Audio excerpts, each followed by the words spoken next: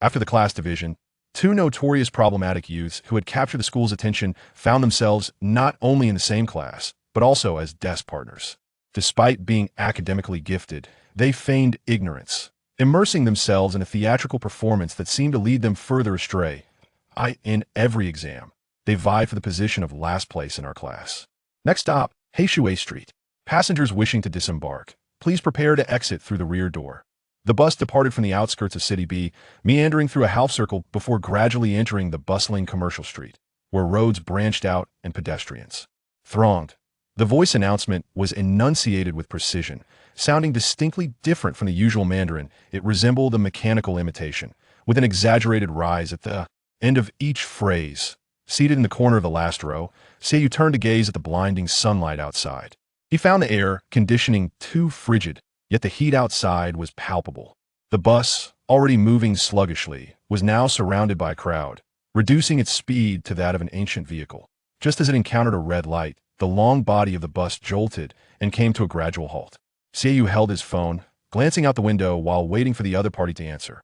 After several beeps, the call finally connected, and a familiar, cacophonous voice emerged, soon joined by a woman's louder tone, cutting through the chaos with an assertive yet slightly hoarse edge, as if embroiled in an argument.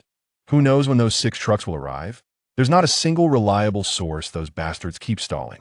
One moment they say tomorrow, then the next, the day after, the timeline is ever-changing, and ultimately they tell me they have no clue. Damn it. Seiyu listened calmly as the woman unleashed her tirade. What a waste of time. They don't even dare to answer their phones now, playing hide and seek with me. Who the hell in Heishui Street dares to mess with Su Yanmei? As the profanities escalated, resembling an unending tirade, Seiyu finally interjected, Aunt May. Instantly, all vulgarities fell silent. Su Yanmei gestured to the others to be quiet, closing her mouth and promptly extinguishing the cigarette she had pinched between her fingers, casually pressing it against the corner of the desk. She then pointed at the unexpectedly connected phone, signaling that the 6 trucks not arriving on time, meeting could adjourn. After putting out the cigarette, she retracted her long legs that had sprawled across the makeshift desk, her tone shifting to an unprecedented gentleness, a stark contrast to her earlier ferocity that we just gathered during our break to chat a bit. Nothing serious, merely jesting. Life is so mundane, occasionally uttering a few expletives does wonders for one's mood. Seiyu chose not to expose her charade, merely asking, and smoking? Does that also benefit your health? Su Yanmei, reeking of nicotine, fibbed effortlessly, thinking that this impudent brat could never emerge from the phone. And not smoking ever since you forbade me. I've quit.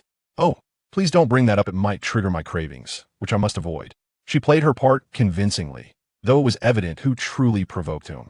Listening to her increasingly raspy voice, Seiyu knew that only when she was cursing would that tone suddenly sharpen, and even a casual thought could reveal the truth behind her words. Have you begun your holiday? I heard from your mother that you finished your final exam on the 20th. Why haven't you responded to my messages? Su Yanmei deftly shifted the subject. How did the exam go? I spent quite some time searching online for quotes, and they all seemed so pretentious that I nearly became nauseous while looking in the face of the examination paper. One should not waver.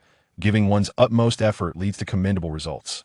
Let your dreams set sail in the examination hall, allowing your life to navigate the vast ocean of knowledge.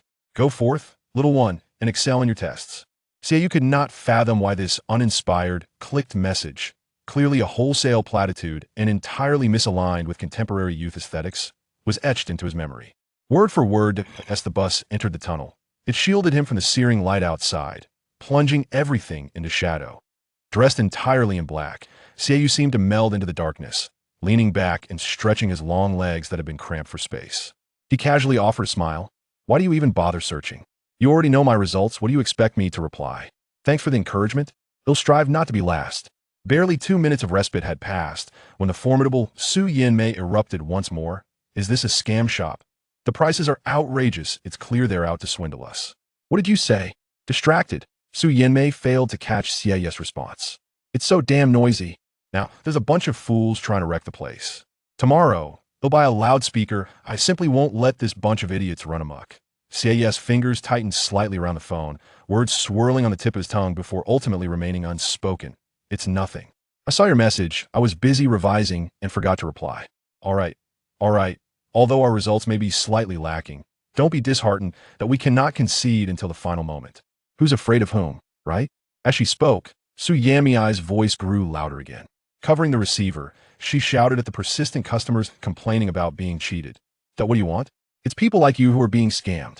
If you don't want to buy, then don't linger here. As the bus emerged from the tunnel, sunlight spilled in profusely, cascading from the front to the rear of the vehicle. Xiaoyu squinted slightly, recognizing the familiar sights outside, signaling that their stop was approaching. It was Monday, the third day of summer vacation, and a weekday.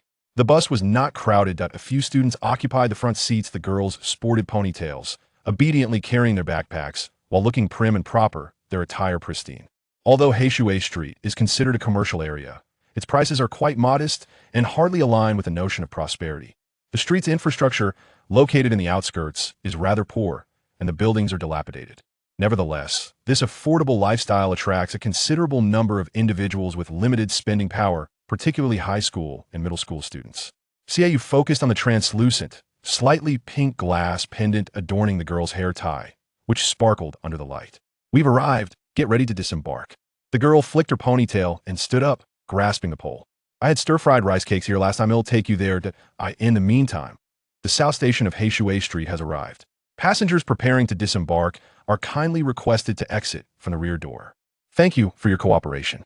As the vehicle came to a gentle halt, a wave of warm air, laden with heat, surged in as the doors swung open. Su Yanmei thought she must have misheard. You little rascal. Where are you? Did I just hear the announcement for Heishui Street? Xiaoyu stood up to exit. Comrade Su Yanmei, I shall arrive at the Guamao entrance in 10 minutes. Ponder how to rid yourself of this lingering scent of smoke, and consider how you will explain yourself to me. Do come to meet me with your head held high. Su Yanmei glanced back at the ashtray on her desk, filled to the brim with cigarette butts. Sister Mei, what troubles you so? You seem quite forlorn. Su Yanmei pushed the door open and rolled up her sleeves to assist the shopkeepers in the warehouse. Don't even mention it. It has me quite distressed. Su Yanmei operated a clothing wholesale market on Heishui Street. She had embarked on this venture over a decade ago, initially setting up a stall with a few friends at the street corner. Eventually, she managed to establish a proper shop and ultimately secured 2 floors within the central Guamao building of Heishui Street, where over 100 small shops converged, thus creating this wholesale market. A.S. the matriarch of the wholesale market. Sister Mei was renowned in the Heishui Street area, celebrated for her integrity and valor as a formidable woman. Are you truly distressed? I could swear that smile of yours is barely contained, remarked one of the shopkeepers. Su Yanmei replied, What nonsense are you spouting? By the way, do you have any perfume or something? I need to spritz a little before little you arrives. I reek of smoke, and I shall surely be lectured if he catches a whiff. The shopkeeper straightened up, brushing off the dust from his trousers. Ah, it's your precious son. Look at how anxious you are. I do have some perfume. Let me find it for you. Can you blame me? Our little you is a good child, Su Yanmei whispered, applying pressure as she deftly sliced open a bundle of twine, muttering to herself, I cannot lead him astray. He's not even your biological son. He's merely your godson. What good child. My son is in the same class as Xiaoyu, and he is a real troublemaker. Not only are his grades poor, but no one dares to sit next to him in class apparently. He's the school's notorious ruffian. Only Sister Mei dotes on him like a treasure, refraining from even uttering foul language in his presence. I heard he cheated on his high school entrance exam otherwise. With his grades, it would be a miracle for him to be accepted. Although the second high school isn't particularly prestigious, even the bottom-tier public schools have some standards. Enough. Let's not discuss it further. Let's disperse and get back to work. By the time Su Yanmei finished unpacking the twine, the group of gossiping shopkeepers had already scattered, each standing in front of their narrow stalls, energetically hawking their wares. 2 for 99, 2 for 99. Miss this chance and wait until next year. All down jackets are being cleared out at a loss. Come take a look. 2 for 99. Su Yanmei approached, enveloped in a rich cloud of perfume. I'm stepping out for a while. If anything arises, call me. And if you encounter any impertinent fools, don't waste your breath reasoning with them. Just give them a good scolding. Reason is meant for the ears of the discerning, not for the foolish. Xiaoyu took a longer route, visiting 3 grocery stores before finally locating a loudspeaker equipped with a microphone that IT was red and white, painstakingly unearthed from beneath a heap of miscellaneous goods. Despite gathering a layer of dust, its functionality remained formidable. Once powered on, it immediately blared damn tenderness. The sound was indeed powerful, deafening even. Xiaoyu winced at the volume. fumbling for his wallet as he asked, "How much is it?" The shopkeeper, standing closer to the loudspeaker, failed to catch Xiao's inquiry. He wiped the dust from his brow with his sleeve and, hoarse from exertion, enthusiastically hawked his wares. Despite his advanced age, he still managed to emit a shrill pitch. "Durable. If it doesn't work, a full refund." "Full refund? How much? Quality guaranteed. If there's a problem, come find me. This little shop has a name to uphold. Jinshin Grocery." A slender hand stretched horizontally before the old man, fingers long and knobby, with meticulously groomed nails. Xiao, maintaining a stoic expression, pressed the switch, finally granting himself a moment of silence. "How much?" 25. The old man gestured twice, indicating 2 and 5, then added, "If you want it, it'll wrap it up for you." Before Xiao could nod in agreement, the old man had already grabbed a plastic bag, placing the loudspeaker inside, and deftly extracted several sheets from a thick stack of papers on the table, stuffing them into the bag as well. Gynecological hospital, painless abortion, a boon for men, the second one at half price. Running a grocery store wasn't enough, he also took on the role of distributing flyers. Xiao gained a newfound appreciation for the industriousness and business acumen of the citizens of Heishui Street. The old man, not satisfied yet, tossed in a few more flyers. From their general appearance, none appear to be duplicates. Side business, side business. In response to the party's call, actively striving for a moderately prosperous life, working hard for wealth. Hey, erase your change. Take care, and do visit again. These flyers encompassed nearly every profession, from cosmetic surgery to small loans, and everything in between.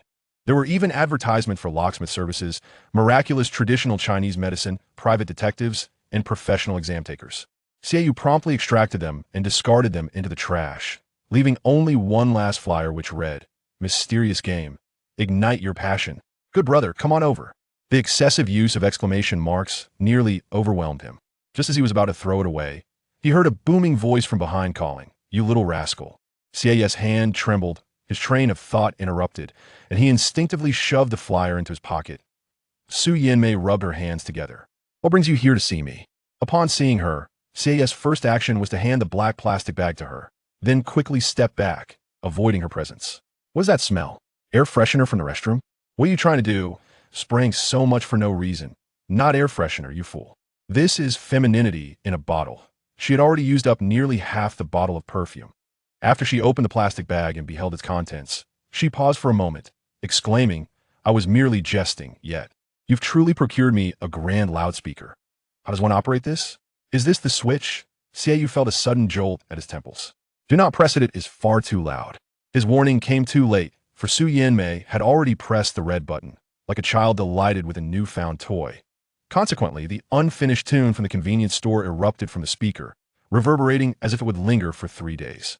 Su Yanmei, taken aback, exclaimed, "Goodness, how powerful! Quickly turn it off," Xiao urged again. "And you, with that voice of yours, are you not aware of your own condition? Smoke if you must."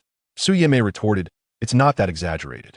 With my robust physique, I could easily endure another 300 years. Xiao silently scrutinized her, noting how her right hand instinctively rested against her waist. Years of labor had taken a toll, and her waist was far from well. She had to apply a medicinal patch daily, lest she find herself unable to rise from bed due to pain. "Robust? You truly dare to claim that," he remarked. Sensing his gaze, Su Yanmei quickly lowered her hand, her words flowing out seamlessly, though their veracity was uncertain. "My waist is perfectly fine. As for that last time you suggested I visit the doctor, I did, and the prognosis was quite favorable. The physician indicated there were no significant issues." As he listened, Xiao walked toward the Guangmao building, clad in an ordinary black shirt-tone that Su Yanmei had purchased for him long ago. She often sent him clothes, acquiring anything suitable, which eventually filled a large cardboard box towering half a person's height. With his hands tucked in his pockets, the sleeves of his shirt rolled up, revealing a slender wrist. His hair, of medium length, appeared soft and naturally curled due to its fine texture, adding a touch of sharpness to his overall demeanor. He inquired, "How many trucks need unloading today?" At over 40, Su Yanmei was perpetually occupied with the logistics of goods, managing everything from procurement to various shop-related affairs, leaving little time for self-care. Her hair, still styled from a perm done the previous New Year, had become unkempt, resembling a disheveled nest, dry and yellowed. Her youthful beauty was still discernible from her features, yet time had not been merciful. Even amidst a crowd, She appeared to be an utterly ordinary middle-aged woman, casting doubt on whether the glimpses of her past allure were mere illusions. 18 trucks. Although it is still summer, we must keep an eye on autumn apparel otherwise. We may miss deadlines with the suppliers, she stated as she spoke of work. She instinctively reached for her pocket, hoping to find a cigarette to satisfy her craving, but only her lighter was at hand. Xiaoyu asked again, is the workforce sufficient? Quite enough, thank you. There is no need for your assistance, Su Yinmei replied. I still haven't settled the account for the last time you quietly came to help. Once upon hearing that she had injured her back while unloading, Xiaoyu had skipped an entire day of classes, finding her amidst the workers, already engaged in unloading 4 or 5 trucks. The boy, out of his school uniform, was drenched in sweat. I could see that time. The wholesale market was struggling to thrive, and only in the past 6 months has it gradually improved. As such, any opportunity to reduce the number of unloading workers was seized. Managing 2 floors of Guangmao was already quite taxing, naturally leading to considerations on how to cut costs. The two stood within the confines of the elevator, the cramped space amplifying the scent of what resembled an air freshener, thickening the atmosphere. This service elevator had likely transported fresh produce, as it carried an unpleasant undertone of fishy odor alongside the overpowering fragrance. Su Yinmei inquired, have you grown taller? Xiaoyu replied, I'm almost 6 feet now. But Su Yinmei scrutinized him up and down, torn between laughter and a frown. You've lost weight. As the elevator doors opened, Xiaoyu stepped out, but Su Yinmei clung to her concern about his weight. You must eat your 3 meals regularly. These youngsters nowadays are always obsessing over diets. Don't let it get to you. Oh, why has it stopped? Xiaoyu positioned himself in front of her, obscuring her view entirely. What's wrong? What happened? Before she could discern the situation ahead, Xiaoyu swiftly pushed Su Yinmei back into the elevator, decisively pressing the button to close the doors. His reaction was so quick that the group of thugs momentarily failed to process what had transpired. By the time they regained their composure, the elevator doors were already closing slowly. Damn it, the leader, a burly man adorned with a gold chain, pulled the cigarette but from his mouth and carelessly tossed it to the ground, cursing as he advanced. Su Yinmei, you filthy whore, you better stop. Only he reacted swiftly. The others remained oblivious that the woman they sought had nearly slipped away from right under their noses. The man, in a fit of rage, gestured vehemently. What are you all standing there for? Go. Don't just stand there watching. You, hurry down the stairs and catch her. The elevator had closed halfway, and Xiaoyu lowered his voice, urging, let's go down first and find someone. Peering through the crack of the elevator doors, Su Yinmei caught a glimpse of the man's face, her mind racing with words to say, but time was of the essence, and she called out, urgently, Xiaoyu. Xiaoyu met her gaze. Aunt May, be obedient. With only a moment to exchange glances, the gap closed entirely, and the elevator began its descent. Next to the elevator stood a mop, likely left behind by a cleaner who had finished tidying up. Xiaoyu casually picked it up, placing his foot on the mop head, and with a swift motion, extracted the wooden handle entirely. With the stick in hand, he finally turned his attention toward the group. What do you intend to do? He was well aware of these men. The Blackwater Street was rife with thugs, extorting protection money and asserting dominance. The man before him, known as Tiger Brother, had reportedly been released from prison a few months prior, claiming he had nearly stabbed someone to death, thus earning his incarceration. Regardless of his bravado, no one cared to investigate the truth behind his tales. Tiger Brother had initially made a living by collecting protection fees, relishing the respect bestowed upon him by foolish young subordinates, until he encountered Su Yinmei. Inception of all his troubles stemmed from his infatuation with her. Su Yinmei possessed a modicum of beauty, with a fiery spirit that captivated those around her. There's a certain unpleasantness in the situation, as the man fails to recognize the kindness extended to him. Despite multiple refusals, he remains oblivious to the circumstances. Contemplating this, Hugues' expression darkens. You little brat, mind your own business. Xiaoyu remains unresponsive, while the timid shop assistants cower in silence, their hearts nearly leaping into their throats, for they have never encountered such a scene. This group strides in brazenly, wreaking havoc, and it is evident they are not to be trifled with. Uncertain whether to alert the authorities, the unspoken rules of Heishui Street loom over them, emphasizing that matters of the underworld should be resolved within its own confines. Then, they observe Mei Jie's Goodchild standing at the elevator entrance, 1 against 5, his face devoid of expression. With a single hand emerging from his pocket, he lightly gestured towards the group. Whether in provocation or indifference is unclear. You've come seeking death right to my doorstep. I have no time for idle chatter. Let's settle this together. Hugo is reluctant to admit that for a brief moment, he was intimidated by this seemingly still and schoolboy. The child's gaze is dark and chilling, devoid of warmth, and looking at him feels akin to gazing at a piece of excrement, certainly not the demeanor one would expect from a delicate flower sheltered in a greenhouse. In a fit of anger, Hugo instinctively attempts to assert his dominance, pulling at his collar. Such bravado for one so young. Do you know who I am? Go ask around who has ever met Hugo without showing respect. Look here, this scar on my neck was earned from a brawl with a prison guard. And you, a mere child, what connection do you have with that filthy whore? What are you trying to do, huh? Fight me? You wish to emulate someone? With that little stick of yours? Without a word, Xiaoyu seized Hu Guest's collar, forcefully drawing him closer, driving his knee sharply into Hu Guest's abdomen, and then swiftly restraining his elbow, providing no respite as he pulled him towards himself. The IT was a remarkably executed shoulder throw, precise and efficient. Had the atmosphere not been so tense, the shopkeepers behind would have surely applauded. Hugo felt darkness encroach upon his vision, unable to utter a word. Yet, Xiaoyu had no intention of relinquishing his hold so easily. He yanked Hugo up from the ground and slammed him against the steel elevator door. With a resounding thud, he tightened his grip, directly constricting Hu Guest's throat. Quite audacious, treating your time in prison as a badge of honor. Are we? Realizing his predicament, Hugo raised his foot to kick, only to be met with a solid blow from Xiaoyu's stick. His calves twitched involuntarily, and as Xiaoyu released his grip, he fell heavily to the ground, one hand bracing himself while the other clutched his stomach, suppressing a wretch. Damn, who are you calling a whore just now? Hugo watched as Xiaoyu's remarkably handsome face drew nearer. The boy's eyes filled with an intensity that nearly overflowed. More astonishing than his exceptional looks was the palpable coldness, sharpness, and gloom emanating from him. Xiaoyu repeated his question, suppressing his anger, his voice hoarse. Who were you calling a whore? Hugo fell silent. Nobody taught you how to behave? Allow me to educate you. Xiaoyu nudged the heap of refuse on the ground with the tip of his shoe.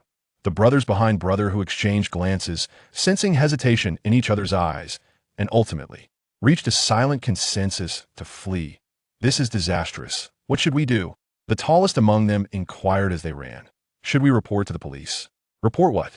Another retorted, how can we continue to operate on the streets after this? At that moment, Gu Xuelan was enjoying her afternoon tea when she received a call from the police station. She removed her silk shawl, revealing a haute couture lace gown that accentuated her curves with an ineffable elegance. The hem of the dress was subtly embroidered with 2 dark flowers, and her delicate, fair ankles resembled polished jade. Her meticulously styled, long curls cascaded to one side of her face as she listened with a smile to the socialites across the table discussing the latest winter collections, occasionally interjecting with suggestions. Madam Chun, since you adore it so much, why not fly over to purchase it directly? Madam, you have a call. Gu Xuelan turned her head, her fingers resting on the ceramic teacup, casually inquiring, who is calling? The person holding the phone hesitated, unsure whether to speak, and, after a few seconds of indecision, leaned closer to whisper in her ear, in a tone audible only to them. It's the police station. They say the second young master got into a serious fight, and the opposing party is demanding medical compensation. What do you think? Should we send someone to check? Gu Xuelan's expression shifted dramatically. Chapter 3. The Public Security Bureau of Heishui Town, City B. Xiaoyu's guardian? I am his mother, Gu Xuelan said, standing in the police station, visibly anxious. Is he all right?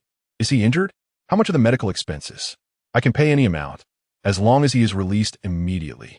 The female officer did not even glance up, skillfully extracting a sheet of paper from a folder on her right and slapping it onto the table. Let us set that aside for now. First, fill out this form. After a while, when the officer had finished attending to her tasks, she capped her pen, lifted her gaze, and remarked, Your son is quite impressive. He took on 5 by himself, leaving them with numerous hidden injuries that wouldn't even be apparent without a hospital visit. Gu Xuelan felt her body stiffen, unsure of how to react. The officer scrutinized her for a moment and casually inquired, You're not locals, are you? Gu Xuelan replied, We are from City A. The circumstances surrounding Xiaoyu's altercation were not particularly severe. Although the young men who called the police insisted that their older brother had been mercilessly beaten and pinned to the ground, the officers taking the statements were skeptical. They had received countless calls, but this was the first time they encountered such a victim, with a vibrant, disheveled hairstyle, piercings, an overwhelming scent of smoke, and bold tattoos of the azure dragon and white tiger adorning his arms. Particularly, upon checking the identification numbers they provided, they discovered a history of multiple offenses associated with these young men. "Is what you're saying true?" they asked. "Absolutely, it's true. Our older brother can't even stand up." Their attention then shifted to the grotesque man lounging on the sofa in the waiting area, adorned with a golden dog collar around his neck, groaning in agony. "I'm dying of pain. It's unbearable. How can the youth be so cruel it hurts to even speak?" Gu Shulan completed the form and signed her name in the bottom right corner. The female officer stated, "All right, you can wait here. Your son's interrogation isn't over yet." Gu Shulan tightened her grip on her handbag, reluctant to linger in this place. "Not finished yet? I rushed here from City A as soon as I received the call, a 2-hour journey." The officer glanced at her. The testimonies from both parties are inconsistent. In the waiting room, Xiaoyu reiterated for the third time, "I didn't hit him." Brother, who, during these 2 seemingly endless hours, experienced the unpredictable nature of life and what it truly meant to be in a dire situation. The high school boy before him had taught him a lesson on shamelessness. Sitting across from Xiaoyu at the long table, he slammed his hand down, raising his voice in a furious roar as if to lift the roof off. "Damn it, officer!" he asked, lying. The officer, not one to be trifled with, having honed a sharper demeanor from working in the Heishui Street jurisdiction, retorted, "What the hell? See, Plopoli, what kind of behavior is this? If you can't, get out. Did I give you permission to speak?" Reluctantly, Brother Hu sat back down. The officer turned to the frail youth across from him, lowering his voice slightly. "Xiaoyu, is it? Do not be afraid. We are here, and he dares not harm you," said Xiaoyu, his voice quiet, timid, yet remarkably polite. "Thank you, officer," he added. Hu Gu, seething with rage, felt an overwhelming urge to leap across the table and tear away this man's hypocritical facade. "Stop your charade. I'm the one who was assaulted. I am the victim." The officer slammed a folder on the table, declaring, "If you continue to raise your voice, I will have you thrown out. Look at what you have done to this child." Xiaoyu trembled in compliance, feigning fear of the underworld, his performance lacking sincerity, yet achieving the desired effect. "It's all fake, all of it. You are blind." Hu Ji's mind screamed in frustration. What kind of creature was this? At such a young age, he could so expertly don the guise of a sheep. This was clearly a wolf in sheep's clothing. As Xiaoyu exited, dusk had nearly fallen. He bore no responsibility, his alibi immaculate. Under the embellishments of the market antes, Hu Ji's guilt was firmly established, the bruises on his body attributed to unknown assailants. Reluctantly, he had to part with 500 yuan and pen a letter of guarantee, solemnly vowing never to trouble the residents of Heishui Street again, promising to reform and start anew. Hu Gu slumped over the table, a new Chinese dictionary at his side, flipping through it for words he could not write, as they forbade him from using pinyin. This was undoubtedly a profoundly humiliating chapter of his life. As Xiaoyu made his way out, Hu Gu called out to him. The officer, wielding a baton, stood on high alert, sternly warning, "Chun Xiong Hu, what do you intend to do?" "I intend to do nothing, with you watching over me." "What can I do?" "I merely wish to speak with him," Hu Gu replied, fixing his gaze intently on Xiaoyu, persistently asking, "Which faction do you belong to?" Xiaoyu paused, regarding him with a complex expression that conveyed disdain for his ignorance. Hu Gu repeated the question, relentless, "Which faction do you truly belong to?" He sensed that the social forces behind this individual were unfathomable. He had to ascertain which powerful entity he had inadvertently offended, for he wished to die with clarity. Under Hu Ji's piercing gaze, Xiaoyu leisurely replied, "Me? I follow the path of Chinese socialism." Hu Gu was left speechless. Outside the police station, a familiar silver Bentley was parked. Gu Shulan sat inside, her profile faintly visible through the window. Xiaoyu entered the vehicle, addressing her mom. Gu Shulan remained silent. He continued, "Actually, you did not need to come today. I knew how to handle the situation." Hu Gu had known from the outset that this man was merely bluffing. A true ruthless character would not boast about having been imprisoned, nor would they dare approach when the market was temporarily devoid of personnel. Ultimately, he had been foolish enough to report the incident himself. Silence enveloped the air, and after the car had driven a short distance, Gu Shulan finally spoke. So you acknowledge me as your mother? Why did you come here? The police said you were not the one who struck him. But you were, weren't you?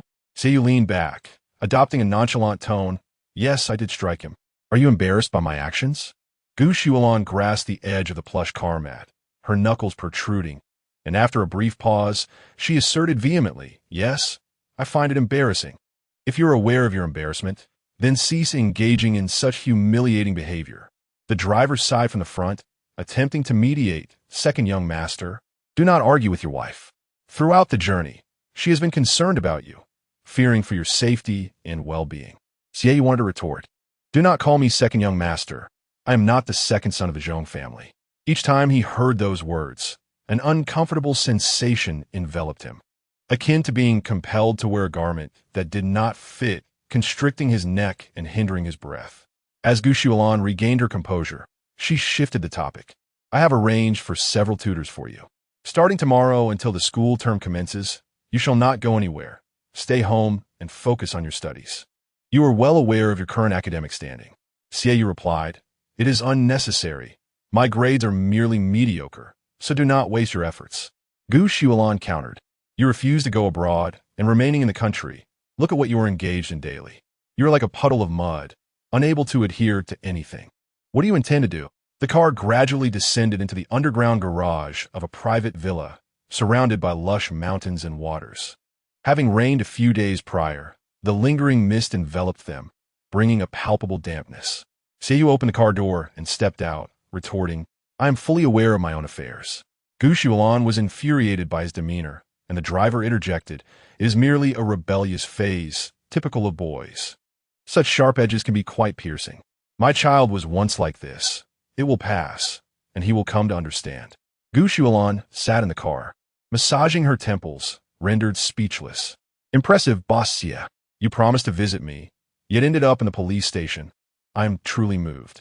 Have you been released? Do you need me to send someone to fetch you? The message was from Lazy. While entering the house, Xie glanced at the text, busy changing his clothes. He had no time to type a response and opted to call instead. At this hour, Lazy should still be assisting at the barbecue stand. Sure enough, when the call connected, it was not Lazy's voice that greeted him, but someone else requesting 10 more skewers of lamb. Coming right up, table 3, 10 skewers of lamb, Lazy said before pulling off his apron and slipping out the back door. Boss, yeah, are you all right? Have you made it home? This police station is as volatile as ever. Seiyu had just removed his t-shirt, exposing his bare torso. What could possibly happen to me? By the way, keep an eye on that dog brother. I fear he may trouble Aunt May again. Dog brother? Lazy pondered for a moment before realizing, you mean tiger brother? Seiyu replied, they're quite similar. Lazy retorted, there's a considerable difference. He then inquired, you've always been like this, unable to remember others' names. Do you recall mine? Zhou Dali, are you out of your mind? Seiyu responded, as long as you remember, that's what matters. I always thought with your disposition, you might genuinely forget. Lazy found a small plastic stool, sat down, retrieved a cigarette from his pocket, and continued, it may hardly requires my protection.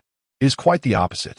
At best, I could be regarded as the little prince of a barbecue stall, while she is famously known as the queen of Heishui Street. Seiyu sensed that there was more to his words. What is this? You left too early to know that Aunt May found someone and stripped him of all his possessions. All those tales of prison time and murder are mere fabrications. He only stole something and was caught red-handed by the owner. I doubt he can continue living in Heishui Street. The protection fees in this area are not so easily collected. Seiyu placed his phone on the bed, preparing to change his trousers. As Lazy spoke, perhaps due to the solitude of smoking, he suddenly became nostalgic. I remember the good old days when we were all together. But I am also happy for you. The Zhong family is renowned for their wealth in the city, having even opened a branch in B City. Your mother must be thrilled to have you marry into such a family. No more worries about food and clothing, unlike before when you had to dodge debts. Not bothering to change his pants, Seiyu relaxed, letting himself fall back onto the bed. The chandelier glimmered brightly, seemingly questioning either others or himself. Is that so? However, the noise on Lazy's end was too loud for him to hear the response. After taking one last drag of his cigarette, he stood up and said, Boss Xie, I can't chat any longer. Table 3 is starting to complain. Damn it, if they keep it up. I might just take the charcoal and shove it in their faces. The call ended abruptly. Xie lay on the bed, lost in thought. After a while, he scratched his head, intending to get up for a shower, when he felt a small, hard square in his pocket. Pulling it out, he discovered it was a gaudy yellow advertisement he had thrown away. Surprisingly, it was not promoting any chat or dating software, for at the bottom, he noticed 4 bold, enlarged black characters, Title King Showdown. Xie raised an eyebrow, intrigued by this deceptive marketing tactic. He casually flipped the flyer over. The reverse side read, "Here are the latest and most comprehensive Olympiad questions, the most thrilling arena battles, covering all subjects including language, mathematics, English, physics, and chemistry. Crafted meticulously by hundreds of professors. Expect unexpected traps. There are no limits to difficulty. Will you be the title king we eagerly await? Mysterious and thrilling. Come, dear brother." Chapter 4. Gu Xuelan entered the house a tad late, removing her shawl and handing it to the servant. "Is dinner ready?" The servant replied, "As per your instructions. Everything has been prepared, all of the second young master's favorites. Shall we serve it now?" As Gu Xuelan's high heels clicked against the marble floor, the chandelier cast a dazzling light that reflected on the ground, as if she were walking on beams of light. She took a couple of steps forward, then paused, turning back and walking in the opposite direction, casually dismissing, "Go upstairs and call him." In the bathroom, Xie was drenched, water cascading from his hair as steam enveloped the glass door. His phone buzzed on the sink's edge. With his eyes closed, he rinsed off the last remnants of soap. When he heard 2 knocks followed by the servant's soft, restrained voice filtering through the door. "Second young master, dinner is ready." "I'm not hungry. However, the lady has already." Xie opened his eyes and repeated, "I have no appetite. I cannot eat." Afang had only been at the Zhong family for a mere 2 years, a brief span during which she spoke and acted with trepidation, fearful of making any misstep. When she arrived, she had not yet met anyone, but had heard numerous whispers about the Zhong household. It was said that the previous Mrs. Zhong had taken her own life, and not long after, the esteemed Mr. Zhong brought home another woman. The name Gu Xuelan was unknown to anyone. She even brought along a dependent, a child, no less. This woman settled into the role of Mrs. Zhong with remarkable composure, unaffected by the laughter of others. The poor young master of the Zhong family, bereft of a mother, was forced to witness another assuming that position. When she returned to report, she found herself at a loss for words, standing by the dining table with her head bowed, unable to utter a single syllable. Gu Xuelan, observing her demeanor, seemed to understand everything. She picked up her chopsticks, not quite sure if she truly felt as indifferent as she claimed. "If you wish to eat, do so. He will be hungry at times. You may leave now." Xie, dressed and with water still dripping from his hair, intended to check on the progress of the mysterious game download, only to find an avalanche of WeChat notifications, with no sign of a download progress bar in sight. A group chat titled "Stop the Endless Violence" had 99 new messages. Barbecue Prince Lei, "Damn, he better be wise. If I encounter him again, I'll give him a beating." Lei's father, "Good son, what spirit?" Lei's mother, "Beat him until he cannot rise. Let him bask in his arrogance for months, thinking he is a big boss." The Zhou family was indeed quite organized. Xie scrolled through, the content largely repetitive. Brother who had already been dealt with by the collective efforts of the community. Yet he was still being ridiculed in the group chat of the Blackwater Street residents. Over the years, Blackwater Street had seen continuous development, with many new residents moving in. The chat comprised neighbors from the old district, familiar as family, a group of dozens. Lei often lamented about his lack of privacy since the establishment of this group. Sneaking off to the internet CAF, the owner would jovially remark on his audacity, appreciating his boldness compared to other children, only to turn around and post a high-definition close-up of Lei logging into a game, tagging Lei's parents with the message, "Your son is skipping class to play games." Lei's parents would immediately drop everything and rush to the CAF, chasing him down 3 whole streets. As Xie was drying his hair with a towel, he was unexpectedly tagged. "Barbecue Prince Lei, XY, don't you think? After much contemplation and sleepless nights, I still feel that fool got off too easily. It seemed he had to be dragged into this, the topic endless."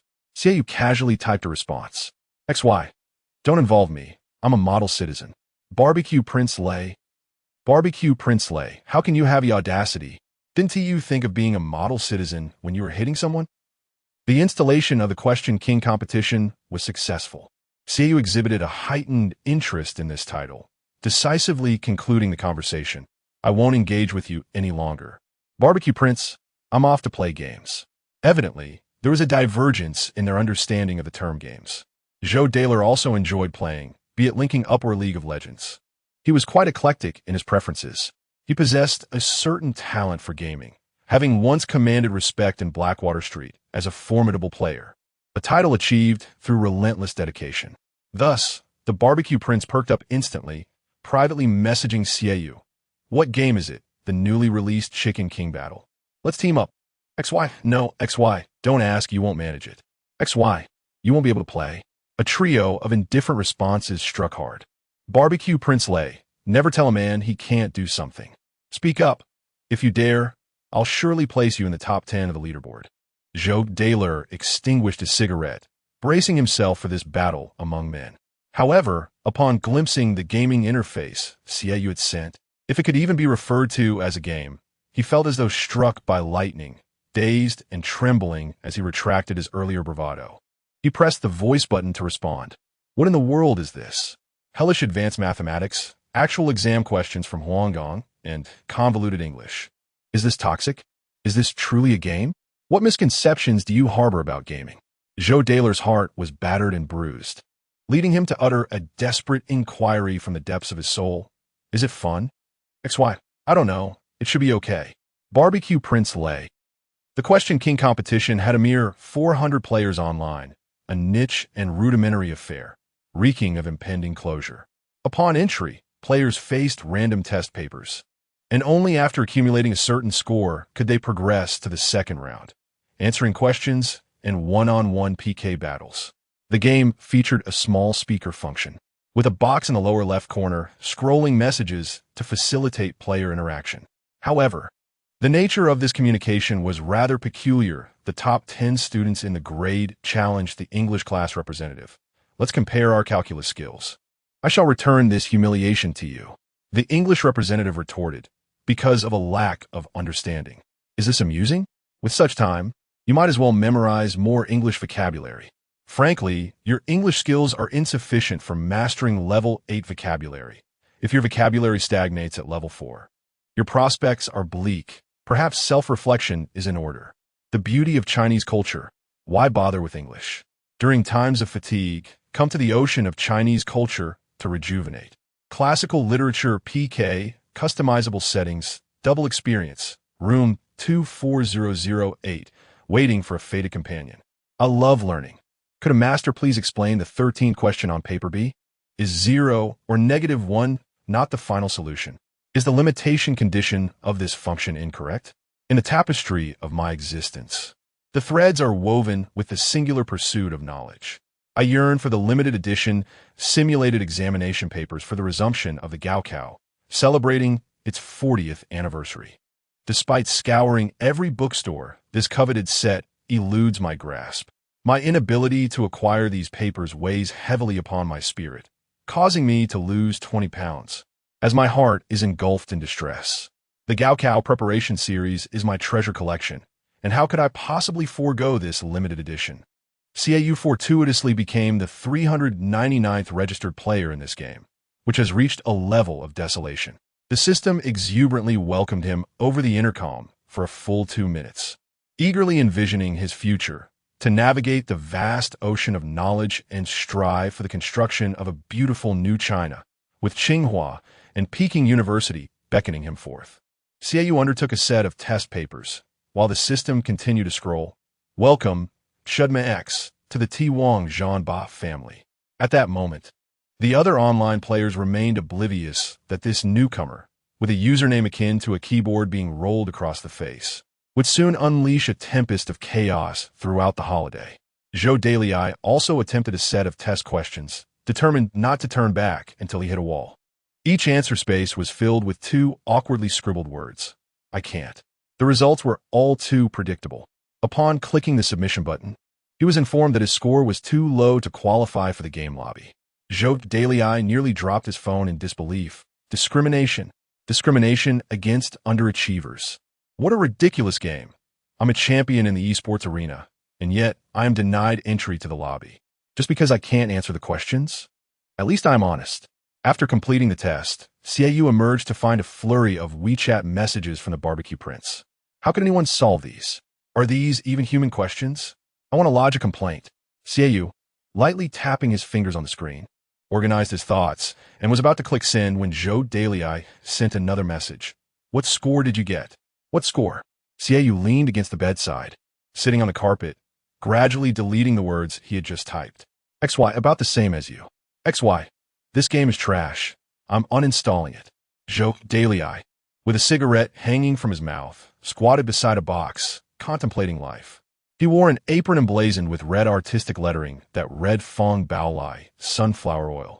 Clearly a promotional item from supermarket's buy two get one free sale.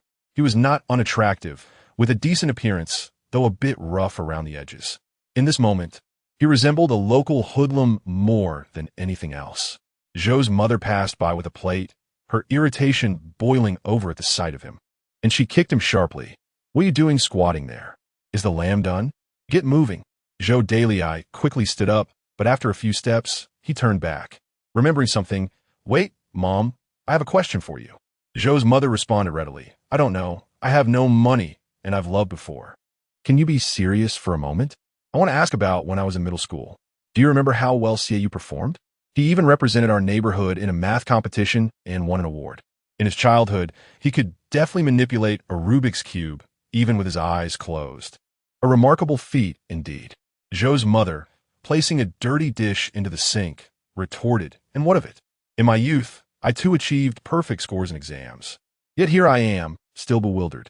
People can grow less appealing over time, as is evident in your case. Just look at how you present yourself now. Zhou Dalai attempted to grasp the fleeting thought in his mind, insisting, no, Mom, I genuinely believe that is not the case. And what's wrong with my appearance? I think I look quite handsome. Handsome, you say? First, rid yourself of that chaotic mess of colors atop your head. Zhou's mother chastised, continuing her lecture. Today's youth indulge in frivolous pursuits. They may be clever, but it all comes down to how much effort they invest in their studies. Take that boy, Ajia, from the neighboring street, for instance. His grades were dismal, yet after his hospitalization, he surged over 100 places in the mock exams. I suspect you might require a similar wake-up call to clear your mind, as you seem preoccupied with video games. 20 skewers of lamb. Is it? I'll fetch them right away. Chapter 5. You had always struggled with his sleep quality. Shortly after lying down, he was jolted awake by the cacophony of objects crashing downstairs. The sound of porcelain shattering was both jarring and crisp. Accompanying the noise were familiar. Irate shouts from a person whose tone bore the arrogance of someone accustomed to power. This is my home. All of you, get out and clean up. Remove your filthy hands. Who gave you permission to touch me? You think you're worthy? Xiaoyu lifted his hand to pull off his eye mask, but kept his eyes closed, a dull ache pulsating at his temples. Young master, I prepared a hangover soup for you. Please drink some, came the timid voice of Fawn. You've had too much to drink. Another object was hurled, producing a dull thud, and the shouts grew even more piercing. I said leave. All of you get out. You lowly people. Can't you even comprehend a simple command? Oh, how forgetful I am. I nearly overlooked the fact that in this household, my voice holds no weight. Yet, some individuals, not bearing the surname Zhong, truly believe themselves to be of consequence. Xiaoyu tossed and turned on his bed, finally sitting up in frustration and muttering a curse. 3 years had passed. This farce had persisted for 3 years unchanged. 3 years ago, Gu Xuelon married the renowned entrepreneur Zhong Guofei from City A, and the news spread like wildfire. Not only did Gu Xuelon face speculations, but Xiaoyu also became the subject of countless ill-intentioned rumors. The gossip was so convincing that it could have easily been mistaken for truth. Those who thrived on drama had unwittingly penned numerous versions of his life, the most sensational being that of a mistress and an illegitimate child. Were it not for Xiaoyu's own harrowing experiences of evading debts, living from hand to mouth, and almost being unable to pay his tuition for over 6 months, he might have believed these incessantly emerging, crude tales. As for Zhong Jia, the biological son of Zhong Guofei, He found it impossible to accept any narrative regarding the mother and son duo, nor did he care about the truth. He was acutely aware of one undeniable reality. Since losing his mother, someone was attempting to usurp everything he possessed, including the most significant of all, his inheritance rights. After a lengthy interval, the commotion downstairs finally subsided, likely after much persuasion, as they managed to escort young Master Zhong back to his chamber. Xiaoyu reclined on the bed, distinctly hearing the sound of the door to Zhong Jie's room closing, followed by a soft sigh as they passed by his door, and then the footsteps descending the stairs. Xiaoyu lay there, eyes wide open, lost in thought. Suddenly, an inexplicable thirst overcame him, as if a fire had ignited within him, burning all the way to his throat. Gu Shulan sat on the sofa in the living room, her gaze forlorn, her white, gauzy nightdress trailing to the floor. Upon seeing Xiaoyu emerge, she merely lifted her head slightly, appearing quite weary. "Why are you down here? Did I disturb you?" she inquired. Xiaoyu, anticipating her presence, almost retorted, "Haven't I told you countless times? Let him go mad if he wishes. It's none of your concern." Yet, witnessing her state, he restrained himself and instead coolly tossed out 3 words. "Are you pleased?" Gu Shulan replied, "In a couple of days, it will be the anniversary of his mother's passing." Xiaoyu responded, "So you stood there and let him berate you for an hour?" Gu Shulan fell silent. Xiaoyu's tone bore no emotion, yet each word cut deeper than the last. "Damn it, did you kill her? Did you steal his father? If he enjoys cursing, let him. You, on the other hand, chose to encourage him, didn't you?" At that moment, Gu Shulan was no longer the assertive figure she had been in the car. She sighed softly. "Please don't say that." Xiaoyu said, "No one owes him anything. Doesn't he have any self-awareness?" Xiaoyu poured 2 glasses of milk from the kitchen, handing one to Gu Shulan. Striving to remain calm as he said, "Mother, finish your drink and head back to rest. It's quite late. I'll pretend I didn't hear any of this tonight. If you allow him to berate you again, I will make sure he cannot speak. I will keep my word," he added. Gu Shulan accepted the glass. The boy standing before her, she realized, had grown to an impressive height, making her momentarily dizzy. His features bore a resemblance to hers, typically lending him a softer appearance.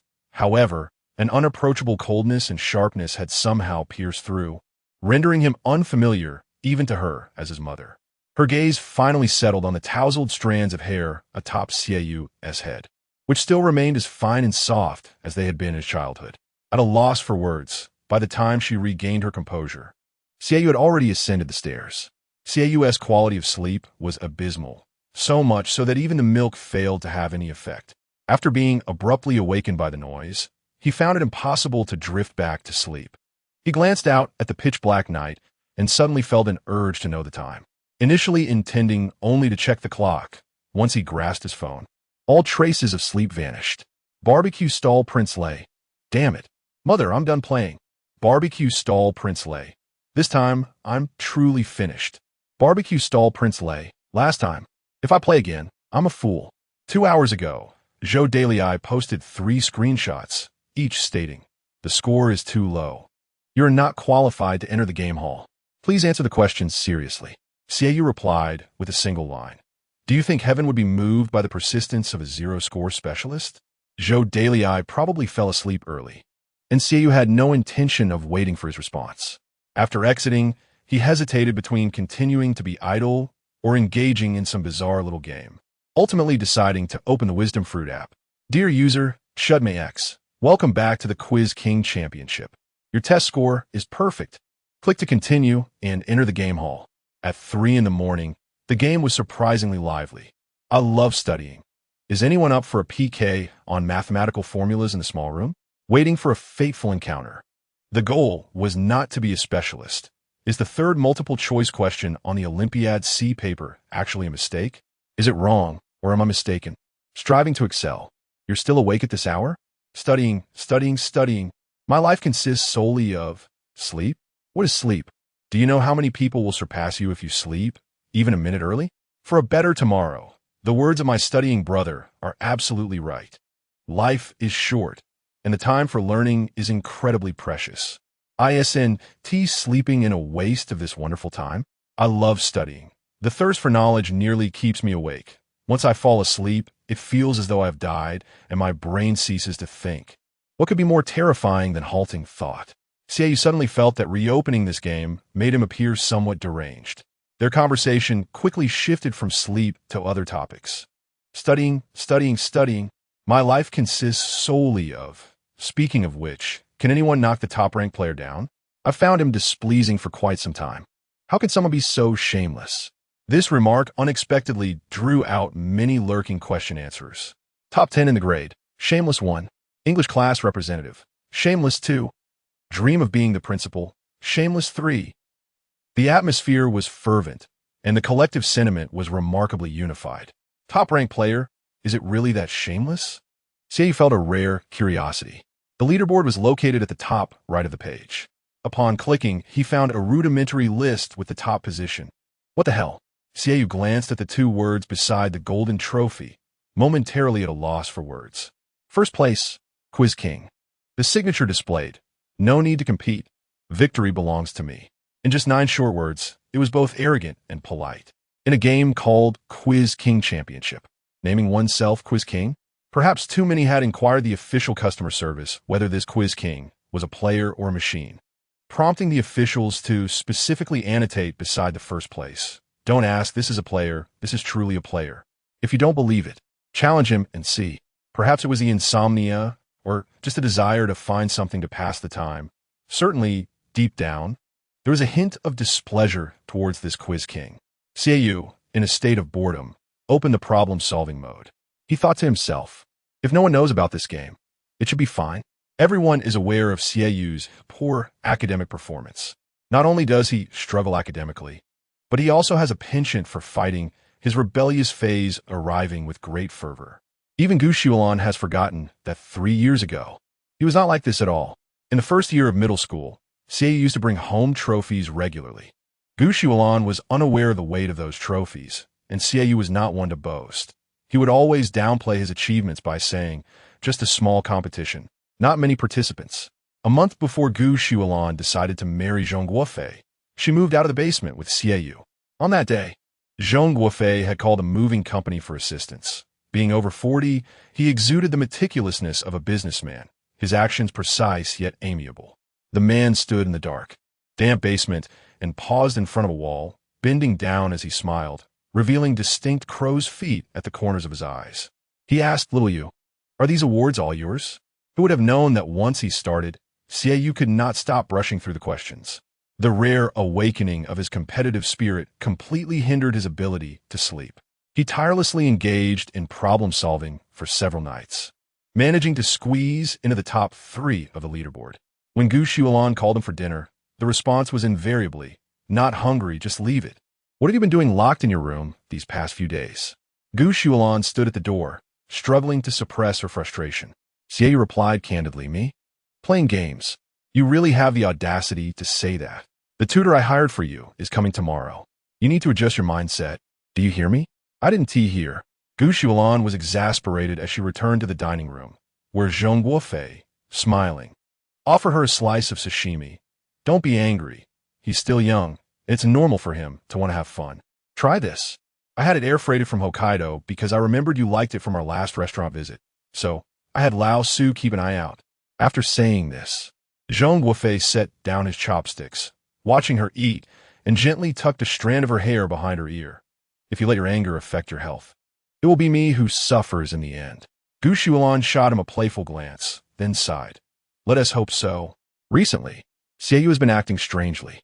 Zhou Dailai had seen Xiaoyu's posts on social media several times in the dead of night, the content rather surreal, suggesting a state of unclarity. For instance, the post from 4:23 a.m. tonight read, "XY. Someone come. Wake me up, smile." Zhou Dailai, engaged in a new gaming season that required ranking up, would not usually be idly scrolling through social media at such an hour. The atmosphere in the internet CAF was even more vibrant than during the day, with several buckets of instant noodles scattered around the keyboard. Zhou Dailai exhaled a smoke ring, extinguished his cigarette in the ashtray, and casually commented, "Have you been drinking?" Xiaoyu replied, "I don't drink. Fake alcohol is harmful." Zhou Dailai further inquired, From your tone, I dare say, have you perhaps fallen into the depths of love? Xie retorted, love, my foot. Chapter 6. I love studying. Third place, right? This X. In my pursuit of knowledge. I find myself caught in a thrilling competition for the second place. The English class representative remarks, it appears promising. Shall we place a bet? I firmly believe that this individual is undoubtedly a rising star, a dark horse among dark horses who has yet to utter a word, exuding an air of aloofness that indicates a person destined for greatness, someone of remarkable caliber. In the quest for a brighter tomorrow, what shall we wager? To serve our motherland, I propose a bet involving my cherished possession, a rare 1982 edition of the middle school Chinese textbook, a treasure that is both sought after and elusive. My passion for learning is evident. He must be someone who dedicates every ounce of his energy to his studies. Observing him immersed in his academic pursuits daily, unfazed by accolades or failures, indifferent to other forms of entertainment, fills me with profound shame. As I find myself still engaging in idle chatter, Xiaoyu has diligently practiced problem-solving for several nights. Ever since he ascended the rankings, the buzz surrounding the account Shudmex has remained persistently high. For these ardent learners, the leaderboard holds the same significance as academic rankings. It symbolizes honor and serves as a goal for their endeavors.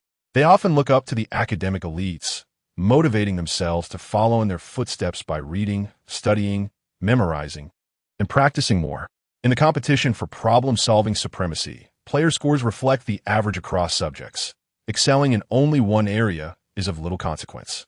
Therefore, those who consistently appear at the top are well-rounded scholars. And since the inception of the game, the names of these few individuals have hardly changed. If a newcomer suddenly rises to prominence overnight, it is one thing, but this nameless newcomer's position on the leaderboard seems to fluctuate daily, akin to ascending a staircase with effortless grace. In my pursuit of knowledge, I remain focused. I aim for an air of aloofness, hoping not to be haunted by the shadows cast by my past experiences. Each time I witness the system broadcast announcing who is engaged in a duel and who has fallen, I dread the moment when the communication channel displays the ominous words, killed. The English class representative comments, he achieved 14 kills in one night. It feels like he has entered the wrong game. In the quest for a better tomorrow, is his gameplay so audacious? Does he manually announce each kill in the communication channel? Could he be the one I suspect? The English class representative confirms, it is he. Who else could it be? Honestly, I have always been curious about his motives. In my pursuit of knowledge, I confess my ignorance. How could an ordinary person like me comprehend such intricacies? I cherish learning above all else. Indulging in gossip is futile. I aspire to emulate the academic prowess of X, inviting you to room 4008 for a challenge. Although that reigning champion has become less active since conquering the realm, his legend continues to circulate within the game. Xiaoyu occasionally glances at the communication channel, and each time, my perception of the enigmatic figure known as Do Not Push Your Luck is refreshed. What a theatrical character this individual is. He diligently practiced until the early hours, engaging in several PK matches, accumulating points before preparing to log off for a much-needed rest. After merely a few hours of sleep, Xiaoyu is awakened at 7 in the morning by Gu Xuelan. The teacher will arrive shortly. Tidy yourself up. First, wash your face and brush your teeth. Then come down for breakfast. Hurry. In the earlier exchanges, the tone remained relatively normal. However, as the conversation progressed and the uncooperative demeanor of Xiaoyu became apparent, irritation surged once more. Did you hear me? Gu Xuelan's voice echoed, causing Xiaoyu to experience a headache from the shouting. Understood, he replied tersely. Gu Xuelan, a woman of unwavering authority, had indeed sought out a tutor reputedly renowned in the realm of private education, having transformed many wayward youths. He was said to possess an extraordinary ability to cultivate the latent wisdom within every child, turning the mundane into the miraculous. Xiaoyu found himself stifling a laugh at such exaggerated accolades. In contrast, Gu Xuelan awaited the arrival of this tutor with eager anticipation. The normally disciplined woman, who meticulously controlled her diet to maintain her figure, delightedly indulged in a few extra bites of breakfast.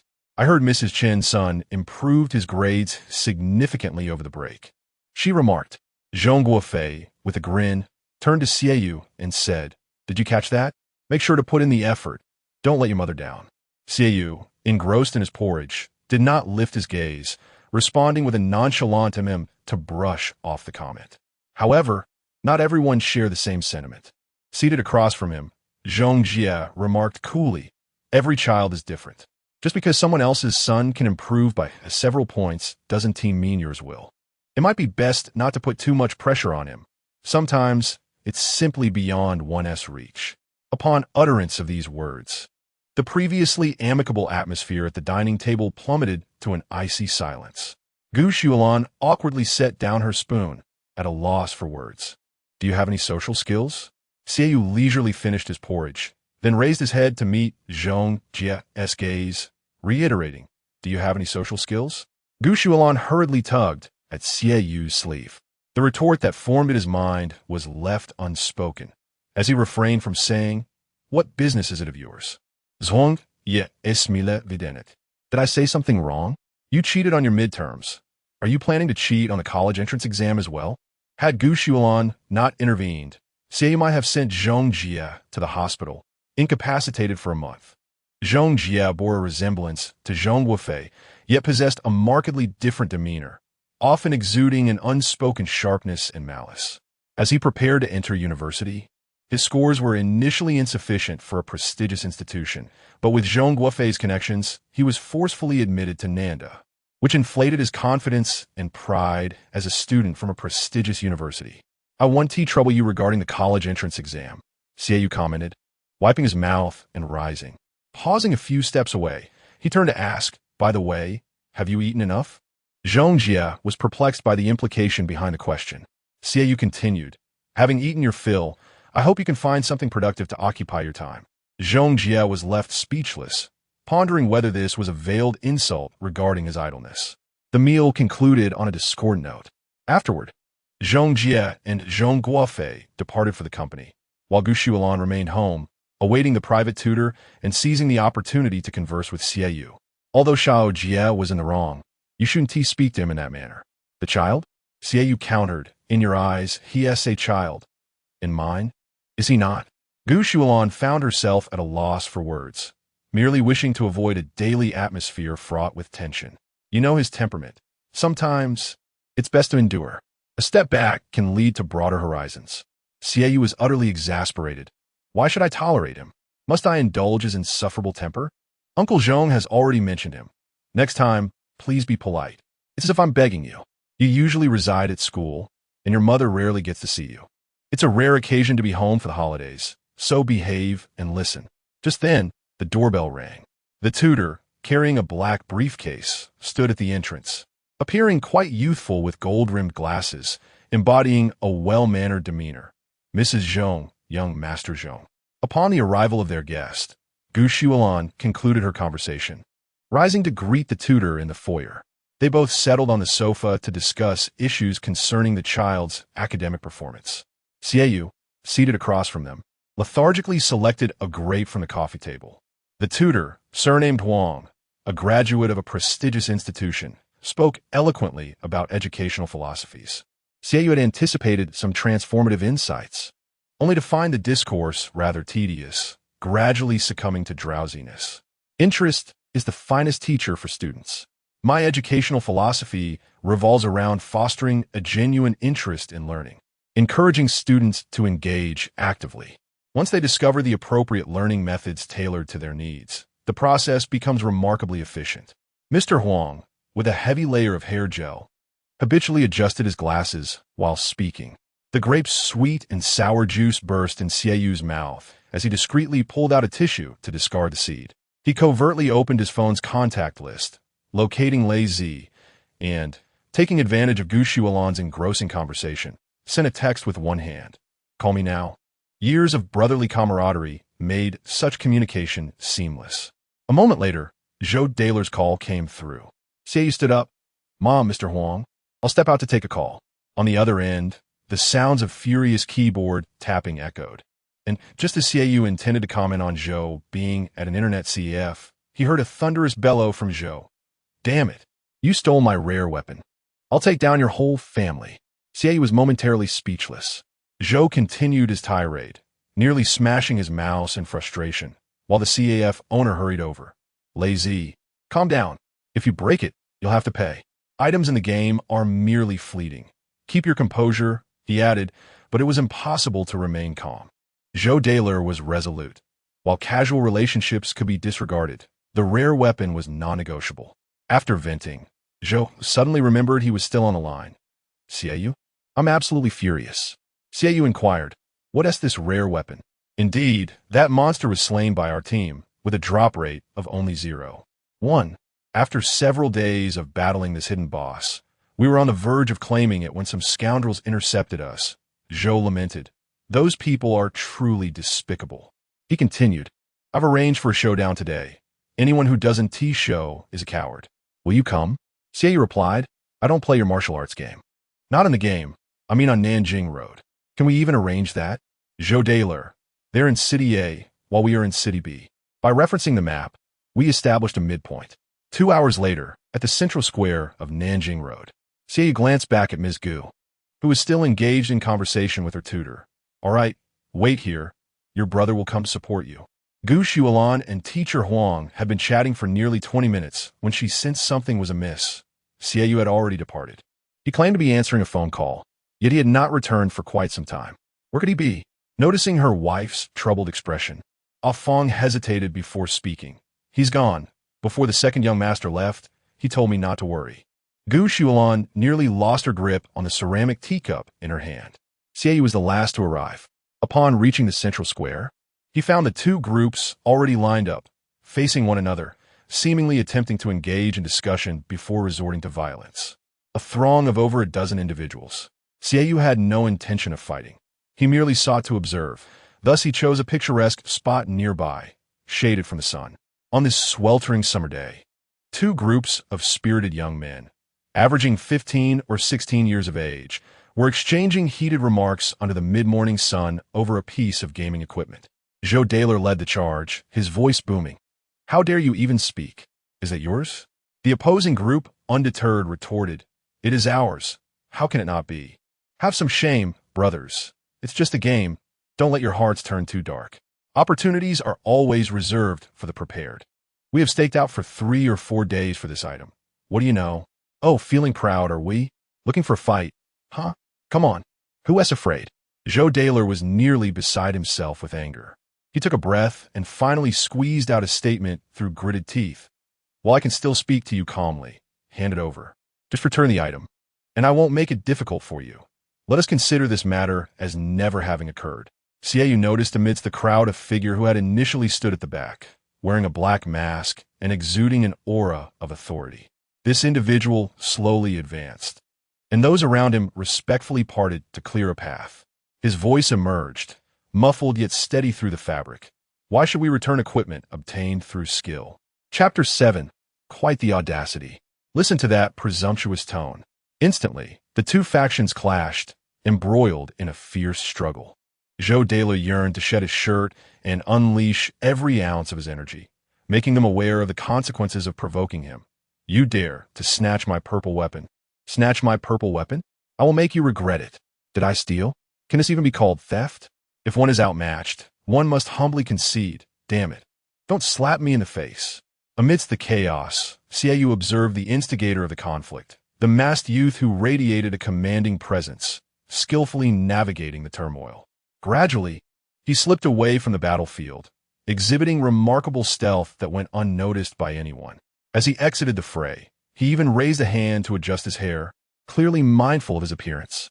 On a scorching summer day, a figure clad in long sleeves and trousers, with a mask obscuring his features, was clearly seeking refuge in shade. Scanning the surroundings, he noticed that only the spot where Xiaoyu stood was free from the sun's relentless rays, and soon, another person joined him.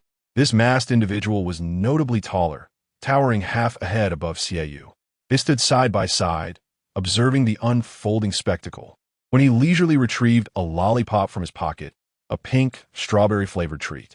With a few swift motions, he unwrapped the candy, which had begun to melt in the oppressive heat. filling the air with a saccharine aroma. Then, he lowered his mask, allowing the loose black fabric to hang beneath his chin, and indulged in the lollipop for a while. Lacking patience, he bit into it, and only when he sought a place to dispose of the wrapper did he belatedly realize that the person beside him might also be a competitor from the opposing team, come to claim the coveted purple weapon. Unable to contain himself, Seiyu spoke up. "What are you staring at?" The masked individual showed no hint of discomfort at being called out, calmly readjusting his mask, his fingers contrasting sharply against the dark fabric, revealing an unusually pale complexion. "Are you from their side too?"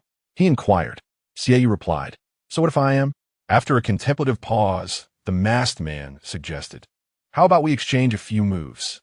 Given the fierce battle raging on the other side, Seiyu felt a twinge of embarrassment and was reluctant to engage.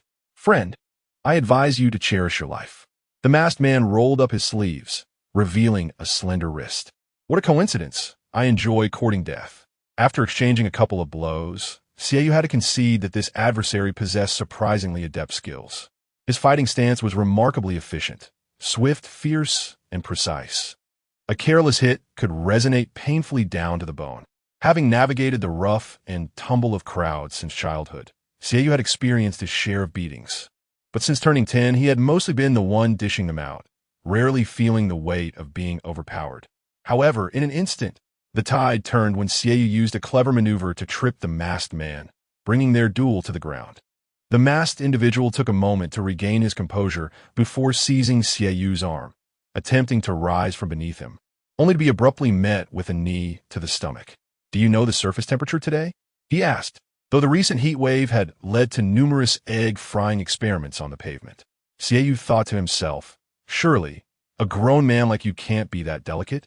Just as he was distracted, the masked man flipped him over, swiftly reversing their positions. He raised an eyebrow, his deep-set eyes and narrow brow conveying an intense gaze. Leaning in closer, one hand pressed against Seiyu's neck, he remarked, "It's quite warm. Why don't you feel for yourself?" "I'll feel you, grandfather," Seiyu retorted. The two were unable to continue their struggle on the ground for long. Seiyu suddenly felt a lightness envelop him. Upon closer inspection, he noticed the mask swiftly slithered off his body, brushed the dust from his clothes, and extended a hand to help him up, babbling nonsensically. "My friend, how could you be so careless? You could trip on flat ground. Be cautious while walking. How can I trust you to wander the park alone?" Seiyu found this behavior utterly incomprehensible. "Are you foolish?" The mask retorted, "You are the foolish one." Then it shouted across the street, "Cease fighting. The police are coming." At that moment, Seiyu faintly heard the sound of sirens, and shortly thereafter, he spotted several fully armed officers disembarking from their vehicles, pointing across the street and commanding, "Get down. Cover your heads. Don't move." Engaging in public brawling. "You're quite audacious, aren't you?" The two were positioned a bit far from the scene of the brawl, and thanks to the mask's quick reflexes, they stood up before the police arrived, leaving the officers unprepared for the two outliers casually engaging in a duel beneath the tree. The mask draped an arm over Seiyu's shoulder, and from a distance, they appear to be a pair of good friends enjoying a stroll in the park at 10:30 in the morning. "No need for thanks. My hearing is quite sharp. Now, let us coordinate our statements. What identity would you prefer?" "I've already devised my own. I am merely an innocent bystander who came to the park for a leisurely walk after an overly filling breakfast." Seiyu replied indifferently, "I can't be bothered with you." The mask responded. Seiyu continued, "Are you afraid of the police while engaging in a fight?" "Not afraid." The mask shrugged nonchalantly. "Just find it troublesome." Initially, they should have been fortunate enough to witness the police escorting a dozen individuals away, but fate had other plans. One individual with a fragile temperament lost his composure, glancing left and right in search of his leader. When he spotted him standing beneath the tree, panic set in, and he called out in a flustered manner, "Zhao Ge." He Zhao inwardly cursed 1,000 times. "Seiyu, Zhao Ge? You?" He Zhao replied. "If I say I'm not, would you believe me?" Before Seiyu could disentangle himself from the situation and clarify their lack of association, the mask, which had just helped him up, informed the police, "Officer, he is my sparring partner." Seiyu was left speechless. "I truly appreciate it. Take them all away. Arrest everyone," commanded the police. Thus, they were taken to the police station. A multitude of individuals, numbering around 17 or 18, formed an orderly queue reminiscent of a red carpet event, making their way towards a designated location. Upon arrival, they divided into two lines, squatting face to face, cradling their heads, distinctly resembling the criminals portrayed on television. Zhou Dalai, feeling somewhat intrigued, nudged Xiaoyu with his elbow and remarked, "Old Xia, don't we look like drug traffickers? I've only seen this kind of treatment on TV." Reflecting on it, the police in Heishui town seem rather amiable. At least they would provide a chair to sit on. Xiaoyu responded, "Still hoping for a chair? Just think about it." He Chao, squatting opposite Xiaoyu, couldn't contain himself and let out a chuckle. The police officer seated at the center of the conference table rapped on the surface. "What is going on? Do you think you've come here for a tea party? And you, why are you laughing? Why are you still wearing that thing on your face? You know it's embarrassing, take it off." He Chao complied and removed his mask, explaining, "I'm allergic to ultraviolet rays." The officer retorted, "Yet you still came out to fight." He Chao replied, "No choice for the tribe. In truth, I'm a lover of peace and dislike violence." Zhou Dalai nudged Xiaoyu once more, and despite his attempts to hold back, he couldn't resist exclaiming, "Damn, you're quite the charmer." Xiaoyu chided, "Zhou Dalai, do you think it's appropriate to be in a police station infatuated with a man?" To which He Chao, overhearing, cheerfully responded, "Brother, you're not bad looking yourself." Zhou Dalai laughed, finding this character rather amusing. "Hey, are you of mixed heritage? You look quite exotic." Though squatting, the individual before them exuded a commanding presence. His hairstyle was neat, his forehead largely exposed, with a prominent nose and slender, deep-set eyes that seemed to convey a multitude of unspoken thoughts, enigmatic, perilous, yet relaxed. "I'm of mixed heritage from 8 nations. My ancestors spent 3 generations in Europe before extending to Southeast Asia. My father is Arab and my mother is French." Observing the admiration blossoming on Zhou Dalai's face, He Chao paused, incredulous, and declared, "Do you really believe that? Ieme shinaza puravra no mix." Just as it seemed these two were on the verge of transcending animosity to forge a friendship, the officer interjected, decisively quashing this budding camaraderie. "Who among you will explain what transpired? Why the fight?" Zhou Dalai sprang to his feet, exclaiming, "Because they stole my belongings. My Zawujian. It represents my courage and faith." The officer gestured for him to stop. "Zawujian? Still stealing?" Xiaoyu felt a headache coming on, sensing the ensuing discourse would be rather embarrassing. "Indeed," Zhou Dalai earnestly continued, "it's a legendary sword from the time of Pangu, possessing 999 defensive and offensive value. With it, I could rule the world and even sell it. Primarily, it's about selling. We didn't steal," another group protested, asserting, "How can this be considered theft? That Panga divine sword just fell to the ground. It didn't have a name on it." The officer began to question his decision in apprehending a group of lunatics. In an effort to uncover the true motivations behind the altercation and to gain a deeper understanding of the matter at hand, several police officers downloaded the online game Genesis. The unfolding events were both amusing and perplexing. They described it as a case of public brawling, yet no one was injured, and by the time the police arrived, the participants had already ceased their activities, leaving no evidence of any violent spectacle. "Who possesses the Pangu divine blade?" One individual raised his hand, claiming, "It is with me." The officers established a benchmark for judgment. "Log into your account." Upon logging in, he pointed out the item in his inventory, a purple object. The policeman then took the mouse and, navigating to the right-click properties, selected discard. "I wish to convey that in the face of a harmonious society, the Panga divine blade holds no significance whatsoever." The police officer, with a sense of righteous authority, turned to the group of despondent young offenders and passionately proclaimed, "No matter how valuable it may seem, can it surpass the peace of our nation?" Zhou Dalai was left aghast, while Xiaoyu and He Zhao stood in stunned silence. Thus, the coveted symbol of dominance, the Panga divine blade, was carelessly discarded at the foot of Wild Boar Mountain. Zhou Dalai felt as though his heart had been pierced, as if struck by a blade, a sensation commonly referred to as heartache. A throng of gaming-obsessed youth nearly lunged at the officer's mouse. Yet their lingering reason held them back. No, that is inappropriate. We cannot contend. Do not court disaster. We must endure. The officer pointed once more at the computer screen, where a wild boar danced around the radiant Panga Divine blade. It is merely a virtual item. I do not oppose your engagement with games, but it must be done in moderation, with an appropriate sense of values. Let us return to the topic of a harmonious society. After an extensive 30-minute session of moral instruction, the phrase harmonious society echoed repeatedly in their minds. Xiaoyu, exhausted from squatting, took the opportunity to sit on the ground when no one was watching. Zhou Dalai, catching this subtle movement from the corner of his eye, remarked, "Old Xia, you are slacking." Xiaoyu patted the ground beside him, suggesting, "You should sit as well." Zhou Dalai hesitated for 2 seconds, feeling cowardly. "I dare not. I fear he will compel me to log into my game account and discard all the hard-earned equipment I possess. My fragile spirit cannot withstand such a blow." Xiaoyu responded, "You lack ambition." When the educational session seemed sufficiently complete, the officer sought to assess the effectiveness of his teachings. He cleared his throat and, adopting the stance of a military instructor, bellowed, "I will ask a question, and you shall respond. What is a harmonious society?" No one could provide an answer. After listening to a lengthy discourse on harmonious society, they had not prepared for a test, and it was a feat to simply endure the lecture. The hesitant responses of it is, echoed, filled with varying intonations and fervor, but no one continued. The officer scanned the group and personally called on someone. "What about that pacifist from earlier, do you know?" Hizhao felt a bit drowsy, squinting his eyes until his name was called, prompting him to lift his gaze forward. "Me?"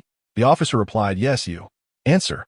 Hizhao was entirely unaware of the question at hand, glancing around to find no one inclined to offer him assistance. After a moment of contemplation, he responded, "I choose C."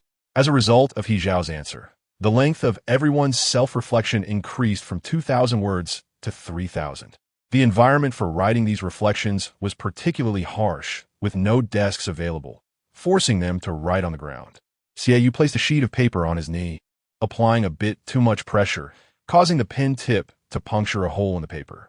After writing a few lines and creating another hole, Xiaoyu finally furrowed his brow in impatience by the time he reached the second page. "Damn. Calm down, my friend. Maintain a level head."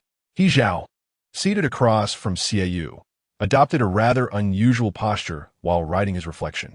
His handwriting was so wild it seemed almost ready to take flight, yet he spoke lightly. "Life is like this. It often presents numerous challenges you could never anticipate. However, we can. Overcome what? Is this paper so fragile that it tears without even being pulled?" Xiaoyu lifted his gaze to see that the A4 sheet Hizhao was pressing down on had ripped significantly. The content scrawled across it, making one question whether they had ever learned Chinese. The way he wrote, it looked as though he intended to connect every character in a continuous flow. Hizhao pulled out another sheet to place on the ground. A nearby young man, evidently impressed by Hizhao's handwriting, leaned over to observe for quite some time before exclaiming, "How do you write so quickly? What is this?" Hizhao replied, "Isn't it incredibly handsome?" Xiaoyu remarked, "Your confidence is indeed rare." Zhou Dali, feeling bored with his own writing, joined the conversation. "Hey, this remarkably handsome brother. I hear you are their leader?" Hizhao paused, lifting his head. His collar was wide open, revealing a red cord around his neck, from which hung a simple round jade pendant, shaped like a peace symbol. "Leader? Hardly. I know them from the internet CAF. We occasionally play games together." Now that they had all thrown down their virtual weapons, they found themselves sharing this ordeal, thus forming a bond of fate. Yet Zhou Dali couldn't help but inquire, "Did you take part in the raid for the Zaiwo?" "I'm not that idle, just wasting time guarding the hidden boss's respawn point for 3 days straight." Hizhao replied, "However, my friend, I must apologize. The idea was indeed mine. I was merely joking at the time and never anticipated they would take it so seriously." Upon hearing that group express their desire for the Panga Divine Blade, yet failing to defeat the hidden boss, he casually suggested, "Go raid it." Little did he know he had actually provided them with a new strategy. Zhou Dali, somewhat puzzled, remarked, "But you provoked them before the fight." Hizhao responded, "Since you all intend to fight, you should do it properly, right? The atmosphere here is just off. I came out to mediate, my friend." I truly had no other intentions. Zhou Dali found his words oddly strange. Xiaoyu added, well, we genuinely appreciate your efforts. He Zhao replied, no need for thanks. By the time the reflections were submitted, it was nearly dusk, owing to one individual's notably sluggish pace. The submissions had to be collectively completed before anyone could leave. So those who finished ahead waited on the side. A mere 3,000 words could bring one to their knees. Is this not a testament to one's manhood? He Zhao initially attempted to guide this individual, but soon conceded that he was beyond instruction. The act of writing a reflection eluded him entirely. I was wrong. I have profoundly recognized my error. I assure you it shall not happen again, he wrote, followed by a glimpse into his future. I said you should write, was the directive. Xiaoyu stood by, observing coldly as others completed their 3,000 words while this individual had barely penned an introduction. He spoke less than He Zhao and simply remarked, nearly bringing the person to tears, tell me, have you truly completed 9 years of compulsory education? Is everyone ready? The police officer, having received a call earlier, stepped out to attend to some matters. He casually flipped through the thick stack of reflections and remarked, all right, let this be so. Given that this is your first offense, the organization has decided to grant you an opportunity for redemption. We hope such incidents do not recur in the future. Regardless of age, you must take responsibility for your actions. The group chimed in, yes, thank you, officer. It won't happen again. We shall always remember the 4 core elements and 8 fundamental principles of a harmonious society. Now, arrange yourselves in 2 lines as you did upon arrival, the officer instructed. Zhou Daler pondered whether this meant they were to exit in an orderly fashion, confirming that this was indeed a place that valued order. Xiaoyu and He Zhao took their original positions, facing each other, while the individual once again donned a mask, revealing only his eyes. Once everyone was properly aligned, the officer dropped a bombshell that left them utterly stunned. Our police department adheres to the principle of educational love. And in the spirit of this principle, we shall employ certain targeted methods for you children who engage in fighting. For instance, you will shake hands, embrace, and utter the phrase, I love you, my friend, so that you may truly grasp the meaning of a harmonious society. Children, the world is beautiful, is filled with love. Xiaoyu, He Zhao, Zhou Daler. Is the police in this district truly so peculiar? At 7 in the evening, Xiaoyu sat in a Lantau noodle shop, glancing at his phone while waiting for Zhou Daler to finish his second serving of noodles. I swear, I shall never dare to fight in this district again, Zhou Daler declared, deftly peeling garlic and scallions, shoveling noodles into his mouth with a muffled voice. I am absolutely terrified. Xiaoyu set his phone down. Finish your meal first. Zhou Daler swallowed hastily, unbothered by the heat. In my 16 years traversing the world, this is the first time I've encountered such a phrase, I love you, my friend. Can someone grant the youth of the world a lifeline? This noodle-eating youth felt increasingly despondent, all his sentiments coalescing into one statement. I bow to no one, yet I yield to that shameless brother in the station. How could he be so adept? Upon hearing the mention of a shameless individual, Xiaoyu's expression turned slightly pale. Among all, He Zhao is the one with the least psychological burden and the swiftest in action. He naturally grasped Xiaoyu's hand, sincerely enveloping the latter's shoulder in a heartfelt embrace, articulating the phrase, I love you, my friend, with a fullness and emotion that resembled 2 long-lost brothers reunited. The sky had darkened, and an evening breeze unexpectedly arose, bringing a welcome drop in temperature to the sultry air. In truth, regarding that purple weapon today, I was not particularly concerned about a mere game item. Zhou Daliai's voice suddenly lowered. He set down his chopsticks and remarked, you know, my studies are lacking. The textbooks leave me utterly bewildered. My parents' barbecue stand may not seem like a demanding job, but it is quite exhausting in reality. Yet what else can I do? I only know how to play games, and I suppose I'm decent at it, selling game gear. Xia boss, do you think I have a chance of becoming a professional esport player? Xiaoyu remained silent, listening intently. Forget it, I'm just rambling. No matter how skilled one is at gaming, can that truly be considered a job? Zhou Daliai grabbed a tissue to wipe his mouth, then stood up, saying, it's getting late. Let's hurry back. Have you told your mother you've come out? She must be worried. Zhou Daliai is usually carefree and untroubled. To those who do not know him, he appears as a typical slacker lacking ambition. In vocational school, he managed to win over a girl he liked, who at the time was also in her rebellious phase, believing that having a boyfriend from the outside world was truly impressive. However, once that phase passed, she found him wanting in many respects, describing him as utterly lacking in sophistication and regretting her initial infatuation. Yet the Zhou Dalai that Xiaoyu knew was different. Dalai? Do you enjoy playing games? Of course. How do you assess your own skills? Zhou Dalai assumed Xiaoyu was merely engaging in casual banter, replying nonchalantly, I'm exceptionally good, you know. However, after walking quite a distance, he realized Xiaoyu had not followed him. Turning around, he was about to ask, what are you doing? Are you coming or not? We need to catch the bus, when he heard his good friend, standing 10 meters away, say, I believe in you. Zhou Dalai was taken aback. Xiaoyu smiled and affirmed, you are exceptionally good. Chapter 9. When Xiaoyu returned, the lights in the hall were still illuminated. Afang had been trailing closely behind him since he entered. Midway, Xiaoyu halted and said, if you have something to say, just say it.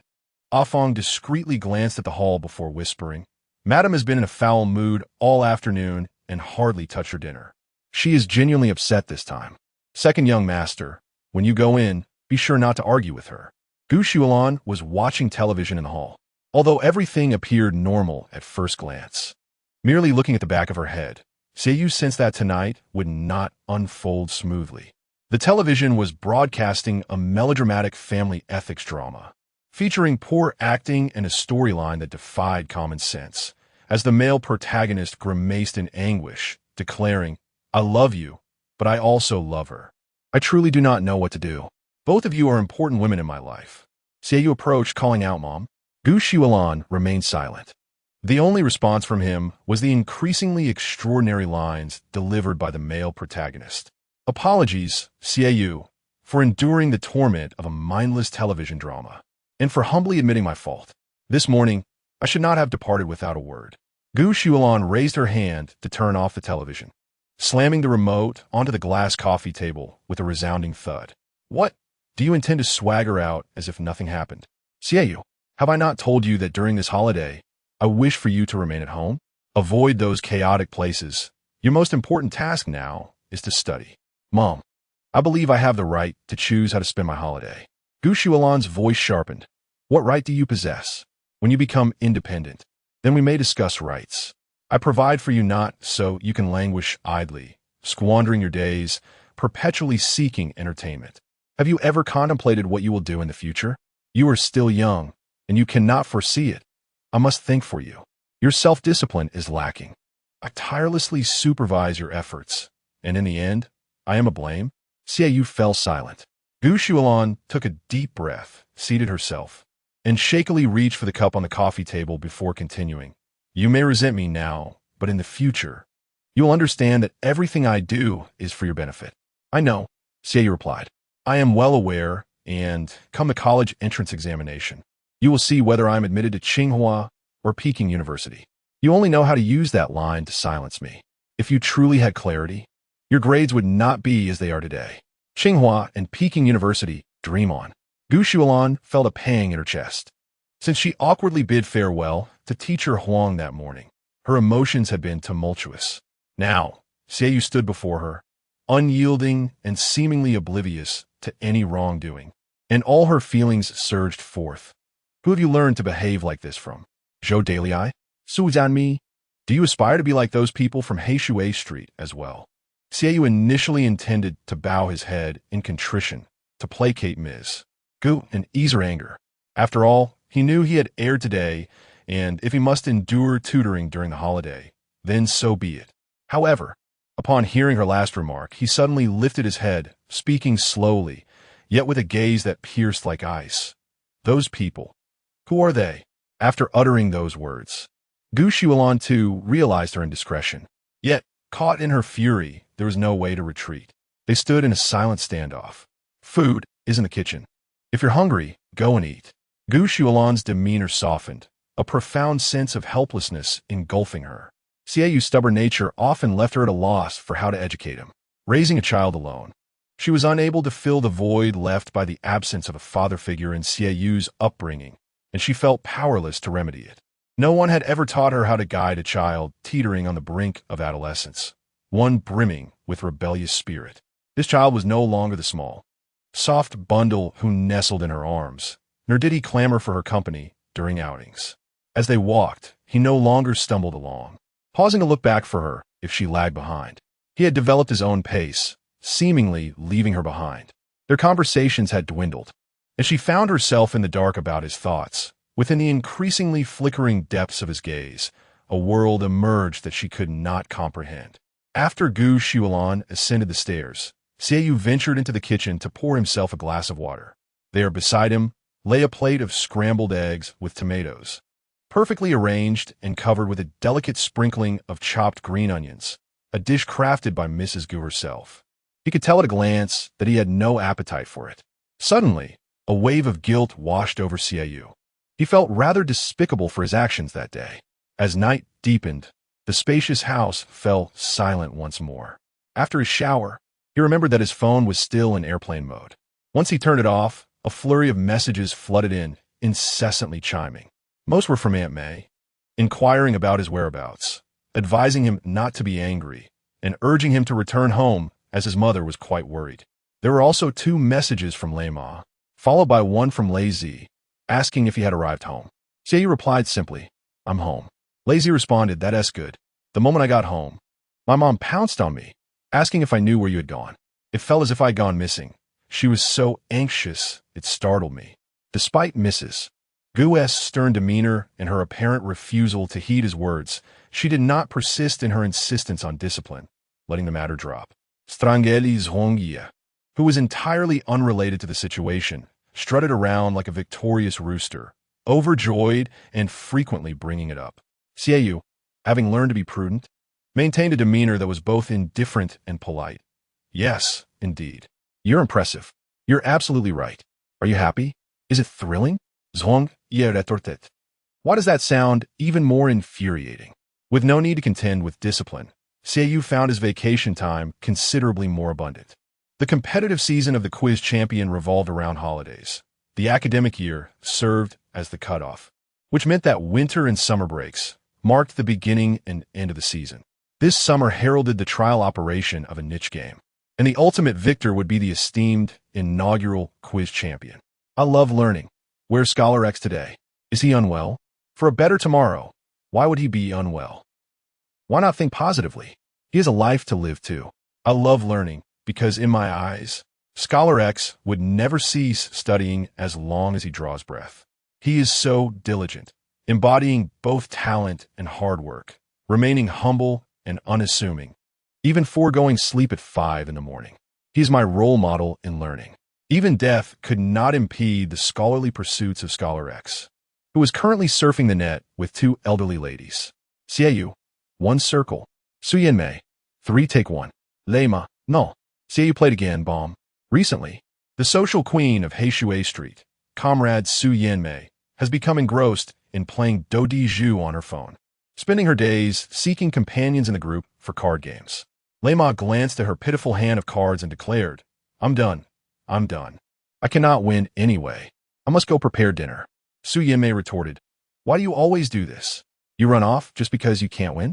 Lei Ma responded candidly, "I truly need to cook, or else my husband, Delay, will suffer." Xiaoyu chimed in, "I'm leaving too. Playing with you is a sure loss, and it's utterly dull." Xiaoyu is renowned for his exceptional luck, and Zhou Delay always refers to him as Boss Xia. In the past, during festive gatherings, everyone would come together to play cards. But Xiaoyu was consistently met with resistance. No one wished to share a table with him. Consequently, he resembled a forlorn elderly man, abandoned by his children, sitting alone at the edge, watching television and sipping hot water. Initially, Zhou Delay would support his brother, insisting he join the table. He is not as formidable as you think.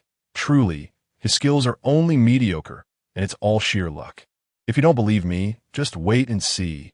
Today he will surely falter. However, Xiaoyu utterly betrayed the trust placed in him, not only winning all the money that could be wagered, but also acquiring 4 IOUs. Xiaoyu once again ascended to the title of Quiz King, as he suddenly remembered there was a limited-time double experience event this weekend. Quiz King production team. Tonight is a celebration of quiz dominance. Are you all ready? We have not only introduced new question types, enriching and enhancing the content across various subjects, but we have also elevated the difficulty. Furthermore, we are unveiling a brand new observation mode, allowing you to closely watch the top scholars tackle questions and engage in one-on-one battles. The competition is transparent and fair, speaking solely to one's abilities, leaving no room for cheating or foul play. The introduction of the observation mode sparked heated discussions throughout the server. I love learning. This is fantastic. Now I can see where I stand in comparison to others, and perhaps their problem-solving approaches will help me cultivate new ways of thinking. Viewing the same question from different angles will undoubtedly enhance my learning efficiency. Repaying the motherland. Kudos to the production team. The observation mode is truly delightful. I've always wanted to see how the top players approach the questions. Learning is my sole purpose. This summer has been so fulfilling because of you all. Every time I open this app, I know endless questions await me, which fills me with joy. I have tackled many challenging problems that I usually wouldn't encounter, constantly pushing myself and nurturing my love for learning.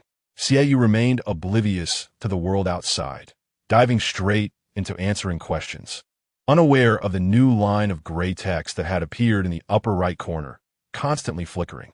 Current number of viewers, 82. I love learning.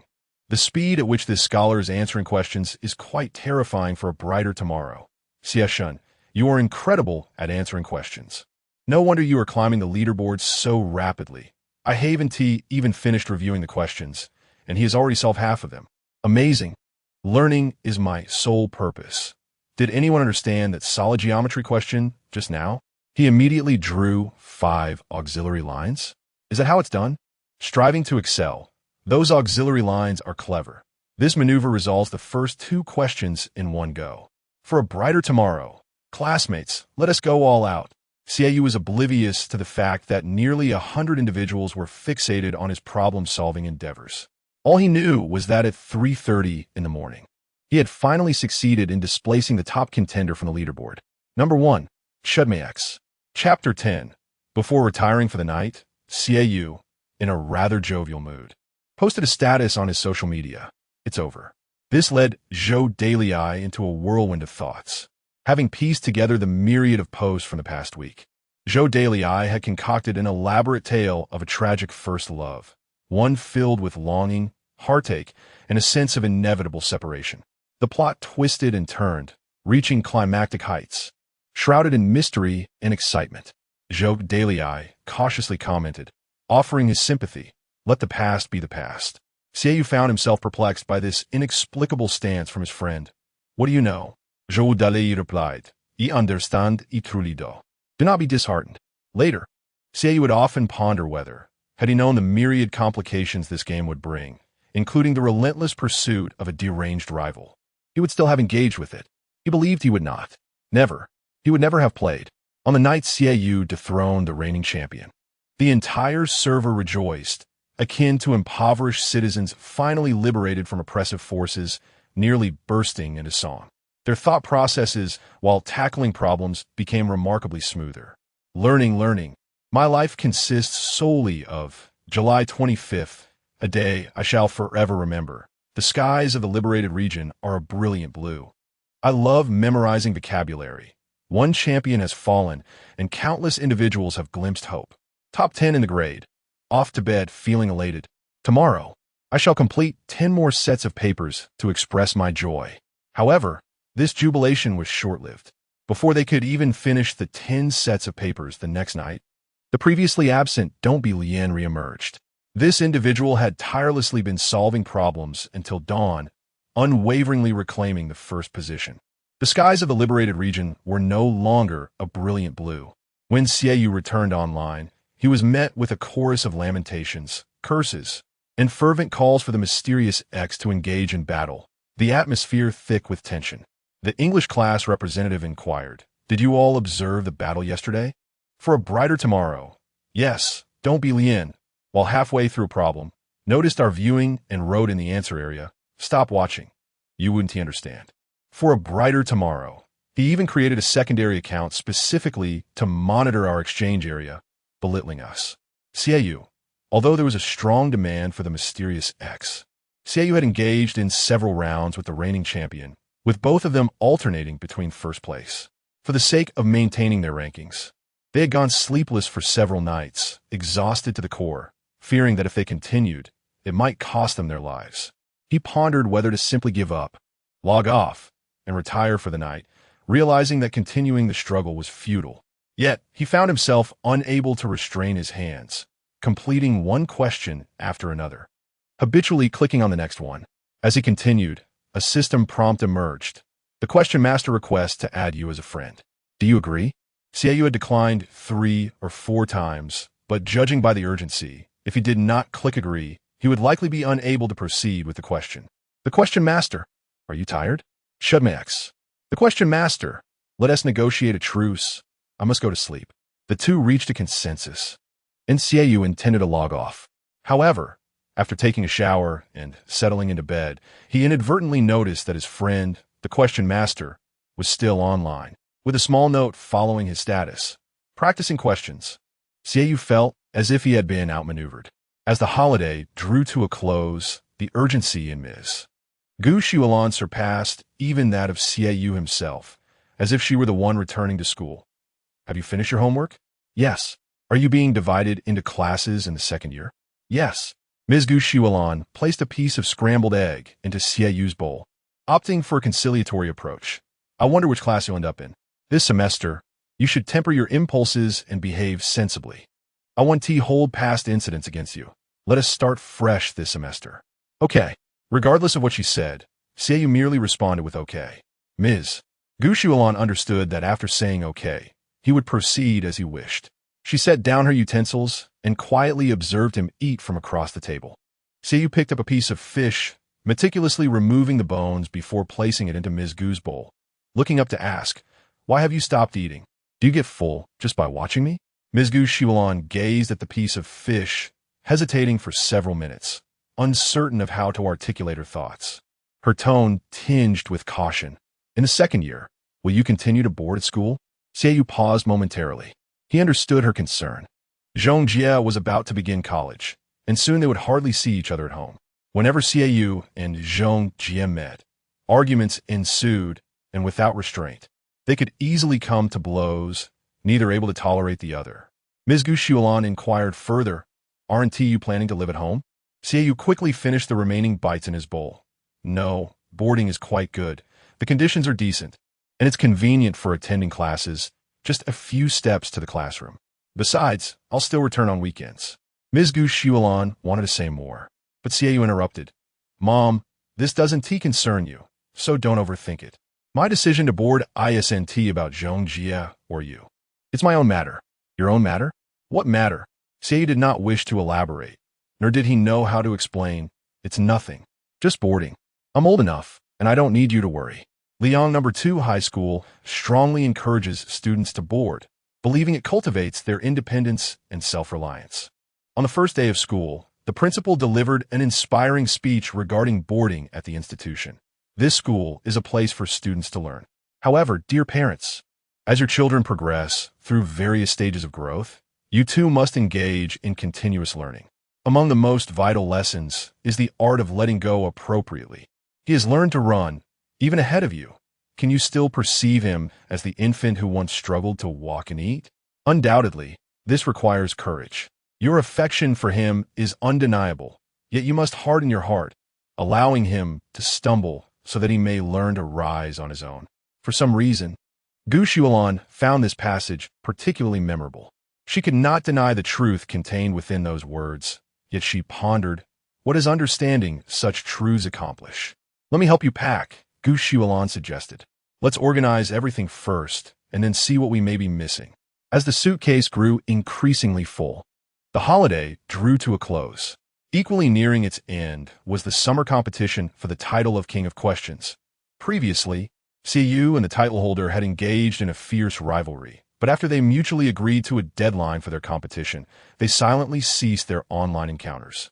Initially, Xiaoyu suspected this was merely a ploy, but after quietly observing for several days, he discovered that the title holder had indeed stopped logging into practice questions, which came as quite a surprise to him. It had been nearly a month since the last time he logged on, and when Xiaoyu opened the Jihuagui app, the screen spun twice before displaying a bold message. Due to investor withdrawal, the game is temporarily offline. Has it truly come to this? And so definitively? See, you could almost envision the fervent learners lamenting, withdrawal of funds? How can something as engaging as learning fail to attract players? Why are there so few who cherish the pursuit of knowledge?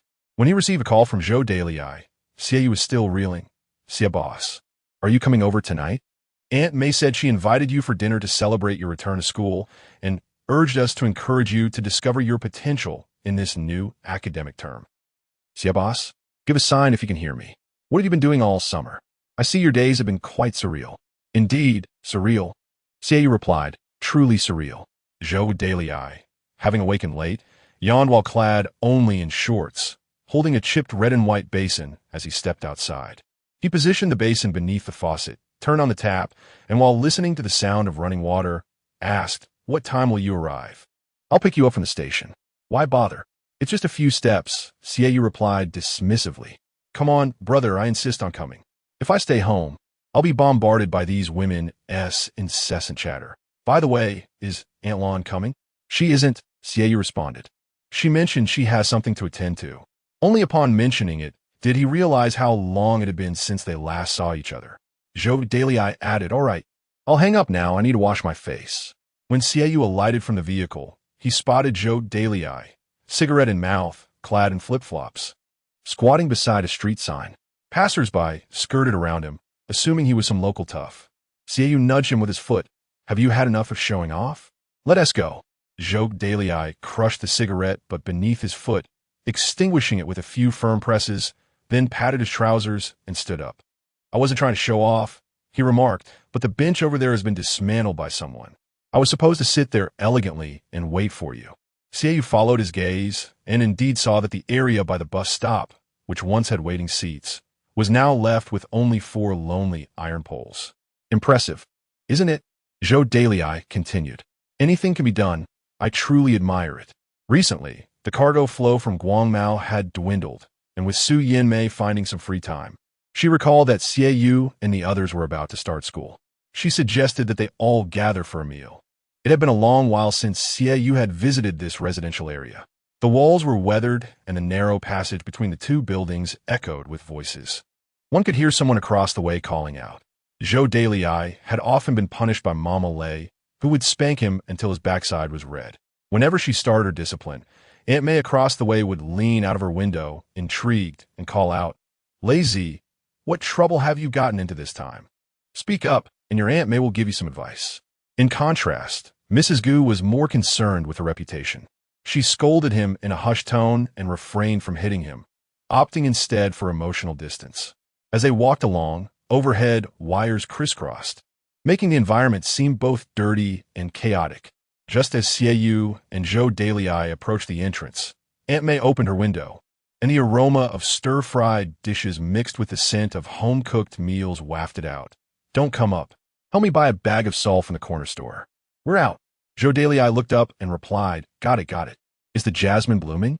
Zhou Dailai thought to suggest they head to the store, but paused upon hearing Xiaoyu's comment. His gaze followed Xiaoyu's and landed on the shy jasmine plant on his own balcony. "Ah, yes," he said, recalling the pot that Demei had given him before leaving. It had only a few flower buds, and he had thought it would remain merely a foliage plant for its life, but to his surprise, it was thriving. "That kid Demei is ungrateful. He has been abroad for nearly half a year and hasn't bothered to contact us.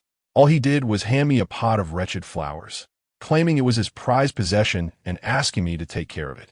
What care can I provide?" Zhou Dailai added, "When he returns, I will definitely give him a good thrashing." Chapter 11. Although the name Demei sounds rather effeminate, he is indeed a boy. He is the youngest among the 3, perpetually in a state of being protected. The nickname Demei was coined by Zhou Dailai in jest. "Since you are my little brother, let me bestow upon you a name, Demei. From now on, we brothers shall be united." Demei, being small in stature, was often bullied and did not yet know how to defend himself. Zhou Dailai took it upon himself to protect him. Sometimes, when outnumbered, he would call Xiaoyu to join him. Eventually, Demei experienced a sudden growth spurt, shooting up to nearly 185 meters. He felt he had matured and, having observed countless fights over the years, decided to step in one day, boldly placing himself in front of Zhou Dalai. Let me deal with these fools. The disparity between theory and practice is as vast as the chasm between heaven and earth. The prowess of Demi is feeble. Zhou Dalai, pulling Demi, turns to flee, exclaiming, "What nonsense are you teaching? Can you even fight? With those spindly arms and legs of yours, what advantage do you possess apart from being taller than average? You truly infuriate me." This insufferable brat gifted me a pot of wilted flowers. What did he give you before he left? The more Zhou Dalai pondered, the angrier he became. No, that hardly qualifies as a gift. It's more akin to a temporary foster care arrangement. Seiyu glanced at the power lines. Seemingly reminiscing about past events, a smile curling at the corners of his mouth, a Rubik's Cube. Zhou Dalai responded, "Huh?" Seiyu continued, "Slightly better than you. Demi gave me a Rubik's Cube before leaving." Su Yinmei's culinary skills, while visually appealing, often lack flavor, as she frequently forgets to add seasonings. The taste is simply astounding, so delightful that it leaves one speechless. Zhou Dalai swallowed a piece of bok choy and posed a question. "If you do not add salt to your cooking, why do you insist we buy it from a convenience store?" Su Yinmei, incredulous, replied, "Did I forget to add it? That can't be true. I felt I performed exceptionally well this time, pouring my heart into each step." Seiyu suggested, "Why not taste it yourself?" Ultimately, the meal failed to satisfy even the basic requirement of fullness, leading them to order takeout of crayfish as a rescue. "Come, let's raise our glasses to AMA," Zhou Dalai proclaimed, nearly standing on the table, one leg draped over a chair, thumping his chest. "Drink, damn it. Tomorrow, Xiaoyu returns to school. Let's all share a few words." Seiyu gently nudged the plate filled with shrimp shells, shifting it aside to prevent Su Yinmei from accidentally bumping into it. Zhou Dalai was the first to lift his glass of plain water, declaring, "Boss Xie, allow me to extend my heartfelt wishes to you. I wish you success at Liang No. 4 High School. Número 4? Upon hearing this, Seiyu could not contain himself, playfully kicking him. "You fool. Y atino. Dos. Liang No. 2 High School, established over 60 years ago, hold a modest reputation in City A. While the faculty is average and the admission rates are not particularly high, its location in the suburbs is touted as serene and conducive to learning. Although it awkwardly neighbors several newly established, less reputable vocational schools. Nevertheless, the campus is quite well constructed, with ongoing renovations of teaching buildings in recent years, giving it a sense of vitality rather than decay. After all, City A is a well-known metropolis. The suburbs remain bustling with traffic, and commercial streets thrive. The school gate is grand and imposing, looking inside from the entrance, apart from the verdant shrubs. The most striking feature is the bronze statue of Rodin's the Thinker at the center of a small square. The marble base is solid, and the bronze sculpture shines with a deep asphalt hue. Inscribed in neat, small characters on the base is the school motto, "A Heart of Innocence." These simple 4 characters, gilded in gold, glisten under the sunlight. On the day of return to school, the atmosphere is lively. Many new students arrive to register, and a large banner hangs at the entrance welcoming the freshmen to the No. 2 family, promoting learning, progress, and the creation of brilliance together. In the second year of high school, students clustered around the bulletin board at the entrance, eagerly scrutinizing the class division. The crowd was thick, and perspiration dripped from their brows. After a moment of intense observation, a collective gasp reverberated through the group as they stumbled upon a particular line. "Class 3 of Year 2. What on earth is happening? Class 3? Goodness, this is outrageous. A battlefield, perhaps?" They murmured, relieved that they were in Class 5. A chill coursed through them. 2 notorious troublemakers were placed in the same class. Was this an invitation for chaos? Seiyu and He Zhao. The name sent shockwaves through the gathering. This cohort of soon-to-be second-year students had entered high school amidst a myriad of classes due to the delayed construction of a new teaching building, which forced the students to be divided between the east and west buildings, separated yet within sight of one another. Though the 2 structures were designed as a connected complex with a corridor facilitating teacher movements and student interactions, the students rarely mingled. Among them were two formidable figures, He Zhao in the east building and Xie Yu in the west. As the students huddled together, exchanging anxious whispers, a heavy silence descended, their minds consumed by the terrifying prospect of facing these two legendary figures, known for their ruthless demeanor. Meanwhile, Xie Yu, unaware of the commotion, was dragging his suitcase, intending to drop his belongings in the dormitory before retrieving his books from class. Gu Xuelon contemplated accompanying him to his dormitory, curious to glimpse his living space. However, Xie Yu suddenly recalled that his unfinished assignments from Wusan lay conspicuously on his desk, making it inappropriate for visitors. Though the dormitory was designed for 2 occupants, he had always resided alone. The school fostered a liberal atmosphere, encouraging boarding and accommodating students' needs comprehensively. For instance, students had the liberty to switch dormitories at will, alleviating any concerns about roommate conflicts. If one was dissatisfied, they could simply relocate. Consequently, Xie Yu had never even met his past roommates. Upon hearing his name, they would hastily steer clear, no one daring to stay. Upon entering the dormitory, Xie Yu was approached by a boy with round glasses and a closely cropped hairstyle, who dashed up from downstairs and halted before Xie Yu's dorm room. The boy knocked vigorously at the door, calling out, "Zhao Gu, are you in there?" Receiving no reply, he began to doubt whether this was indeed the correct dormitory. Perhaps it was a ruse? After a moment of self-dialogue, he knocked again, only to discover the door was unlocked. With a creak, he pushed it open and stepped inside, glancing around to find someone sitting on the bed on the right. He Zhao squinted, bleary-eyed, leaning against the wall as he fished a box of candies from the bedside. "What is all this noise about?" he inquired. The boy, now brimming with excitement, replied, "Zhao Gu, you won't believe the news.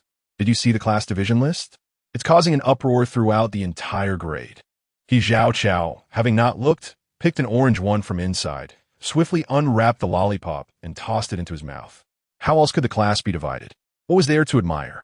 The round glasses stared blankly, momentarily forgetting the significant news he had come to deliver. "Am I blind? What is this, a truth stick? Are you eating a lollipop?" He Zhao Chao replied, "I recently quit smoking." Upon noticing the round glasses still staring at him like a fool, he added, "What? Do you want one too?" No, it's fine." The round glasses hastily waved his hands. He Zhao Chao crunched the candy, holding the stick in his mouth, its sweetness almost overwhelming. "Where's your important news?" It was then that the round glasses remembered his purpose and slapped his thigh. "Damn, I almost forgot. Zhaoga, this year is remarkable, an operation akin to divine intervention. Xie Yu is in your class." "Who?" "The Xie Yu from the West Tower. In the sophomore grade group, in the teacher's office." "Who decided the class divisions this year? Was it random by the computer or the grade director?" Class divisions shouldn't be this chaotic. Although the teachers had known about the divisions in advance, they still found it hard to accept. A female teacher stood at the water dispenser filling her cup. "This year there are only 3 academic classes, divided by arts and sciences, and only class 3 is a science class. It's not surprising that it was divided this way. Liang No. 2 High School is a specialty art school. Although it cannot compete with students from other schools academically, it manages to maintain a decent admission rate through its art program. In the first year, the school encouraged students to pursue artistic paths, and in the second year, the division of classes was straightforwardly separated between academic and art students." After filling her cup, the female teacher continued, "Those 2 kids are just mischievous. They are still children. How can we know they won't manage? Perhaps things aren't as dire as we imagine. Is that so?" Another female teacher, who had been silently seated with a grim expression, finally could not hold her tongue. "Do you truly believe that? Then you should take charge." The previously talkative female teacher fell silent. "Miss Su, please don't be upset. Lu was merely speaking off the cuff." Several other teachers, sensing the tension, approached to offer consolation. This division was indeed excessive. No one would relish being the homeroom teacher for Class 3. Su Xia, the homeroom teacher for Class 3, nearly fainted upon first seeing the class roster.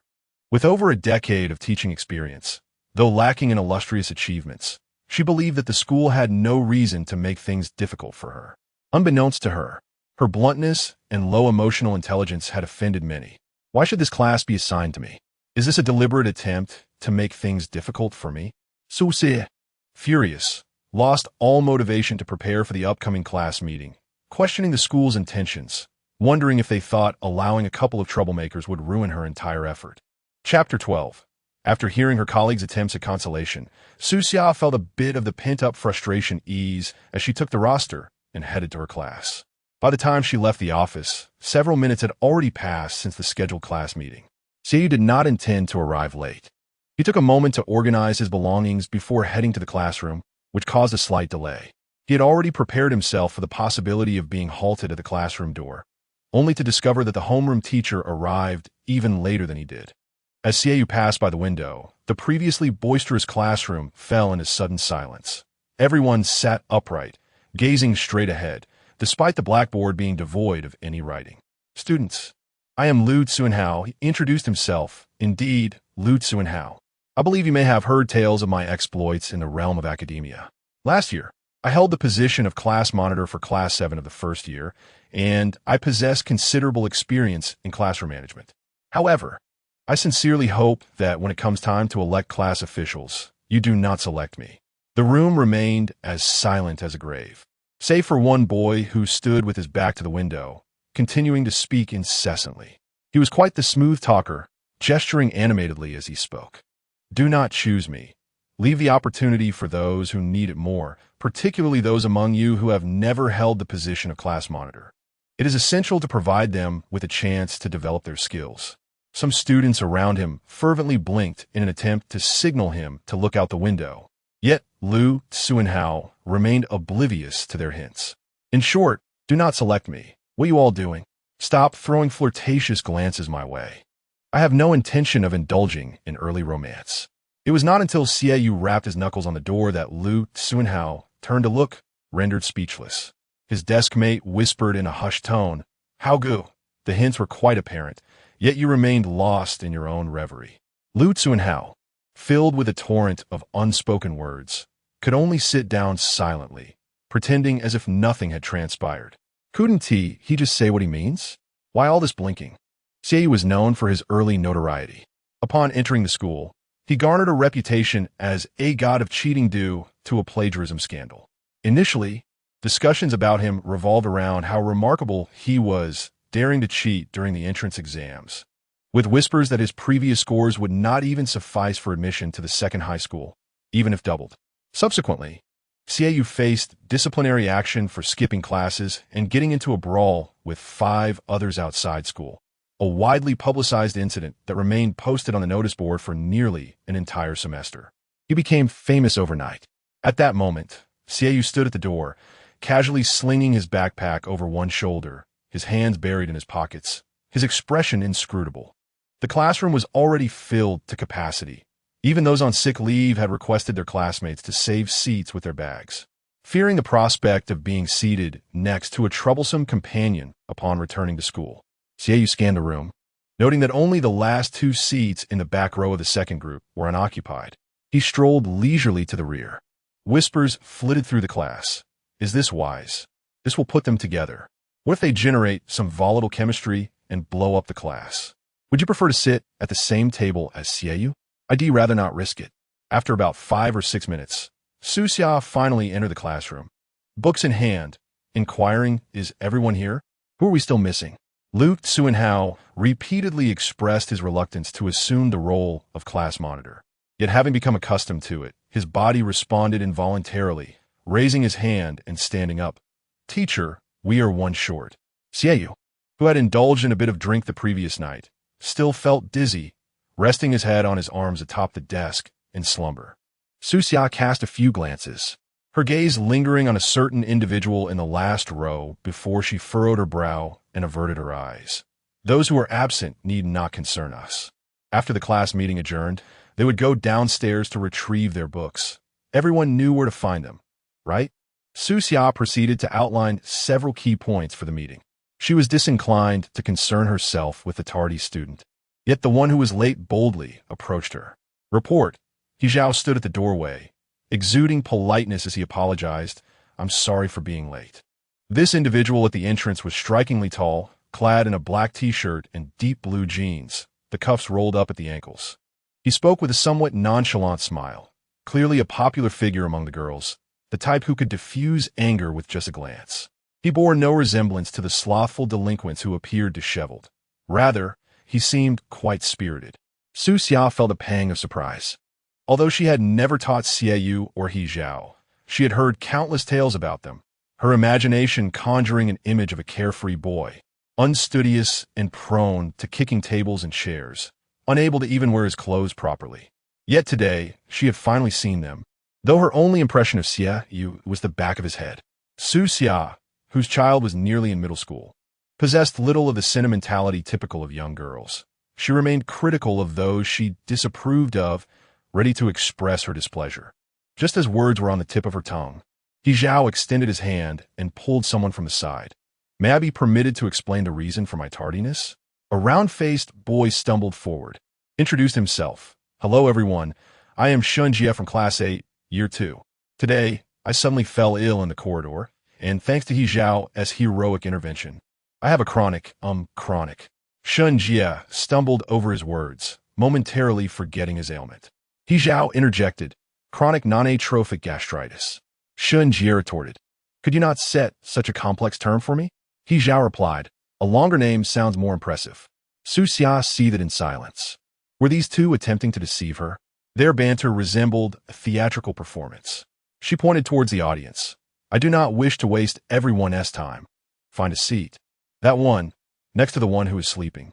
The sleeping Xie stirred, perhaps having heard something or sensed the numerous eyes upon him.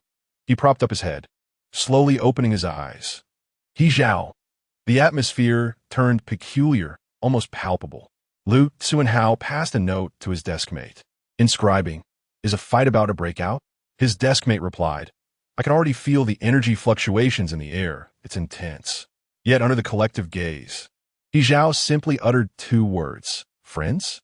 Xie, fate, indeed. He Zhao added, "What a coincidence."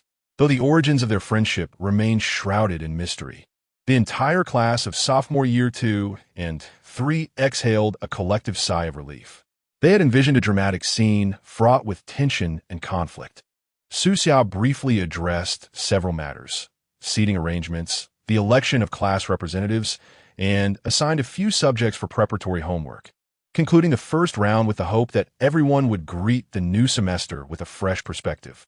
With a bit of time left, I called upon the students from the attendance list to introduce themselves. Amidst a round of applause, He Zhao casually clapped a few times. Xie, feeling dizzy, lowered his head onto the desk. "I am Wanda, and I have many interests such as reading and sports." "Hello, everyone. I am Xue Xixing, and I hope we can strive together, work hard, and progress." Fupi, Ding Lianghua. After listening for a while, He Zhao placed a hand on Xieyu's shoulder and turned to inquire, "Hey, do you know which one Xieyu is?" Xieyu, resting his head on the desk, turned to look at him, "Huh?" A shy student on stage spoke in a voice barely above a whisper, struggling to articulate his interests. After much effort, he finally managed to utter the word swimming, and the moment he stepped off the stage, he appeared greatly relieved. He Zhao added, "That's the one from the West Building, the nonconformist with black nail polish." He Zhao harbored a curiosity about the rumored leader of the West Building. Although he had paid little attention to Xieyu's numerous achievements, he could not shake the vivid memory of the black nail polish. After surveying the class, he could only sigh, contemplating how the individual concealed their true self. The nail polish could be easily removed, leaving him uncertain of the true identity behind it. Xieyu regarded him with a complex expression. "Friend, do you truly know?" He Zhao pressed on. "I actually find him quite intriguing. If the opportunity arises, I would like to engage in some sparring." Su Xia called out from the stage, "Next, Xieyu." Xieyu stood up slowly, avoiding He Zhao's gaze, and approached the stage. With striking precision, he wrote Xieyu on the blackboard in beautiful strokes. Then, tossing the chalk back into the box and brushing off the dust from his hands, he delivered a succinct and polished self-introduction. "Xieyu, and also, I do not wear black nail polish."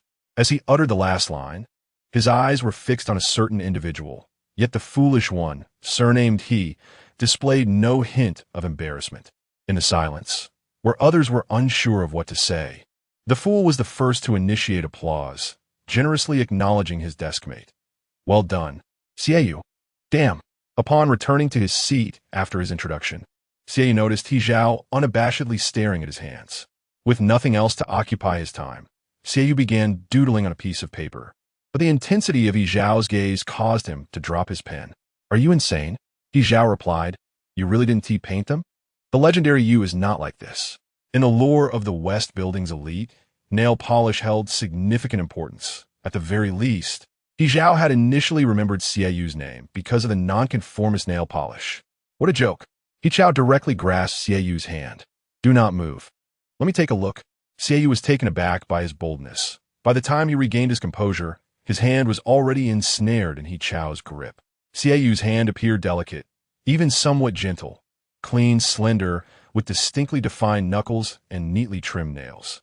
In his childhood, when his family was relatively well off, Gu Xulan had once suggested he learn piano, remarking that his fingers were slender and long, quite suitable for it. However, Xie Yu preferred engaging in brawls, and almost daily, parents would bring their children to their home, inquiring about their child's propensity for violence. Thereafter, Gu Xulan never broached the subject of piano again. Before He Chao could thoroughly examine his hand, Xie Yu erupted, yanking his hand back. "What is wrong with you?" In the 13th chapter, two classmates seated in front of them discreetly inched their chairs forward, dragging them across the floor with a faint sound, until their chests pressed tightly against the desk, feeling a bit breathless, at which point they ceased their movements, striving to distance themselves from the two formidable figures behind them. He Chao remarked, "You can't be serious. I merely touched it." "Get lost," Xie Yu retorted. "Don't touch me indiscriminately." He Chao remained silent, extending his hand before Xie Yu once more. Xie Yu shot him a glance, recalling his earlier comment. "I find him rather intriguing. Want to spar? Go ahead, feel free to touch." Xie Yu.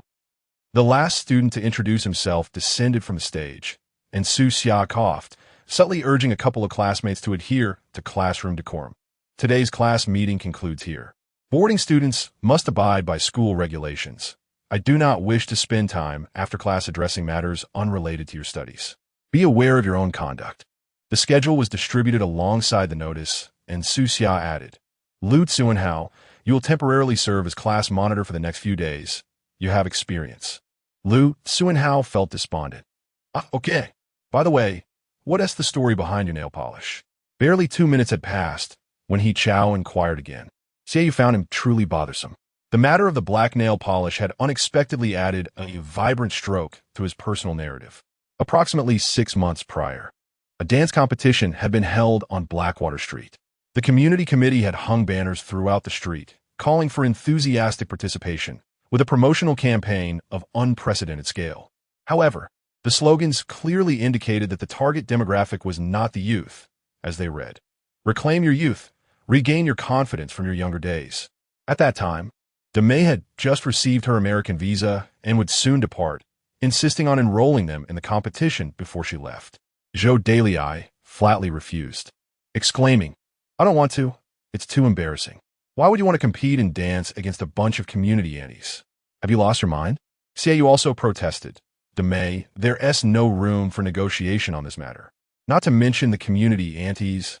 Even Su Yanmei and Lei Ma had already prepared extensively for the dance competition. Xie Yu was also drawn by Mei Yi to the square to witness their captivating fan dance, with green fans shimmering under the light. It is said that Lei Ma was once the most beautiful girl in the region, but now she is ballooned to over 200 pounds. When the performance concluded, Xie Yu stood in the center of the square, overwhelmed with emotions, managing to utter 3 words. "It's quite good." Demei was particularly earnest this time. They initially thought it was merely a fleeting whim, yet Demei persisted for 3 days. Unprecedented. Zhou Dalai, with heartfelt sincerity, implored, "Give me a reason, Demei. Grant me a reason to overcome my embarrassment." Demei sighed, "Brother, I am about to leave. Can you be so cruel as to deny me a simple wish?" Zhou Dalai retorted, "You might as well ask me to pluck stars from the sky, you little rascal." Demei. She glanced at Xie Yu, who was too disinterested to engage in conversation, simply stating, "I'm going home to eat." Ultimately, she could not resist the charms of this little rascal. On a pitch-black night, Demei summoned both of them outside, and the 3 huddled against the cold wind on the curb. "Zodale vrapid, his kotichigel." bowing his head to protect his hairstyle, only to still look foolish. Demei, what do you want at this hour? Zhou Delay thought sometimes brothers needed a lesson. Were they looking for a fight? Demei crouched against the wind before them, summoning all her emotions. Actually, I have long harbored a crush on a girl, but I lack the courage to confess. You both know I'm leaving soon. Long-distance relationships are too painful. I don't wish to embark on one. It's impossible to maintain a long-distance connection in this lifetime. I just want her to remember my cool and handsome figure before I go. Xiaoyu. Zhou Delay, at that age yearning for love and romance, might have simply been dazed by the cold wind at 3 in the morning. After a hesitant sniffle, he wavered. Is there no other way to showcase your cool and handsome figure? Is this the only option? Ultimately, the competition went ahead. However, the atmosphere was palpably awkward as the three queued to register. Look at these 3 young men. These young men, Xiaoyu and the others. Demei possessed an acute sense of fashion. Had time permitted, he might have designed a performance outfit himself. When he pulled out a bottle of black nail polish, Xiaoyu immediately refused. Is this what you call cool? Demei, applying the polish, remarked, incredibly cool. Truly, Xiaoyu. Trust me. I watched several videos last night. Cool guys dance like this. Thanks to Demei, their stage appearance not only pushed the boundaries of non-mainstream trends, but also incorporated numerous peculiar elements. On the day of the competition, Xiaoyu skipped class. In truth, they were far from well-rehearsed. Xiaoyu danced awkwardly. Demei moved with alluring grace, yet appeared rather embarrassing, and Zhou Delay, not to be outdone, danced terribly while convinced of his own prowess. The last 3 individuals on stage flailed about aimlessly, their movements uncoordinated, inevitably colliding in various ways. You find me obstructive, while I perceive you as a hindrance to my expression. The following day, Xiaoyu realized he had forgotten to remove his nail polish. Zhou Delay faced an even worse predicament. He had a small yet formal esport competition at an internet CAF, complete with a limited live stream. That evening, tens of thousands watched him maneuver the mouse with his black-painted nails, the other 5 fingers incessantly tapping the keyboard. While these details were trivial, Xiaoyu was particularly concerned about one aspect. Even after the departure of Demei, they remained oblivious to the identity of that girl. Zhou Delay, while smoking, speculated, perhaps I have a bold hypothesis. Do you think that Demei has fallen for some middle-aged lady? Perhaps from our neighborhood committee? Yet he is too shy. Fearing our judgment, he exhaled, goodness, this line of questioning is utterly beyond the scope, but if not, this reasoning makes no sense. There are no young girls in the audience. Xiaoyu did not elaborate further, but he, Zhao, having grasped the gist, nodded in agreement. Ah, stage effects. The emotion in his tone was unmistakable, prompting Xiaoyu to remark, you seem rather disappointed. He, Zhao, replied, well, a bit. As Su Xia announced the conclusion of the meeting, everyone hurriedly gathered their belongings and exited. A few boys lingered at the entrance of Class 3, laughing and chatting, before finally opening the window and calling out, Brother Zhao, want to play ball? Overall, he, Zhao, was quite popular, easily forging friendships, despite his formidable reputation. Many boys from his freshman class maintained close ties with him, frequently gathering to play basketball or indulge in gaming at internet CAFS. Shenjie was among them. When Su Xia left, she shot him a cold glance. Shenjie almost suggested joining them for basketball, but, quickly altering his approach, said awkwardly, I 1T play. I'll just watch you guys. My stomach still hurts a bit. He, Zhao, appeared in good spirits, reclining in his seat and waving at them. Let's South meet at the court. After saying that, he reached into his pocket for a mask. Hesitating momentarily as a thought struck him, then casually asked, anyone want to play ball? Xiaoyu stood up and headed for the door, not interested. He, Zhao, shrugged, remaining silent. Just as Xiaoyu reached the doorway, He, Zhao, suddenly called out his name from behind. Xiaoyu?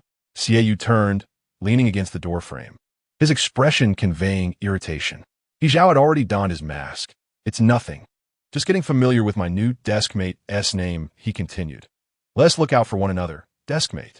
Gu Xuelan called Xiaoyu at 6 in the evening. Have you had dinner? Did you meet any teachers or classmates today? She inquired. How was her deskmate? Xiaoyu Gao originally had a deskmate, but as his reputation deteriorated, the teacher implemented special measures, assigning him a solitary seat.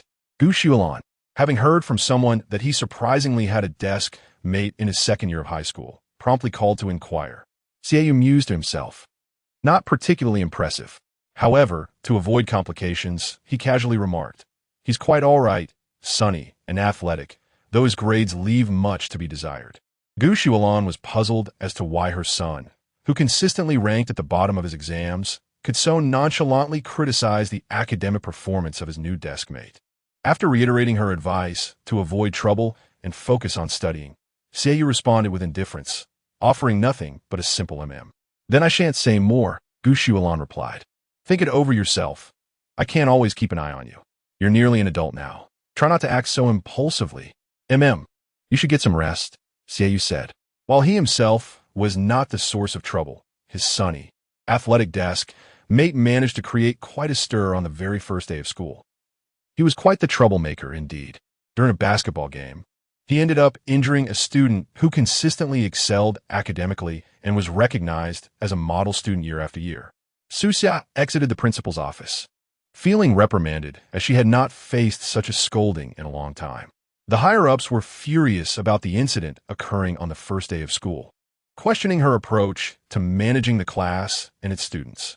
She stood there, head bowed, enduring a barrage of criticism, her complexion fluctuating between shades of blue and red. Upon entering her office, she slammed her lesson plan onto the desk with great force. The other teachers, startled by the commotion, glanced up to see Sue's ashen face, momentarily hesitant to inquire about what had transpired. Lu Tsuenhao happened to arrive with a notification form for parental signatures just then. "Susie," her expression devoid of emotion and her tone icily cold, demanded, "Is he Chow in the classroom? Bring him to me." Lu Tsuenhao felt a twinge of fear. While everyone claimed Xiaoyu from the West Building was rather intimidating, aloof, and solitary, he found the one from the East Building to be more down-to-earth and rather amusing. However, he feared He Chao even more. He had witnessed He Chao in a fight firsthand. It was during their first year when, in the middle of class, he suddenly felt an urgent need to use the restroom. Raising his hand to signal the teacher, he grabbed a tissue and rushed out, only to find a maintenance in progress sign posted at the restroom door. As he contemplated descending to the next floor to alleviate his physiological needs, he overheard someone inside crying out for mercy. "I'm sorry. Please don't hit me. I'm sorry." Lu Tsuenhao hesitated, then cautiously stepped inside to take a look. He saw He Chao, cigarette pinched between his fingers, standing before a boy who was kneeling on the floor. Though He Chao was clad in a neatly pressed school uniform, the concept of decorum seemed utterly foreign to him. Squinting, he exhaled a puff of smoke. When he was not smiling, he emanated a chilling aura, radiating an air of suppressed defiance. This demeanor starkly contrasted with his usual playful and jovial nature. He flicked off the ash, the shadows of malice clouding his gaze, then crouched down, seizing the boy's hair to force him to look up. "You've got quite the audacity, haven't you?" Chapter 14, Class 3 of the second year possesses an internal group, a common practice among classes to establish such forums to safeguard against teachers and foster freedom of expression.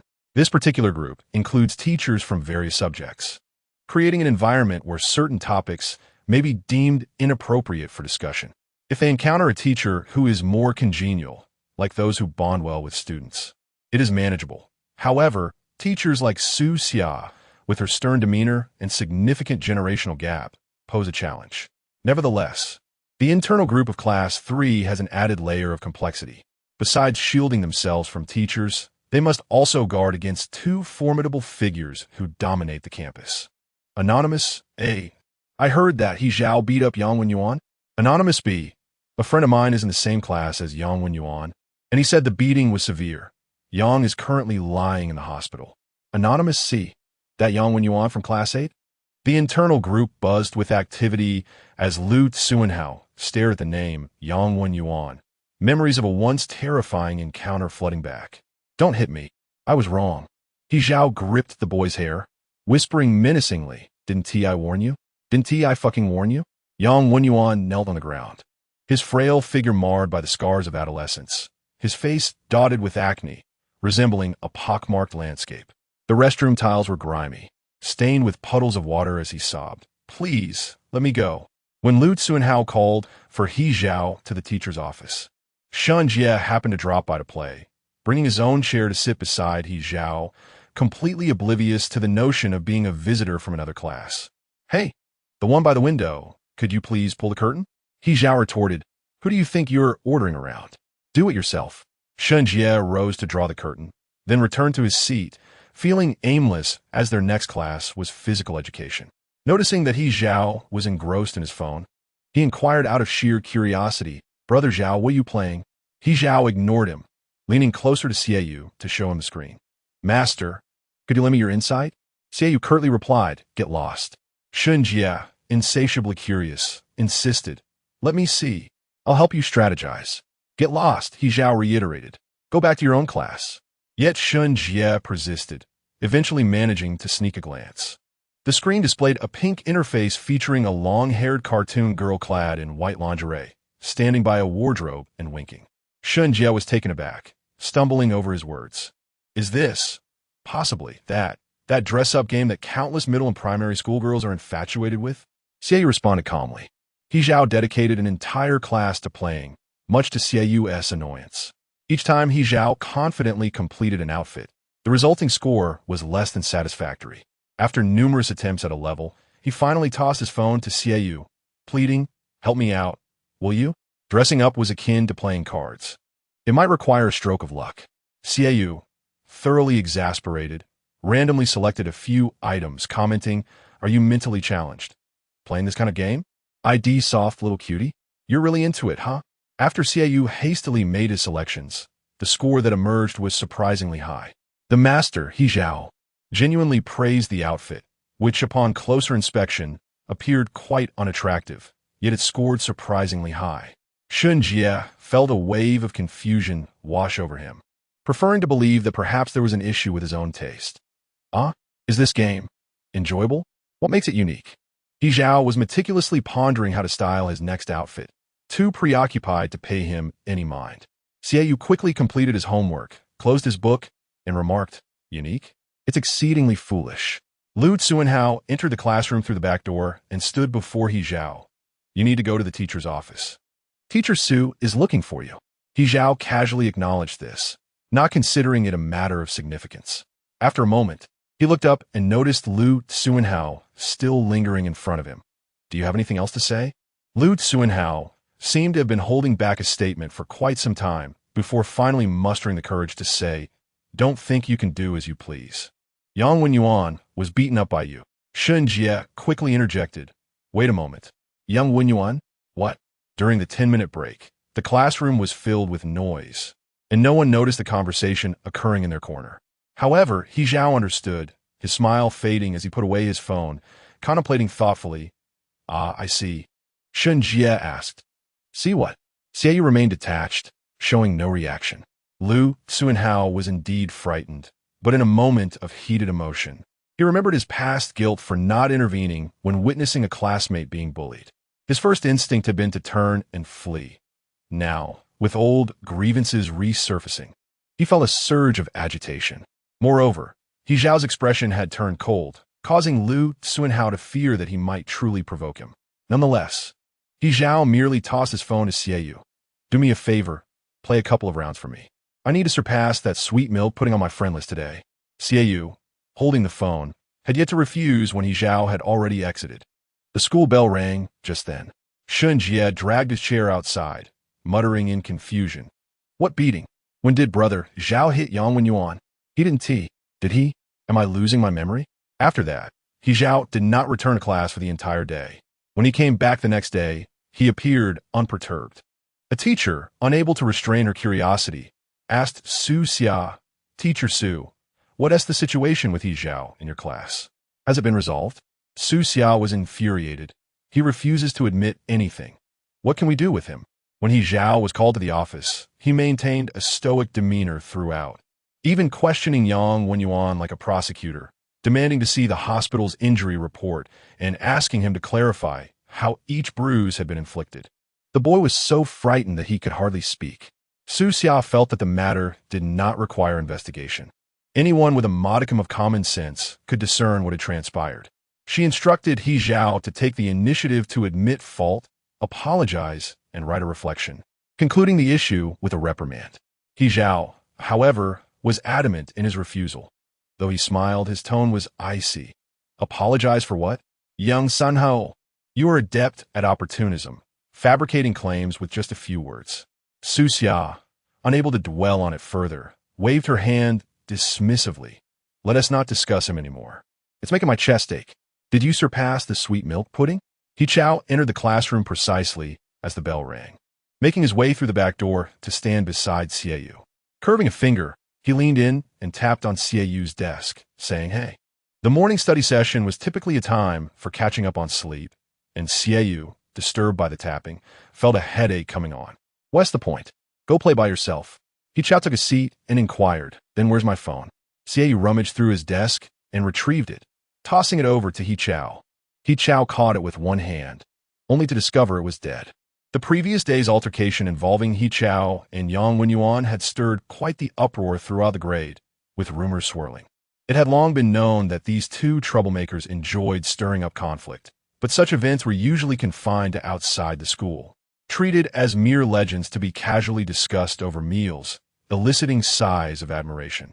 However, with He Chao's recent actions, he had targeted a student widely regarded as a model pupil.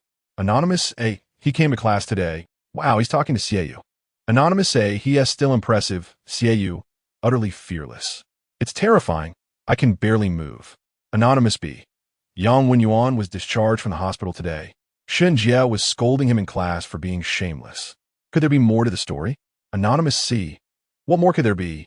He was just humiliated and lashed out. Shen Jia isn't exactly a model student either.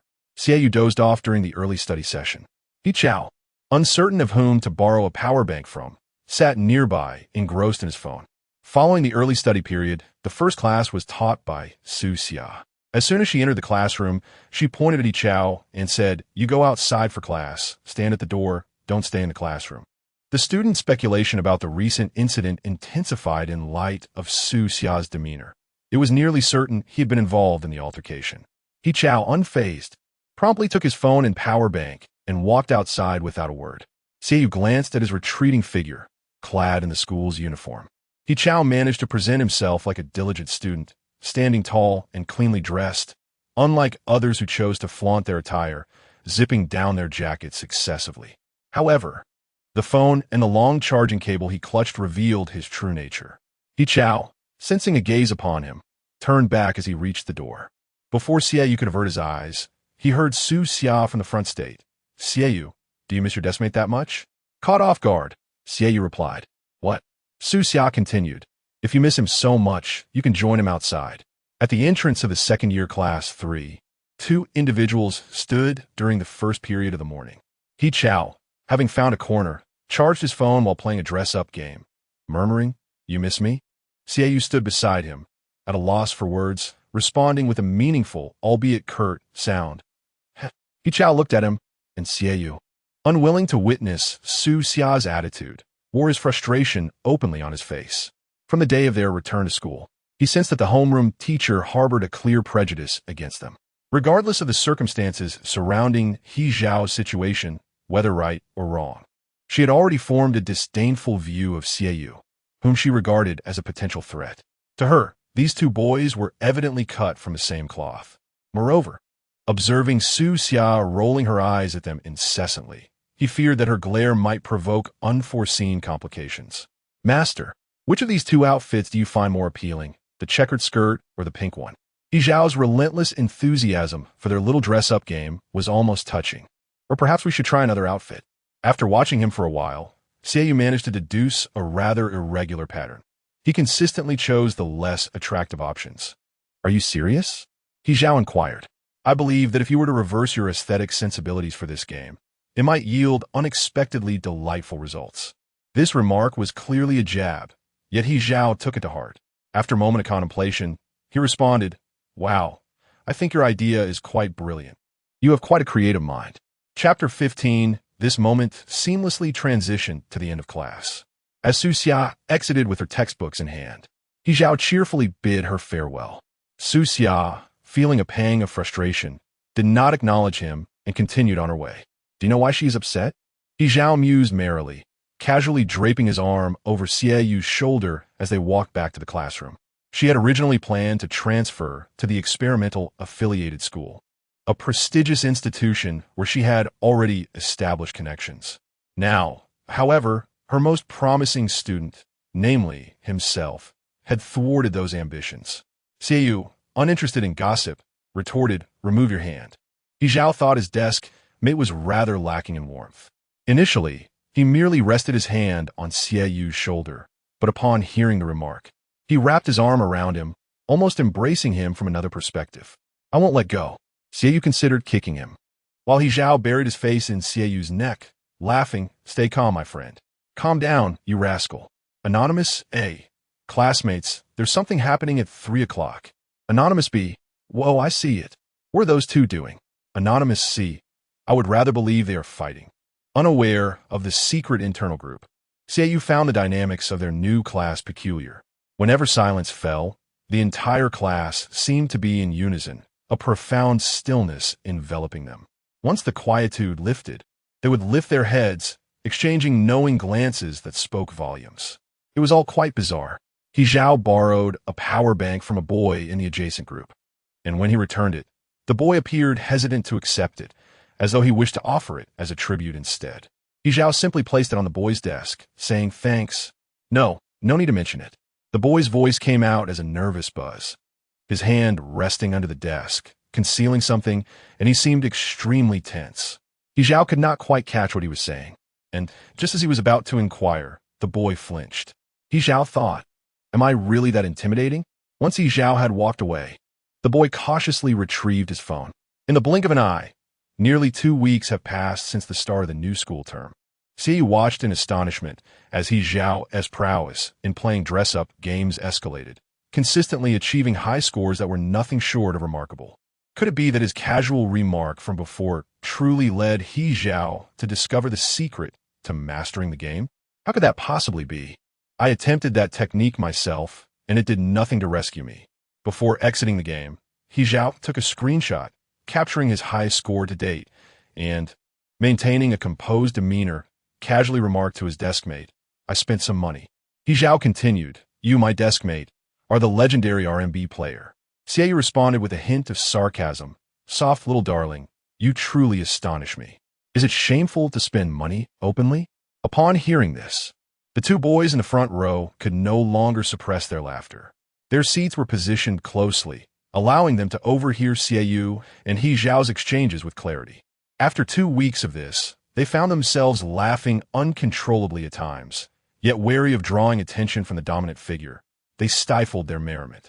Over time, they began to perceive that the school tyrant was not at all as feared as the rumors suggested.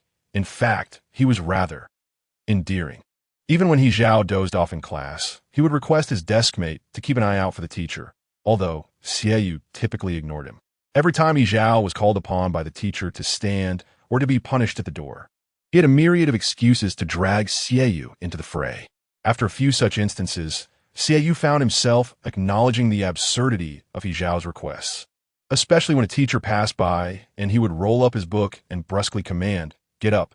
As He Zhao spoke, he opened his social media app and posted a status to flaunt his achievements. After posting, a thought struck him, and he reached over to tap on Xieyou's desk. Shall we add each other's friends?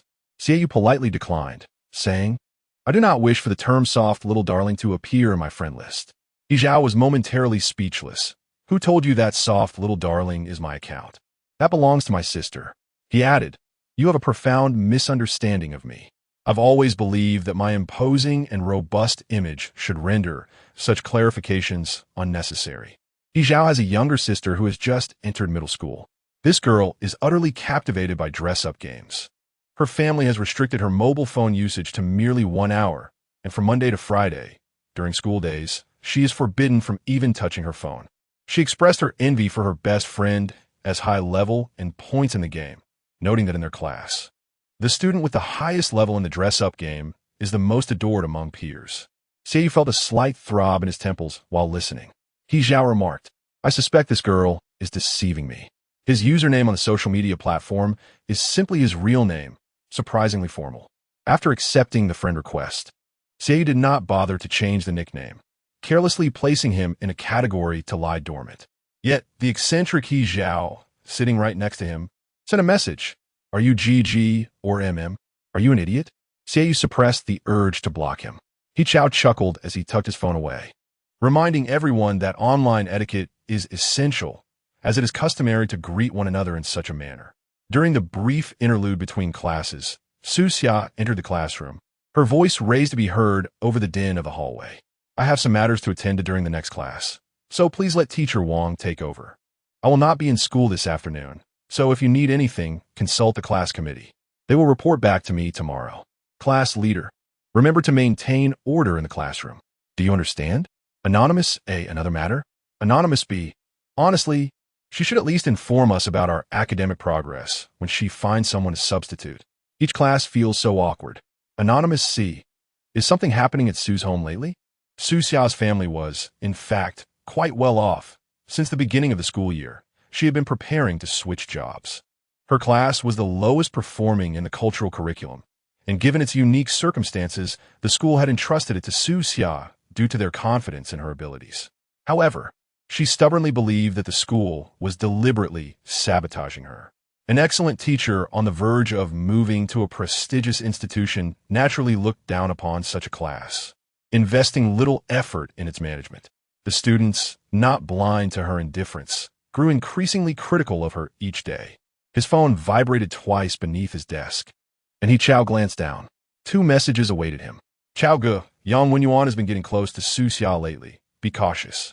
If Su Xia doesn't resolve your issue, it will be impossible for her to transition smoothly into experimental affiliated high school. They are all saying her teaching abilities are lacking, and even her relatives cannot protect her. It seems this all stems from your incident with Yang Sanhao. As the last class of the morning concluded, Shun Jie slipped in through the back door, hoping to find He Chao to go to the cafeteria together. However, upon discovering He Chao's seat empty, he turned to ask the student beside him, Xiaoyu, excuse me, where's my Chao Ge? He's skipping class, Xiaoyu replied. Shun Jie looked at Xiaoyu with hopeful eyes, urging him to elaborate. Xiaoyu, seated comfortably, intended to wait until fewer people were around before heading to the cafeteria, engrossed in a rhythm-based game on his phone. Silencing the sound did not seem to hinder his concentration, as his fingers danced swiftly across the screen. Shun Jie thought to himself, of course. He knows He Chao is skipping class, but where could he have gone? After finishing a game, Xiaoyu noticed Shun Jie still standing there. You want to know where He Chao went? He mused, then added, how should I know? It's none of my business. His demeanor was truly cold, almost devoid of human warmth, resembling an emotionless assassin. Eventually, Shun Jie found He Chao on the rooftop after searching through the restroom and the boys' dormitory, where he vented his frustrations. Your desk mate really has no humanity. Upon finishing, he realized He Chao was unresponsive. After closing the dormitory door behind him and turning around, he found He Chao lounging in a chair, one long leg bent with a foot resting on the chair's edge, his school uniform's collar undone several buttons, exuding an air of wildness. Shun Jie remarked, wild boy? Wild. You have no right to comment on whether my desk mate has humanity or not, He Chao retorted.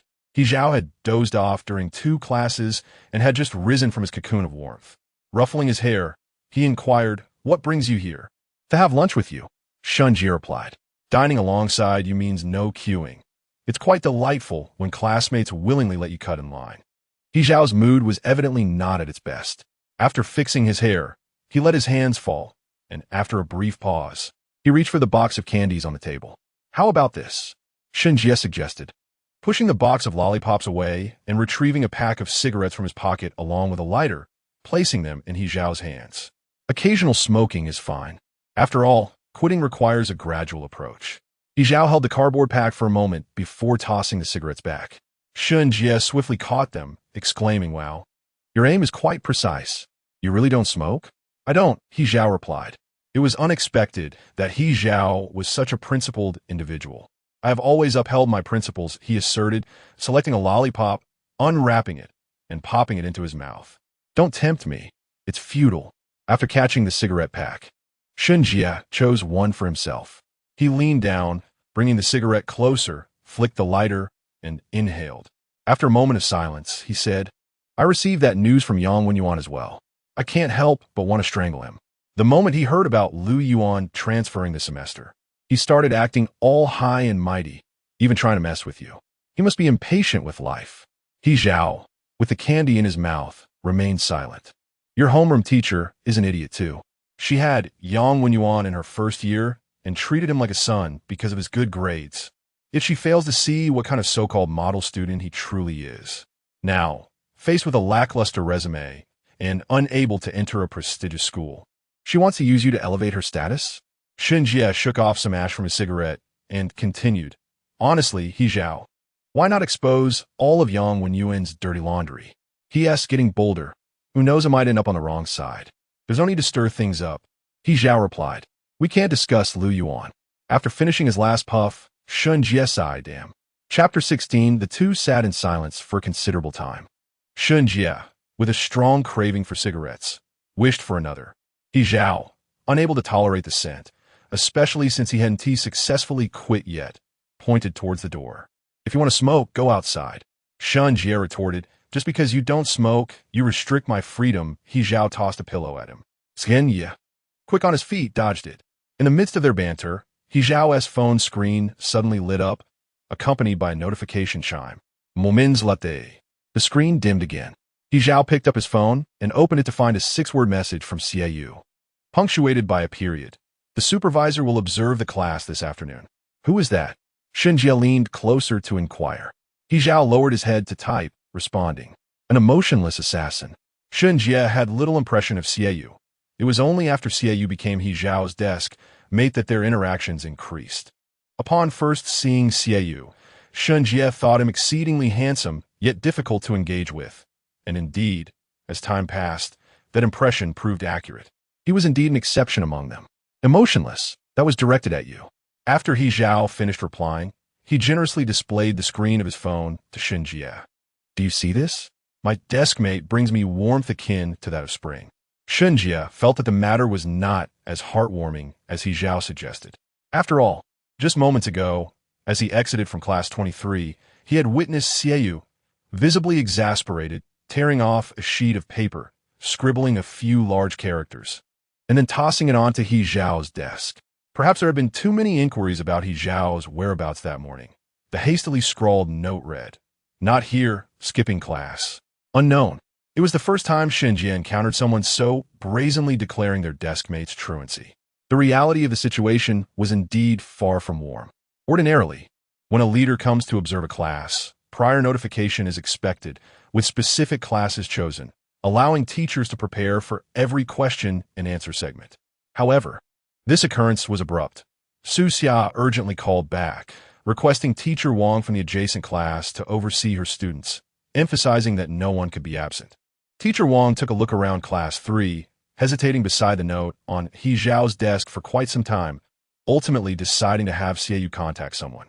If they couldn't be reached, they would simply say they were taking a sick leave. With less than 10 minutes remaining before class commenced, He Zhao adjusted his attire and headed out. Halfway, he noticed Shen Jie still in a daze and said, what are you dawdling for? Let's go to class. Shen Jie exclaimed softly and paused at the door, running his fingers through his hair, asking, what should we do about this? If we can't mention Lu Yuan, how should we handle it? The topic circled back. He Zhao, with his hands in his pockets, replied, we'll figure out later. The incident involving Yang Wenyuan, as expected, resurfaced shortly thereafter. First, Su Xia accompanied Yang Wenyuan to confront the school, insisting that this matter could not simply be overlooked. Soon, even Yang Wenyuan's parents arrived at the school, demanding a resolution. Look at my son's face, his arms. This is outrageous. How could such a person exist in your school? Yang Wenyuan's parents, both bespectacled and appearing intellectual, spoke in a manner that belied their appearance. I've heard that this He Zhao is always causing trouble. It's no surprise he would assault our child. Why has no action been taken against him yet? How does your school manage its affairs? Su Xia, as He Zhao's homeroom teacher, stood by, playing the role of the conciliator. We indeed bear significant responsibility in this matter. I will ensure he is properly educated. Here, I sincerely apologize for the transgressions of my students. He Zhao could hardly bear to listen any longer. Education? He Zhao laughed in disbelief. Do you have the authority to educate others? How do you speak to a teacher? Just as the situation seemed to reach a stalemate, a witness unexpectedly emerged. Lu Xunhao knocked and entered. Teacher Su, did you call for me? Having returned from the administration office, he was immediately surrounded by his classmates. Class monitor, we heard you testified in court. Did you really see He Zhao assault Yang Wenyuan with your own eyes? Lu Xunhao corrected them. It was in the past. I saw it before. Impressive, a true warrior. The crowd erupted in a cacophony of voices, each sharing how they would never dare to risk their lives to stand up. Allow me to express my humility, Lu Xunhao remarked. I too have hesitated for quite some time, yet for the sake of love and justice. Xiaoyu was not fond of commenting on such matters, for they bore no relation to him. What one perceives with one's eyes may not necessarily reflect the truth, especially when it pertains to hearsay. Back in the day, when he sought refuge from his debts in Blackwater Street, he assumed it was inhabited solely by scoundrels and ruffians. Yet he found himself with no alternative. On his very first day there, a tattooed woman with a foul mouth, Su Yinmei, approached his door, bearing a bowl of dumplings. I made a few extra. My skills are not the best, but please make do. This small gesture of kindness extended to them for nearly a decade. What became of it all? What is the current situation? Lu Xunhao said. There's a possibility of expulsion. This incident is quite serious. Expulsion? The classroom buzzed with animated discussions, while Xiaoyu continued to recline on his desk, engrossed in his phone. After a considerable time, He Zhao returned from the administrative office, and upon entering the classroom, Lu Xunhao was at the podium solving a math problem. The moment he caught sight of He Zhao in his peripheral vision, the piece of chalk in his hand broke. Surprisingly, He Zhao did not even glance in his direction. Lu Xunhao sighed in relief. Xiaoyu began to doubt the severity of the expulsion discussions. Was the punishment real or merely a fabrication? After all, He Zhao seemed quite at ease, returning to his game of dress-up. In contrast to He Zhao, Shun Jie exhibited a more pronounced reaction, appearing to embody the student on the verge of expulsion. What the hell? Where did that class monitor come from? What are you shouting about? The lad is quite decent. He Zhao interjected. This isn't his fault. Shun Jie retorted. So what exactly is the situation? They allow you to return to contemplate, yet insist you apologize and write a reflection. Is that it? Is Su Xia that insistent? Does her career hinge upon your solitary reflection? During physical education class, both classes coincided, and the two strolled across the soccer field toward the stands. Shun Jie rambled on extensively, and He Zhao was uncertain if he was truly listening. Upon spotting Xiaoyu seated beneath the shade of a tree, he raised his hand to wave a greeting. Just as Xiaoyu lifted his gaze, a basketball ricocheted toward his head from the rear court. A guy emerged from the court saying, "My bad. I slipped." Shun Jie caught sight of the individual's face and instantly erupted. Yang Wenyuan, you did that on purpose, didn't you? You can't even aim properly. It's obvious you intended to hit He Zhao. He Zhao remained silent, bending to retrieve the ball, then walked over to Xiaoyu, hurling it with force in Yang Wenyuan's direction. The ball grazed past Yang Wenyuan and struck the iron fence with a resounding thud. He Zhao chuckled and returned the sentiment with 2 words, "My bad." Yang Wenyuan's companion arrived to mediate, attempting to pull him away. Sorry. However, Yang Wenyuan stood his ground, slender and seemingly held together by mere bone, with a face marred by acne and dark circles, exuding a particularly wan appearance. Finally, he managed to utter, "He Zhao, this isn't over. You are bound to lose." He Zhao replied, "Spare me your nonsense and leave quickly." Do you know why? Yang Wenyuan smirked. Simply because of your poor grades. The words "you are terrible" seem to strike a chord with He Zhao. Or perhaps the emotions that have been building up over the past few days finally found an outlet. He slowly stepped forward and, in a husky voice, questioned, "Are you unable to comprehend human speech?" He Zhao rarely lost his temper. In the many years that Shun Jie had known him, he had witnessed only a few instances of his anger. He Zhao possessed a temperament that was exceedingly generous, one that could absorb irritation without reciprocation. From a certain perspective, Yang Wenyuan was indeed a remarkable individual. Go on, Wenyuan. Just leave, he urged, but Yang Wenyuan seemed intent on courting trouble. while his companions were eager to pull him away. Although Shan Jia was tempted to roll up his sleeves and confront the situation, he considered He Zhao's unique circumstances and feared that escalating matters might solidify the rumors swirling around. Brother Zhao, please remain calm. If you must confront him, let us find a secluded alley under the cover of darkness, where we can handle it as we see fit. Once Yang Wenyuan was out of sight, Shan Jia finally relaxed his grip.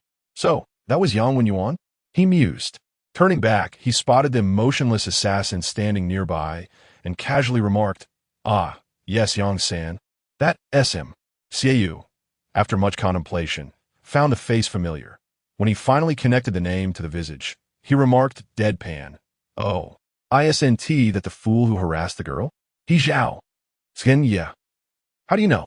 Brother, care chat? Shen Ye, recovering from the shock, inquired how he came by this information. Do you know Lu Yuan? I always thought only Brother Zhao and I were aware of it. Xiaoyu simply replied with 3 words, "I saw it." This had happened back in their first year of high school. The signal in the West building had always been poor. If anyone wished to use their phones, they had to rely on luck or wander about in search of connection. At that time, Zhou Dalei was beginning his gaming livestream career, lacking in popularity, and had urged Xiaoyu to tune in promptly to help him garner views. Xiaoyu had managed to find a signal in the restroom, where the connection was decent, although the environment was rather intolerable. Boss Xia, I believe your affection for me transcends even the most unpleasant circumstances, Dalei said, engrossed in his game. The moment has arrived to demonstrate just how much you care. Love your mother. Damn it. Xiaoyu had intended to leave after sending a few gifts to Dalei. But Dalei, known for his incessant chatter, insisted on engaging him in conversation, lamenting that without audience interaction, he felt terribly lonely and needed the boss to liven things up. Their lively exchange continued until the end of evening study hall. Anyone out there who enjoys gift from streamers? Is no one around? Am I really that unpopular? As Xiaoyu was typing, the restroom door suddenly burst open with a loud bang, followed by sounds of struggle and faint cries from a girl. They found a secluded spot near the equipment room, where a patch of grass hosted a large stone that resembled an artificial mountain. The 3 of them huddled together beside it. Xiaoyu attempted to rise, but He Zhao pressed him back down, insisting, "Stay still and continue." In truth, there was little to elaborate on. Xiaoyu was unfamiliar with Lu Yuan, only recalling the girl who had buried her face in her palms, crouched on the ground, weeping. Yang Wenyuan, timid as ever, dared not confront the situation head-on. After receiving a couple of blows, he turned and fled. Xiaoyu, lacking the inclination to offer comfort to the girl, felt he had done enough, and, leaving behind the wooden stick he had hastily grabbed from the restroom stall, prepared to exit. Just as he took a step forward, a hand gripped his pant leg, and he heard the girl's faint plea, "Please don't tell anyone." Indeed, it was her. Shan Jia remarked on her cowardice, preferring to be bullied rather than speak out. Shan Jia then questioned, "So, was it you who scared Yang Sanhao away?"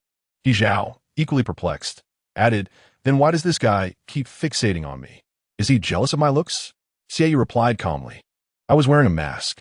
Though the restroom did not smell overwhelmingly foul, the scent of disinfectant was still quite unpleasant. He had brought a mask with him, which proved fortuitous. He Zhao exclaimed thoughtfully. Shan Jia bluntly dismantled their unrealistic notions. "Stop overthinking it. Zhao Ge, your mask 1T help. Xia Laoda was simply a fighter. Consider what you did." "What did I do? I didn't even hit him," He Zhao insisted, feeling magnanimous.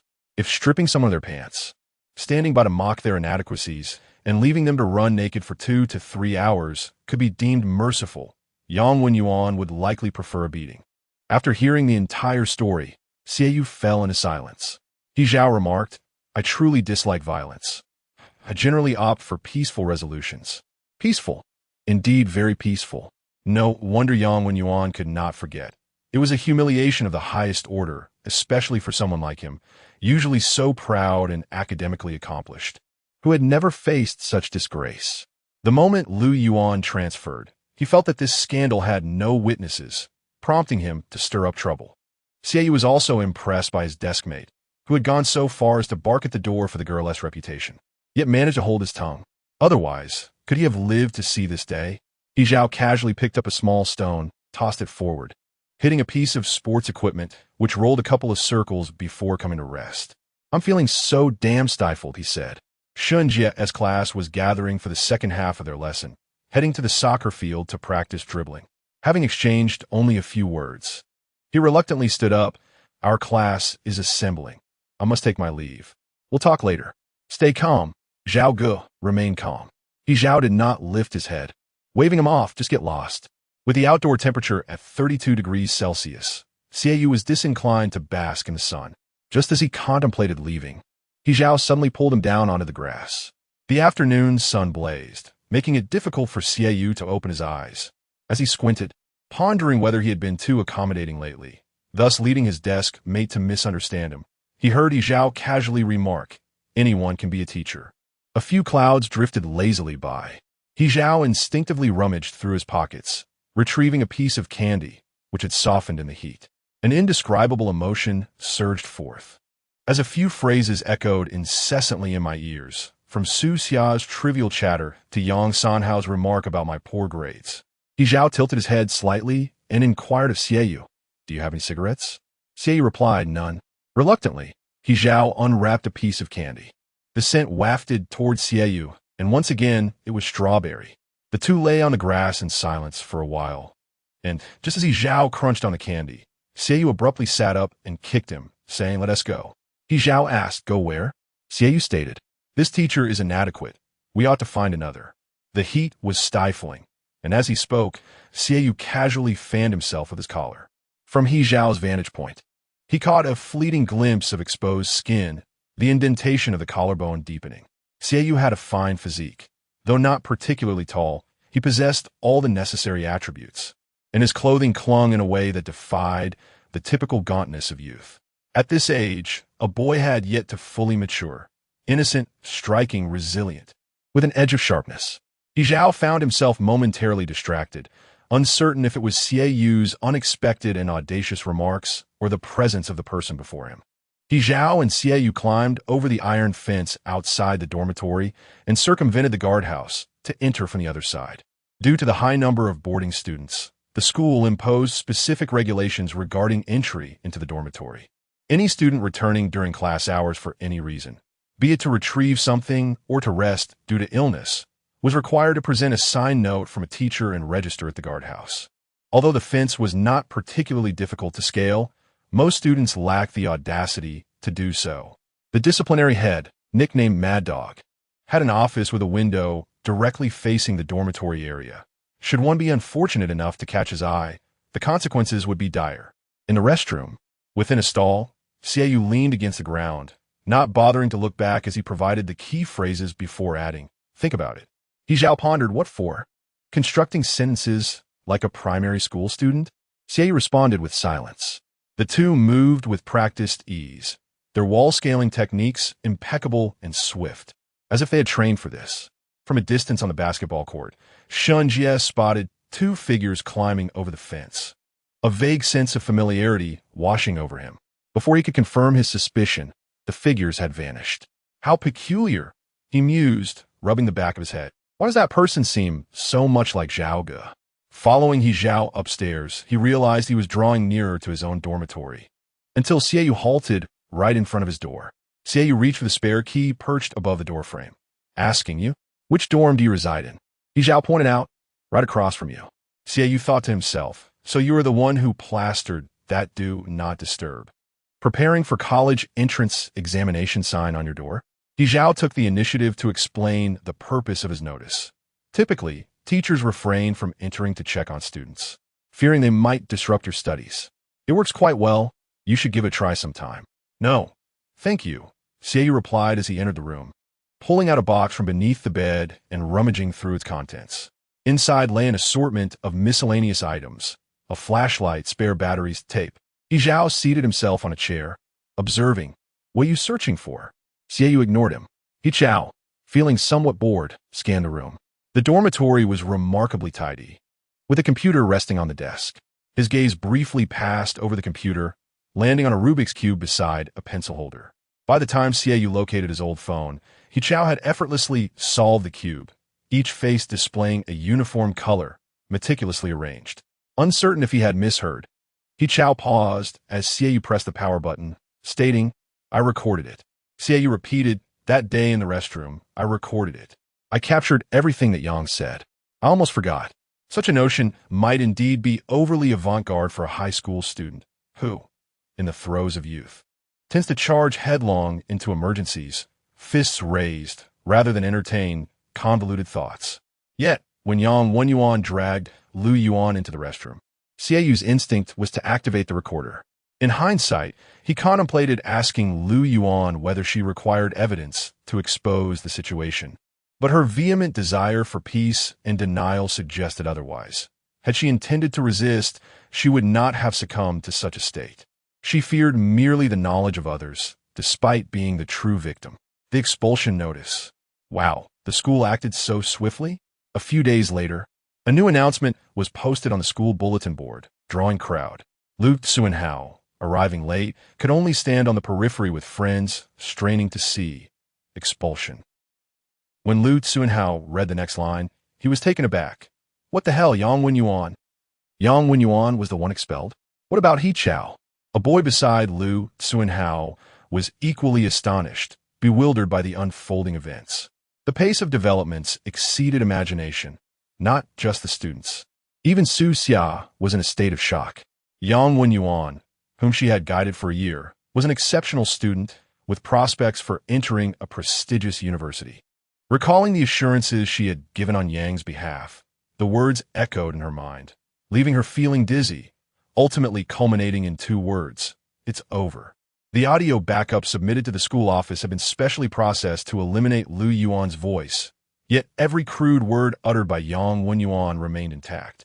Yang's sudden change in demeanor was palpable, as his entire family adopted a similar transformation, abandoning their previous arrogance. Attempting to grasp He Chao's hand and plea for leniency. "I know you're a good child." He Chao could hardly contain his laughter. "So I have suddenly become a good child now." When the school authorities inquired about the girl's identity, He Chao retorted, "Can you guarantee the victim's privacy will remain unviolated?" The entire affair was known only to the upper echelons of the school, with a tightly sealed information chain. Yet, Yang Sanhao's guilt was undeniable.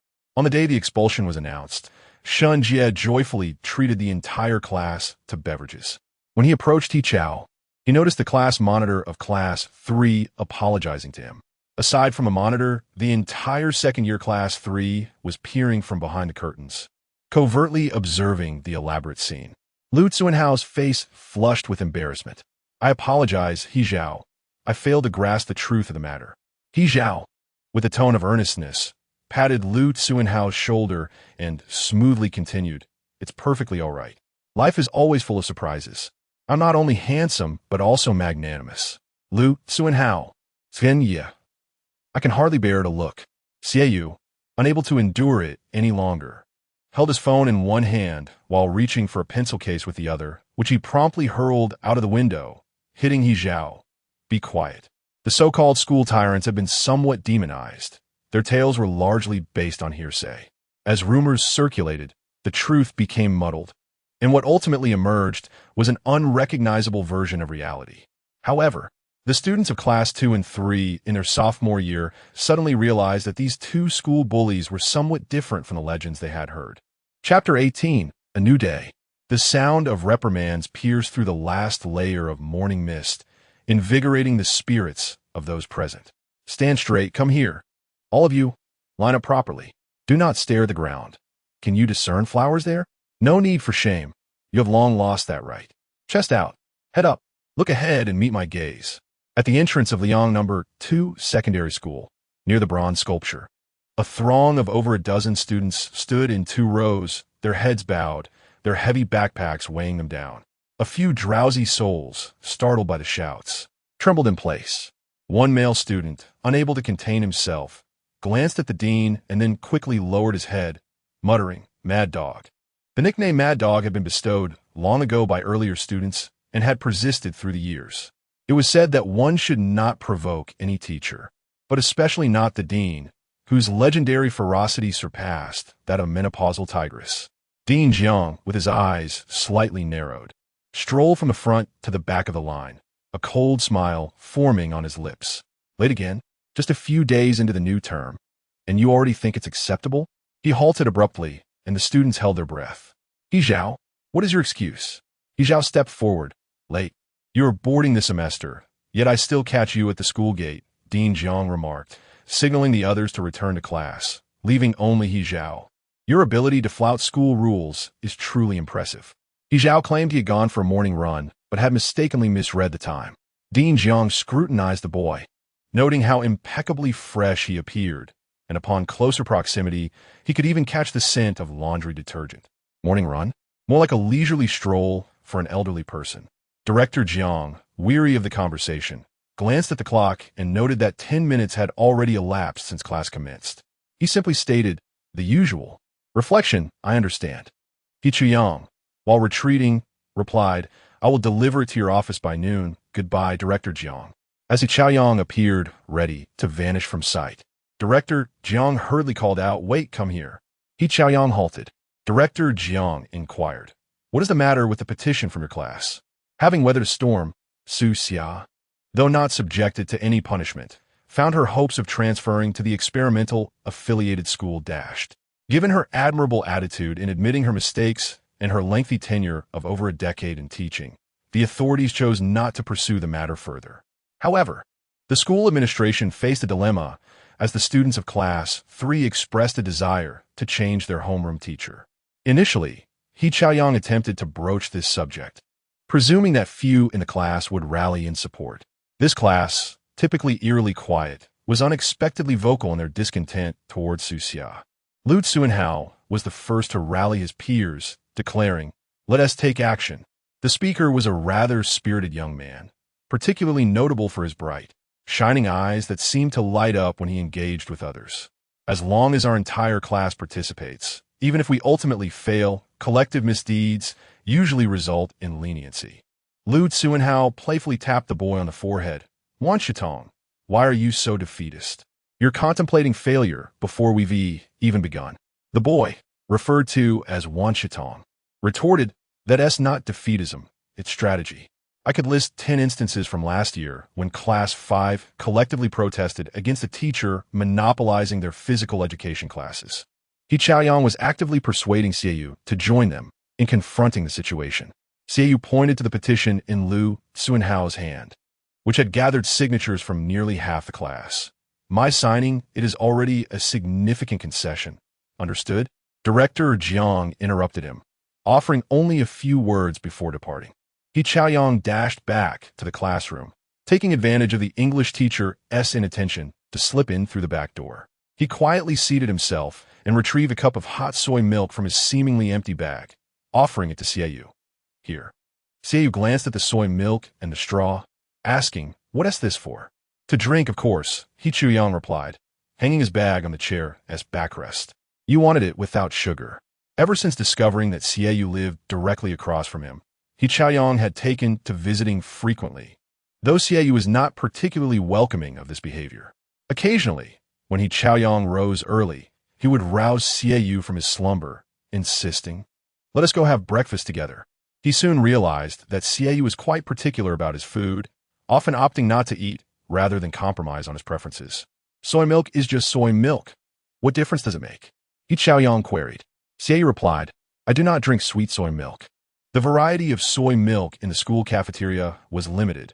Only the breakfast shops outside offered a wider selection. He Chaoyang had initially intended to treat Xieyu to a meal as a gesture of gratitude for his significant assistance. Yet he found himself merely running errands instead. What are you doing? Reviewing lessons? What is this? He Chaoyang had spent a considerable amount of time searching for the English book, only to be met with confusion upon opening it. When was this assigned? Xieyu, having borrowed the homework from the desk in front of him, did not even lift his head, casually remarking, I don't know, perhaps while you ponder whether a lace-flared skirt or punk leather pants is more appealing. The commotion instigated by He Zhao did not escape the teacher's keen observation. After completing the problem on the blackboard, the English teacher set down the chalk and called out He Zhao's name. This latecomer. Would you enlighten us on what the first step should be when faced with such a question? He Zhao rose slowly, hesitating for a moment before uttering 6 words.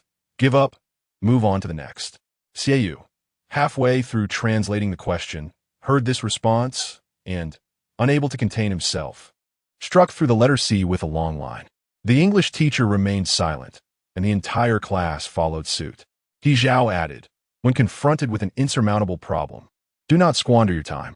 After a brief silence, someone in the back could no longer hold back a laugh, leading to a chorus of laughter throughout the classroom. Ha ha! Let us move on to the next one. A true talent indeed. The English teacher attempted to maintain a serious demeanor, but ultimately succumbed to a smile. Please, sit down and pay attention. After the morning self-study session, rumors about Su Xia being transferred to the first-year group circulated through the class. It was said that a teacher over there required surgery due to a poor throat, and Su Xia would likely take over that class. Our new homeroom teacher, surnamed Tang, was anticipated with curiosity. Wanda, the class gossip, eavesdropped outside the office and returned with the latest news. He has been transferred from a prestigious school, a special grade teacher. It sounded impressive. Wanda, whose surname happened to be Wan, was a fountain of endless tidbits, often sharing dubious information, blurring the lines between truth and fiction. Moreover, he boasted that apart from Liang No. 2 Middle School, there was no matter within half the city that he was unaware of, earning him the moniker the know-it-all. Lu Suanhao, collecting homework, casually remarked, "You dare to eavesdrop on Mad Dogs?" Wanda replied confidently, "Of course. To obtain first-hand intelligence, one must risk it all." Although the know-it-all's information was seldom accurate, this time he proved correct. The new homeroom teacher's surname was indeed Tang, and his name was quite unique, Tang Sr. Tang's son appeared to be an ordinary man on the cusp of middle age, adorned with a string of prayer beads on his wrist. He taught diligently, managing to learn the names and faces of the students within 2 days. He was quite approachable, lacking any airs, though he had a tendency to be somewhat verbose, weaving together seemingly unrelated anecdotes seamlessly. Make sure to clean the classroom before leaving, and remember to get ample sleep at night. Sufficient rest is crucial. Avoid overly greasy meals. And if you encounter problems you cannot solve, leave them be. You may ask questions, but absolutely do not copy. Remember to check in on your parents at home. They work hard every day. By the way, it seems it might rain tomorrow, so you'd best bring an umbrella. As the final bell rang, the boarders remained behind for evening study. It was rather serendipitous that both He Zhao and Xie Yu frequently skipped evening study sessions. It was either one or the other, and it took nearly half a month of school before they realized they were both boarders. As more than half of the classmates left, nearly 10 remained, engaging in casual conversation while tackling their assignments. Outside, darkness had enveloped the surroundings. Wanda, with an air of mystery, inquired, "Are you aware of the ghostly tales surrounding our dormitory?" As the ever-inquisitive one initiated this supernatural discussion, He Zhao was engrossed in a team game with Xie Yu, fully absorbed in his skills. "Look how formidable I am. A double kill, can you see? Come here, I've got your back." Xie Yu retorted, "Make sure you understand. That kill was mine. If it weren't for the inability to attack teammates, I might have dealt with you first." On our floor, peculiar sounds had persisted during the nights of late, especially after midnight, accompanied by knocking at the door. Wanda's voice grew increasingly hushed as he recounted. "I heard that just a few nights ago, it was only wandering around the first floor, but starting last night, strange occurrences began on the second floor as well. I personally heard the knocking. When I opened the door, there was nothing outside, only a shadow flitting by at the end of the corridor." Wanda continued, "I can't be sure if I misinterpreted what I saw, but there have always been rumors about our school, particularly regarding that incident involving a jump from the rooftop." The other classmates chimed in, "Yes, we know, the one who jumped from the roof. I reside on the first floor, and I've heard it several times. The knocking was so persistent that I dared not open the door. But last night, it was eerily quiet. Could it truly have moved upstairs?" Xie remained oblivious to their conversation, focused on his game. Encountering 2 formidable bosses, he turned to find his teammate had inexplicably fallen. "TSK, weren't you supposed to protect me?" He Zhao's expression grew uneasy. "What floor do we live on? The 3rd floor?" Chapter 19. There are always a few chilling legends circulating within schools.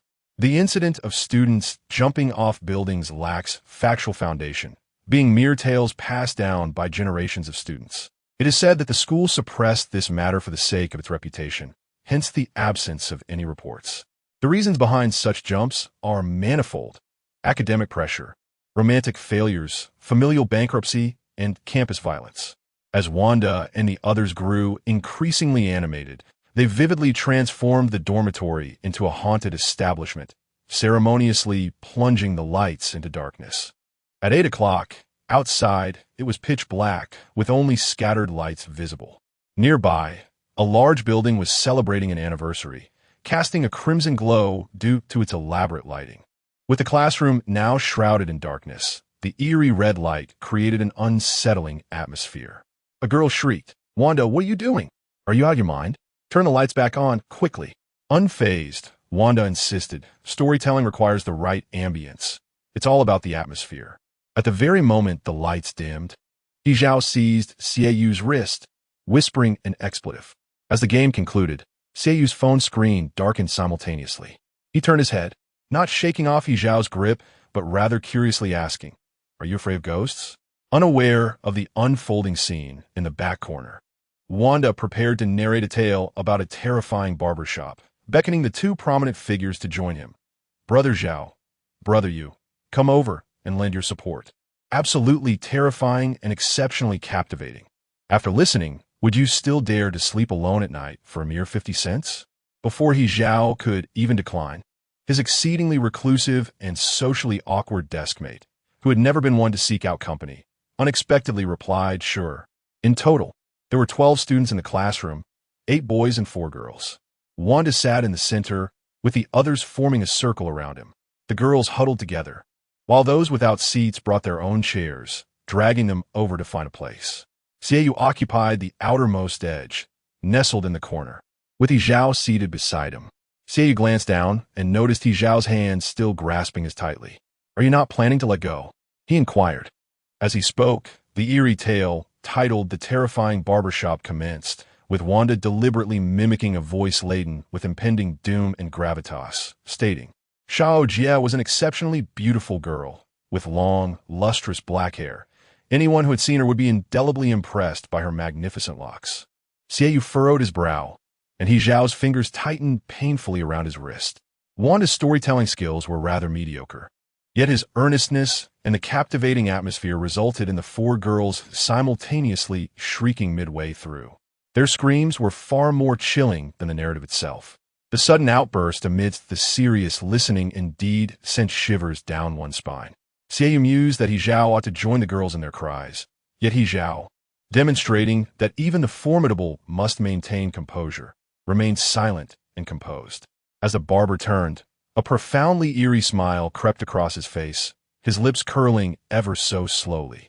Clutching a pair of scissors, he stood at the storeroom's entrance, his excessively long bangs obscuring one eye.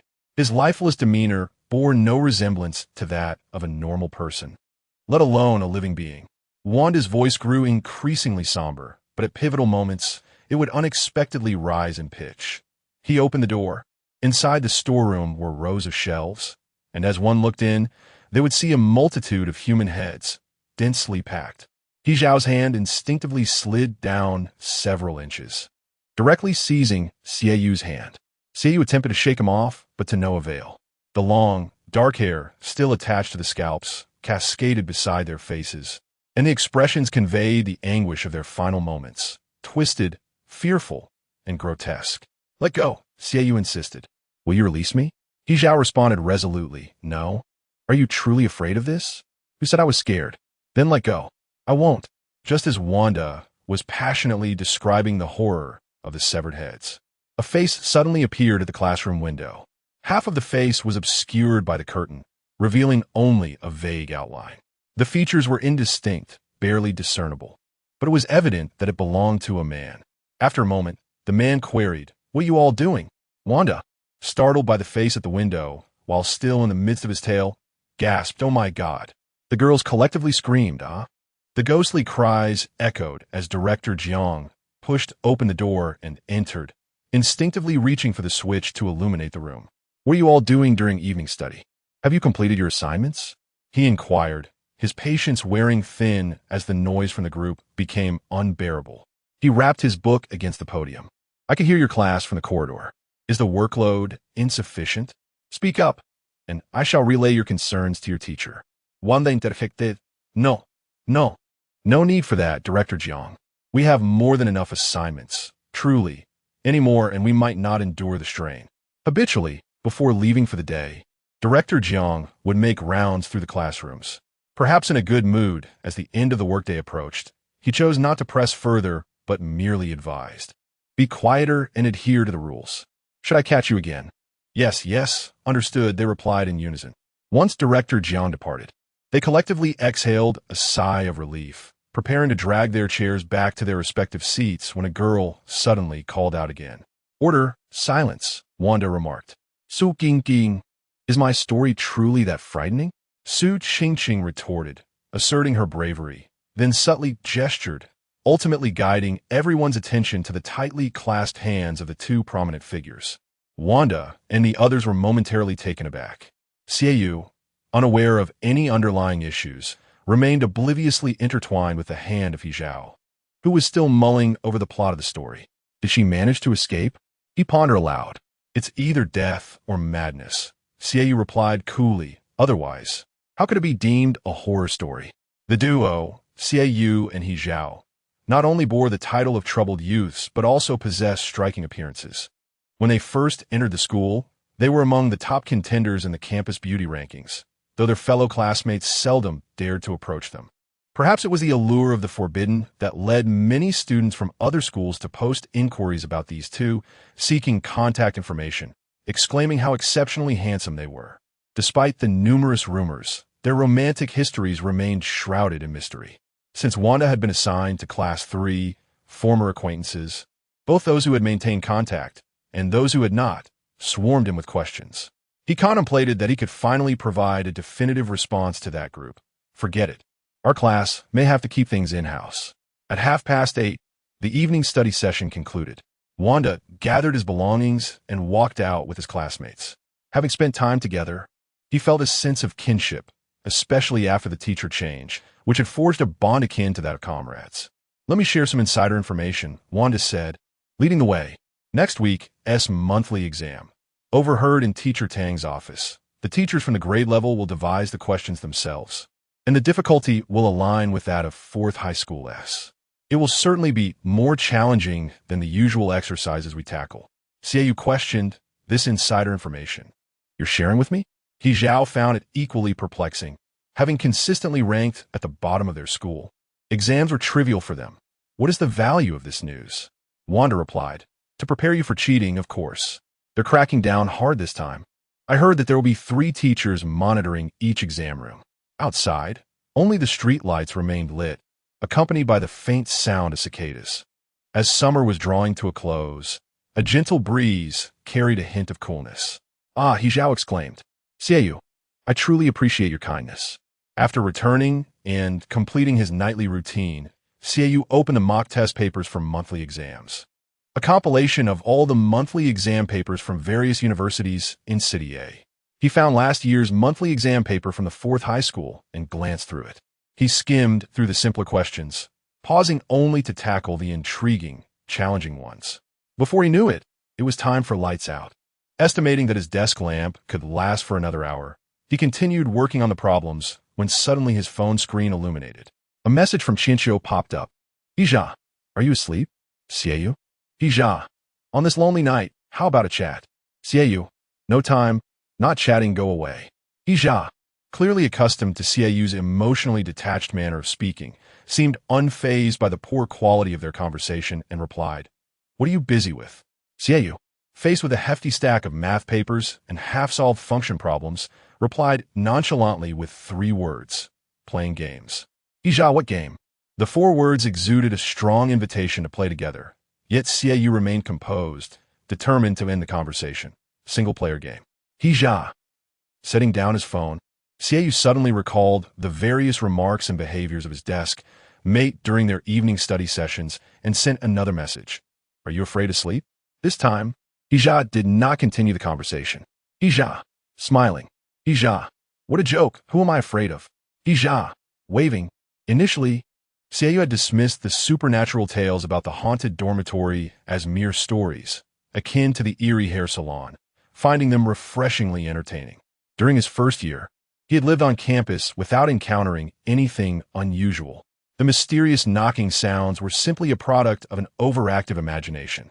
As he lay down, it was nearing midnight. Xiaoyu scrolled through his social media feed, coming across a post by Zhou Dailai featuring a photograph of Aunt May pinning a shifty-eyed young man to the ground. Captioned, "Catching a thief barehanded, impressive." In the comments, Aunt May criticized Dailai's photography skills. His mother fiercely defended her son. "It's all about the subject, not the technique. My son takes wonderful photos." Xiaoyu pondered for quite some time, but ultimately refrained from commenting, merely liking the post. Just as he set his phone down, he began to hear a faint sound from the previously quiet corridor. It seemed to be the slow, deliberate sound of footsteps growing nearer. Then, it abruptly stopped in front of an unknown dorm room. Xiaoyu distinctly heard 2 knocks. Thud, thud. Chapter 20. Shunjie received a call from Hijia around 1 in the morning. Groggy, he fumbled for his phone, feeling around for quite a while before realizing he had only touched a pool of drool at his mouth's edge. Slowly, he sat up, feeling somewhat irritable. Who could be at this hour? Being jolted awake in the middle of the night would annoy anyone, but upon seeing the name Zha go on the screen, his demeanor shifted instantly. "Zhago, what can I do for you?" Shunjie turned on his desk lamp and sat up. In the stillness of the night, "Would you like some spiced crayfish or the famous pan-fried buns from Yangyuan Road? Or perhaps you desire some companionship?" Shunjie had prepared himself for any eventuality. Yet he merely asked Ge Zhao, "May I pose a question?" "Ask away." "Yi shi idiot. Do you think that Xiaoyu, the one you know, would agree to let me hold him while we sleep?" Ge Zhao, scratching his head in confusion, pondered for a moment before uttering a statement that would haunt Shunjie throughout the night. Shunjie felt utterly taken aback. Has he not been visiting class 3 lately? Did he miss something significant? Why has the situation taken such an odd turn? Am I dreaming, perhaps still in slumber? "Ge Zhao," he replied, "I believe that whether it is the Xiaoyu I know or the one you know, he would not consent to such a thing." Xianye, in a daze, added, "I cannot even begin to fathom the myriad ways you might meet your demise." Ge Zhao questioned, "Is this matter truly so absolute?" Xianye affirmed, "Absolutely, more absolute than absolute." Upon finishing his statement, he sensed Ge Zhao's profound disappointment as he hung up. A disappointment laden with a multitude of inexplicable emotions that left one perplexed. The following day, Xiaoyu awaited Ge Zhao's customary knock on his door for breakfast, which never arrived. Before stepping out, he glanced over at the opposite dormitory. The door was firmly shut, devoid of any commotion. After a moment's hesitation, he opted not to knock and proceeded directly to the classroom. Speaking of our school's dormitory building, it was indeed peculiar. Upon entering the classroom, he overheard Wanda spreading an assortment of bizarre rumors. "Didn't I mention hearing knocking on the 2nd floor a few days ago? It ceased last night. Truly strange. Many people heard it. It was certainly not mere auditory hallucination." Lu Tsuanhao, who did not reside on campus, remained unfazed by these ghostly tales. "Don't frighten yourselves with your own stories. There's nothing to it. Trust in science, if you will. Repeat after me. Trust in science."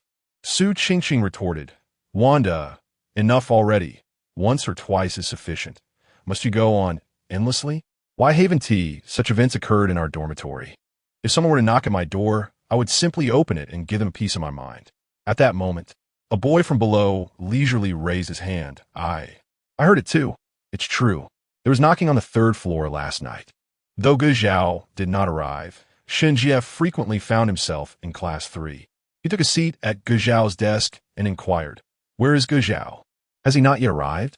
Xiaoyu shot him a look that suggested he ought to decipher the answer himself. Shunjie caught on. This was a subtle reprimand for his redundancy.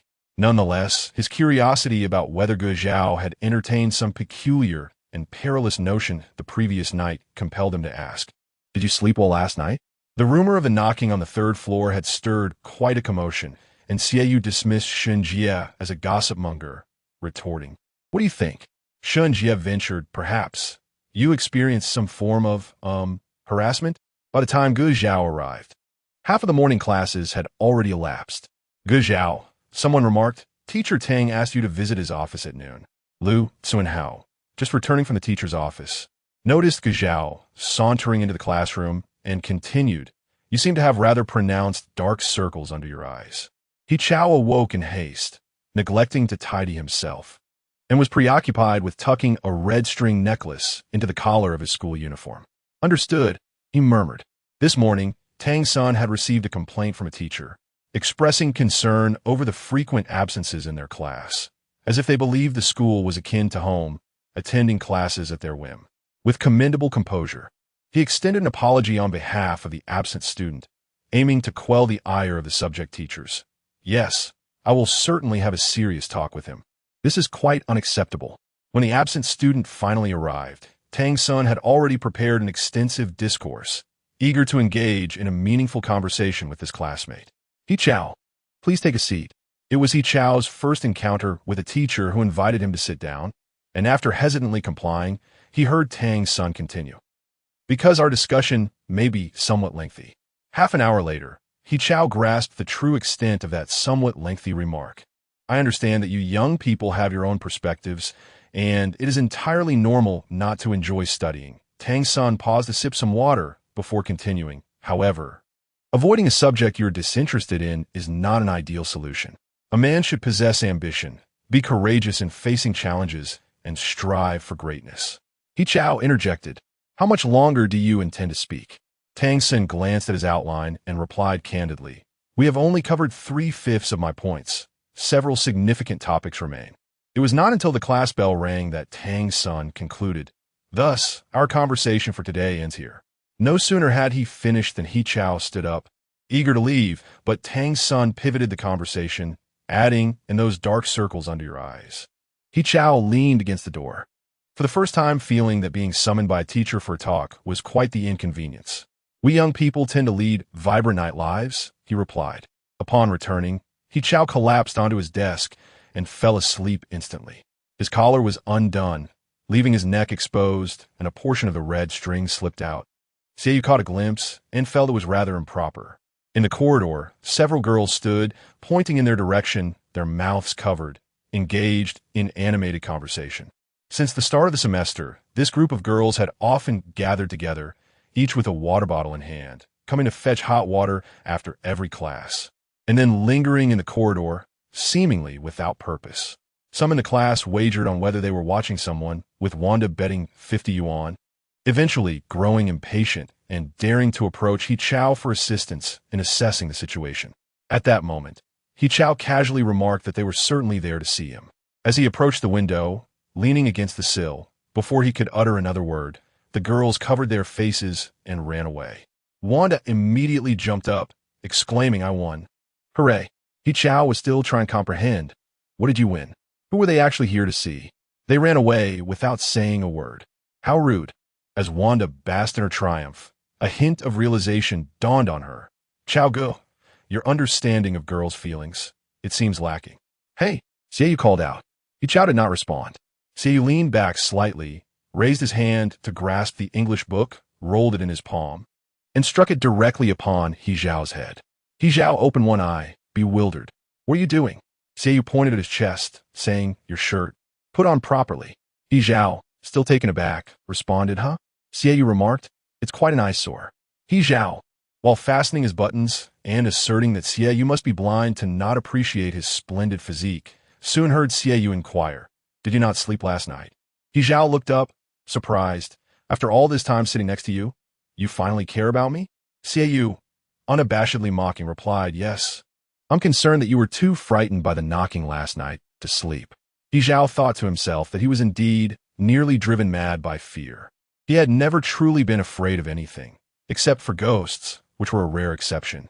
With a mother who recounted horror stories as if they were fairy tales, he had not developed any immunity, but rather had deep-rooted childhood traumas.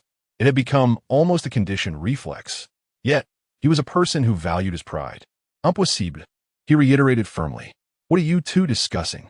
Wanda approached, taking an empty seat nearby, and confessed, To be honest, there's something I would like to ask you.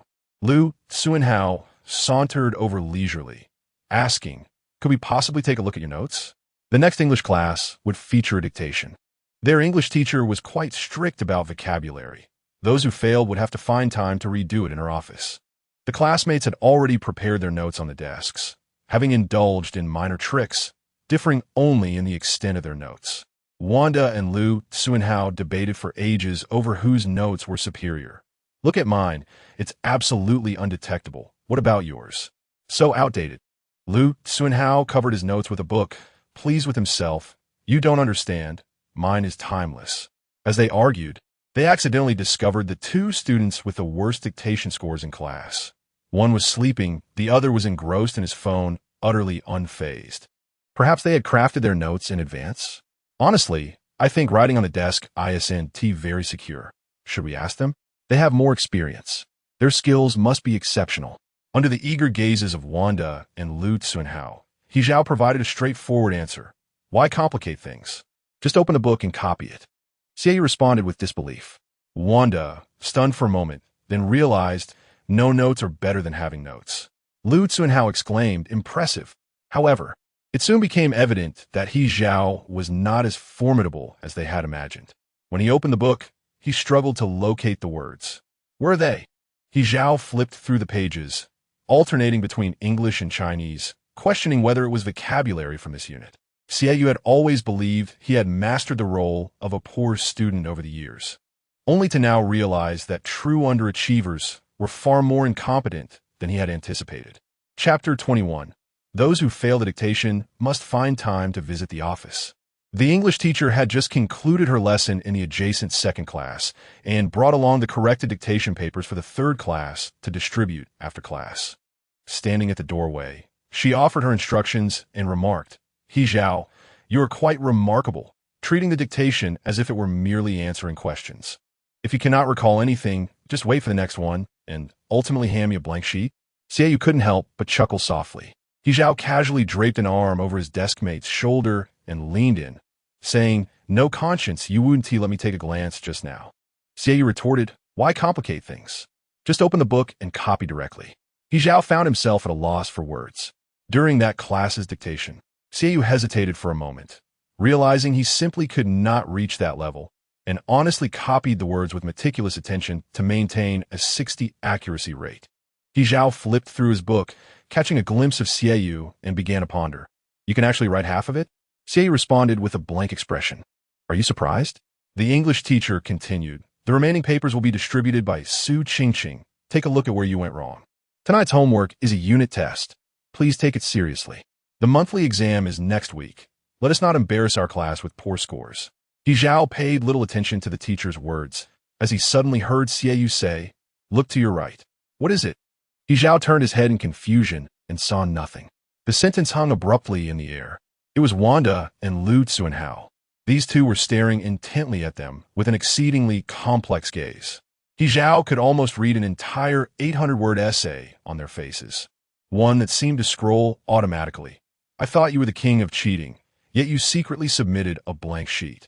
Their intense stares felt as if they could pierce through him. He Zhao calmly shifted his gaze away, pretending not to notice, and turned to Xie, asking, what shall we have for dinner? In the evening, they could slip out during the brief opening of the school gates for a meal. Although boarding students were not allowed to leave campus freely, the throng of students at dismissal made it nearly impossible for anyone to enforce the rules. The cafeteria offered bland dishes with mediocre cooking. It was not uncommon for the cook to accidentally add too much salt, and the soup was insipid, containing only a few pieces of winter melon in a large pot of pork rib soup. He Zhao then suggested, I'll ask Xinjie to reserve a spot at Jinbang. Shall we go together after class? Jinbang? Xie inquired. He Zhao took his silence as agreement and replied to Xinjie, reserve one more, my desk mate is coming too. Xie had no time to refuse. He was rather particular about food, but seldom dined outside school. Within 500 meters of the second high school, there are dozens of small eateries, all fiercely competing and exerting considerable effort to attract customers. However, they did not offer discounts, nor did they have buy one get one free deals. Starting from Jinbang, the entire street of dining establishments had undergone a name change frenzy. Top Scholar Tower, Peking University dumplings, Tsinghua steamed buns, even the roadside barbecue stalls, which could be chased away by city management at any moment, had rebranded themselves as 985 Barbecue. Standing at the school gate, the sight was quite striking. At the end of the street lies the Jinbang restaurant, the furthest from the school, and just around the corner is another street, tranquil and serene. Shenjie chose a table for 4, settling in to peruse the menu while awaiting the others. The menu primarily featured home-style dishes, and Shenjie marked a few of his usual selections before pulling out his phone to ask He Zhao, "I'm ordering. What is your companion? You Lao Yi prefer? Are there any dietary restrictions?" He Zhao recalled the previous incident with sweet soy milk and unsweetened soy milk, realizing that dietary preferences could occupy Xieyu for an eternity. He doesn't eat cilantro, scallions, or garlic. Greasy foods are off the table, overly sweet dishes are a no-go, and ideally, no chili peppers should be included. As Shenjie pondered He Zhao's message, he delved into the menu with a newfound gravity, feeling the weight of the responsibility on his shoulders. "Boss, could you prepare the spicy chicken without the spice? And perhaps a bit less oil? And no scallions?" After uttering this request, he felt as though he had stripped the dish of its dignity. "Wait a moment, let me reconsider." The menu was giving him a headache. So he texted He Zhao, "Is it really this complicated? You're putting me in a difficult position." He Zhao replied, "You should consider yourself fortunate. This is merely the portion I can recall." The Jinbang restaurant had been in business for many years, its decor appearing somewhat antiquated, with a creaky ceiling fan whirring overhead. As Xieyu approached the entrance, he noticed a small banner hanging above the door, adorned with golden-edged characters, "Jinbang Timing." Inside, several patrons were already dining, and they did not appear to be from a second high school. Their unkempt yellow hair would surely have been effortlessly plucked by Director Jiang. "Over here," Shenjie called, standing to wave. He Zhao pushed the door open, causing a set of bells to jingle in response. At the adjacent table, a group with yellow hair was drinking, and upon noticing newcomers, they raised their glasses to their lips, casting sidelong glances before leisurely downing their drinks. Among them, the most conspicuous had a tattoo of a fierce snake coiling around his neck, disappearing into his collar. "Come, sit." Shenjie beckoned. "Are we having beer?" The notorious elder brothers from both sides of the street were gathered together, and surely a feast was in order. He could vividly envision them enjoying dishes, sipping drinks, and reminiscing about their days of glory. However, he was interrupted by Xieyu's 3-word order, mineral water. He Zhao, closing the menu, chimed in with watermelon juice. Shenjie was left speechless. Shenjie was known for his loquaciousness, and in contrast, He Zhao appeared somewhat aloof. While Xieyu sensed that the two of them together resembled a comedic duo. "Our class teacher runs a tutoring class privately, but someone must have reported it, leading to an investigation by the Education Bureau." Just as Shenjie animatedly recounted, someone stumbled past their table, likely inebriated, and bumped into Shenjie. "Apologies. I'm feeling a bit dizzy." After offering his apologies, the individual swayed unsteadily toward the restroom. Suddenly, He Zhao dropped his chopsticks. "Wait." The person halted. He Zhao rose, slowly approaching the individual, his expression turning cold. "What is the matter with you?" "Zhao Go, it's nothing, just a minor collision," Shenjie advised. "How can you possibly get heated from drinking watermelon juice?" Xieyu looked up and noticed a man with a snake tattoo around his neck set down his drink, casting a knowing glance at the individuals beside him. He Zhao said, "You foolish one. You're the one who is causing me to feel heated. Check your pockets. Have you lost anything?" Shenjie was taken aback, taking several moments to grasp the situation before feeling his pocket. "Where's my wallet?" Xieyu finished the last mouthful of rice in his bowl and picked up a pair of greens. Quite adept at subtle maneuvers, he exhibited a remarkable proficiency. As He Zhao spoke, he raised his hand to roll up his sleeve, revealing a portion of his wrist. He leaned closer to the man and reached into his pocket, indeed feeling a soft leather item. The man instinctively attempted to secure it, but He Zhao said, "I'll only say this once. Let go." "Bro, this must be a misunderstanding." The yellow-haired man, adorned with a snake, spoke with an undertone of threat, suggesting that now was the time to back down and let the matter slide as if it had never occurred. He Zhao chuckled, provocatively responding, "Perhaps you have misunderstood the very notion of misunderstanding." Thus, the man with the snake tattoo slammed down his chopsticks and stood up with his companions, the assembly of yellow-haired heads appearing quite formidable. Shenjie glanced at the number of allies on his side, wanting to tell He Zhao, "Forget it. I only have $10 in my wallet. These few trivialities were beneath He Zhao's notice, yet he still needed to project an intimidating presence. He called out to Xie, Lao Xie, come here. The atmosphere was tense, a fierce confrontation seemingly imminent. Shun Jie, though appearing strong outwardly, was not skilled in combat, and He Zhao had no expectations of him.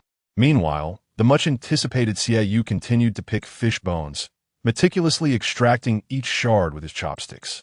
You all go ahead and fight. I'll wait until I'm done eating. Shun Jie, He Zhao. Xie was in good spirits today, reluctant to spill blood. But foolish individuals inevitably approached, seeking their demise. What, do you look down on us?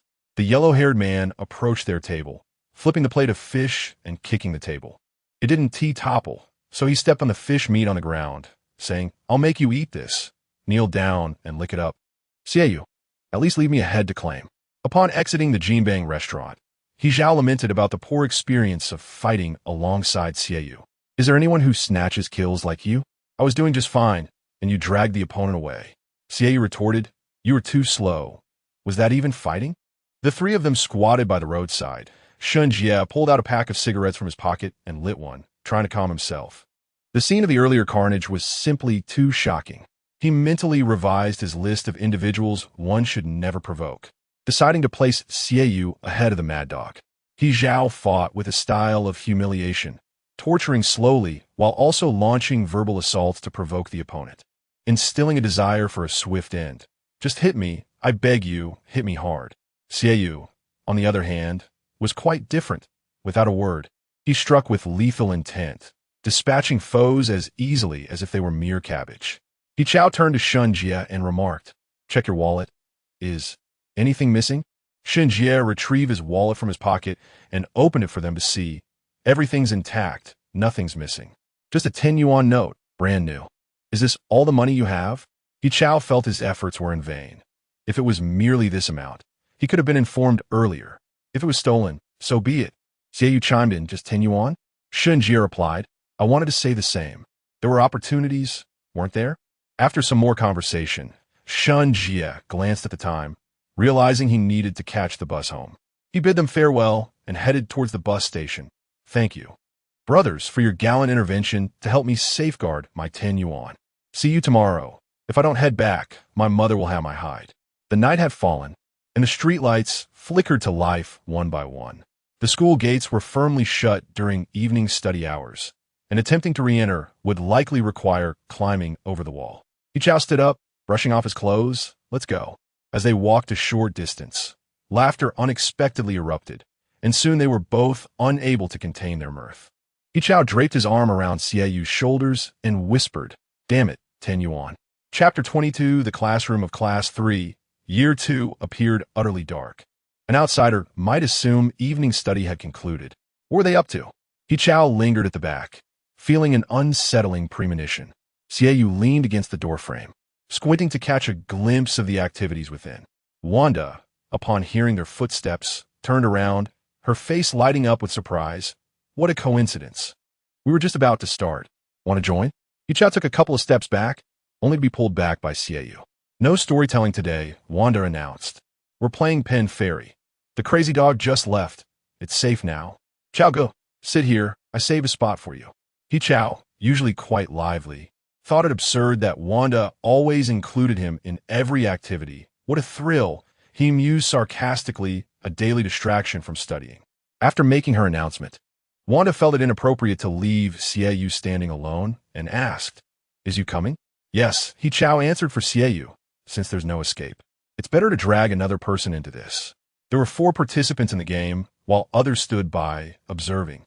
Su Qingqing, the bold girl, slammed her thigh and declared her intention to take the lead in questioning. I'll ask. With that, she grasped the pencil.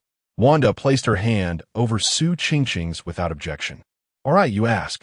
Initially reluctant to participate, He Chao felt Wanda's intense gaze upon him, clearly hesitant to touch Xieyu's hand, prompting He Chao to quickly place his hand atop. Xieyu maintained an air of distance. It wasn't he that he had done anything amiss. Even simply lying there quietly would evoke a sense of reverence. Among the class, only He Chao dared to engage him in jest, having somehow survived thus far. Xie was the last to join, lifting his hand to cover He Chao's. Despite the summer heat, He Chao felt a chill emanating from Xieyu's fingertips, a coldness that ignited a warmth upon his skin. He could not articulate the sensation. His thoughts suddenly drifted away. Initially preoccupied with his troublesome game, his mind was abruptly vacated of all thoughts. "Close your eyes," Wanda instructed. "Do not open them, or your soul may be drawn away when it arrives." How could one discern what it is encircling with closed eyes? The guide suggested to trust in its existence rather than dismiss it. "Fine. I shall remain closed until it arrives." Xieu, somewhat skeptical, clasped He Zhao's hand with one, while propping his head on the table with the other, tilting his face to gaze at him. This individual, proclaiming to be unafraid, had his eyes shut tighter than anyone else. Before long, He Zhao could not help but ask, "Is it ready yet?" Su Qingqing was still reciting the incantation. "In a past life, I was your present life. If you wish to rekindle our fate, do not interrupt me. It shall not come swiftly." Her long eyelashes caught Xieyu's attention. Although the classroom was dim, Wanda had activated a flashlight, illuminating the paper on the table and casting light upon the surroundings. Half of He Zhao's face was shrouded in darkness, while the other half was softly outlined by the white light. His high nose and strong features, combined with a youthful essence, exuded an inexplicable sense of pressure even in silence. Xieu suddenly recalled that during their first meeting in the summer, He Zhao had 2 rings adorning his ears, strikingly ostentatious. After a moment of waiting with his eyes closed, He Zhao could no longer maintain the pretense. Wanda even played eerie and ethereal background music, and Su Qingqing, too, recited the incantation as if possessed. He feared that if he continued to keep his eyes shut, demons could host a raucous celebration around him. Slowly, he opened his eyes, unexpectedly locking gazes with Xieu. The two exchanged a moment of silent understanding. Su Qingqing finally completed the incantation and, before posing her question, reiterated, "Do not open your eyes. It may ensnare your soul." Seeing He Zhao lost in thought, Xieu assumed he was merely feigning calmness while inwardly trembling, and with a nonchalant smile, mouthed to He Zhao, "It's fake." Though Su Qingqing was generally carefree, her true nature as a young girl emerged as she hesitated for a long while before attempting to cover her ears, ultimately asking, "Does he like me?" "Who?" Wanda was the first to leap forward, demanding a name. "Who is it? How am I unaware? Which fool has enchanted our class's flower?" Su Qingqing retorted, "Are you annoying? What business is it of yours?" Wanda replied, "Impossible. No rumor in the entire grade escapes my watchful eyes." Su Qingqing responded, "Spare me." Ultimately, the pen pointed decisively to no. He Zhao felt a flutter of anxiety. Could this truly be animated? "Shu, do not speak thus. It is disrespectful to the spirit." Wanda cautioned, "What happens if one is disrespectful?" He Zhao inquired. Before Wanda could formulate a response, Xieu succinctly stated, "It will come to find you tonight." He Zhao had no questions to ask. Wanda mentioned that someone had come to inquire, but not respecting the pen fairy. After pondering for a while, He Zhao finally asked, "Is there anyone in the world more handsome than I?" "Su Qingqing Zito, Sao Mao," Wanda added, utterly shameless. Xieu smirked. "All right, it's your turn." Wanda winked at Xieu, who replied, "I have no questions either." He Zhao insisted, "That's disrespectful." Xieu responded with silence. When Zhou Dalai called Xieu, he could tell from the start that Xie was in high spirits. "What's got you so cheerful?" he asked. Xieu didn't elaborate, merely countering with, "And you? You've been laughing since he called." Zhou Dalai exclaimed, "That rascal De May called today. Don't worry, I included you in the scolding." That little brat was truly incorrigible. It was impossible not to reprimand him. De May's call was indeed unexpected. No one bemoaned the cost of the international call. Lei Ma and others lined up to chat with De May. Zhou Dalai monopolized the phone, refusing to let go, and finally had to lean out of the window to prevent the eager neighbors from snatching it away. In the process, he received a couple of kicks from Lei Ma, nearly tumbling from the 4th floor. Xieu envisioned the scene. What a quintessential mother. Zhou Dalai remarked, "Mother, what a sarcastic phrase." De May reassured that he was doing well abroad and urged them not to worry. He boasted that while his looks weren't highly regarded domestically, He was considered a stunning gentleman overseas. He also mentioned a particular pot of flowers, his cherished possession, which he constantly thought of. I told him that the dilapidated basketball court we used to play at has been surrounded by a few tattered cloths, hardly worthy of the name court. However, a new activity center and basketball court have been constructed in the neighborhood. After all these years, we finally have a new court. The smell of the rubber under the sun is so refreshing. Let us play together when he returns. Joe Daily rambled on. Sia listened, occasionally responding. Are you about to sleep, boss Sia? No, please continue, he replied. Joe Daily was on the balcony, mindful of the late hour and the potential disturbance to his family. He held a cigarette between his fingers, the glowing tip flickering in the night. Shaking off the ash, he said, Actually, I'm feeling quite down. Sia remained silent. Don't be deceived by my cheerful tone. Joe Daily's voice dropped, uncertain if it was the smoke or something else that made his tone hoarse. Forget it. What am I even saying? He stood on the balcony, gazing down at the familiar view he had seen for over a decade, tangled wires and a forgotten air conditioning blanket caught by the wind. In the distance lay what had once been a makeshift basketball court, now transformed into a public restroom, its European-style architecture far more appealing than their own homes, with several pointed roofs jutting out conspicuously. As he was about to hang up the phone, he heard Sieyou say, I'm also feeling down. What a load of nonsense every day. That insufferable young Master Zhong, calling himself a big shot, is utterly ridiculous. Zhou Daily's lingering melancholy was thus dispelled by Sieyou's sharp tongue. He extinguished his cigarette, chuckled, and joined in the mockery, my friend. I relish playing basketball with my brothers amidst the chaos of torn fabrics. Changing the court would hinder my performance. Do you realize the world would lose an NBA star because of that? In this restroom, it's hideously ugly. Mark my words, one day it'll be blown to bits. Neither of them articulated the burdens they carried within, yet their hearts felt considerably lighter. Today, I had a scuffle with an idiot. Sieyou chuckled, he's my desk mate. You know him? Zhou Daily inquired. How would I know your desk mate? We're not even in the same city. Is he handsome? Sieyou replied, a real charmer. Zhou Daily pondered. In his lifetime, he had rarely encountered many who could be deemed handsome, aside from himself, with Sieyou being the sole exception. He completely forgot about the summer spent at the police station, maintaining a crouched position with his head cradled in his arms, praising someone's charm. No way. You must be joking, he exclaimed. After conversing for a while, Zhou Daily suddenly fell silent, holding his breath in concentration before asking, What is that sound? Sieyou, what is that noise on your end? It's rather peculiar. Sieyou heard it too, an inexplicable knocking sound, unusually close to his dormitory. He casually remarked, Congratulations. You've stumbled upon our dormitory-esque ghost story. Zhou Daily responded, Your dormitory is haunted? Surprised, are you?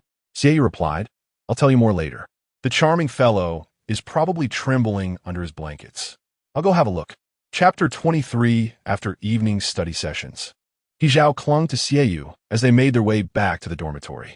He attempted to link arms with Wanda, hoping to have both Sieyou and Wanda on either side. However, Wanda instinctively stepped aside, saying, No, that's not appropriate. You two should just enjoy each other as company. Sieyou, feeling slightly irritable, retorted, Which of your eyes saw that we're enjoying each other? Wanda thought to himself, Both of my eyes saw it. He observed Hizhao leaning almost entirely against Sieyou, yet chose to remain silent. Do you want to come to my room to play some solo games? Hizhao asked. No, thank you. There's a game tonight. Are you interested? Not at all. Upon reaching the door of the dormitory, Sieyou took out his keys to unlock it, but Hizhao refused to give up. He boldly suggested, The monthly exam is approaching. Perhaps we could study together? Sieyou remained silent and simply closed the door. After concluding his conversation with Zhou Daily, Sieyou glanced at the time. It was 1 a.m. The knocking sounds typically occurred between 12:30 and 1 o'clock, with the floors varying each night, though primarily concentrated between the first and third floors. Perhaps the entity was wary of trouble and preferred not to venture higher. The fourth floor and above seemed safe for now. If someone were truly attempting to conjure spirits, that individual certainly possessed considerable perseverance to remain awake at such an hour. Sieyou casually picked up a set of English test papers. As he opened the door to step outside, The knocking sound had already ceased, leaving the corridor devoid of any presence. The motion sensor light functioned poorly, flickering intermittently and casting a dim glow. When Xiaoyu knocked on the door of the opposite dormitory, he felt something strike the door from within, followed by He Zhao's voice, sounding on the verge of a breakdown. Is it never ending? Try knocking again. Xiaoyu responded with 2 more knocks, only to be met with silence from inside. Wrapped in his quilt, He Zhao held his phone, internally cursing profusely. He muttered a harsh remark, astonished that this intrusion could actually comprehend his words and dared to challenge him. After waiting for a while and eliminating the possibility that He Zhao was searching for tools to burst forth and confront him, Xiaoyu relented. Open the door, you rascal. Half a minute later, the door swung open. When He Zhao opened the door, his expression was nonchalant, exuding an air of indifference. What brings you here? Xiaoyu suspected that the disheveled hair was a deliberate attempt to appear as if he had just woken up. Besides the tousled hair, the loosely open collar also raised suspicions, and his eyes bore the marks of being roughly rubbed, creating a fa-ade of someone who had been asleep. He Zhao did not disappoint. Leaning against the door frame, he styled himself casually, raising a hand to tousle his hair. Ah, I was sleeping. Xiaoyu regarded him with slight annoyance. If someone like He Zhao were to meet an untimely demise, it would surely be due to his penchant for theatrics. After a moment, Xiaoyu finally spoke. My apologies for the disturbance. He Zhao ceased his posturing. Huh? Not playing by the usual rules? Xiaoyu thought it best to stay out of this, letting him be. Having disturbed his slumber, He Zhao insisted on holding on to him, catching sight of the papers in Xiaoyu's hand, and added, an English test paper? Looking for me to help with your homework? Welcome. No need to feel shy. I may not know the answers either, and I certainly won't mock you. He Zhao continued.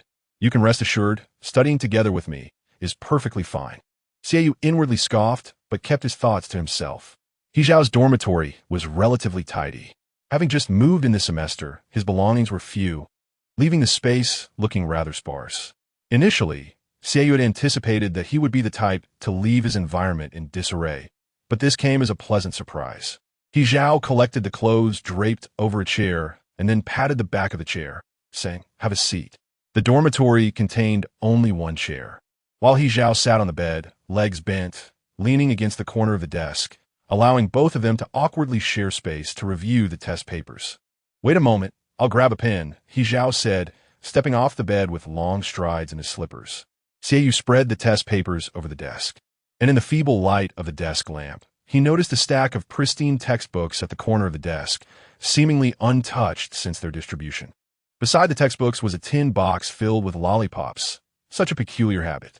Turning his head slightly, Xiaoyu inadvertently spotted He Zhao's phone that had been resting at the corner of the desk, its screen still illuminated. 6 large characters stood out prominently, a comprehensive guide to exorcising spirits. He Zhao spent quite some time searching and finally found 2 pens. Xiaoyu took them, though he was uncertain what purpose they served given He Zhao's level of English and his own. It was as if they genuinely believed they could accomplish something. Which question shall we begin our study with? He Zhao inquired, biting down on a pen cap and holding it in his mouth. You choose, Xiaoyu replied. He Zhao circled a multiple-choice question with a flair reminiscent of selecting a consort, declaring, this one. Xiaoyu had no objections. Yet He Zhao stared at the question for an extended period, seemingly lost in thought. Xiaoyu recalled He Zhao's performance in English class. Shall we abandon this and move to the next question? He Zhao, oblivious to the sarcasm, readily agreed. I think that's a good idea. Let's look further. Xiaoyu sighed. He Zhao's speed in conceding was remarkably swift. They hardly put pen to paper, and before they knew it, the test paper had turned a page. Let us tackle the reading comprehension, He Zhao suggested. This one is straightforward. Trust me. With a bit of intuition, we can guess the answers. The confidence radiating from He Zhao was almost palpable, practically smearing across Xiaoyu's face. You have intuition? He Zhao affirmed, I do. It's a matter of selecting the longest option among 3 short and 1 long. Ultimately, He Zhao himself found such an approach to be rather superficial. Perhaps fearing they might finish the paper too quickly, he decided to delve deeper into the questions. He opened Baidu Translate, translating word by word to grasp the meanings. They divided the work, each translating a segment. Xiaoyu recognized the English words even when viewed backward, yet he had to maintain a facade. He began to ponder whether it was He Zhao's apparent ineptitude or his own disguise that was insufficiently convincing. Was this truly the realm of underachievers? He turned to glance at He Zhao, who was seated on the bed, occasionally gnawing on a pen cap in a most unrefined manner. This individual, who wrote to his American friends about Chinese culture and characteristics, translated the Great Wall, a hallmark of China. He Zhao struggled to articulate his thoughts coherently. Xiaoyu found himself drifting, holding the pen, when suddenly he recalled his first day entering the Zhong family home. Zhong Jie had angrily thrown something, turned without a word, and ascended the stairs, followed closely by Zhong Guofei. The father and son had conversed in the study for an extended period, after which Zhong Jie reluctantly returned downstairs for an excruciatingly awkward lunch with 4 people. Zhong Guofei was indeed very kind to Gu Xiulan, and he believed that the two genuinely liked each other. However, that love was meant solely for Gu Xiulan and did not entitle Xiaoyu to any share of it. Zhong Jie, that child, was fiercely competitive, wanting to excel in everything.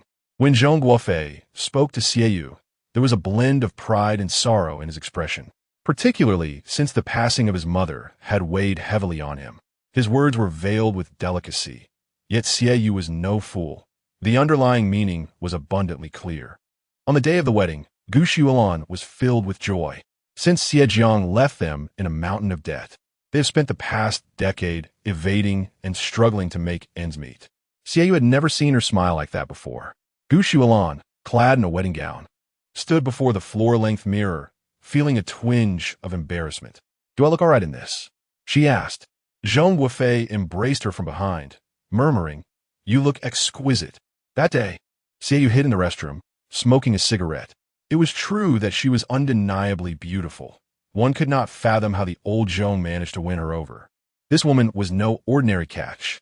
If you asked me, the child she brought along was the real enigma. It was another voice, and if the child were of mediocre talent, it would be fine. Otherwise, one could never predict what thoughts might arise. Doesn't she appear to be unassuming? The Zhong family was prominent. Even if they had no intentions now, surely they would in the future. Just like the Huang family. Were they not also embroiled in contention? That stepson pretended to be something else, yet ultimately stirred trouble over the company. The Huang family? You're not aware. Just recently, they've been courting a few shareholders. Thus, the answer must undoubtedly be B. He Chao confidently marked his answer, the circle resembling a blot. After finishing, he flicked Xiaoyu's forehead with a finger, saying, "Hey, what are you thinking?" Xiaoyu snapped back to reality, glancing down at the marked circle. He Chao had spent nearly half an hour on Baidu Translate, and still managed to make an error. Chapter 24 Yo Jiege. Wanda had just finished packing early in the morning, preparing to head to the cafeteria for breakfast, when he turned around to see Shun Jie coming up the stairs, carrying steam buns and soy milk. He waved in greeting. He and Shun Jie had met during an exam, bonding over cheating and exchanging answers. And although they rarely kept in touch, there was always an inexplicable sense of familiarity when they met. As Shun Jie was about to turn onto the 3rd floor, he paused upon hearing the voice. "Hey, one shirt on. What brings you to the dormitory building?" Wanda approached, looking for Chao Ge. Shun Jie swayed his food, almost wishing to twirl it around. Yes. Wanda recalled how He Chao had skipped class that morning, and the teachers had looked furious. He understood immediately. Chao Ge asked you to call him? The one who has difficulty getting up in the morning? What do you think of Chao Ge? Skin yet up yet. Do you really believe he would ask someone else to wake him up to avoid skipping class? You have an overly idealistic view of him. Vanda. I was indeed naive. Shun Jie continued. The new teacher in your class is quite nice. Teacher Tang? Yes, the one with the surname Tang. Class 2 to 3 had experienced a wave of teacher changes, and the petition they wrote had stirred the entire grade, resembling an act of gallant rebellion. Wanda chuckled. Old Tang is indeed a good person. Shun Jie remarked. Absolutely impressive. I've never encountered anyone like him. Teacher Tang not only summoned He Chao for an extended and rather tedious conversation, but also sought to delve into the essence of He Chao's character, ultimately calling Shun Jie over as well. Shun Jie was summoned to the office by a teacher from another class for the first time.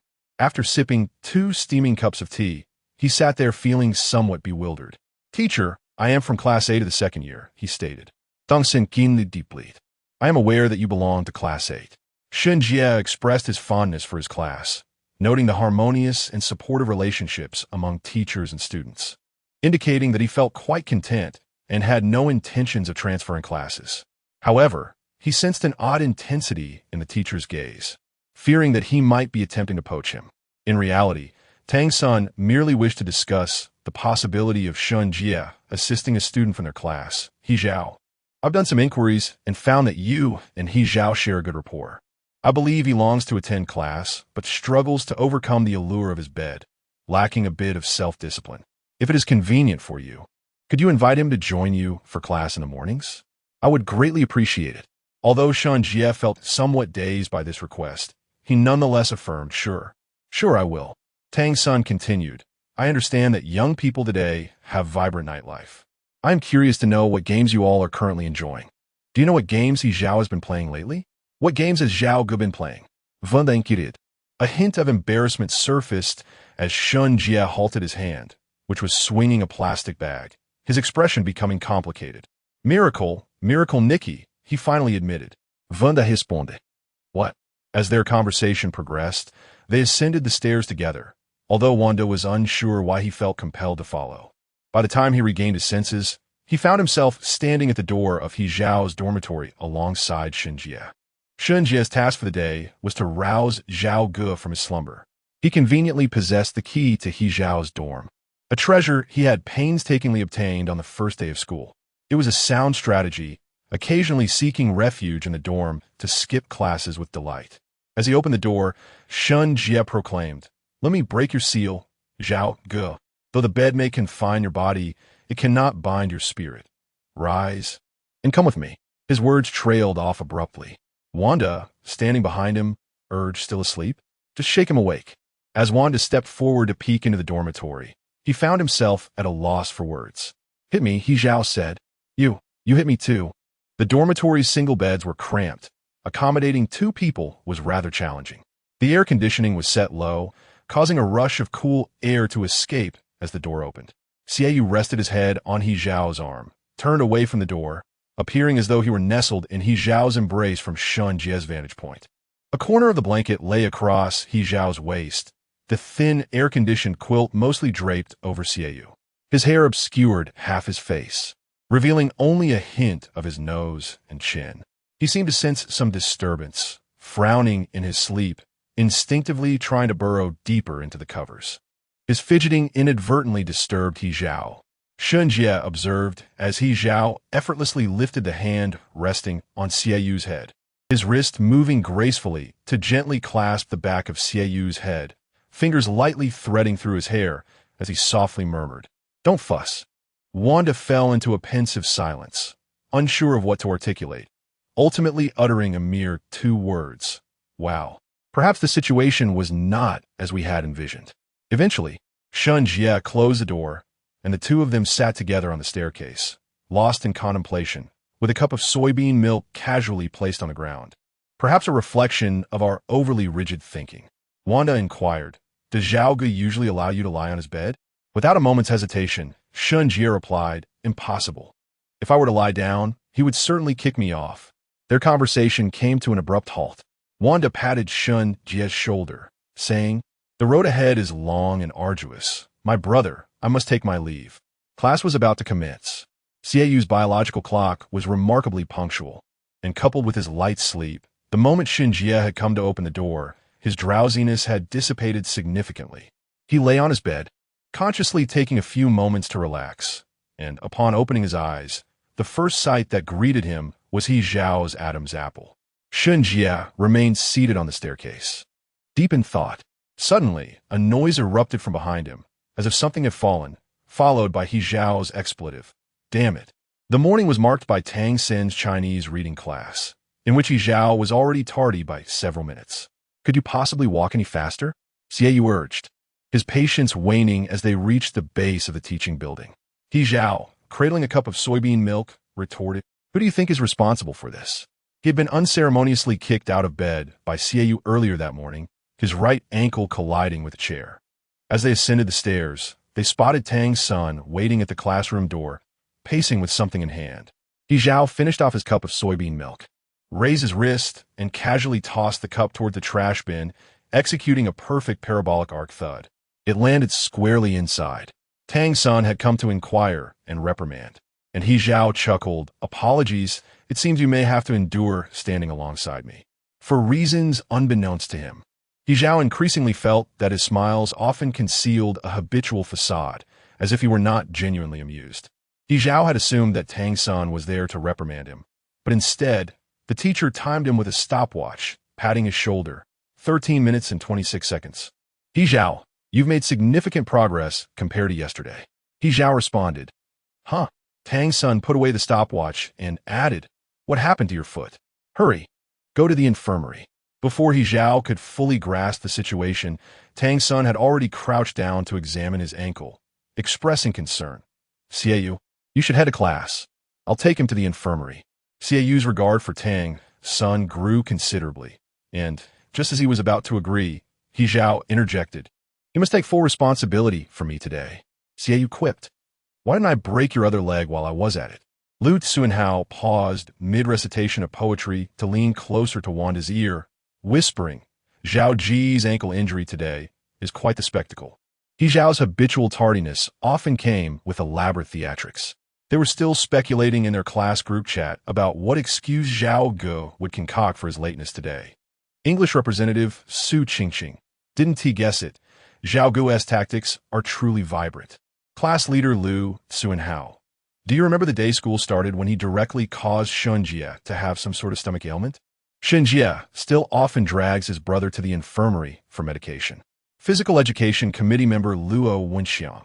Why? Class leader Lu Tsunhao. Brother Chao said we should make use of waste. Who knows when it might come in handy again. If you're going to put on a show, you might as well do it thoroughly. King Dai Xu King. After Lu Tsuanhao finished chatting, he stealthily slipped his phone back, only to find that the usual gossip king, classmate Wanda, remained unperturbed. What is wrong with you today? Are you unhappy? Wanda shook his head. I experienced some shocks this morning.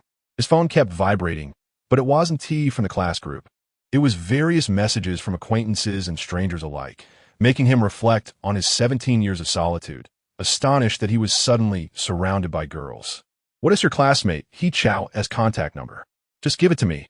I promise I won't say you provided it. Dada. We've known each other for so many years. Can you help me out? I've written a love letter for Xiaoyu. Could you pass it to him? You're a man. Why are you being so hesitant? Are we not friends? ISNT at a hassle to arrange a meeting with He Chao. Your sister's lifelong happiness rests in your hands. Does He Chao have a girlfriend? What type of girl does he like? Wanda felt a headache coming on. Stop asking. They might not even like girls. In the infirmary, the school doctor was well acquainted with He Chao, even knowing his name. Dressed in a white coat, he sat at his desk writing prescriptions. Upon seeing He Chao enter, he greeted, Well, what's the matter today? He Chao leaned his weight against Xiaoyu, greeting the doctor. Good morning, Lu Ge. Xiaoyu helped him sit on the examination bed. However, Tang Sun appeared more anxious. Dr. Lu, please take a look. He has sprained it quite badly. Should we get some medication or go to a larger hospital for a diagnosis? Although Dr. Lu appeared gentle and refined, he was not easily trifled with. With so many students feigning illness, if he were truly easy to bully, the infirmary would have turned into a sanctuary for skipping classes. After finishing a prescription, he neatly tore it off and set it aside before standing up. Don't worry about these kids, especially this one from your class, He Chao. He is truly a character. As Dr. Lu crouched down, his hand brushed against He Chao's ankle, and he swallowed the word character. It's really sprained. Luckily, no bones are broken. A cold compress to reduce swelling and a bit of Yunnan Baiyao spray will do. Just take a few days of rest and avoid strenuous activities. He advised, if anything feels off, come to see me, and please be cautious. Don't do anything reckless like getting into fights, or you'll end up limping. He Chao's ankle became a topic of fascination upon returning to class. Lu Tsunhao leaned over his desk, looking down in amazement. It looked so real. Physical Education Committee member Luo Wenxiang also came to join the excitement, being an active advocate for sports. He was very familiar with common injuries and recognized at a glance. This is real, class leader, he truly sprained it. Recently, during physical education class, Luo Wenxiang expressed his desire to form a basketball team. Although there are no competitions on the horizon, his passion for sports has been fervently awakened. Initially, he intended to recruit He Zhao, yet a recent ankle injury has rendered that prospect regrettable. Lu Cunhao exclaimed, "Oh, really? What happened?" As Su Qingqing approached to collect yesterday's English test papers, He Zhao, while flipping through the papers, remarked, "You should ask my deskmate about that." Without missing a beat, Xie responded, "I kicked him. My apologies." Su Qingqing was quite astonished upon receiving the test papers. "Surprisingly, it's not a blank sheet today?" "Indeed, I wrote it with utmost seriousness," He Zhao replied. "When I focus, I even frighten myself. I must be exceptionally capable." After a cursory glance at the first page, Su Qingqing turned to the reading section, and based on her recollection of the questions, she noticed not a single correct answer. However, fearing that voicing this might undermine He Zhao's confidence, she contemplated offering a few vague compliments when Xie interjected with a cold remark, "What strength? It's better to submit a blank sheet." Indeed, such a statement struck true, and Su Qingqing felt inclined to applaud. In the morning, during physical education, the school nurse provided He Zhao with a note, and Luo Wenxiang instructed him to remain in the classroom to rest. This rest was, in truth, merely a euphemism for sleep. He Zhao rested his head on his desk, visible only from the back, and despite being properly attired in his school uniform, he exuded an air of nonchalance. Due to the cacophony in the hallway, his slumber was not particularly restful, prompting him to shift his position and let his hand rest on the edge of the desk. As for He Zhao and Xie, the duo seated together, I refrained from elaborating further. The bell rang, signaling the end of class, and the English teacher returned to the office. While filling his cup at the water dispenser, he noted that the English test papers submitted by the two were identical. Neatly arranged, one wonders who copied from whom. What purpose does such imitation serve when not a single question was answered correctly? Coincidentally, the mathematics teacher was grading assignments at that moment. The workbook in his hands bore the name Xie on the cover, inscribed in elegant, bold strokes. Yet the contents within were utterly dismal. Frowning, he shook his head and remarked, "How did this student manage to pass into high school? They cannot even grasp the concepts from middle school." A slightly older teacher offered a word of encouragement, saying, "At least they are not causing trouble. I believe they have made some progress this semester. Their demeanor has indeed become more restrained. It seems that the seating arrangement in this school has had some effect, though their grades, while improvement in those takes time." After delivering this, the teacher continued, "Look at old Tang, so composed. He isn't in a hurry at all." Tang's son, having transferred from a prestigious school, had nearly 2 decades of teaching experience, yet they knew little about him aside from his long-standing friendship with Director Jiang. Despite Jiang's fiery temperament, his friend was remarkably calm. Tang's son, with his head bent, was fiddling with his phone, seemingly oblivious until the teacher called his name a second time, prompting him to lift his head and respond. "What? My apologies, I wasn't paying attention. What are you up to?" The English teacher inquired, pausing as he passed by after filling his cup, leaning down to glance at the screen. "A game?" On the mobile screen appeared a cartoon girl with flowing long hair, adorned in a dress, accompanied by an array of various garments listed alongside her. Dongsen krom plu exiteth. Returning to the home screen, at a loss for words. "Ah, this." Fortunately, the English teacher merely cast a fleeting glance, not scrutinizing too closely, as the class representative knocked and entered to retrieve the corrected workbook. In the brief moment the teacher turned, she forgot about the earlier incident. "Class 8, right? The vocabulary books have been graded and are on the desk. Just look for them among the 3 classes piled together." Physical education proceeded as usual, focusing on basketball practice. The girls occupied a significant portion of the class time, as they had little prior exposure to the sport. When the ball came flying towards them, their instinct was not to catch it, but rather to shield their faces and crouch down to evade it. The physical education teacher decided to have them practice separately, while the boys engaged in free play with the basketballs. Su Qingqing was unafraid of being hit. After a while, feeling bored, she dashed over to join the boys. "Chong Chong, I heard a basketball team is still short on players," Su Qingqing said, bouncing the ball as she approached. "What do you think? Can I join?" Luo Wenxiang was practicing his shots, his muscular physique bronzed by the sun, resembling a bodybuilder at first glance. He leaped, sending the basketball soaring, wiped the sweat from his brow, and replied, "Qing Jia, are you serious?" Xiaoyu leaned against the iron gate of the basketball court, seated in the shade of a tree, with one earbud nestled in his ear. The melody swirled around him. As he listened, he suddenly raised his hand to adjust the volume, the music gradually fading into silence. Su Qingqing declared, "I'm quite serious. Just think about when our class goes to compete." Before she could finish her sentence, Wanda circled around, snatching the ball from her and laughing as he sprinted away. If that time were to come, our class would definitely be at the bottom of the rankings. As Wanda dashed, he collided with Lu Tsuanhao, sending the basketball Lu was holding flying. Lu erupted in anger. "Get over here. Do you know how long I've been working on that three-pointer?" Xiaoyu was observing when suddenly something cold pressed against his cheek. Turning, he saw He Zhao, limping and holding 2 bottles of chilled soda. "Hey there, little one," He Zhao said, handing a bottle to Xiaoyu. "All the other kids have gone to play basketball. Why are you alone here?" The soda, peach-flavored, glistened with condensation, droplets trickling down Xiaoyu's hand. Spotting him, Wanda, struggling under the combined pursuit of Su Qingqing and Lu Tsuanhao, called out from a distance, "Zhao Ge, why did you come down?" He Zhao replied, "I came down to see my handsome deskmate." Wanda stumbled, nearly losing his balance. He Zhao twisted off the cap of the bottle, the sweet scent of peach soda wafting up. The classroom was too dull, and that group of girls outside was chattering away, making it impossible to even sleep. "Aren't they all here to see you?" Xiaoyu remarked. "I still don't understand that logic." Last time, Wanda said the same thing. He Zhao had twisted his ankle, causing quite a stir throughout the grade, especially among the little girls, who were so concerned that they couldn't concentrate on their lessons. "What do you think they stand in the corridor for during breaks every day?" He Zhao took a refreshing gulp of cold water and replied, "How would I know? Enjoying the scenery? Soaking up the sun to absorb calcium?" This individual's emotional intelligence could, in certain respects, be deemed deficient. Reflecting on the matter of emotional intelligence, Xiaoyu prodded He Zhao with his still-dripping water bottle. "Hey, deficient one, have you ever been in a relationship?" He Zhao was engrossed in watching Luo Wenxiang and the others play basketball.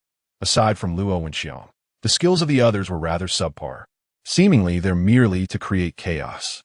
Nevertheless, he generously offered his praise. "Great move. Howsy, your snake-like footwork is quite flashy." Lu Tsuanhao tilted his head and made a cool gesture, exuding confidence. He Zhao felt a chill at his elbow, only then realizing Xiaoyu's earlier comment. "Just because I sprained my ankle doesn't mean I'm disabled, does it?"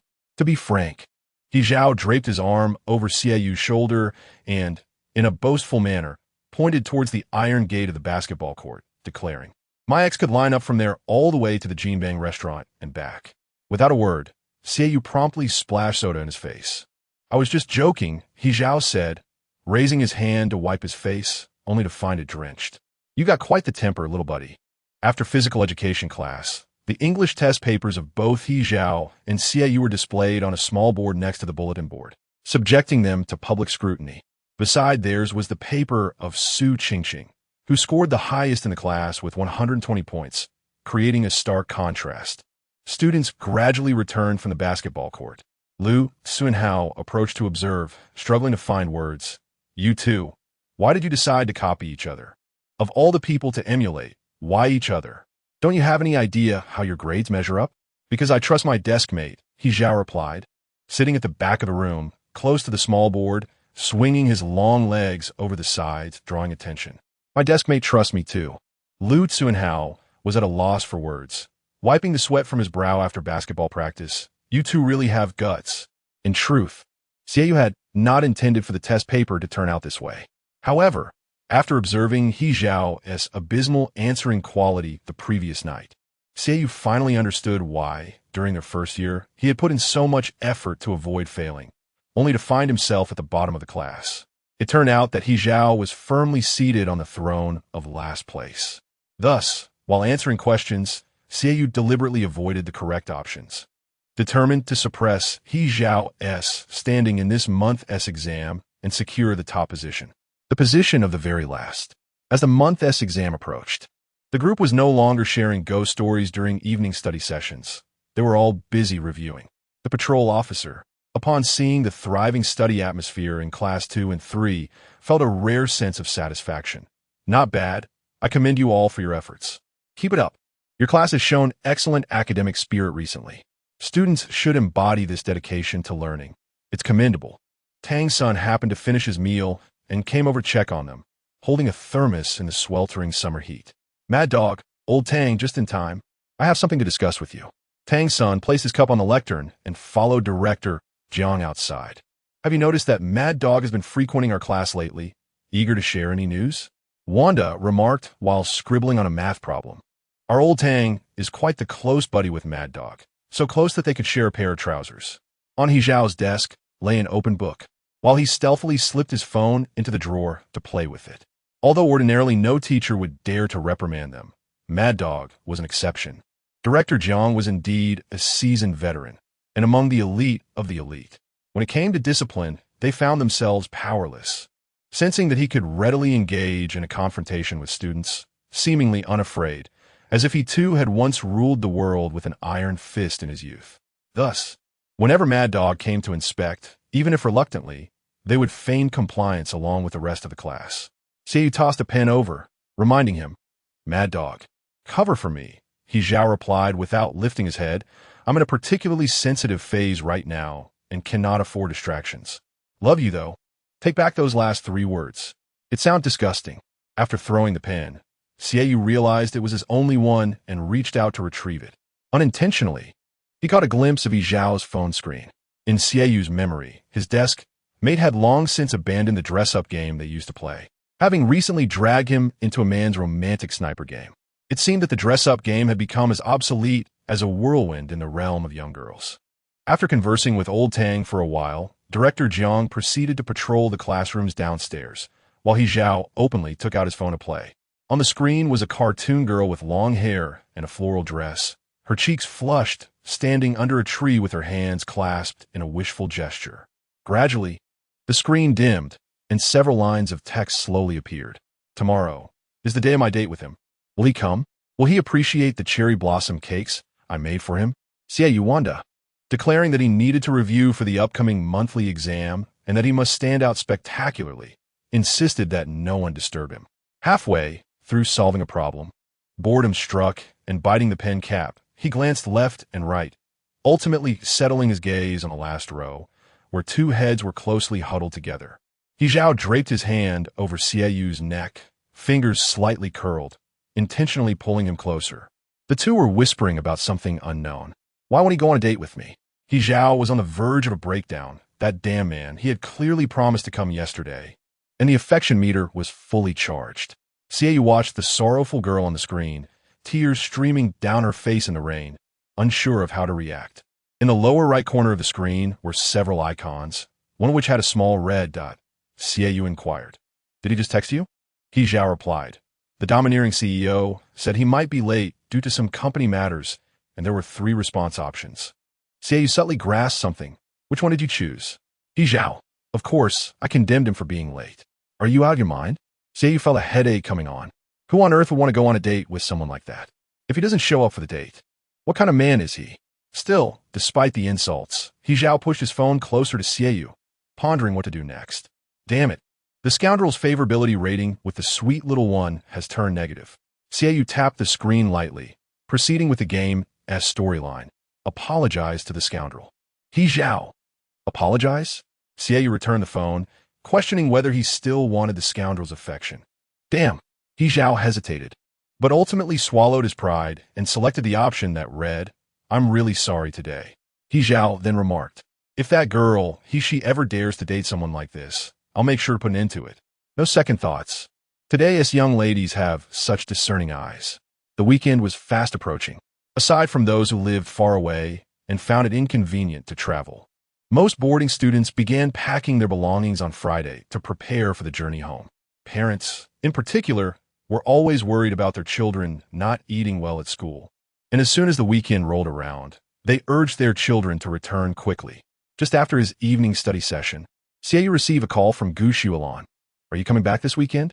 Standing in the dimly lit corridor, Surrounded by the sounds of He Zhao and Wanda playfully bickering, Xie replied, I might not come back this weekend. I'll see. Gu Shulan sighed softly into the receiver before asking, haven't you been back for several weeks now? Xie concocted a universally acceptable excuse that would please any parent. The monthly exams are approaching. I need to focus on my studies. This semester, Xie had performed well, avoiding trouble, and the new teacher, Mr. Tang, had even praised him for being disciplined and reliable, putting her mind at ease. With this explanation, Gu Shulan had nothing more to say. Well, study hard then, she said. Once the exams are done, come home. What do you want to eat? Mom will make it for you. School food can't compare to home cooking. Xie responded with a few affirmatives before ending the call. He Zhao had already packed his things and, amidst laughter, playfully patted Xieyu's head from behind. Rather than a pat, it was more akin to a rub. Hey kid, not going home this weekend? Xieyu, who appeared quite tough, had surprisingly soft hair. Unable to resist, He Zhao ruffled it a couple more times. You rascal, Xieyu retorted. Are you opening a dye shop with that color you're flaunting today? Just as Xieyu was about to throw a punch, He Zhao sidestepped, saying, Calm down. Harmony breeds wealth. Harmony breeds wealth. Wanda, eager to return and gather his laundry, took his leave first. Once Xieyu and He Zhao walked side by side out of the teaching building, after a long silence, He Zhao finally spoke. I'm not going back this weekend either. The street lights stretched the silhouettes of the two figures. What are you staying at school for? Xieyu inquired. I want to test if folk exorcism really works, He Zhao replied. Initially taken aback, He Zhao contemplated saying something, but ultimately refrained from embellishing the moment. He ran a hand through his hair and suddenly chuckled. Indeed, I'm curious to find out. After walking a bit further, Xieyu unexpectedly asked, Is your sister's name he, she? That wretched girl, He Zhao said, staring at the streetlight after uttering those 5 words, and fell silent again. After a while, he added, Should I boast about how stunning my sister is, as if she inherited my looks? Truthfully, I have no idea. It's been years since I last saw her. She must be quite beautiful, right? They say girls transform significantly as they grow.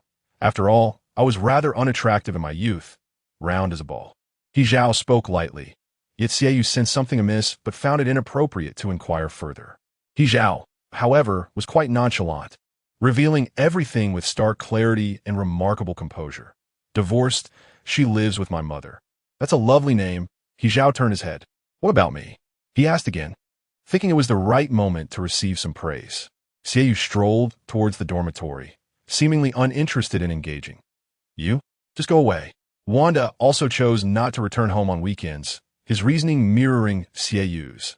I need to concentrate on my studies. Though his credibility was evidently much higher than Xieyu's. I'm serious. My mother cooks exceptionally well, and their essay computer at home, which is far too entertaining. Wanda lamented to Lu Tsuanhao. As soon as I return home, it feels like a vacation. I simply can't control myself. How can one waste a splendid life on studying?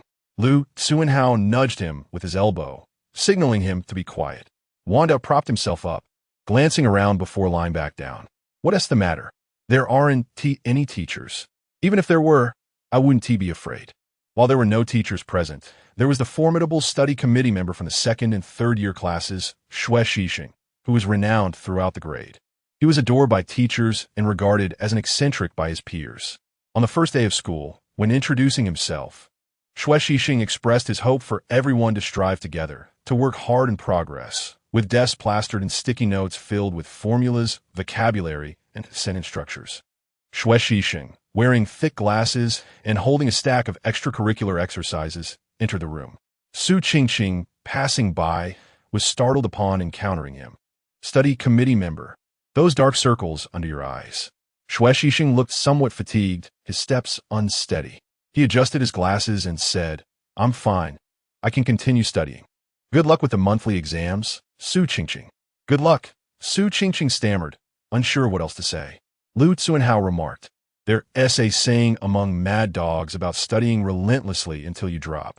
I think our class representative embodies that completely. Wanda was left in awe.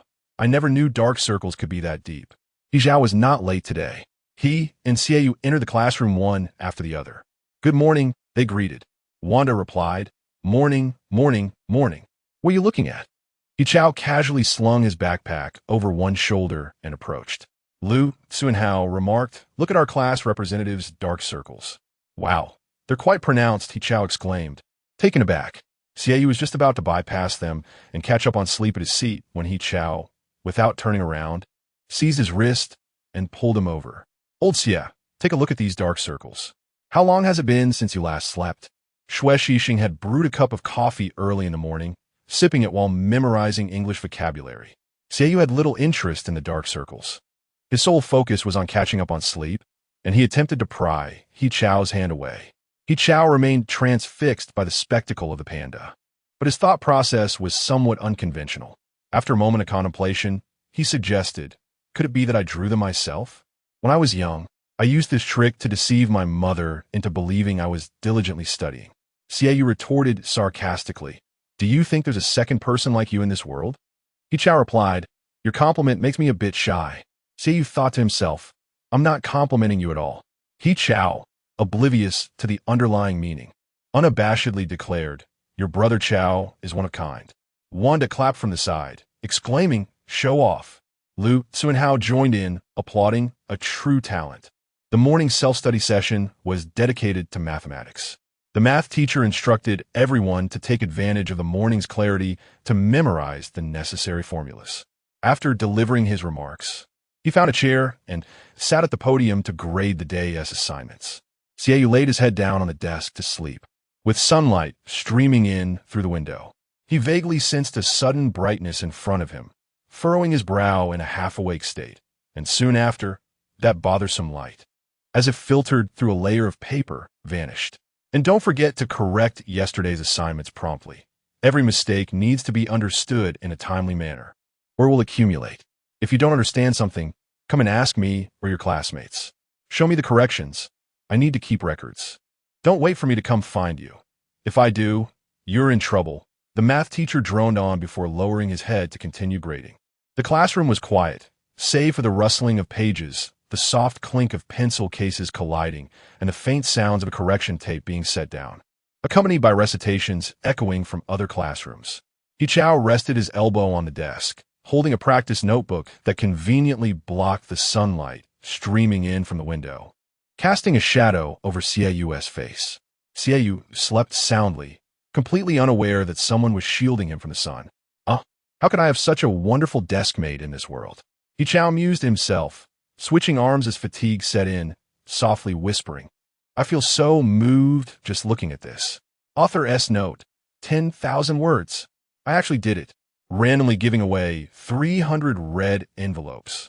Chapter 25. He Chao became so engrossed in his self-induced sentimentality that he lost track of time, moving himself, but failing to elicit any emotional response from the math teacher.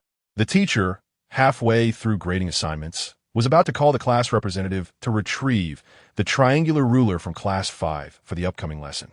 Just as he lifted his head, he spotted He Chao holding up the practice notebook to shield his deskmate from the sun. He set down the red pen in his hand, choosing not to directly address the situation, instead leisurely observing for quite some time. Other students, noticing something amiss, followed the teacher's gaze. It was indeed a scene that many classmates cherished, stirring emotions deeply. He Chao pondered whether to swap his practice book for a math textbook, hoping to shield himself more effectively from the sun. In that moment of hesitation, a small piece of white chalk flew from the direction of the podium, striking him squarely on the head. The chalk ricocheted off and rolled leisurely to the ground, eventually coming to rest beside the trash can. The math teacher was at a loss whether to be angry or amused. "You two in the last row, do you think I am invisible?" Upon hearing this, He Chao's grip slackened, causing the practice book to fall directly onto Xiaoyu's face.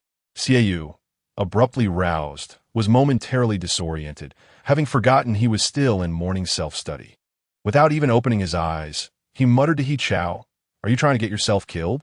No sooner had Xiaoyu spoken than another piece of chalk hurtled in their direction. Having taught for nearly a decade, Wu Zheng had perfected the art of using chalk as a means of waking up inattentive or dozing students. His aim was impeccable, yielding effective results without wasting precious class time. Before Xiaoyu could fully comprehend the situation, he had already been struck twice. He Chao, dodging, remarked, "Teacher Wu, I believe we should take a moment to compose ourselves. Compose yourselves, my foot. Wu Zheng nearly let a curse slip out in his frustration, but managed to suppress it. Not wishing to waste further words on the two, he pointed toward the door. You two, stand outside and calm down. Isn't that what you wanted? Go ahead and reflect. Early in the morning, Xiaoyu, who had not managed to catch any sleep, found himself alongside He Chao, standing at the entrance of class 23 for the second year. Coincidentally, the first period was also a math class. Wu Zheng, slow to cool off, required them to wait until the bell rang before they could return to their seats, leaving them to serve as door attendants during the break. Students flowed through the corridor. While I still have control over myself, Xiaoyu stated, you better explain. He Chao replied, I told you, I was afraid you might be too moved. Xiaoyu, known for his short temper and a philosophy of resolving disputes through direct confrontation, restrained himself yet again, deciding to give He Chao one more chance. Will you speak? Just as He Chao was about to respond, Wanda poked his head in from the window, tilting his head as he remarked, this is indeed a heart-wrenching tale that culminates in tragedy. Impressive, Brother Chao, shielding Brother Yu from the sun. Yet this sentiment is destined to resonate only with you. He Chao retorted, Wanda, how can you speak like that? Vanda replied, no, really look at Brother Yu's expression. I think he is very much inclined to twist your head off and kick it like a ball. He Chao, still brimming with confidence, insisted, that's impossible. Although my desk mate may appear devoid of humanity at times, I believe he possesses a kind heart. Through Wanda's terse remarks, Xiaoyu gradually pieced together the situation, exhaling slowly as he rolled up his sleeves, revealing part of his arm, and then directly grabbed He Chao by the collar, dragging him toward the restroom. What are you doing? He Chao complied surprisingly well, following him for a short distance before inviting Gu to accompany him to the restroom. Let's find another place to settle this. Wanda, thoroughly entertained, leaned against the window, laughing heartily for quite some time. At that moment, Shun Jie was strolling down the corridor, contemplating his cigarettes in his pocket, intending to sneak a couple in the restroom. As he reached the second or third floor, he instinctively paused to greet Gu, only to notice that He Chao was nowhere to be seen. He leaned closer to Wanda and asked, what are you laughing about? Where's Chao? Wanda recounted the events to Shun Jie, who, feeling half of his nicotine craving satisfied, responded, I'm going to check it out. Xiaoyu, while claiming he intended to confront him, was merely engaging in playful antics without any real confrontation. The two had not even reached the restroom door before they turned back. All right, I concede, He Chao said as he playfully embraced Xiaoyu from behind, nudging him forward like one would coax a child, saying, no more fussing. Xiaoyu didn't truly seem angry. When Wanda uttered the phrase, blocking the sun, Xiaoyu was momentarily taken aback. A strange, unfamiliar emotion inexplicably bubbled up within him, growing increasingly irksome, leading him to consider the simplest resolution, to give him a beating. Shun Jie observed, perplexed, what on earth are they up to? Although He Chao rarely resorted to physical confrontation, his skills were undeniably formidable. Shun Jie had anticipated witnessing a spectacular showdown between the top students of their grade, something akin to a performance with special effects. Wanda had recently come to accept the notion of their deep friendship, exclaiming, are they flirting? Today, S8 classes primarily focused on explaining the unit test papers, consolidating the knowledge acquired over the past month in preparation for the upcoming monthly exam on Monday. It was exceedingly dull. He Chao immersed himself in his phone when it ran out of battery and his power bank was also depleted. He took a break to fold paper. He tossed the completed creations onto Xiaoyu's desk, various shapes, from roses to jumping frogs. Hey, this isn't a trash can. Xiaoyu reminded him. He Chao remained silent, continuing to fold. Xiaoyu swept aside the paper creations he had thrown. He had to pretend he was paying attention to the lesson while also trying to focus on the teacher's explanation of the final, crucial problem, leaving him little time to deal with He Chao. He Chao was engrossed in his origami, his fingers deftly manipulating paper the size of sticky notes, folding it repeatedly. In comparison to the awkward creations, the articulation of his fingers was far more captivating.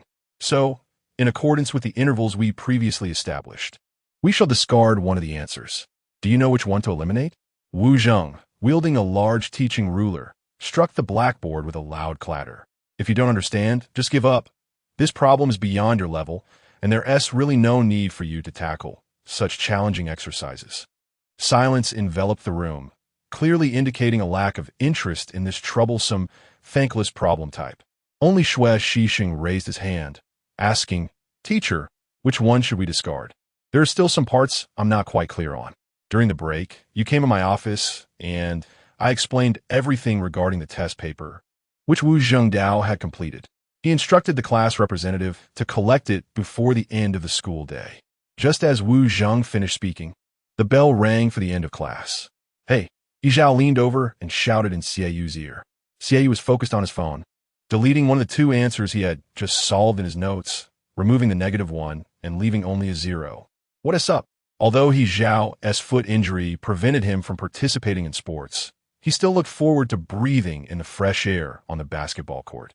It was certainly preferable to being confined within the classroom. Xieyu, however, had no intention of going. He had not rested well lately and planned to sneak back to the dormitory for some sleep. "Are you really not going?" Yi Zhao inquired. Xieyu switched off his phone, habitually concluding the conversation. "What is it to you? What is the point of staying in the dorm? Is there anyone as handsome as you, Zhao Ge, there?" The audacity of the true culprit to say such things.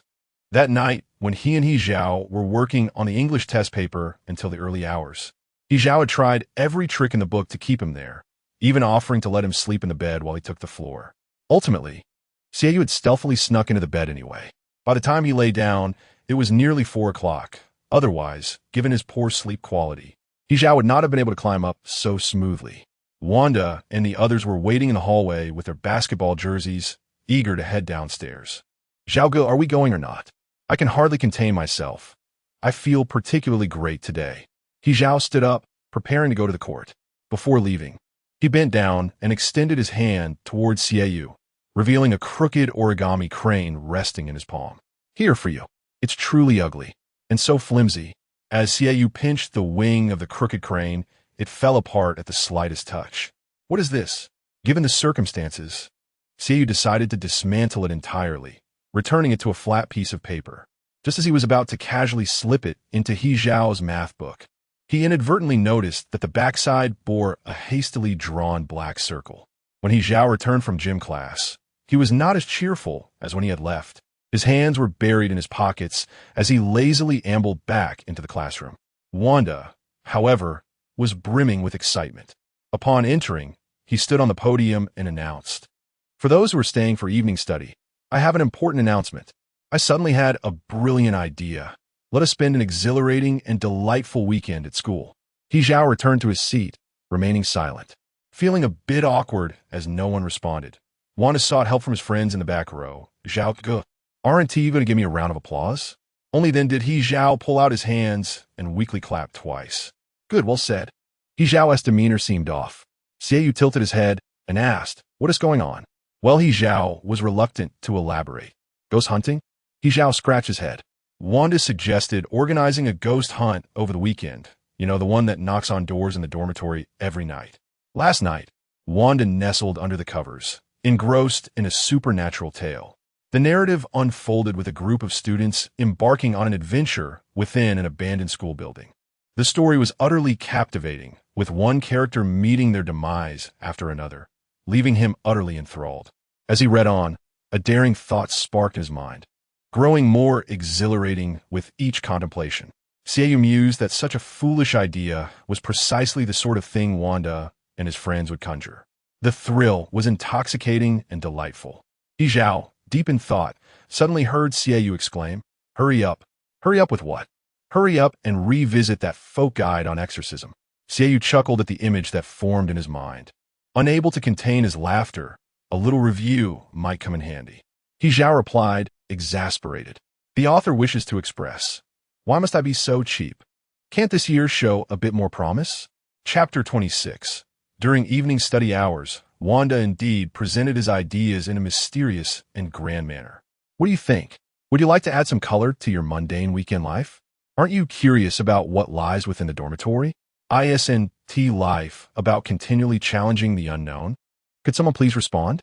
I feel rather disheartened." Xieyu surveyed the classroom, noting only a handful of students present. Aside from himself, Yi Zhao and Wanda, There were merely two typically reticent boys. Xue Shixing had not lifted his head from the difficult problem he was grappling with, seemingly oblivious to his surroundings, consumed solely by the pursuit of knowledge. The other boy, Ding Lianghua, spoke as softly as a whisper, appearing timid and shy. Wanda had heard rumors of Ding having mild social anxiety, though he was uncertain of their veracity. Only Su Qingqing offered him a semblance of acknowledgement. Wanda, although I find it intriguing, my interest is futile. You are in a male dormitory. Wanda retorted, what of it? As long as you're willing. You can always transform into my dear brother Qing. Su Qingqing tossed an eraser at him, saying, get away from me. Wanda realized the stark contrast between his aspirations and reality. The ghost hunting team he envisioned was not supposed to be like this. Hesitant to disturb Xue Shixing, he turned instead to Ding Lianghua. He sat down beside him, noticing Ding flinch slightly. Brother, what are your thoughts? Let me reiterate, this is a man-s adventure. Ding Lianghua remained non-committal, finding it challenging to articulate his stance, making the conversation quite laborious. Meanwhile, Seiyu engaged in casual banter with Zhou Dalei. Dalei sent over a photo of a plump orange cat and a small kitten, the latter adorably fluffy. Both cats striking the same pose as they tilted their heads towards the camera. The backdrop was Dalei's balcony. Zhou Dalei commented, after months apart, it seems it went off to have kittens, looking just like its chubby parent. I've decided to name it Little Fatty. Seiyu smiled and saved the image. The plump orange cat is the beloved mascot of Heishui Street, its origins shrouded in mystery. When it first arrived, it was not as rotund, but rather emaciated, likely having wandered for an extended period. It would shy away from people, and no one knew where it slept. Numerous cats and dogs frequented Heishui Street, and Aunt May and Aunt Lei habitually mixed leftover food together, occasionally adding fish bones, and placed it in an unused iron basin at the entrance. Over time, the orange cat made itself at home on Heishui Street. This feline possesses a distinct personality, refusing to eat plain rice. After dining at a household, it would remain there at night to catch mice, leaving their remains neatly arranged at the doorstep. Zhou Dalei remarked that his mother had invested significantly by cooking a fish for the cat, lamenting that the house felt unclean during its absence. Neighbor Aunt Wang also prepared a dish. The two competed to see whose meal could entice the chubby feline to stay the night. Seiyu advised Zhou Dalei to reflect on why his life was less fulfilling than that of a cat. Meanwhile, Wanda had been pestering Ding Lianghua for quite some time, and perhaps due to his annoyance, Ding Lianghua surprisingly nodded in agreement. He-cha, initially contemplating how to extricate himself from the situation, was taken aback to learn that Ding Lianghua would also participate. Him? The one who trembles at the thought of public speaking? Seiyu had no particular impression of Ding Lianghua, nor did he harbor any thoughts about him. If he was joining, He-cha tossed his phone aside and leaned back in his chair, suddenly ignited with ambition. Seiyu mused that despite appearances, he felt that Ding Lianghua was somehow superior. When Wanda approached the back row to inquire with the two prominent figures, He-cha slammed his hand on the table, declaring that a man-s adventure was not to be avoided, reassuring everyone that Brother Zhao would have their backs. Wanda exclaimed that from that day forth, He-cha would be his elder brother, extolling him as the epitome of masculinity. Seiyu scoffed at this. That evening, the four agreed to gather in He-cha's dormitory, anticipating a knock on the door after midnight. Seiyu, living nearby, was initially unhurried, intending to complete another practice exam, but after finishing his shower, he received several urgent calls from He-cha beckoning him to come over. Still drying his hair, water droplets cascading down, he retorted, "Are you ever not annoying?" He-cha insisted, "Hurry over, I have something magnificent to show you." Irritated, Seiyu, with a towel draped around his neck, leisurely traversed the corridor and opened the door, inquiring what is going on. He-cha was engrossed in writing, his head turned away, his movements exaggerated as he scribbled illegibly. As Seiyu approached, he noticed a long strip of paper on the table, filled with convoluted, ambiguous drawings, with a yin-yang symbol at its center. Seiyu's hand, still drying his hair, paused as he vaguely discerned, this is a folk exorcism technique, the most powerful spell, a talisman for warding off spirits. He-cha confirmed. With damp hair and dressed in a simple t-shirt, Xiaoyu held the towel atop his head, while He Cha observed him, finding that his eyes appeared almost as if they had been moistened, soft yet cold when meeting his gaze. Xiaoyu gazed at the talisman for an extended period before exclaiming, "Ah, you are truly impressive." Wanda was the third to arrive, donned in a cartoon-themed pajama set adorned with a cheerful yellow SpongeBob design, carrying a backpack and clutching a flashlight. "Zhao Ge, I'm here." You arrived quite early," Wanda announced as he pushed the door open. "I brought a flashlight. If you have one, it would be wise to bring it along too. If that object possesses profound magical powers, it may extinguish the lights throughout the entire building." Xiaoyu skeptically questioned the classic trope of the supernatural. Why do you believe the flashlight would remain unaffected? Wanda was momentarily at a loss for words. With ample time to spare, the three of them gathered to engage in a round of a sniper game. The room contained only a single chair, and without it, they were left to sit on the bed. Wanda hesitated to disturb He Zhao's bed, redirecting his gaze towards Xiaoyu. Could you possibly stand up for a moment? I prefer sitting on a chair." Soon enough, Wanda realized how disheartening it was to play games with these two. Xiaoyu played with an audacious freedom, embodying a carefree spirit, utterly disregarding the other two teammates, while He Zhao was oblivious to Wanda's plight. "I have something great here. Lao Xie, come over." "Where are you? Come take it." "I'm also your teammate," Wanda lamented, feeling despondent. "Could you spare me some assistance? I'm quite impoverished." Only then did He Zhao acknowledge Wanda's position, offering him a fleeting moment of attention. Yet after assessing the distance, he remarked, "Too far. You'll need to manage on your own." As the clock approached 11, Ding Lianghua finally arrived. "I thought you wouldn't show up. Please take a seat," He Zhao said, shifting aside and patting the bed. Ding Lianghua, who usually had little interaction with He Zhao, hesitated at the door, instinctively glancing at Wanda, who, understanding the unspoken cue, offered half of his chair. "Do you also prefer sitting? Come on over." Ding Lianghua carefully took a seat. He Zhao, perplexed, inquired, "What is wrong with you two?" Xiaoyu, having dried his hair, casually placed a towel on He Zhao's desk. "Let us outline our strategy for the night," Wanda said enthusiastically. "By the way, you truly surprised me. I thought you wouldn't participate. After all, you seem so out of place." "I'll just observe," Xiaoyu replied. At midnight, the outside world was shrouded in darkness, and the dormitory was eerily quiet. Most of the residents had vacated the building for the weekend, and even the echoes of footsteps on the floor seemed louder than usual. From the end of the corridor, the seemingly endless passage and door numbers induced a slight dizziness. Wanda steadied his breathing and was the first to push the door open. The creaking sound of the door was accentuated by the unsettling atmosphere. He Zhao remained still. "Come on, Zhao Ge, what are you waiting for? Want to call back?" Xiaoyu stood behind He Zhao, blocked from exiting, and patted his shoulder, saying, "Cover me, Zhao Ge. You are the man among men." He Zhao responded with silence. This evening, He Zhao appeared to have gained considerable courage, perhaps inspired by the talisman that had been placed there. After waiting for approximately half an hour, boredom set in, and they began to engage in casual conversation. "Ding Huayang. It's Ding Lianghua. My apologies, I have no recollection. But I dare say, old Xia probably doesn't even know your surname is Ding." Wanda, chuckling, inquired whether Xiaoyu truly knew nothing, urging him not to take the blame for He Zhao as casual remarks.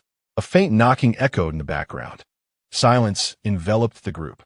Just as Wanda was about to suggest it might be an auditory hallucination, another knock resounded, distant and muffled, yet traversing the empty corridor and ascending the staircase.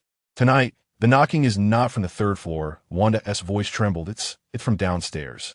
Much later, when Xiaoyu reminisced about his high school years, he would undoubtedly recall this evening, not merely for the series of absurd events that unfolded and their foolish conclusion.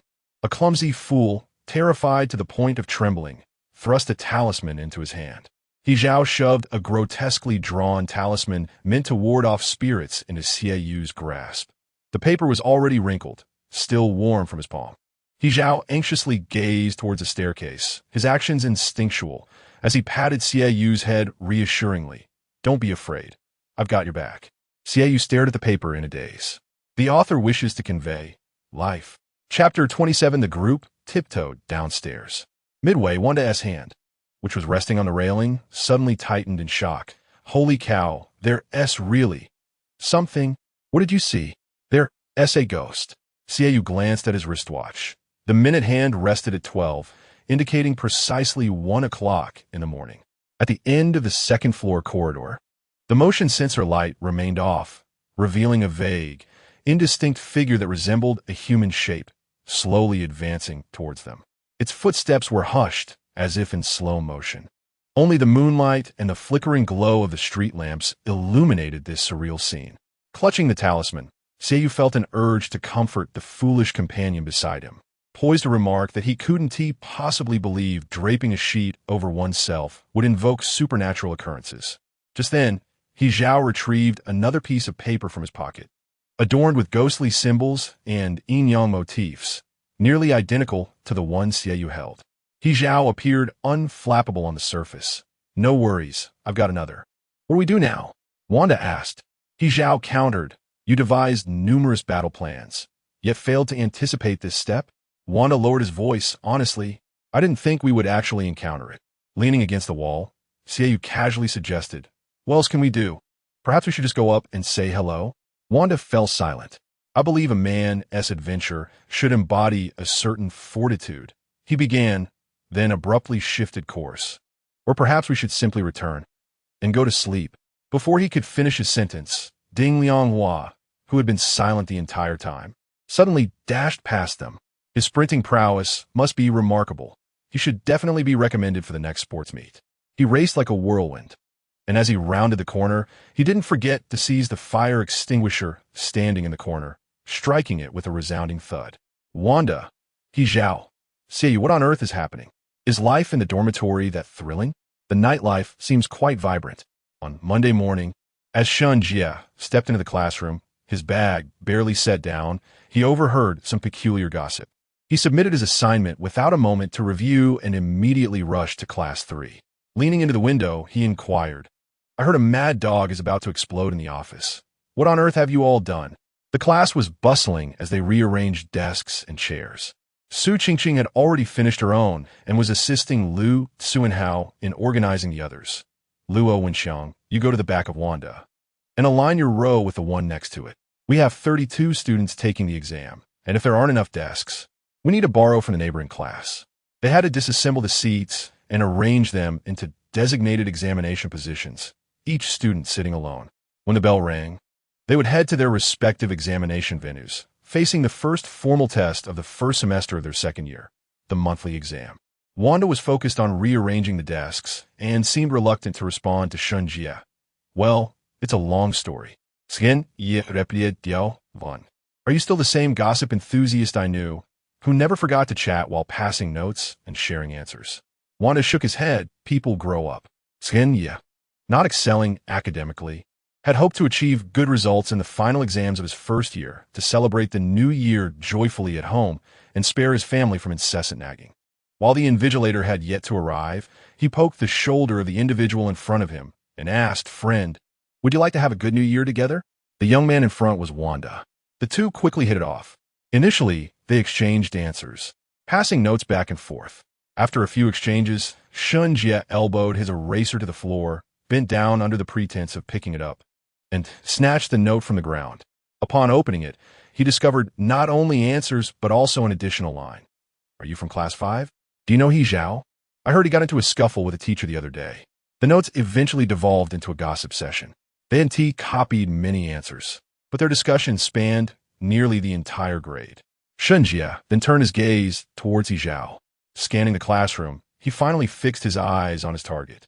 He Zhao and Xiaoyu were seated in a somewhat awkward arrangement, often moved to whatever row was lacking a student. He Zhao sat at the end of the innermost row, where the light was dim. Leaning against the wall with one hand in his pocket, he appeared relaxed, idly fiddling with his phone.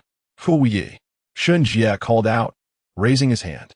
Upon hearing his name, He Zhao looked up, took the plastic bag from his desk, and as he walked over, casually tossed it into the trash bin, remarking, "The exam is about to start. Why are you wandering around?" "Shun Jia, allow me to succinctly encapsulate your dormitory building in 5 words. A man's adventure," He Zhao remarked. Shunjie appeared utterly perplexed. Xieyu's seat was conveniently adjacent, and he was currently slumped over his desk in slumber. Hizhao playfully tapped the back of Xieyu's head and added, "ISNT that right, old Xie?" Xieiyu, without lifting his head, groped around and tossed something forward. It turned out to be a calculator, which, if it hit the ground, might sustain damage. Hizhao stepped back a couple of paces to catch it deftly. The little one seems rather irritable today. Shunjie had further inquiries, but Hizhao interrupted. "We'll discuss this later. Return to your own class. The exam is imminent." Previously, the arrangement of examination venues was determined randomly by a computer, making it entirely unpredictable who would be placed in the same class for exams. This semester, however, a new policy was instituted. Examination venues would be assigned based on last semester's final exam scores. The top 30 students would be in Class 1, the bottom 30 in Class 2, and so forth. The intention was to inspire ambition among the students, encouraging them to look ahead and strive for improvement. Director Zhang's exact words were, "One must possess ambition. There is nothing shameful about having a bit of ambition in one's studies. For instance, if I am in Class 5 for this exam, I aspire to sit in Class 1 for the next. I hope everyone harbors such aspirations." Shunjie reluctantly departed. Wanda hesitantly approached. "Is the class representative not taking the exam today?" Hizhao replied. Given his condition, how could he possibly take the exam? It is said that his mother took him home to sleep, as he has been severely sleep-deprived, managing only 2 to 3 hours nightly.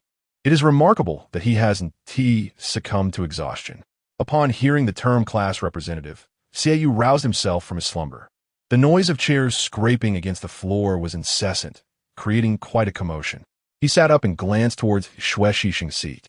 That night, Ding Lianghua had boldly rushed out, unleashing a fire extinguisher that coated the floor in a cloud of powder.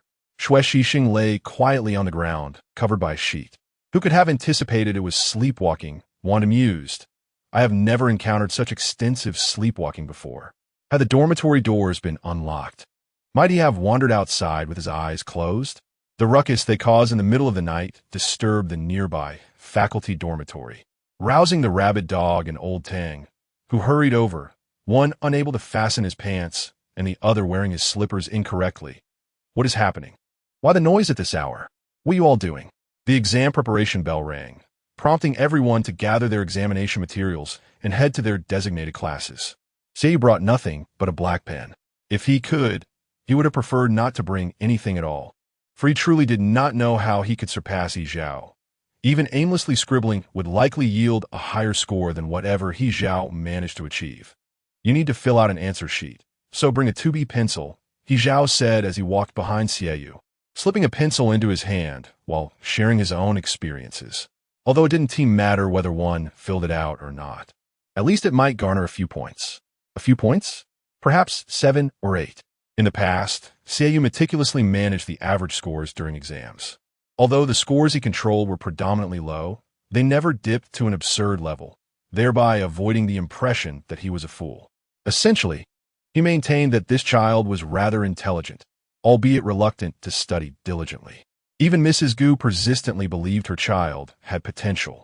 Despite his truancy brawls and consistently low test scores, she attributed these issues to his lack of attendance in class, asserting that if he were willing to learn, his grades would not reflect such dismal outcomes. Xieiyu took hold of a green pencil, preparing to manage the scores later, and inquired, "What did you score in the final exam last term?" They traversed from Class 1 to Class 8, having to ascend the stairs to reach their examination room. In the last classroom, as per Director Zhang's allocation, their exam venue was practically a congregation of underachievers. Hizhao responded, "Finals? I don't quite recall, but I believe I performed fairly well, surpassing expectations." Xieiyu raised an eyebrow. Hizhao continued, "I think my English score was around 40. Xieiyu was taken aback. The underachievers gathered in this classroom, numbering over 20, each one a source of concern for their teachers, possessing a formidable ability to single-handedly lower the class average. One individual's score could essentially determine the Class S standing within grade. As Hizhao entered, several classmates greeted him. "Hey, Zhao Ge." He glanced around, recognizing many faces. Standing at the doorway with one hand in his pocket. He exuded an air of a delinquent leader. Ah, long time no see. Tang Sun was proctoring the underachiever class. He adjusted his wristwatch to match the time displayed on the computer. Other teachers observed him with concern. Old Tang, it seems your class's average score might not be very impressive this time around, especially since you just transferred here. You need to deliver some results. Huh? Tang Sun was still engrossed in setting the time. No worries. I'm not concerned about that. Scores are not the sole measure of ability. Once the exam rooms were assigned, the impact on the underachievers was palpable. It was even challenging to copy answers. With everyone on similar academic levels, finding someone to pass answers to was a struggle. However, there remained a subtle distinction between those who were merely mediocre and those who were truly lacking. The student seated at the front of the first row, the highest scorer in the underachiever class, received knowing glances from his peers. I heard you can score 60 in math. That's impressive considering the full score is 150. What? 60? Are you really that capable? This brother likely encountered such attention for the first time in his underachiever career, feeling somewhat embarrassed. Well, it's not that remarkable. Xiaoyu pressed his palm against his forehead, bowing his head, striving to ignore the chatter of the group. It was utterly. Xiaoyu's thoughts were a tangle of complexity, leaving him momentarily at a loss for words to express his frustration. He then heard He Zhao, seated behind him, joining in the awkward praise. 60, brother, that's quite impressive. Chapter 28. Classmate, what about Chinese? What score did you achieve in Chinese? The best score in the room. He scratched his head. A hint of shyness in his demeanor. Was around 80, I suppose. The gathering of underachievers seemed to have found their beacon of hope, flocking towards him like bees to honey. Some even slipped cigarettes into his chest pocket, urging, brother, just a token of my appreciation. Please accept it without hesitation. An 80 in language arts? I had only ever glimpsed such a score in my dreams. How could someone with such remarkable achievements end up in this examination hall? Truly, you are a talented individual lost among the masses. Impressive indeed. Later, I shall give you a glance, and you must pass the answers to me. Fear not. Having traversed the world for over a decade, I assure you there is absolutely no risk. Even if I were to consume the answers, they would never fall into the clutches of the invigilators. The boy, surrounded by admirers, floated in a realm of elation, contemplating his next endeavor to remain in this examination venue. The feeling of being a leader was rather delightful. He sensed an invigorating surge of strength coursing through him. Never had anyone praised his less-than-stellar scores in such a manner. Xiaoyu sat at his desk, twirling a pen, awaiting the arrival of the invigilator. With 3 fingers gripping a black pen, he casually rotated it, round and round, his eyes slightly squinting, growing weary from the wait. He poked Xiaoyu's right shoulder with his pen. Hey, little buddy, need the answers? The pen slipped from Xiaoyu's grasp with a sharp clatter. His fingers, long and slender with pronounced knuckles, remained frozen in that position. You? Xiaoyu propped his head on one hand, tilting his body to glance back at him. Forget it. He understood that Xiaoyu had misinterpreted his intentions. Leaning back, he smiled and extended his hand, curling his index finger to gently flick Xiaoyu's forehead. What are you thinking? Of course it's not mine. It's that fellow over there with 60 in math and 80 in language arts. The flick was so light, it felt almost like a mere brush against his skin. Xiaoyu instinctively recoiled from such contact, rather than rejection. It was more accurate to say he was unaccustomed to it. He stood, bracing himself against the desk, leaning forward, eager to deliver a sharp retort to He-chung. Didn't I tell you not to be so hands-on? He-chung was seated at the back, with a bit of distance between his chair and the wall, and he scooted back a few paces, chair and all. You've got quite the fiery temper, He-chung remarked. All right, I won't provoke you further. No need to get worked up. Their commotion had drawn the attention of others, who glanced over with feigned indifference, seemingly unaware of what was transpiring between the two. Were they fighting? It didn't quite seem that way. What exactly were they up to? I heard from the students of Class 3 that Xiaoyu and Brother Chung shared something special. Huh, I was skeptical at first. Which Class 3 student? The one who knows everything? His gossip is a mix of truth and fiction. It's best taken with a grain of salt. At that moment, the bell rang again. Director Zhang's voice echoed through the loudspeaker. Attention, candidates, there are 5 minutes remaining until the examination begins. Please return to your designated examination areas. The first subject is language arts. The announcement was articulated with utmost precision and delivered in a gentle tone, likely intended to alleviate the candidate's anxiety. However, midway through, Director Jiang abruptly paused, and the tone shifted dramatically, his voice rising sharply. "Student, which class are you from?" As the examination approaches, the atmosphere remains chaotic. "Stop right there. Come here, you little rascal. Dare to run away?" The broadcast abruptly halts. As a perceptive student keenly hears the sound of high heels echoing in the corridor and quickly warns everyone, "Shoo, the invigilator is coming." The once boisterous classroom falls silent in an instant. He Zhao, oblivious to the concept of silence, pokes Xiaoyu with his pen, whispering, "I'll share the answers with you in a moment." Xiaoyu coolly retorts, "No. Why not? It's an 80-point Chinese exam." He Zhao thinks to himself that what if he inadvertently scores higher than Xiaoyu? He dismisses the idea, rationalizing that such a high score wouldn't suit him. The two invigilators entering the room are Tang Sun and Su Xia. Quite coincidentally, they have a significant connection to Class 2 to 3. Su Xia appears to be a temporary replacement. Upon reaching the door, she asks, "Is this the right class?" Old Tang confirms, "Yes, indeed."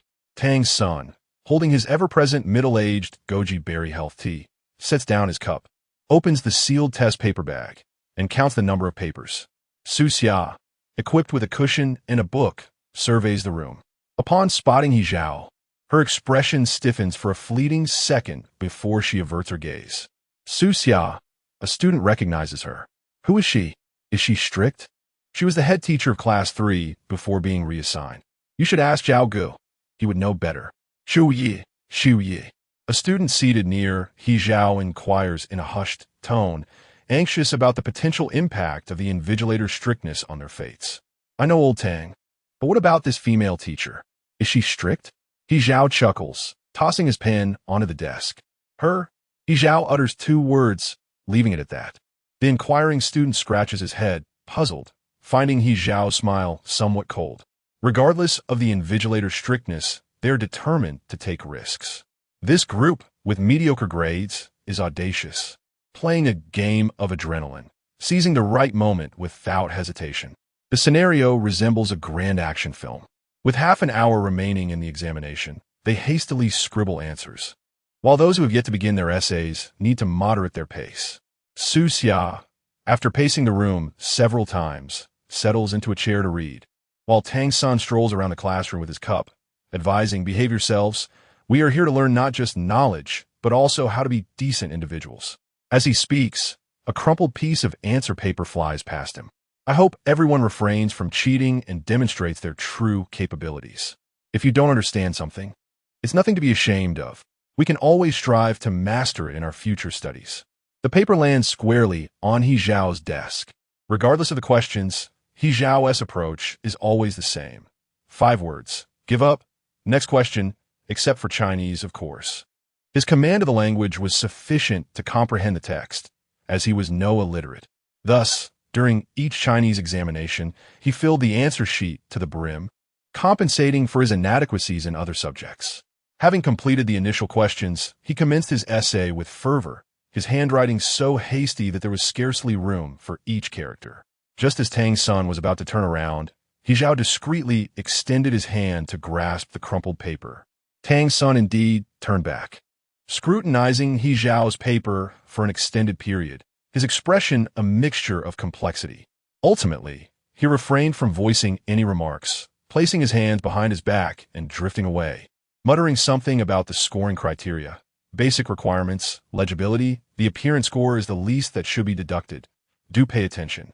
With over 20 individuals relying on a single answer, they deliberated extensively, finally devising a conveyor belt method for transmitting answers, whereby the communication flowed from the front to the rear, and then passed forward again from the second row.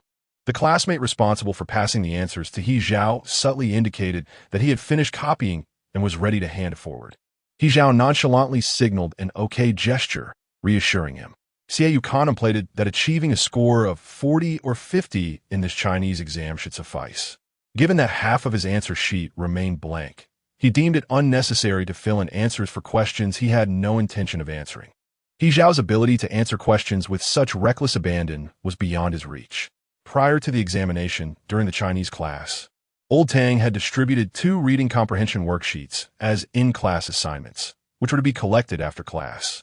He observed as He Zhao diligently filled in every blank, albeit with irrelevant responses. In due time, that answer sheet became the subject of widespread amusement among classmates like Lu Tsuanhao, who treated it as a compendium of jokes. The essay topic for this examination was the back view. Xie toiled to maintain relevance, grappling with his thoughts until his head ached, when he heard He Zhao quietly calling to him from behind. Then, he felt 2 gentle prods on his back. "Old Xie," He Zhao whispered, hand below. "What?" "The answers." "Extend your hand." He Zhao clutched the crumpled paper, leaning forward, his left hand concealed beneath the desk, cleverly positioned against the wall, making it rather discreet for Xie to reach. Maintaining his composure, Xie leaned back, one hand propping against the desk, narrowing the distance between them. In a hushed tone, he replied, "I told you not to. You might not want to, but the fellows in front are waiting to copy," He Zhao urged, tapping the underside of the desk with his fingertips. "Their fates rest in your hands. Perform a good deed and nurture the spirit of philanthropy." The noise generated by the large ceiling fan drowned out their conversation, while a slightly warm breeze drifted in through the open window. The classroom was bright and tidy, with 7 or 8 surplus test papers resting on the podium, weighed down by a chalk holder, their corners fluttering in the breeze from the fan, seemingly poised to take flight at any moment. Reluctantly, Xie allowed his arm to drop and extended it backward, groping for an eternity without success. "Where?" "Right below." "Nothing." "There is. Keep searching." Xie sought to probe the situation further, inquiring as he searched, "Did you copy?" "Me? I did not," He Zhao replied. Recalling Xieyu's earlier remark, "too much to handle," he added, "Upon reflection, I too find it quite overwhelming." Xieyu was utterly exasperated. He leaned back several times, pondering that if he failed to acquire the answers this time, he would relinquish all concern and let them fend for themselves, letting them fail as they may. In that moment of contemplation, he seized the tip of He Zhao's finger. Both were momentarily taken aback. The fan continued to whir monotonously. The chalk box contained only a few remnants of chalk, which could no longer suppress the several test papers on the lectern, now caught by the wind and sent fluttering to the ground. Su Xia hastily closed her book and bent down to retrieve them. Xie did not release his grip, nor did He Zhao withdraw his hand. After a brief stalemate, He Zhao suddenly moved his fingers, his index finger curving upward to rest lightly against the palm of Xie. "Teacher Tang, could you please turn off the fan?" Su Xia inquired while picking up the test papers. "The noise is too distracting. It might affect our listening section in the upcoming English exam." Tangson nodded and walked over to switch off the fan. Holding the test papers, Su Xia was positioned perfectly. She merely had to lower her head slightly to glimpse beneath the desk.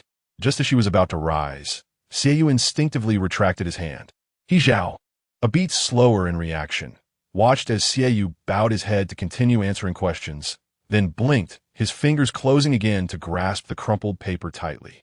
Unaware of the subtle tension, Su Xia finished collecting the papers, glanced around, and resumed her reading. Tang Sun observed a student attempting to flip through the literature book for answers to fill in the blanks. He paused by the student's desk, remaining silent, and tapped the desk corner as a warning. The fan gradually came to a halt. In front of Xie, you were 4 anxious individuals, their hearts racing as the promised answers had yet to be passed along. With time slipping away, the leader could no longer contain himself and turned back to discreetly signal the person behind him, asking, "Where are the answers?" The individual behind responded with uncertainty, inquiring further, "Are they still with Zhao Ge? When can we connect?" "I don't know," came the reply. "Hurry up, we can't wait any longer. There is no time left." The 4th student, entrusted with a significant responsibility, hesitated to ask, as the legends surrounding Xie still circulated throughout the school. He proposed, "Perhaps we should just showcase our true abilities with a resolve to demonstrate their authentic capabilities." The 4 struggling comrades abandoned their hopes for answers. However, He Zhao, valuing camaraderie, waited a few minutes before prodding Xieyu's back. "Answers, quickly." Xie dismissed him with a curt scram. "How ruthless!" He Zhao exclaimed. "Look up and see these 4 comrades. Observe their melancholic and sorrowful silhouettes. Does your conscience not ache? Do you harbor no thoughts about them? Xiaoyu retorted, not my concern. Only 10 minutes remain. Everyone, make the most of the time, Tang's son advised, glancing at his wristwatch. Those who have yet to complete their essays should be mindful of the time. It's time to begin wrapping things up. As Tang's son turned away to walk toward the lectern, taking advantage of the brief interval, Xiaoyu did not look back but extended his hand behind him. Unlike He Zhao, who had been surreptitiously lingering below, Xiaoyu boldly rested the back of his hand against He Zhao's desk, his tone quite impatient as he declared, "Answers." He Zhao was momentarily taken aback, but soon regained his composure and placed the crumpled paper ball into Xiaoyu's hand. Upon receiving it, Xiaoyu tossed the paper ball forward, landing precisely on the desk of a classmate ahead. He Zhao, reflecting on the incident, felt a sudden urge to laugh. Bowing his head, he realized he had already completed the exam, resting his elbow on the essay paper, with his hand shielding one eye, appearing quite nonchalant. He silently mused to himself, "This little fellow, who claims, 'Why should I care?' is rather endearing." 10 minutes later, the bell rang. After 2 subjects in the morning, they were to face an English examination. In their examination room, no one needed to return for textbooks or last-minute revisions. Aside from a few who needed to visit the restroom, the rest remained in the room after submitting their papers.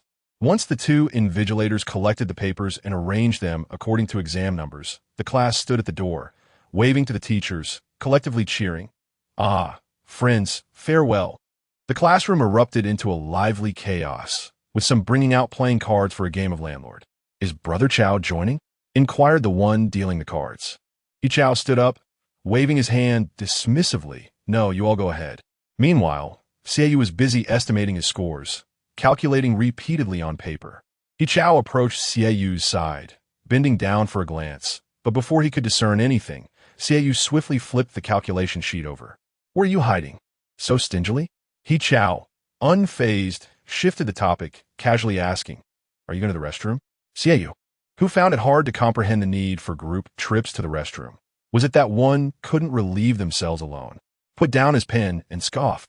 "What do you need? Someone to hold your hand." The unsympathetic classmate prompted He Chow to touch his nose and venture off alone. After washing his hands, He Chow wandered around outside for a bit, exchanging greetings along the way, the amicable atmosphere suggesting he was friends with the entire grade. "Brother Chow," someone called from a classroom, leaning against the window, "haven't seen you in ages." He Chow paused, tilting his head to glance at the class sign, before leaning against the wall to converse. "In class 5 for the exam? Not bad, you improve a lot." "Not at all. You know my worth better than anyone." The other replied, "The higher the ambition, the greater the risk. I accidentally copied too much in the last exam."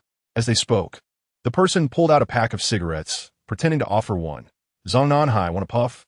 Just as half of his cigarette was drawn out, he suddenly exclaimed, "Damn," and put it back. Su Xia, in high heels, passed by the entrance of class 7. Once she was out of sight, the person attempted to retrieve the cigarette again. But He Chow waved his hand, "I don't smoke." "Huh?" He Chow reiterated, "I've quit." With over 10 minutes remaining before the next exam began, He Chow did not return to classroom. Instead, he meandered to a secluded area near the academic affairs office, casually finding a step to sit upon. He pulled out a lollipop from his pocket, its orange wrapper crinkling as he swiftly unwrapped it and popped it into his mouth. He Chow, with the candy in his mouth, bent down to send a text to Xiaoyu. "This is a cold joke I stumbled upon online, so awkward and unfunny that I could easily envision Xiaoyu's response. Boring block, go away." Just as I was about to send this joke, I heard footsteps approaching, the rhythmic sound of high heels echoing on the floor. He Zhao did not turn around, yet the person passing by came to a halt. "He Zhao, what on earth is going on?" Su Xia stood at the stairway, clutching her exam paper. Since the incident with Yang Wenyuan, she had harbored discontent towards He Zhao. In her eyes, Yang Wenyuan was one thing, a mere misjudgment on her part. But He Zhao had always been the image of a troubled youth with a notorious reputation. Anger bubbled within her as she continued. "Do you think this is a place where you can smoke? I turned a blind eye to you in the corridor just now. Don't you have any self-awareness? Look at yourself." Having seen other students handing He Zhao cigarettes in the corridor, she now caught a glimpse of something in his mouth, and without further inspection, she instinctively linked the two together. Before Su Xia could finish her tirade, He Zhao suddenly laughed. The young man stood tall and slender, leaning against the wall, his school uniform hanging loosely, subtly outlining his waist. Self-awareness, you say? He Zhao, towering over Su Xia by a head and a half, turned to face her as he descended a step and continued. What I look like? His voice dripped with sweetness. Yet his words were far from pleasant. Teacher Su, are your eyes not working well?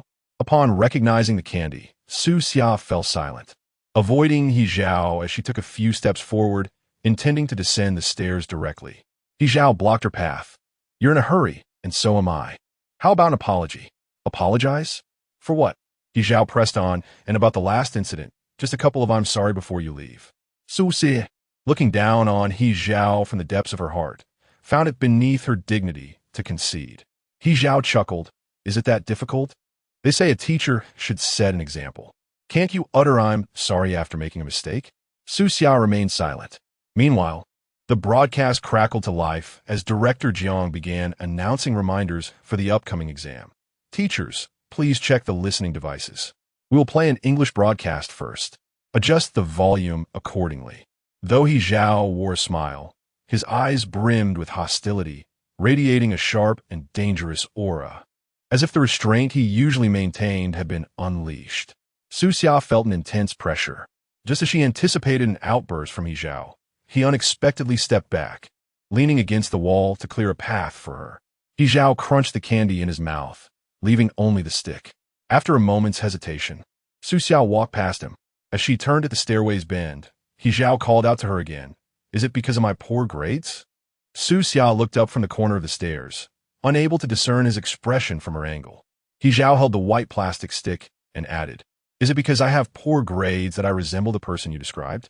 Suddenly, Su Xia felt an invisible pair of hands gripping her throat. She wished to speak, yet found herself silenced. The English examination was overseen by Tang's son and the history teacher from the adjacent class. He Zhao arrived 10 minutes late. Upon entering, the entire class sensed that something was amiss with He Zhao.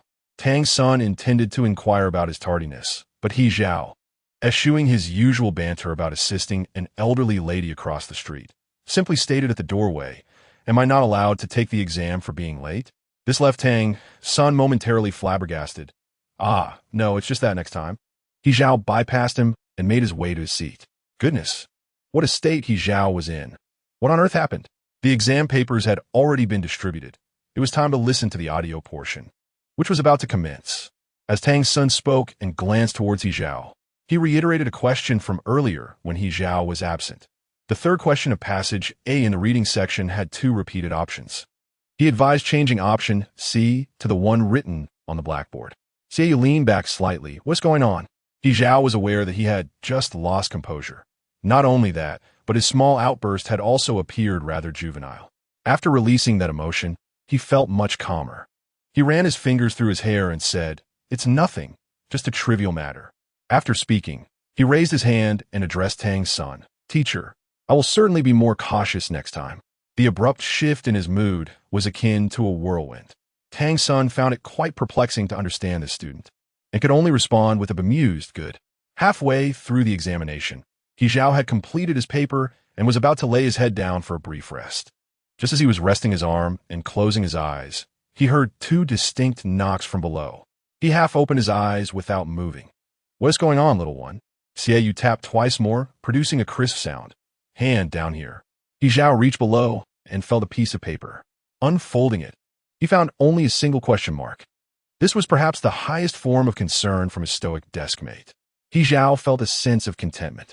He believed he could compose a lengthy reflection on the care of a cold-hearted assassin, filling an entire page, but as he took up his pen, the tip met the paper and bloomed into a splotch of ink.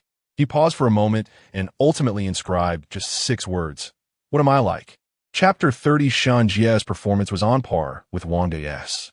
For this examination, they were seated in alternating rows, though their positions had been switched. After taking their seats, according to their exam numbers, they exchanged glances for a while before breaking into smiles. Shunjia, brother, you know what I mean. Wangda, I understand. Here, to a pleasant collaboration. Once they had compared their answers, the two began to engage in a lively exchange on paper. Their discussion about the Chinese examination had been rather insufficient, so they continued their conversation during the English test. Shall we go eat together after the exam? What do you want to eat? The cafeteria. What else could you desire? The offerings today at the cafeteria look rather daunting. Should we invite Zhao Ge and the others? Even if it's inedible, we have no choice. Yes, let us invite them. We shall share the burden of misfortune. By the way, Jie Ge, how long have you known Zhao Ge? While they were engrossed in their culinary discussion, Wang De abruptly shifted the topic. Shun Jie glanced at the note and saw a line that made him aware of Wang De's insatiable curiosity. Reflecting on it, Shun Jie realized that he had known He Zhao for nearly 3 years. Back then, the game Crazy Dance was all the rage, and the streets were filled with non-mainstream culture. Shun Jie, typically well-behaved at home, would venture out and indulge in reckless behavior, secretly taking money to visit internet cafes and engaging in an online romance with a girl who typed in Martian script. These informal internet cafes were often concealed within residential complexes, requiring one to navigate winding paths to find their door numbers. Once inside, through a small entrance, one would step into the world of non-mainstream youths. For just 3 yuan, one could enjoy an hour of gaming. However, despite the enjoyment, these internet cafes posed considerable risks, frequently facing reports of misconduct. Should one be unfortunate enough to be caught by the police, a call would be made to summon their parents, a fate far more severe than failing an exam at the time. Shun Jie vividly remembered paying for his session and wandering around in search of machine number 6. Amidst a crowd of non-mainstream youths with fringes obscuring their eyes, he spotted someone sleeping at a computer, clad in a black and red jersey, with hair cut short. The individual had a striking letter North shaved close to his ear, and the ashtray beside him was filled with several cigarette butts. From behind, the figure appeared excessively relaxed, yet remarkably eye-catching. Machine number 5. Number 6 was right next to this striking individual. Shun Jie cautiously sat down. Upon pressing the power button, he noticed that the mouse pad was half occupied by the person beside him. As he attempted to stealthily retrieve the mouse pad, he inadvertently roused the sleeper. The headphones perched precariously on the individual's head slipped off completely as he lifted it, resting around his neck. My goodness, what a visage! Shun Jie was taken aback. The handsome young man said nothing and resumed typing away on the keyboard. The screen displayed the wildly popular Crazy Dance game, prompting even Shun Jie to grit his teeth and purchase in-game attire with his penguin coins. For them, donning a stylish outfit was akin to preserving one's dignity in the gaming world, while players in the game affectionately referred to one another as brothers and sisters. The individual next to him sported the unappealing initial costume, with a username that was a mere 4 characters long and devoid of friends. Despite the competitive nature of the game, the player managed to sip from a can of cola with one hand. Shun Jie had often heard that older individuals would target such youth-oriented internet cafes to collect protection fees, yet he had never encountered such a situation himself. Until a man, swaggering with a stick in hand, forcefully kicked open the door and strode in. It was the height of summer, and he wore nothing but a Hawaiian floral shirt, his beer belly protruding so prominently that the buttons struggled to contain it, leaving most of it exposed. His appearance was unsavory, his face slick with grease. As he entered, he held a cigarette between his lips and rapped the computer desk with his stick, demanding, "Things are a bit tight lately, so be sensible. Hurry up. A little cash would settle everything," a sentiment most shared. However, when it was Shun Jie's turn to comply, his hand was suddenly pressed down by someone. He Zhao stood up abruptly. His soda was already finished, and as he gripped the can, it crumpled under slight pressure. "What are you collecting? What do you want?" Reflecting on this, Shun Jie scribbled on a piece of paper, "Zhao Ge is my idol." In the last examination room, Xiaoyu was at a loss for words. Scribbling "you are an idiot" only to erase it. During the latter half of the English exam, the commotion among students at the back escalated, nearly tossing answers at the invigilator. Tang Sun had moved a chair to sit at the back, right beside He Zhao. Xiaoyu folded a note, yet failed to find the right moment to pass it. He Zhao did not wait. He slumped over the desk and soon fell asleep. As the bell rang to collect papers, the surroundings buzzed with life once more. He Zhao remained deeply asleep. When Xiaoyu called his name twice during the collection, there was no response. He merely turned away, burying his face in the crook of his arm. Xiaoyu took it upon himself to submit He Zhao's exam paper. Glancing over his answer sheet, estimating that He Zhao's performance would yield about 35 points. Nearby, students were hurriedly exchanging a few correct answers during the collection. This question, C, and this one, B. Xiaoyu, maintaining his composure, altered a few of his answers incorrectly. The monthly exam consisted of 3 subjects: mathematics, Chinese, and English. After finishing the math exam in the afternoon, the entire sophomore year gathered for 2 study periods while teachers graded the tests. Lu Tsuanhao and the others planned to sneak off to the basketball court, and He Zhao, disinterested in remaining in the classroom, stood up and said, "I'm going too. Let us go." Luo Wenxiang remarked, "You just watch us play every time. Ankle still isn't healed?" He Zhao replied, "I'm too strong. I'm afraid I might damage your confidence." Lu Tsuanhao retorted, "Bullshit." He Zhao insisted, "Really, I fear I might hurt you." After some banter, they indeed decided to head to the basketball court. He Zhao took a couple of steps outside but then returned, asking, "Old Xia, are you coming?" Xiaoyu, not lifting his head, replied, "Go ahead." "You agreed." He Zhao directly tugged at his hand. Xiaoyu felt utterly perplexed. His refusal had been so evident. What had he agreed to? He Zhao enunciated the words "go" and "good" separately. "Go good." Xiaoyu responded. Before they could reach the court, they were intercepted by Director Jiang, a man nearing his 40s, who opened the office window, leaned out, and shouted, "You there on the basketball court? What are you doing during class time? Class 3 of sophomore year. Get up here now." Director Jiang's booming voice echoed with remarkable clarity. Wanda, clutching the ball, stumbled. What bad luck. The mad dog isn't required to grade exam papers. Is he not a mathematics teacher? A few individuals stood in a line at the entrance of the administration office. Director Jiang inquired, "Can you explain?" Luo Wenxiang, as the sports committee member, felt it was his duty to step forward and say, "We were practicing basketball. Our class has formed a basketball team." However, upon hearing this rationale, Director Jiang became even more irate. "There is no competition. What are you practicing for a basketball team?" Luo Wenxiang was rendered speechless. It was He Zhao who remained remarkably composed, providing a succinct 4-character answer. Strengthening the body? Thus, all students in the 2nd and 3rd classes of the 2nd year watched, as those who had promised to play basketball instead ran laps under the scorching sun on the playground. Su Qingqing, seated by the window, watched in confusion. What were they doing? Other classmates expressed their ignorance, speculating. "It's hot. Warming up?" Director Jiang did not leave. He stood in the shade, counting laps for the children. "Isn't this about a love for sports and physical fitness? Run, there are 15 laps. If you don't finish, don't return to the classroom."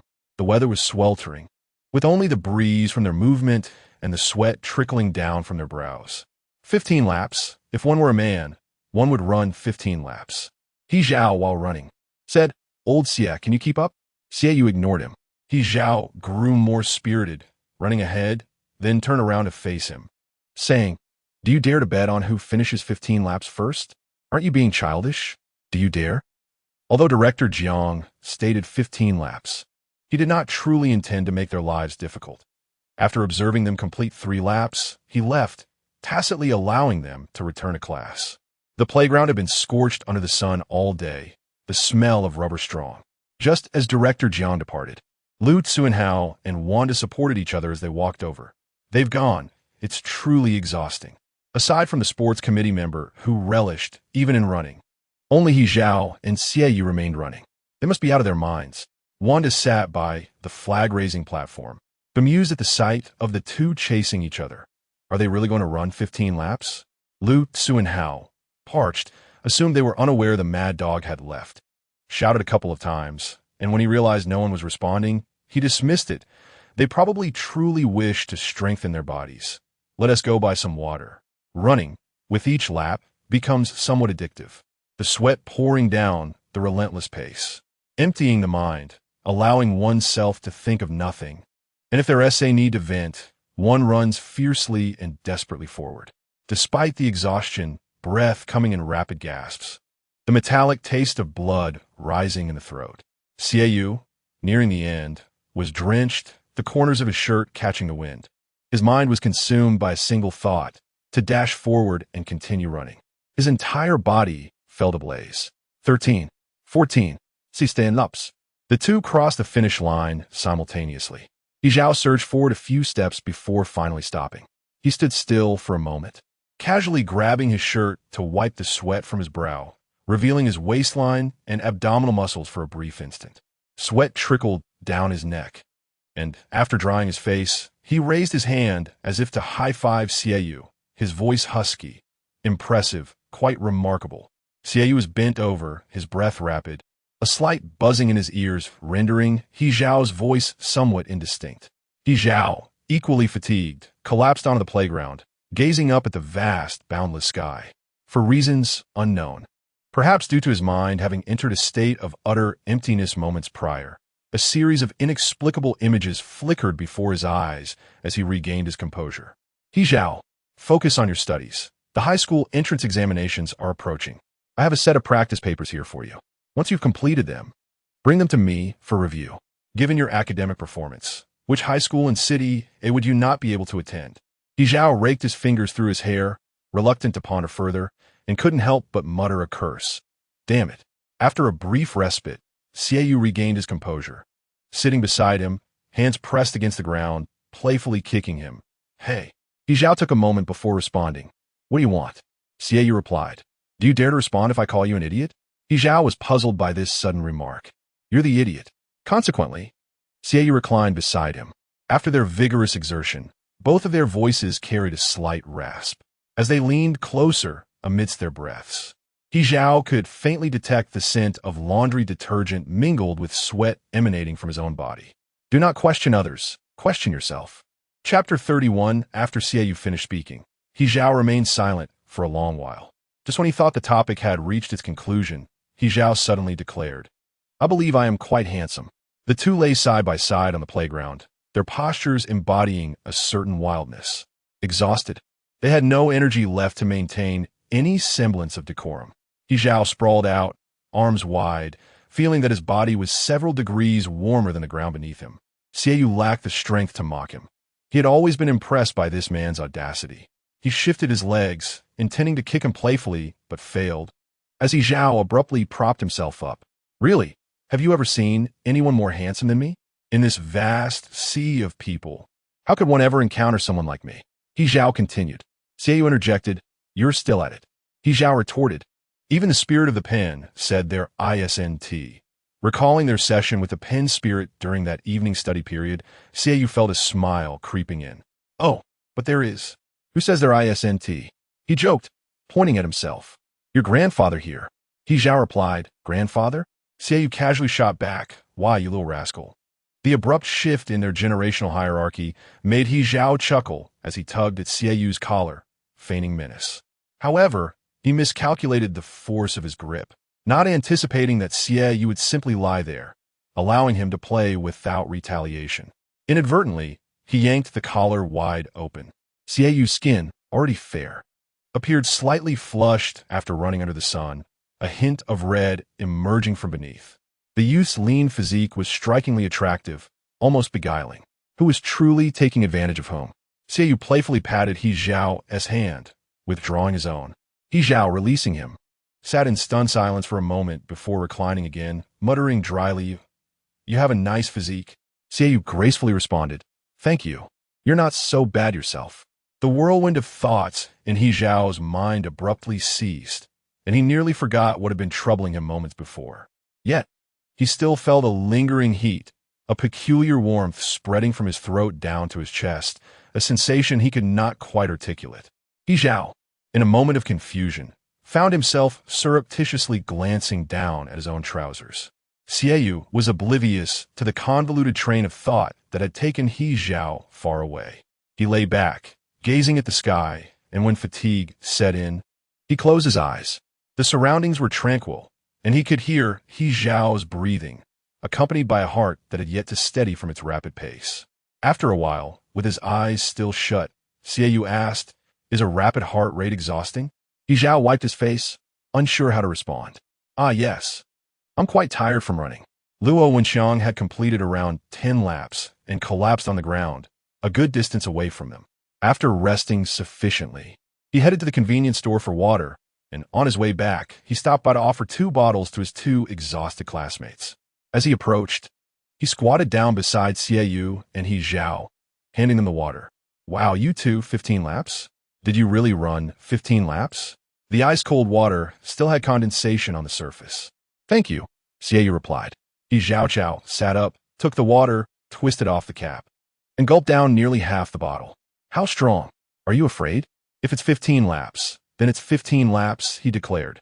Li Wenxiang made his intentions clear. So, for the upcoming autumn sports meet, you both shall run the long distance. The abrupt shift in topic caught He Zhao off guard as he was too busy boasting to respond immediately. Huh. This is the first time someone has invited Xiaoyu to participate in a collective activity. Running long distance is no big deal, but the class representative from Class 3 is being overly enthusiastic. The sports meet, barring any unforeseen circumstances, is still half a month away, and we haven't even received a specific date. However, Li Wenxiang shook his head, expressing, alas, life is but a fleeting moment. Xiaoyu. He Zhao. Brother, your philosophical outlook is quite profound. After chatting for a while, they rose and returned to the classroom. As they walked down the corridor, they noticed that every class had erupted in chaos. The previously calm facade was unsustainable, and the noise was overwhelming. Incredibly loud, they passed by Class 8, where Shun Jie and the others were still singing karaoke. He Zhao plugged one ear with his finger, unwilling to endure the auditory assault, and remarked, "Why is our class so silent, with the curtains drawn so tightly? This isn't the usual atmosphere we have." As He Zhao spoke, he pushed open the back door of Class 3. A film was playing on the big screen, just past the halfway point. Lu Xuanhao, acting as the class monitor, dutifully moved a chair to the podium, ready to pause the film at the slightest noise from outside. Startled to see them enter, Lu quickly resumed the movie. "I thought it was someone else. Come on, let us continue watching. If you want to place bets, head over to Wanda and make it official." With the curtains tightly drawn and all the lights off, they had indeed created a small cinema atmosphere. Xiaoyu, puzzled, asked, "What are you all doing?" "Guess who the murderer is?" Wanda introduced. "This is a mystery film. 50 cents a share. Care to place a bet?" No. That wouldn't be fair to me and Lao Xia. "We don't know what has happened so far," He Zhao replied, and then complimented, "But I must admit, you all have quite the business acumen." This revelry of the grade lasted less than half an hour before Director Jiang personally intervened. "All right, while I was grading papers, did you all think you could turn this upside down?"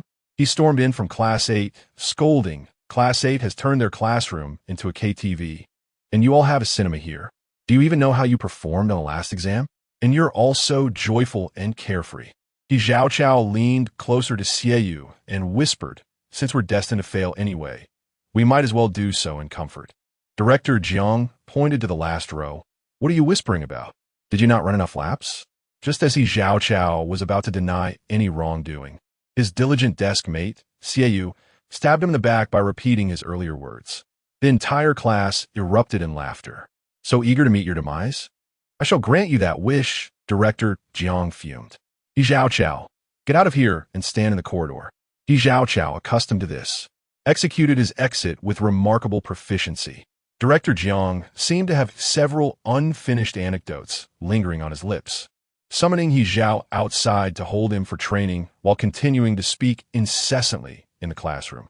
Weary from standing, He Zhao stealthily took a couple of steps back, leaning against the doorframe to chat with Xiaoyu. "Little friend, your behavior is rather ungracious." Xiaoyu retorted, "You are quite annoying. As for the issue of late arrivals among boarding students, we have already devised strategies to address it."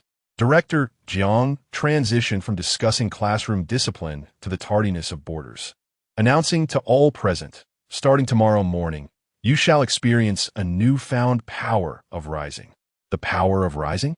It was, in fact, a palpable desire to commit homicide. The following morning, the dormitory's broadcast blared loudly, a stirring rendition of loyalty to the country exploding in everyone's ears. With the smoke of war rising, the landscape beckoning, and the resounding neigh of horses, "I long to guard our territory and reclaim our lands. A magnificent China demands recognition from all corners." The fervor was imbued with passion. grand and lofty aspirations that stirred the blood of every patriotic young man. A sense of mission surged forth, igniting a fervor for learning that bubbled continually. At 6 o'clock, indeed, the dormitory was ablaze with activity. They crawled from their beds, hastily neglecting to put on slippers, flinging open doors only to exclaim in unison, "What the hell? What's going on at 6 o'clock? Are we not allowed to sleep? Who the hell is playing music?" He Zhao pulled his blanket over himself, intending to endure the length of one song. Ultimately, the incessant racket of the broadcast and the cacophony of complaints outside became unbearable, compelling him to prop himself up and mutter, "What the hell is going on?" After a night's rest, the aftereffects of running 15 laps yesterday surfaced, particularly the strain on his recently injured ankle, making enduring high-intensity running quite challenging. He Zhao raked his fingers through his tousled hair, descended from his bed, and shuffled in his slippers to the door, opening it and joining the outcry. Is it really this raucous? Loyalty to the country, quite the choice. Though his voice was not loud, it was distinctly recognizable, always tinged with a hint of teasing. Someone spotted him and paused to comment. "Morning, Zhao Ge." He Zhao merely yawned, gesturing with his hand, then ambled to the opposite door, driven by a sense of shared fortune and adversity, knocking and calling for Xiaoyu. "Old Xia, rise and shine. Can you really sleep through this?" His hair was quite disheveled, his clothes unkempt. After a few knocks and receiving no response, just as he planned to retreat for a bit more sleep, the door creaked open. "Are you still at it?" Xiaoyu pulled out the earplugs from his ears, leaning against the doorframe to regard him with an expression that almost screamed "Get lost." Without regard for Xiaoyu's welcome, He Zhao slipped past him. "I'm here to have breakfast with you." Xiaoyu did not shut the door, standing at the threshold, his eyes clearly conveying 3 words. "Get out." He Zhao feigned ignorance. Although the song had ceased, Director Zhang's lecture had only just begun. "Hello, hello? Can you hear me? Ah, good morning, classmates." As the saying goes, the plans for the day are made in the morning. He Zhao was utterly astonished. "Is it not over yet?" Xiaoyu raised his hand to rub his forehead. With this, even if he wished to sleep, slumber would elude him. He simply closed the door and turned to wash up. Yesterday's mathematics exam was truly something to behold. Even the math teacher would be moved to tears. While Xiaoyu was brushing his teeth, He Zhao leaned against the wall, standing at the entrance of the restroom, bantering with him. "Just wait for him to commend me. I have never experienced such a harmonious flow of answering questions." Each problem was one I recognized. Once Xiaoyu finished brushing his teeth, he splashed some water on his face. When He Zhao confidently proclaimed that he would definitely pass, Xiaoyu, having dried his face, threw the towel directly at He Zhao's face. It would have been better if he hadn't mentioned the monthly exam paper. Xiaoyu felt exasperated, thinking to himself, "What a load of nonsense. What are you doing?" He Zhao asked, removing the towel from his face. "Are you still grumpy?" Xiaoyu placed his hand on the zipper of his trousers, tugging it down slightly. His intentions were evident. Close the door and beat it. "Why be shy? We are all men here." He Zhao, while verbally dismissing the notion, complied and turned towards the desk. Xiaoyu adjusted his pants zipper, ignoring him. During the mathematics exam yesterday afternoon, Xiaoyu had asked He Zhao mid-exam how he was doing, seeking to gauge the scoring regions. The questions on that paper were essentially those from past exercises, with only minor modifications, such as changing 10 to 20. Scoring poorly would indeed make one appear foolish. When He Zhao claimed he had performed well, Xiaoyu was inclined to believe him. After all, He Zhao did not entirely neglect his studies.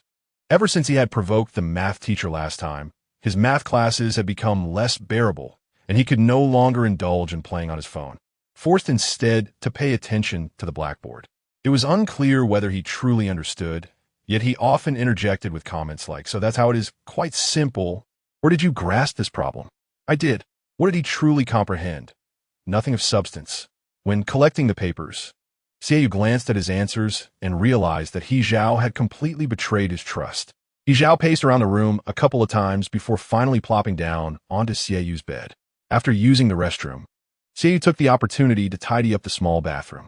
Upon washing his hands and stepping out, he found He Zhao, who had seemingly sought trouble, knocking at the door while vocally announcing breakfast, only to discover him sound asleep on his bed. He Zhao sure him had rolled up, and though he appeared tall and lean, He possessed all the necessary attributes. The muscles around his waist and lower abdomen were well defined, especially as he breathed, yet his youthful innocence tempered any aggression. Half of his face was buried in the blanket. Xiaoyu flexed his wrists, feeling an overwhelming urge to punch someone. With the monthly exam behind them, regardless of the results, everyone had returned to a relaxed state one could euphemistically call a passion for life. As students entered the school gate in the morning, they busily discussed their favorite celebrities and the popular television dramas from the previous night. While the bell for morning reading rang, and the mad dog stood at the gate, catching the tardy ones. The efficiency of the teachers at the second high school in grading exams was remarkably high. They took the papers home to work overtime, ensuring that results would be available the following day. Wanda squatted outside the teacher's office for the entire break, tilting his head with his ear pressed against the door. Just as Tang's son opened the door to take out the trash, Wanda suddenly sprang up and darted towards the restroom. "Wait a moment," Tang's son called out, waving his hand to Wanda. "Come here." When Tang's son first took office, he had heard from other teachers that this child had a particular penchant for eavesdropping. Today, he had finally witnessed it firsthand. Holding the trash bag, he took a few steps forward and inquired, "What have you overheard?" Wanda replied, "Our class is at the bottom, with the first and second in the grade both in our class, just at the bottom. Class 2 has the highest average score, and someone scored full marks in mathematics. Su Qingxing did well in English. The Chinese teacher next door is getting married next month." Tang's son, having only caught a glimpse of Wanda's head from inside, was genuinely surprised by how much he had managed to hear. "Your ears are quite sharp. How many do you have? Is there more?" Wanda answered, "No more, report complete." As class was about to begin, Tang's son thought better of educating him due to time constraints. "Make sure to read more books in your spare time. Off to class now. Oh, and ask Zhao to come to my office at noon." Wanda quickly acknowledged this. Tang's son walked a few steps out, then paused, returning to add and bring Xiaoyu along as well. In the classroom, Zhao sat at his desk playing a low-cost, homemade paper game of Gamoku with Xiaoyu, having ended their previous language class in a draw at 2-2. Zhao possessed strong logical thinking skills and extended the game's duration. Each time Xiaoyu was about to connect 5 pieces, Zhao always managed to interrupt, leaving Xiaoyu uncertain whether it was sheer luck or skill. Wanda returned just as the class bell rang. "Zhao go, you go. Old Tang wants you both to come to his office at noon. You too. How can you consistently land at the bottom?" Upon hearing this, Zhao realized Wanda had learned of their grades and put down his pen to ask, "Me? What did I score?" Xiaoyu, already anticipating the outcome, did not even lift his head. As expected, Wanda replied, "You're last, and you only scored 10 in mathematics."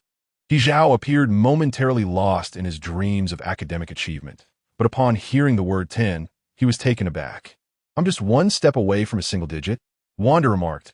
"Indeed, quite impressive. Your score has brought our class average down by 2 points."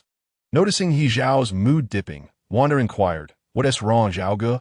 Don't mind him. He's just waking up," Xiaoyu interjected. "He's still waiting for the math teacher's praise. He might as well sleep. There's everything in dreams." Recently, Wanda felt he had grown quite familiar with Xiaoyu and blurted out, You scored 20. You're not doing any better either." Xiaoyu retorted, "Are you asking for a beating?" Zhao burst into laughter, his amusement escalating. At noon, Tang's son finished his meal early and returned to his office, awaiting the 2 students who had secured the bottom 2 spots in the class. He had prepared several outlines for their discussion, but ultimately decided to go with the flow. "Teacher Tang, the 2 of them have been like this since the first year of high school." The other teachers watched as Tang's son meticulously analyzed their monthly examination papers for quite some time. It was also heard that they had arranged a meeting during lunch. Just teach normally. If they are truly unwilling to listen, there is little one can do. I do not mean to suggest that you should abandon them. It is simply that these 2, truly, there is no feasible solution.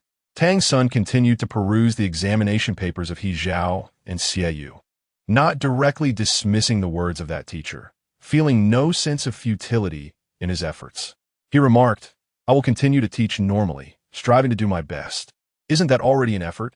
After a brief interval, the 2 of them arrived, knocking on the door in succession. Report.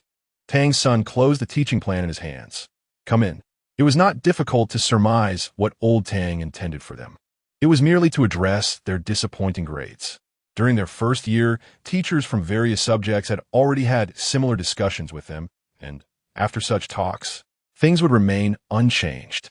He Zhao appeared quite relaxed, likely accustomed to such situations. You two, take a seat. Tang's son placed the examination papers on the table. I would like to ask you, what difficulties do you encounter in your studies? Speak up, and we shall attempt to resolve them together. In other words, it was essentially asking, how could you possibly have scored so low? Xiaoyu could not articulate any reasons, knowing the correct answers and skillfully avoiding the inquiry, fearing the response might alarm him. In contrast, He Zhao was quick to respond. Everything is difficult. He Zhao, I recently complimented your homeroom teacher on your commendable performance in mathematics. Just as he spoke, the mathematics teacher entered after finishing his meal, a toothpick in hand. How did you perform so poorly this time? He Zhao fell silent. Xiaoyu answered on behalf of his desk mate. During class, he thought he understood. This time, the mathematics teacher was at a loss for words, shaking his head as he returned his seat. You truly are remarkable. Chapter 32-6 examination papers lay before them on the table, and Xiaoyu assumed that old Tang would primarily discuss the recent monthly test. However, Tang's son inquired, do you enjoy playing games? In an effort to appear more engaged, even those who were not particularly fond of gaming nodded in agreement. Xiaoyu replied yes. He Zhao's added enthusiastically, I do particularly. He mentioned that he had tried his hand at a popular minigame, and then turned to He Zhao. I hear you've been playing this game continuously. Tang's son did not bring up the exam papers, but instead took out his phone, unexpectedly commenting on He Zhao's taste, quite innocent and pure. Innocent and pure? Xiaoyu found the peculiar phrase baffling and wondered where old Tang had drawn that conclusion. Seizing the opportunity, while old Tang was preoccupied with his phone, He Zhao nudged Xiaoyu with his arm. Is he implying that I'm childish? Uncertain and uninterested in the answer, Xiaoyu mused that someone like old Tang, a middle-aged man, likely indulged in pastimes such as chess, tea, and birdwatching. The more He Zhao pondered, the more he felt it was true.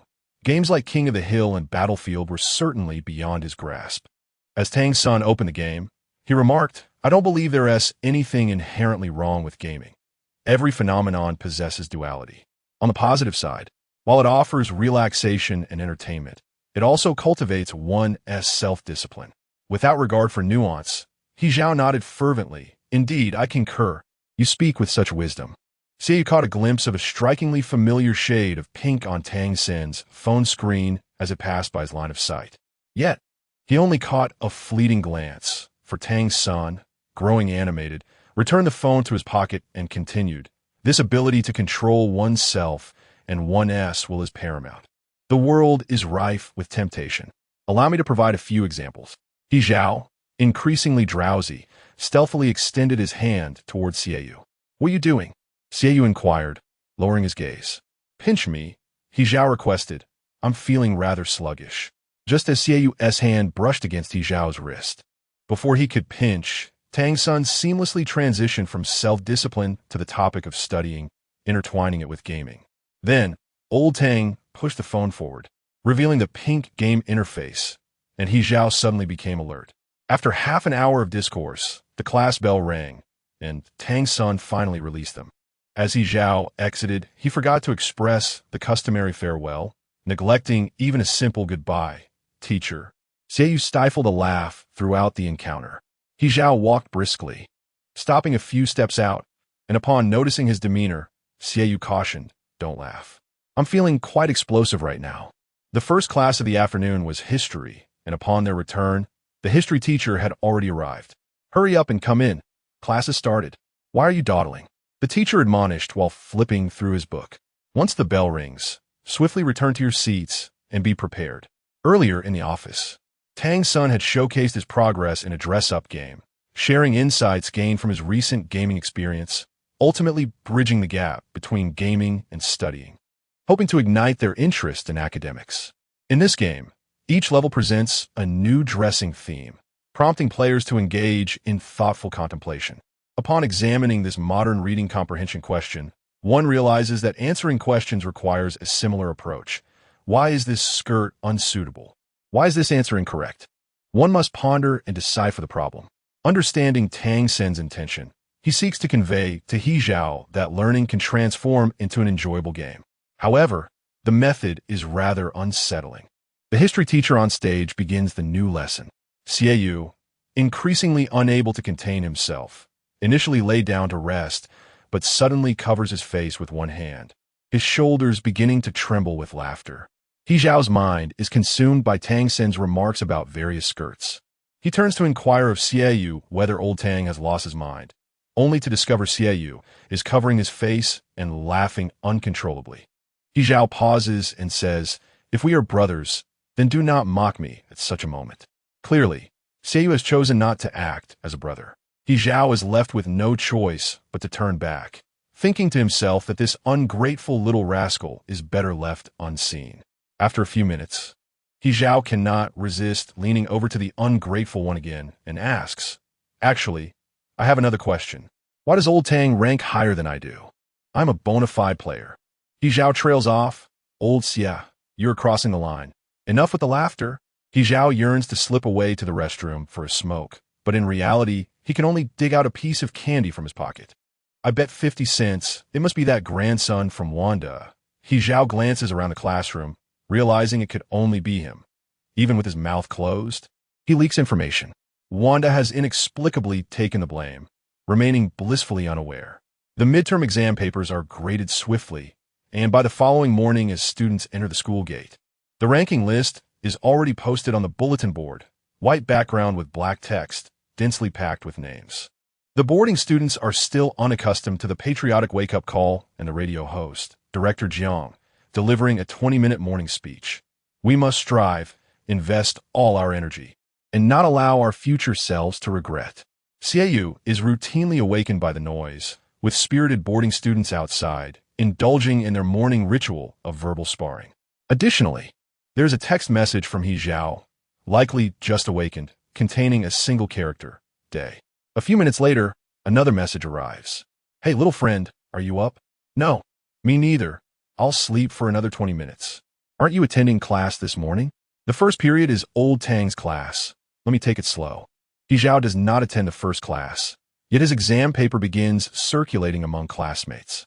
If one were to compile all the language papers He Zhao has completed into a booklet, it would undoubtedly be a source of delight.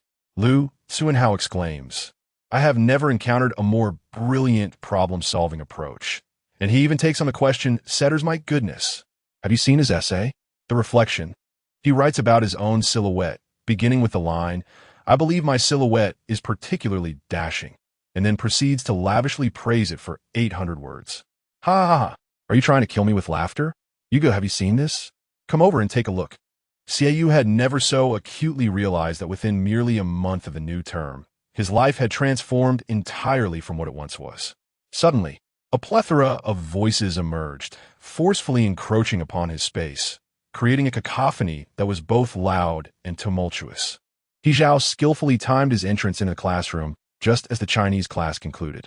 Su Qingqing was distributing English test papers while simultaneously reminding him, "You have yet to submit your English assignment." As He Zhao approached the doorway, he inquired, "What English assignment?" "You need to transcribe the vocabulary for the next unit." Writing each word 4 times, Su Qingqing replied, shoving the English exam paper into He Zhao's arms. "You scored 30 and your deskmate 25. Although their scores were closely matched, the teachers preferred to grade Xiaoyu's papers over He Zhao's, as Xiaoyu's handwriting was aesthetically pleasing, avoiding the perplexity of deciphering indecipherable scrawls. He Zhao was indifferent to both scores and mistakes. He rolled the 2 sheets of paper into a scroll and approached Xiaoyu, lightly tapping the corner of his desk. "What are you looking at?" Xiaoyu, without lifting his head, replied, "Your essay."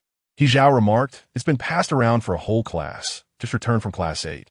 Xiaoyu added, "By the way, you've acquired a new nickname, Brother Silhouette." Shun Jie deliberately excused himself from class midway, using the restroom as a pretext to sneak into the corridor of class 3. Squatting down to have Wanda and others pass He Zhao's exam paper to him through the window, claiming that the students from class 8 were exceedingly intrigued by his zero-scored essay. He Zhao, without needing to inquire, knew precisely who had orchestrated this. What a ridiculous moniker. It hardly aligns with my literary prowess. As He Zhao pondered what grand literary title he should be bestowed, Wanda burst into the room. Having once again succumbed to the temptation of eavesdropping outside the office during his bathroom breaks, always returning with a mix of half-truths and strange tidings. Major news. Brother Zhao. Trouble is brewing. He Zhao tossed the exam paper onto the desk, feigning indifference, yet playing along. What is it? Don't rush. Take your time. The class representative had taken the exam paper to seek out Old Tang, expressing a desire to provide individual tutoring to the two of them in order to raise the class average.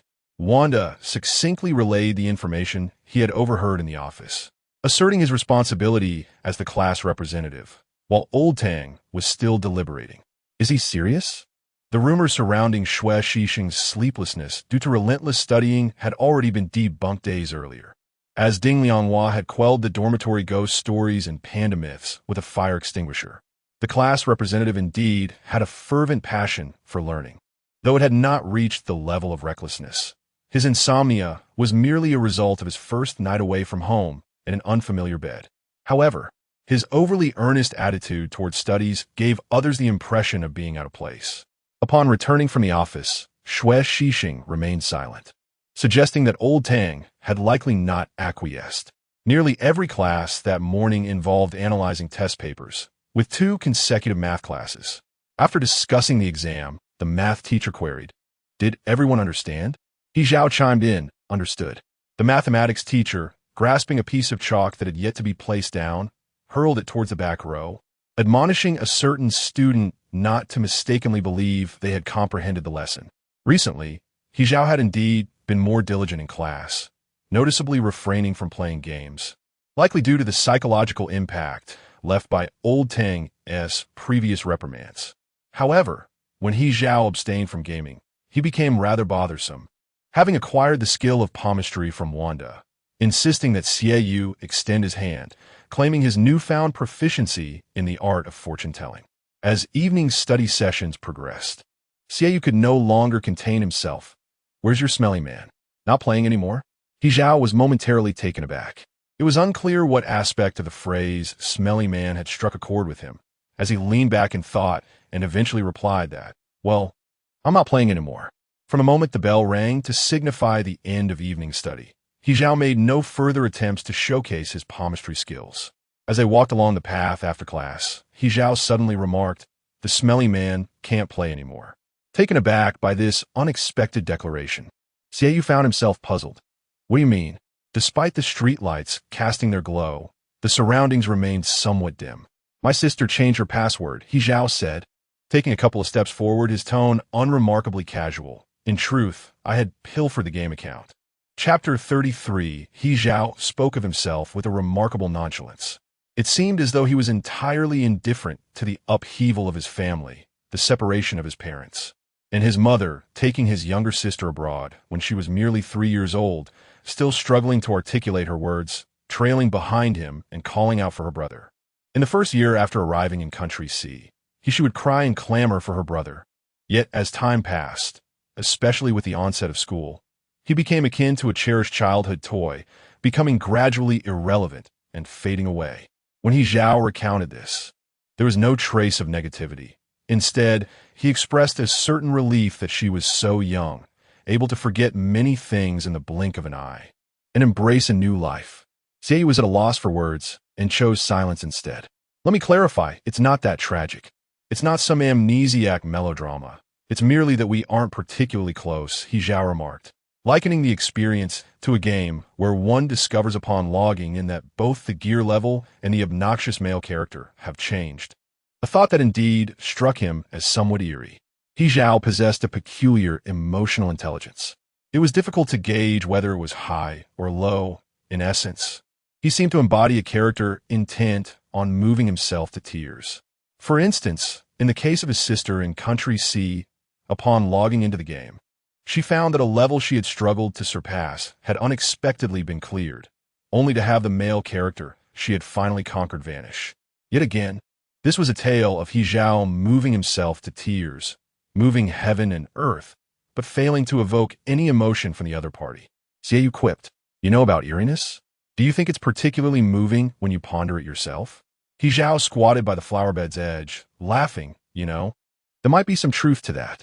Xiaoyu, lacking any desire to delve into others' stories, regarded him as somewhat foolish. Others might be unaware, but he was all too conscious of the truth. During this period, he had witnessed He Zhao engrossed in a simplistic game, playing during class and even late at night, sending him screenshots asking which of two pairs of shoes to choose. He should have thought, what does this matter to me? Yet, inexplicably, Xiaoyu found himself bending down, and before he realized it, his hand was resting atop He Zhao's head. Both were momentarily taken aback. He Zhao's short hair felt somewhat prickly to the touch. Xiaoyu, caught between the impulse to push him away and the desire to turn and walk off, ultimately chose the latter. I'm going back. Let us go together. He Zhao exclaimed, jumping down to follow, raising his hand to touch his own head. Is there something in my hair? Why are you walking so fast? Upon returning, Xiaoyu took a shower, his hair still damp, and squatted by the bed, stretching out his hand to pull out the suitcase tucked beneath. Inside were study materials, mock tests, and the notes he had diligently compiled, a veritable treasure trove of academic resources. They usually lay quietly beneath the bed, locked away. He felt he ought to solve some problems to regain his composure. Xiaoyu crouched beside the suitcase, gazing intently for several minutes, his fingers brushing against the cover of his 5-year college entrance examination and 3-year simulation guide. He then lifted his gaze towards the window, where a sparse scattering of dim stars twinkled in the night sky. For some inexplicable reason, he suddenly recalled He Zhao's radiant smile beneath the streetlight, a light so bright it seemed capable of piercing through the darkness. He Zhao appeared to live each day with remarkable ease, and Xiaoyu found himself curious about what could possibly bring him such joy. Just a few days prior, He Zhao had been drinking soda, and upon finishing, he passed the bottle cap from the back of their row to the front, boasting to Lu Tsuanhao and the others, come, touch it, feel it. A day's worth of good fortune begins with my brother's bottle cap. Su Qingqing, engrossed in her exam, was particularly unyielding. What nonsense is this? Do you think you're a koi fish? Sister Qing, how can you speak like that? You take advantage of my brother, Zhao, not hitting women. Hey, Zhao, I'm different from her. I'm just here to support you, Wanda interjected, strongly implying, I touched it, I felt its magic, oh my. This mysterious power from another dimension. Zhao, I'm a bit thirsty. May I have this lucky bottle cap to share with my brother? No, He Zhao replied, retrieving it. I'm keeping it for my desk mate. However, Xiaoyu showed no gratitude. Upon entering the classroom, he curtly remarked about the bottle cap. If you want to throw it away, do it yourself. As he pondered this, Xiaoyu suddenly realized that the name He Zhao had been appearing with increasing frequency lately. Even Zhou Dalei was aware of his handsome desk mate. Occasionally, when the two of them conversed on the phone, the topic would inevitably gravitate towards that striking figure. Zhou Dalei sensed something amiss and once inquired, Are you two quite familiar? Boss, yeah, after knowing you for so many years. This is the first time I've seen you make a friend. I can't help but feel a paternal instinct. When Xiaoyu and Gu Shulan first arrived at Heishui Street, Dalei was the undisputed king of the area, wild and untamed. Observing the two newcomers whose looks and demeanor set them apart from the local children as they disembarked from the long-distance bus. Despite enduring over 40 hours of travel, the two remained vigilant, particularly the smaller one, whose eyes seemed to conceal daggers, sharp and discerning, scrutinizing everyone. In his youth, Dalei, lacking understanding, had mistaken Xiaoyu for a girl, thinking her exceptionally beautiful, and had tossed small stones to express his admiration. Little did he know that the next day, when Leia's parents were at work, the seemingly cold little girl would come seeking vengeance, her temper flaring as she dragged him down and pummeled him. Who did you throw that at? Do you understand manners? Do you need me to teach you how to behave? Are we familiar? Xiaoyu questioned himself. He and He Zhao should not be considered close. This week, aside from the stimulating monthly exam, the other days passed rather unremarkably. Only Shui Shixing remained undeterred, coming each day to solicit the two of them, hoping they would join his study group to collectively strive for academic improvement and elevate their class average. A 3-point gap. That's the difference between us and Class 1. Shui Shixing was undaunted by the formidable reputations of the two, or perhaps even aware of their potential for violence. He still willingly risked his safety. As the class study representative, I cannot allow this situation to persist. Why do you two not cherish your studies? Learning is undeniably captivating. Without it, what meaning does life hold? If you believe in me, let us extend an opportunity to one another. Xue Xixing is akin to a deranged second-generation troublemaker, and He Zhao finds himself at a loss, unable to resort to physical confrontation. My friend, I propose we allow each other a path to escape. Xiaoyu has uttered all manner of harsh words, even invoking the all-encompassing adage, "What concerns you does not concern me." Yet, Xue Xixing remains unperturbed, merely reiterating 3 points. This is the disparity in average scores between our class and the first. Xue Xixing has risen to prominence, hailed by Wanda as the man at the pinnacle of the food chain in Class 3. Is it truly that terrifying? Upon receiving Wanda's text, Shun Jie lifted his gaze, observing the two formidable figures who seem to have taken root in Class 8 these past few days. No wonder you two have been frequenting our class lately. Xiaoyu, have you noticed how unusually quiet our classmates have become? Seated in a corner, Xiaoyu was engrossed in his phone, baffled as to why the conversation had shifted to him. Me, He Zhao, at least, was well acquainted with many, and following the Yang Wenyuan incident, had inexplicably garnered a semblance of respect in their class. Xiaoyu, however, maintained an aura of fearsome reputation, enduring and timeless. Shun Jie remarked, "Indeed, I have yet to see you smile. Would you not offer a friendly gesture by smiling? Our classmates are trembling." Xiaoyu looked up, indeed spotting several individuals glancing at him, only to quickly avert their gazes upon meeting his. Just as Xiaoyu intended to say they could continue trembling, He Zhao interjected, "Why should my little friend smile for you?" Shun Jie's mind momentarily short-circuited. Xiaoyu paused.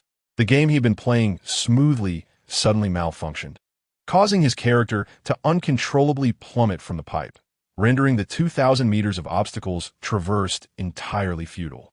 Shun Jie, convinced he had not misheard, contemplated asking Zhao Ge if he was feeling jealous, yet He Zhao often jested, leaving him uncertain of the sincerity behind the words. Hesitant to prolong the awkwardness, he forced a laugh. Well, look, the sun outside is splendid. It must be quite warm." Upon uttering this, he sensed the atmosphere grow increasingly uncomfortable. More accurately, the awkwardness was his alone. The two beside him exuded a subtly different energy. Ultimately, Xiaoyu abruptly stood, performing an act entirely befitting his fearsome persona. He rolled up his sleeves and pointed at He Zhao, declaring, "Step outside." The entire class 8 trembled thrice. Just as the class bell rang, Director Jiang came to fetch old Tang, emerging alongside him. From a distance, they spotted the two entangled. "What are you two doing? Why are you embracing?" Director Zhang's voice resonated through the corridor, particularly emphasizing the ambiguous phrase embracing, prompting students from Class 1 to Class 8 by the windows to peer curiously into the hallway. Xiaoyu still held onto He Zhao's collar, while He Zhao's hand rested gently on Xiaoyu's waist. Everyone. The final class on Friday was Chinese literature. After class, Tang's son closed his textbook and reminded the students, "This weekend's homework consists of these assignments. Don't let the holiday turn into a frenzy of play." Are all the boarding students heading home for the weekend? Those planning to stay on campus, please come and register with me. Xiaoyu had spent the entire class sprawled over his desk in slumber, while He Zhao, unwilling to succumb to boredom, poked his desk mate's shoulder with a pen. "Are you going home this weekend?" he asked, noting Xiaoyu's displeasure. "I'm holding back from hitting you, so don't come looking for trouble." Xiaoyu turned his head to regard him. He Zhao continued, "You still haven't answered my question." "Yes," Xiaoyu replied, "it's my mother's birthday, so I must return home this weekend." Chapter 34, Gu Xuelan's birthday, is the day after tomorrow. Xiaoyu's decision to remain at the school was not due to an inability to cope psychologically. Rather, he was reluctant to part with the entire box of study materials tucked beneath his dormitory bed. Hizeo listened and responded with a simple, "Happy birthday." Clearly, Hizeo wished to elaborate, perhaps to wish him good health and all the best, but his words were abruptly cut short by a stern interruption. "All right, that's enough. Thank you." Xiaoyu gestured with his fingers to signal the end of the conversation. "That gesture of yours resembles the emoji Shun Jie sent me," Hizeo remarked. imitating the motion by spreading his fingers apart. Xiaoyu retorted, "Stop it." Hizeo was utterly unaware of the Chinese homework assigned by Tang's son earlier. He lingered in his seat for a moment, then tapped the shoulder of the classmate in front of him and borrowed their assignment notebook to copy the work. The front row classmate was perplexed, as the entire class knew Hizeo typically avoided homework. Mustering courage, they asked, "Are you actually going to do your homework?" While copying, Hizeo replied, "What if?" He mused that perhaps destiny would intervene, and he might find a particular assignment appealing enough to compel him to complete it. The classmate, taken aback by such a serious take on the notion of fate and homework, was left in awe. After copying 2 assignments, Hizeo returned the notebook and placed one of the copies on Xiaoyu's desk, saying, "Take this, just in case a miracle occurs." Xiaoyu glanced at the incomprehensible scrawl on the paper and thought to himself that if a miracle were to happen, it would certainly be a stroke of luck. Folding the paper, he absent-mindedly tucked it into his pocket, just as Hizeo inquired, "When is your birthday?" Xiaoyu turned his face away, feeling vexed by his presence, the shadows from the corridor still lingering in his mind. A row of heads peeked through the windows, all wearing expressions of bewilderment as they observed the two. Wanda even covered his eyes, adopting a pose of pretended ignorance. In his life, Xiaoyu had never been the subject of strange rumors until he met Hizeo. He realized that this world was indeed full of curiosities. The students who remained on campus over the weekend adhered strictly to the dormitory regulations. Tang's son pulled up a chair, appearing ready to engage them in conversation until school was over. "We must trust in science. I almost forgot about last weekend's incident in the dormitory building." "Wanda, don't slouch. It's surprising to see you so contemplative." When it comes to settling accounts, their teacher, Mr. Tang, had an exceptionally long reaction time. Sometimes it seemed he truly didn't hold grudges, only for them to let their guard down, thinking all was well in their tranquil lives, when suddenly they would be summoned for a reprimand. "Hey, last month you." Hizeo tilted his head to look at Xiaoyu, leaning down to be at eye level with him, reaching out to touch his hair. "When is your birthday?" Xiaoyu replied, "It would be unwise to disclose that." Hizeo did not press further on the matter, and moments later, the conversation shifted from birth dates to inquiries about their respective ages, with Hizeo confidently asserting that Xiaoyu was certainly younger than him. Xiaoyu has recently become particularly sensitive to the term little, especially when it involved children. Consequently, he sat up, his expression somewhat grim, and retorted, "What do you mean by little? In what way am I small?" The two then compared their birth years, revealing that He Zhao was indeed 2 years his senior. "Call me brother," He Zhao chuckled.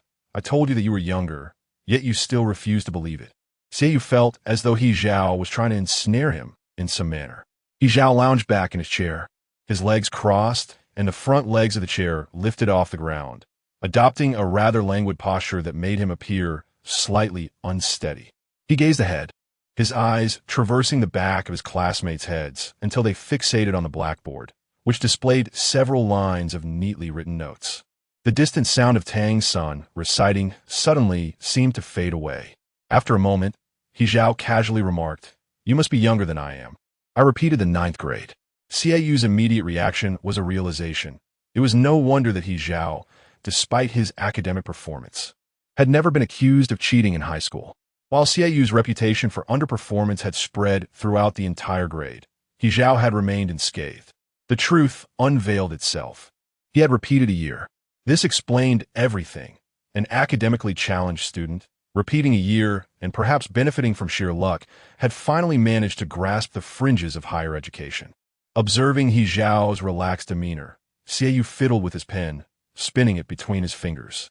He Zhao's desk was strewn with a mathematics exam paper, amended but still appearing haphazard, with his handwriting chaotic and disorganized. Xiaoyu, intrigued, asked, "How many years did you repeat?" He Zhao replied, "1 Y." Xiaoyu responded, "Nothing much. I assumed someone like you would at least require 3 years." He Zhao took offense at this comment, retorting, "What do you mean by someone like me? Aren't you in a similar situation?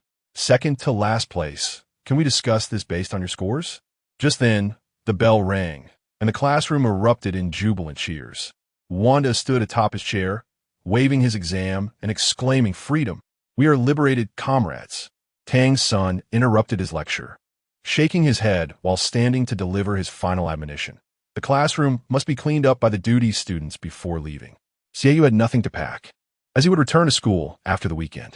He Zhao, remaining in the classroom, continued to sway in his chair and even leaned back to wave at him, saying, "Goodbye, little one." Xiaoyu remained silent, but as he passed behind Yi Zhao, he lifted his foot and delivered a swift kick. Decisive and clear. Try calling me that again. Yi Zhao lost his balance in an instant, almost toppling over with his chair, but he reacted quickly, managing to fall in a manner he deemed stylish, one hand bracing against the ground. "What the hell?" he exclaimed. The chair fell over, crashing to the floor with a loud bang. Wanda, in a fit of inspiration, folded his exam into a paper airplane, blowing on it gently. "Soar, little bird of freedom." Lu Tsuanhao, noticing this, also folded his mathematics exam into a plane. Let me show you something even more impressive." By this time, Tang Sun had just reached the classroom door, and seeing the chaos that had ensued, he clasped his hands behind his back, holding a cup of herbal tea for the elderly, and remarked, "Young people are truly filled with enthusiasm." Xiaoyu took nothing with him, knowing he would be back at school after just 2 nights. Gu Xuelon seemed particularly attentive. "Just carry a backpack and take your homework and other essentials. Everything else is available at home." "Understood. I'll manage," Xiaoyu replied. Aside from his phone and some change, the only remnant he had was that forgotten piece of miraculous homework. Upon exiting the school gate and confirming that no chauffeur from the Zhong family awaited in a luxury car, he made his way to the bus station. The heat was oppressive, and despite the reluctance to be picked up, he found himself amidst a crowd under the blazing sun. Gu Xuelon cautioned, "Be careful on your way." Xiaoyu simply acknowledged her with a brief before ending the call. Xiaoyu had little concept of birthdays in his recollections. There were no cakes, no surprises, neither alarming nor delightful scenes, just a simple bowl of steaming noodles. To economize, Ms. Gu refrained from celebrating her own birthday, yet every year, she would prepare a bowl of noodles for Xiaoyu on a special day. Consuming it brought warmth to his entire being, inexplicably soothing him. Zhong Jie returned for the weekend. Since starting university, he had been either at school or interning at the company under Zhong Guofei's guidance, soon to take over the family business. In the 3 years Xiaoyu spent at the Zhong household, he had stirred little commotion, silently accepted as the underachiever, Zhong Jie. While disgruntled, felt a subtle satisfaction. "I heard you did well on your recent monthly exam?" Zhong Jie asked with a sarcastic tone as Xiaoyu entered. After changing his shoes and leaning on the shoe cabinet, Xiaoyu, unable to clearly convey his expression, responded modestly, "You're flattering me." Gu Xuelon emerged from the living room, knowing her son was home today, and since Zhong Jie was also present, she took it upon herself to prepare several dishes. "Dinner is ready. Come and eat." Zhong Jie sat on the sofa, sneering, though the reason for his amusement remained unclear. Perhaps influenced by He Zhao, Xiaoyu noticed a significant improvement in his temper. Under the philosophy of not letting another's anger affect him, the meal was surprisingly serene. Zhong Jie, however, recognized that Xiaoyu had become increasingly difficult to handle, transitioning from explosive reactions to sharp retorts, and this time, he completely ignored Zhong Jie, treating him as if he were invisible. After the meal, Gu Xuelon urged Xiaoyu to help her slice some fruit to take upstairs. They crowded in the kitchen, washing fruit together, the cool water flowing over their fingers. Their conversation was sparse, consisting mainly of brief exchanges, eventually succumbing to silence. After washing the last apple, Xiaoyu handed it to Ms. Gu. "Please take this plate to your Uncle Zhong," she instructed. He has been particularly busy with company matters lately and hardly touched his meal before retreating to the study. Zhong Jie was also in the study on the 2nd floor. As Xiaoyu approached the door, he overheard a heated argument emanating from within, muffled yet intense. Especially Zhong Guofei's defeated and frustrated voice. "I hope for your well-being. Can you not wish for mine as well? I truly appreciate your Aunt Gu for accompanying me through life." Then, Zhong Jie's voice, hoarse with emotion, followed. "What about my mother? Where has she gone? In this household, what is her status, and what is mine?" Unknowingly, this topic spiraled into yet another endless dispute, persistent over the past 3 years. Xiaoyu found the voices of the two individuals somewhat disruptive. He lowered his gaze and speared a small piece of apple with a toothpick, savoring its slightly tart flavor. Gu Shulan, upon hearing the commotion from upstairs, hastily neglected to wipe her hands and ascended the stairs to mediate.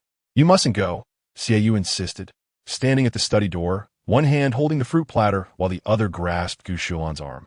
"Let them quarrel. If they enjoy it, let them indulge." However, Gu Shulan could not simply ignore the situation and hurriedly pushed the door open. It was yet another restless night. Xiaoyu stood beneath the shower, his body thoroughly drenched. As he closed his eyes, attempting to disregard the cacophony outside, he raised his hand to wipe his face, turned off the faucet, and pulled open the sliding door to step outside. Water droplets cascaded down his hair, tracing down his spine and ultimately pooling on the porcelain tiles below, where the warm light cast a gentle hue. Before tossing his discarded clothes into the laundry basket, Xiaoyu habitually checked his pockets for any forgotten items. To his surprise, he discovered a piece of folded paper shaped into a square. The handwriting was erratic, as if the ink were eager to escape, producing words that were elusive and hard to come by. After staring at it for a considerable time without recognizing a single character, he flipped the paper over, only to find a smiley face drawn on the reverse side. The curved mouth, slanting upward with a playful stroke, appeared somewhat cheeky. As he gazed at it, an unexpected smile broke across Xiaoyu's face as he leaned against the sink. Chapter 35. Unbeknownst to Xiaoyu, the irritation and impatience reflected in his eyes gradually dissipated. He folded the note once more, hesitating for a couple of seconds before ultimately refraining from discarding it into the wastebasket beside him. He Zhao possessed a certain charm. His carefree and nonchalant demeanor exuded a unique charisma. Despite his abysmal academic performance, which left his teachers exasperated, he often elicited both laughter and tears. However, after class, Wu Zheng would occasionally invite He Zhao to the field for a game of soccer. "Hey, what did you say during math class? Come to the field at noon. I'll teach you a lesson." This matter had little to do with Xiaoyu, yet for reasons unknown, every time He Zhao was called out for reprimand, it somehow implicated him as well. Wu Zheng would then point at Xiaoyu and say, "You should come too." Thus, after lunch, Xiaoyu found himself dragged to the playground by He Zhao, joined by Wanda and Luo Wenxiang to make up the numbers. The opposing team, led by Wu Zheng, was formidable, featuring not only Old Tang, the history teacher from the adjacent class, but even Director Jiang. While Wu Zheng was adept at hurling chalk pieces, his soccer skills left much to be desired, as his sedentary office life had rendered him physically out of shape with age not on his side.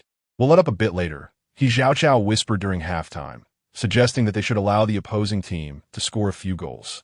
Wanda remarked, "Brother Zhao, that's a tall order. Their skills are quite lacking, and I can't match your prowess. This is too difficult.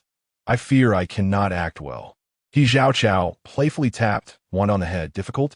Nonsense, I'll teach you. When I score, you do this. Kneel down, can you manage that?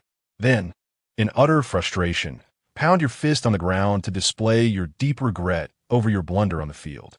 Wanda looked slightly dazed after hearing this. "Is it really that exaggerated? If there's too much drama, you should do it yourself." Xiaoyu, squatting to the side with a water bottle in hand, capped it and interjected, "Don't drag others into this. This requires everyone's cooperation." He Zhao insisted, "You are not just anyone. You are my desk mate." Before Xiaoyu could retort, Luo Wenxiang was the first to voice his dissent. "Playing a rigged game severely contravenes the spirit of sportsmanship." "I cannot agree," He Zhao responded with a sigh. Keeping in mind old Wu's experience on the field, they decided to ease up a bit. Wanda took He Zhao's advice, even resorting to feigning falls. However, Luo Wenxiang resolutely refused to relent. Thus He Zhao found himself playing the role of an unwitting ally, fully suppressing Luo Wenxiang's attempts at scoring. Luo Wenxiang expressed his despair. "Brother Zhao, what are you doing? Which team are you on?" "Xie. Can you please manage him?" Xie replied. "Why is it my responsibility? What does it have to do with me?" In the end, Wu Zheng and his team played with exuberance, feeling as though they had returned to their youthful days, even scheduling a rematch for the future. The clamor from the study gradually subsided. After listening to their raucous banter for quite some time, Xiaoyu pieced together the narrative. It concerned Zhong Jie's childhood. where his mother had accidentally caused his fountain pen to fall to the ground, breaking the nib and rendering it unusable. The unresolved issue that had lingered for 3 years now erupted at this moment. Zhang Guofei felt perplexed, wondering how Zhong Jie had grown so large yet still behaved childishly. Both of you, take a moment to calm down. Continuing this quarrel serves no purpose, Gu Shuolan interjected as she emerged from the study. Zhong Jie, clutching the car keys, strode toward the exit, retorting calm, "I'm quite composed." Zhong Guofei, equally vexed, especially by Zhong Jie's irrational outbursts, could not restrain himself from inquiring from the staircase. "Where are you going? If you're not staying here, then where will you go?" Without a backward glance, Zhong Jie resolutely embraced the persona of a despondent bar-hopping youth, reeking of alcohol and loneliness. In truth, remaining at home held little appeal. After dinner, he would retreat to his room, occasionally engaging in video games with delay. It was reminiscent of a social media post made by Wanda upon returning home. Home, a mere fish out of water, lost in drunken oblivion. "Please don't go there. Lend me a hand," Delay implored. He was acutely aware of Xieyu's gaming tendencies, recognizing that no other player was as suited to solo play as Xieyu. Yet, despite this knowledge, he had never quite adapted over the years. "Have you not seen? I'm on the verge of collapse, Xie boss. It's not you being struck, so you feel no pain, do you?" "Ah, damn it, it's all gone awry," Delay exclaimed. Xieyu remained unfazed, retorting, "You're quite lacking." "I am lacking," Delay joked. "Who do you think I'm suffering for? Who can endure a teammate as merciless as you?" After playing a couple of rounds, Xieyu glanced at the time and said, "You continue, I'm logging off." Delay felt a nagging sensation that he had forgotten something until Xieyu announced his departure. Suddenly, he slapped his forehead, realizing today is Aunt Lan's birthday. "ISNT it? I almost forgot. Please send her my regards and wish her beauty and success in all her endeavors." He added with a hint of reproach, "You could have reminded me." Downstairs, guests were still lingering. Despite Gu Shuolan's explicit request for no elaborate birthday celebration, several visitors had arrived, and gifts were piled upon the table. Zhang Guofei's esteemed position in the business world demanded the appropriate decorum, even if few held a favorable view of Mrs. Zhang. "What need is there for reminders?" Xieyu remarked as he closed the game interface, one leg casually draped over the edge of the chair. After staring at the computer for too long, fatigue began to settle in. "Are you planning to gift her plastic flowers again?" "Do not underestimate plastic flowers, dalei colterid. Though artificial, they never wither. My gifts are always practical, and presenting a scarf in the sweltering summer is practical." Delay would not concede his gifting skills were lacking. He retorted, "After all, winter will inevitably arrive. Must I also sing your praises?" By 6 or 7 in the evening, most guests had departed. The home fell into a tranquil silence as the servants tidied the fruit platters and mopped the floors while Zhong Guofei attended to the departing guests. Gu Shuolan, feeling somewhat weary, intended to ascend the stairs when she caught sight of Xieyu in the kitchen, adorned with an apron and rolled-up sleeves, meticulously washing vegetables under the faucet. The pot on the stove was boiling vigorously, steam rising in wisps, and Xieyu deftly lifted the lid with one hand before adding the noodles. His movements were fluid and practiced, devoid of any hesitation. Xieyu was no stranger to the kitchen. In the past, Gu Shuolan was often preoccupied with work, leaving him to fend for himself during mealtimes. His dinners were either spent at Aunt May's house or consisted of simply boiling a bowl of noodles or frying some rice. Gu Shuolan remained silent, observing from the doorway of the kitchen. The bowl of noodles was quite simple: vegetables, chopped scallions, and a fried egg. The young man bowed his head, his eyes filled with focus. As Gu Shuolan watched, she felt her eyes unwittingly moisten, and she turned away, raising a hand to shield the corners of her eyes. Xie did not say much. He waited until Gu Shuolan finished her meal before saying, "Mom, happy birthday." Gu Shuolan nodded, responding softly. She struggled to articulate any sentimental words, ultimately saying, "It's getting late. You should go to bed. You have classes tomorrow." As Monday approached, Xieyu lay in bed, just about to turn off his phone, when 2 notifications popped up at precisely the right moment. They were from his friend He Zhao.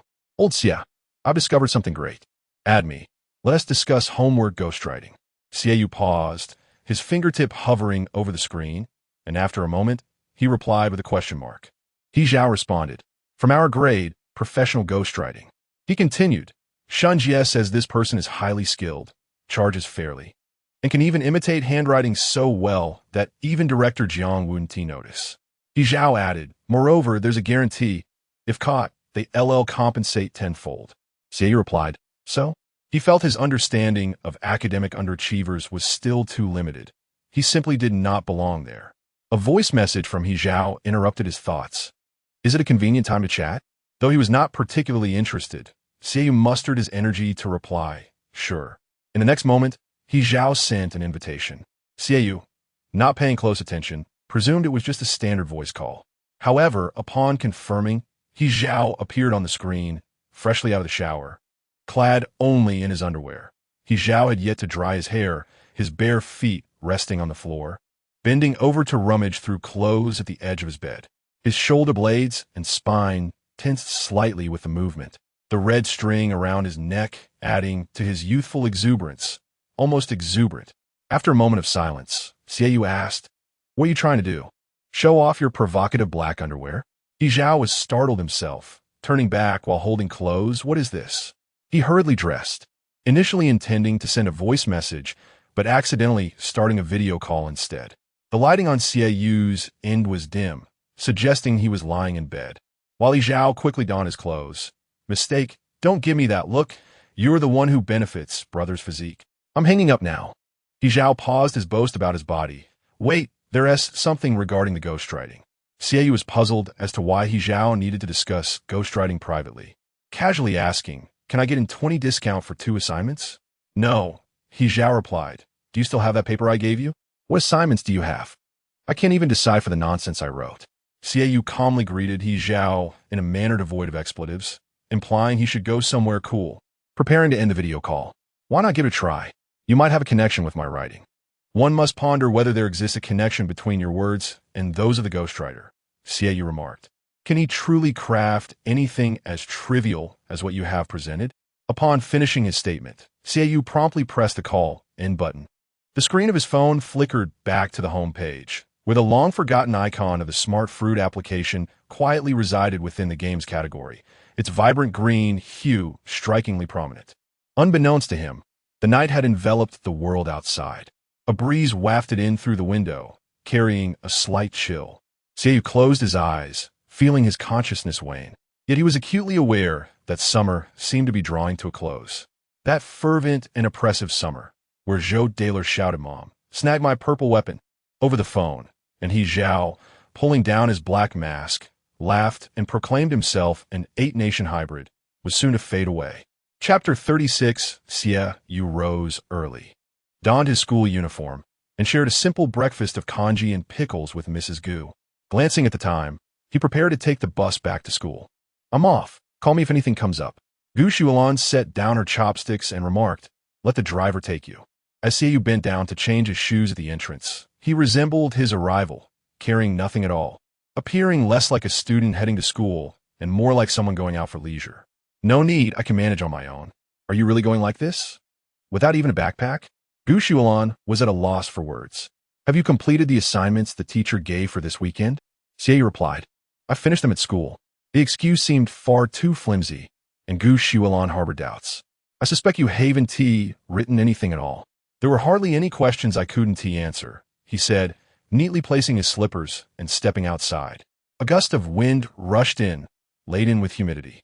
It hardly mattered whether he brought anything back, just as Gu Shuolan intended to advise him to take care of his health as the weather turned cooler. Xie had already taken several steps away. The residence of the Zhong family was situated in a somewhat remote area, requiring a half-hour walk to reach the nearest bus stop. Nearby, some residents were out for their morning jogs, circling the park, towels draped around their necks, panting as they ran. In truth, not everything here was irritating. For instance, the dawn breaking on the horizon or the flora and fauna encountered along the way. A couple jogging with their child deliberately slowed their pace, resembling a comical slow-motion replay. As Xie continued on, he put on his headphones and shuffled a song, then slipped his hands back into his pockets. Fresh air, a new day. The time it took for Xie to reach school depended on the bus's smoothness on the road. Sometimes, misfortune struck, as it did now, when the bus abruptly stalled. The driver, smoking a cigarette and crouched beside the vehicle, scrutinized it for a while before patting it, ultimately concluding, "We're done for. You'll have to wait for the next one." The passengers erupted in frustration. "Hey, when will we get to school?" A child inquired. "What do you want? Missing me? I can pick you up at the school gate. Are you out of your mind? Can't we have a decent conversation? Thank goodness I have a good temper. When we get to school, don't rush into class. I'll wait for you in the restroom." He Xiao Chao probably arrived early at the classroom, with nothing to do but come over to bother him. Xiaoyu engaged in a half-hearted conversation with him. One wanted to end the discussion while the other was determined to breathe life into it. The next bus arrived rather swiftly, swaying slightly as it came to a stop, with the number 91 displayed on the glass window.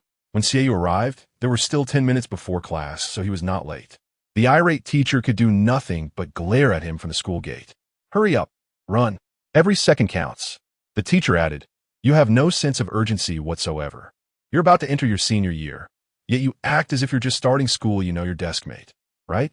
Back then, I was always catching him. He used to sneak over the wall every morning while I waited with others to ambush him."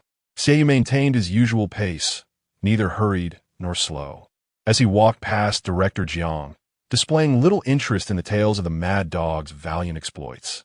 "Pardon the interruption, Director Jiang, farewell." Just as Xiaoyu ascended the stairs, he caught a glimpse of a figure swaying at the entrance of Class 2 and 3. Wanda leaned against the window ledge, peering curiously in his direction.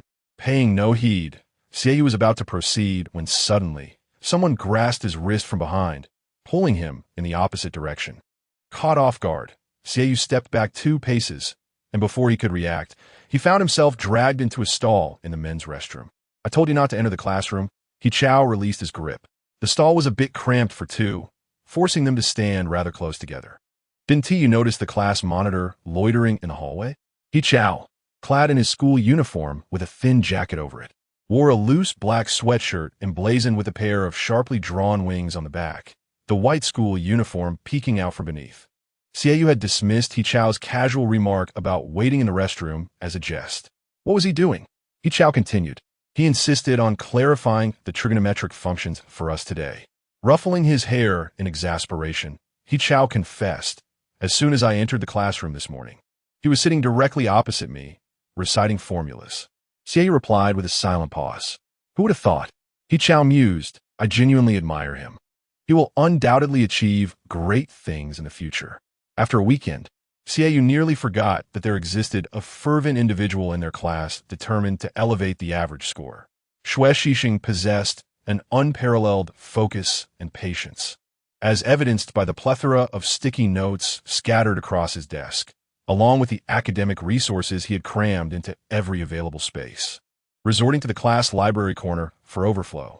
In recent days, aside from completing his own assignments, Xue Xixing had been contemplating how to inspire collective learning among his peers. After a brief squabble in the restroom stall, Xiaoyu began to feel the absurdity of hiding away so early in the day.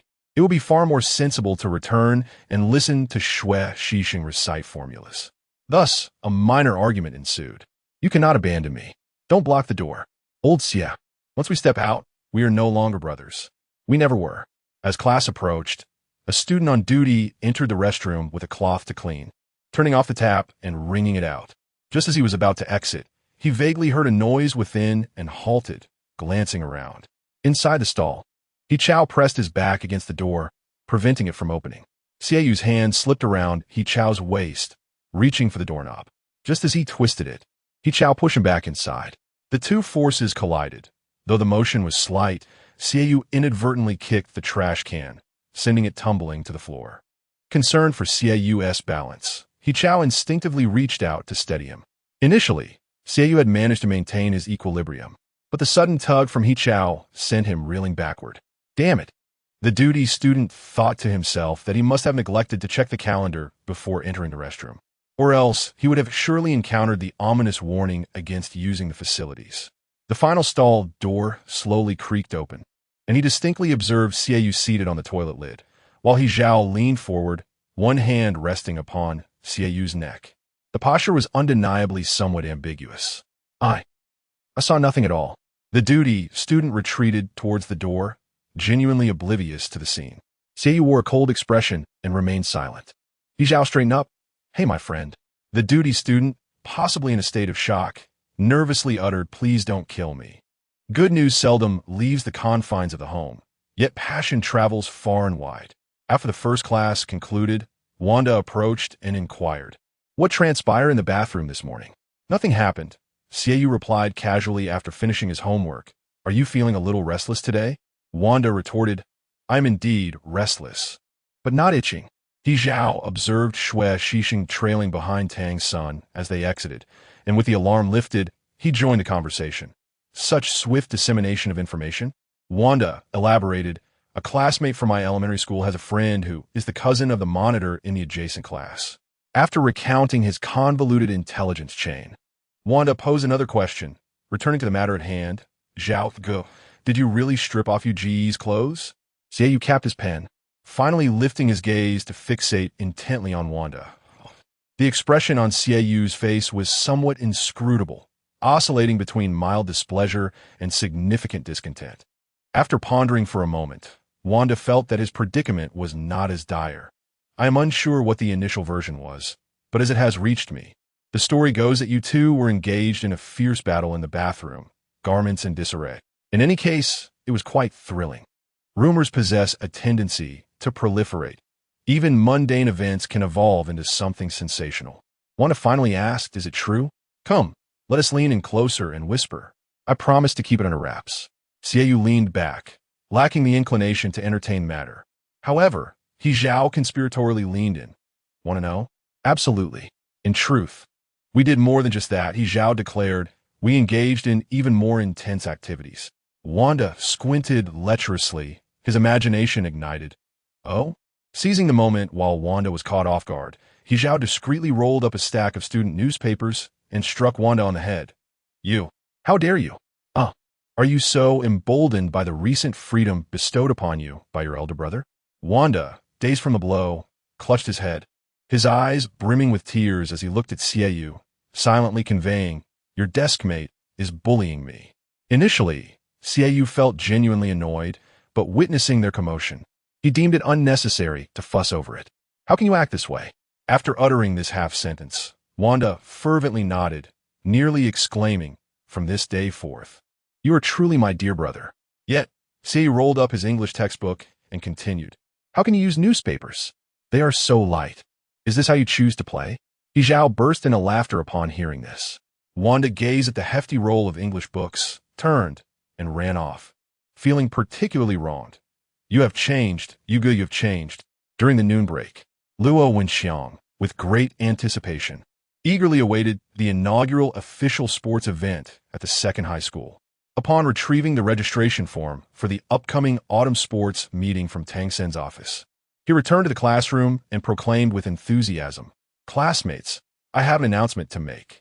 However, before he could continue, Wanda and Lu Tsunhao, eager to imitate the mannerisms of old Tang, interrupted him, mimicking his slow, deliberate tone with remarkable accuracy. For the autumn sports meeting, Luo Wenxiang, please take the initiative. Encouraging everyone to sign up and showcase the vitality of our class. Luo Wenxiang, momentarily taken aback by their interruption, felt a twinge of embarrassment on stage, exclaiming, why are you two doing this? You're stealing my thunder. The classroom erupted in a cacophony of chatter. Xieyou, resting his head on the desk, closed his eyes. Having stared at his phone all morning, his eyes feeling weary, he was mistaken by He Zhao, who thought his desk mate had fallen asleep. As Xieyou lay there, he sensed something warm pressing against his right ear, effectively muffling the voices of Luo Wenxiang and the others. It was He Zhao's hand. Then, he heard He Zhao shushing them. My desk mate is sleeping, keep it down. Yet, Xieyou was not the only one resting. Several girls in the front row were also dozing, feeling disturbed by the noise, but too shy to speak up. Xieyou moved his fingers, contemplating whether to open his eyes, but ultimately remained in his original position, immobile. Though he had not initially felt drowsy, the act of closing his eyes lulled him into a deep slumber. Chapter 37, it just so happened that there was a physical education class in the afternoon. Thus, Luo Wenxiang said, My apologies, I got a bit too excited. Let us discuss this further during gym class. Anyone interested may approach me at any time. Xiaoyu, a light sleeper, vaguely heard someone speaking, yet could not discern the words clearly. As the class was about to commence, Wu Zheng passed by their classroom, delivering the assignments to the class representative. The representative distributed the homework with an exuberant flair, making it difficult for anyone to assist him. Xiaoyu, the representative murmured, then raised his head to lock onto his target. In the next moment, a notebook thudded beside Xiaoyu's head. Xiaoyu opened his eyes. The representative gestured an apology, but Xiaoyu remained silent, not even glancing in his direction, as he casually stuffed the notebook into his drawer. He Zhao sat nearby, head bowed, absorbed in his phone, with earphones trailing from his pocket. The representative called out, "Zhao Ge." He Zhao playfully raised his hand to catch the notebook, exclaiming, "Wow, nice." Awake now? After receiving the notebook, He Zhao turned to Xiaoyu and asked, "Where's your homework?" "What do you want?" Xiaoyu replied. He Zhao, ever resourceful, leaned toward Xiaoyu's desk, peering into his drawer. Just taking a look. Xiaoyu did not stop him, nor did he retaliate with the notebook.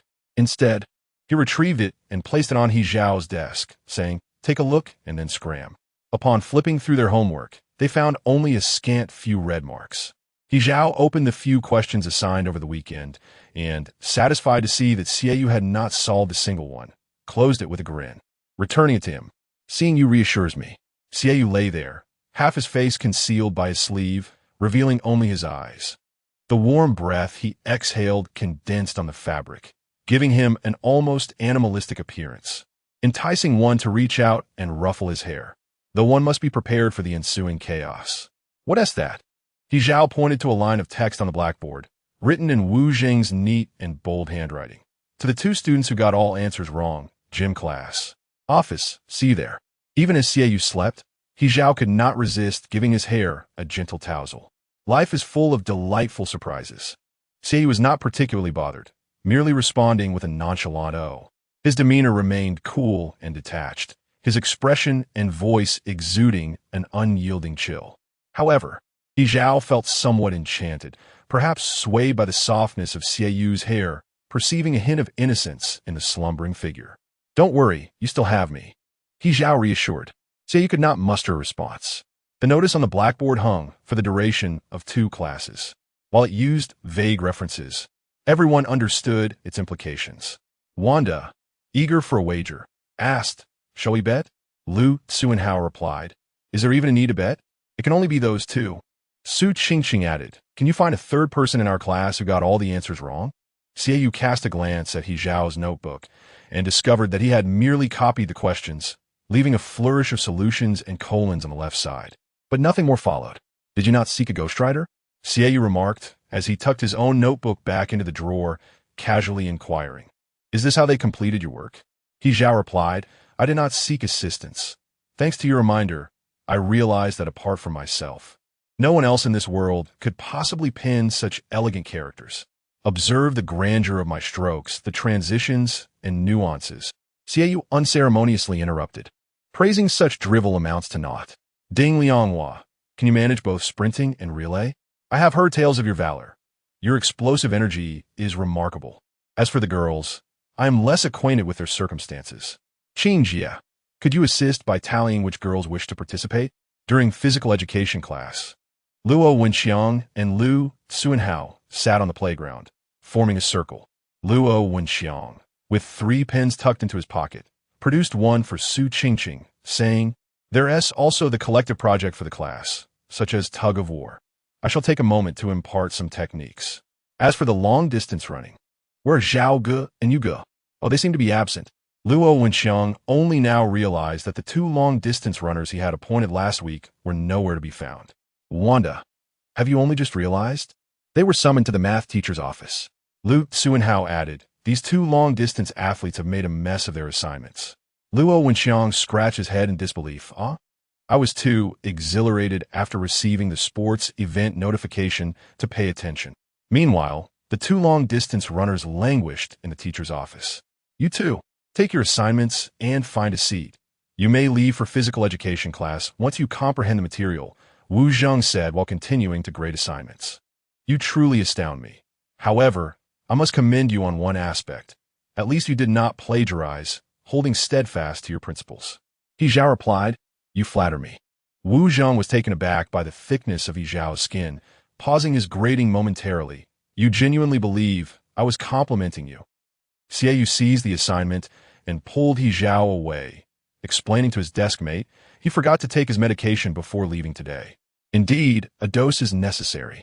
Wu Zhong remarked, the illness appears rather severe.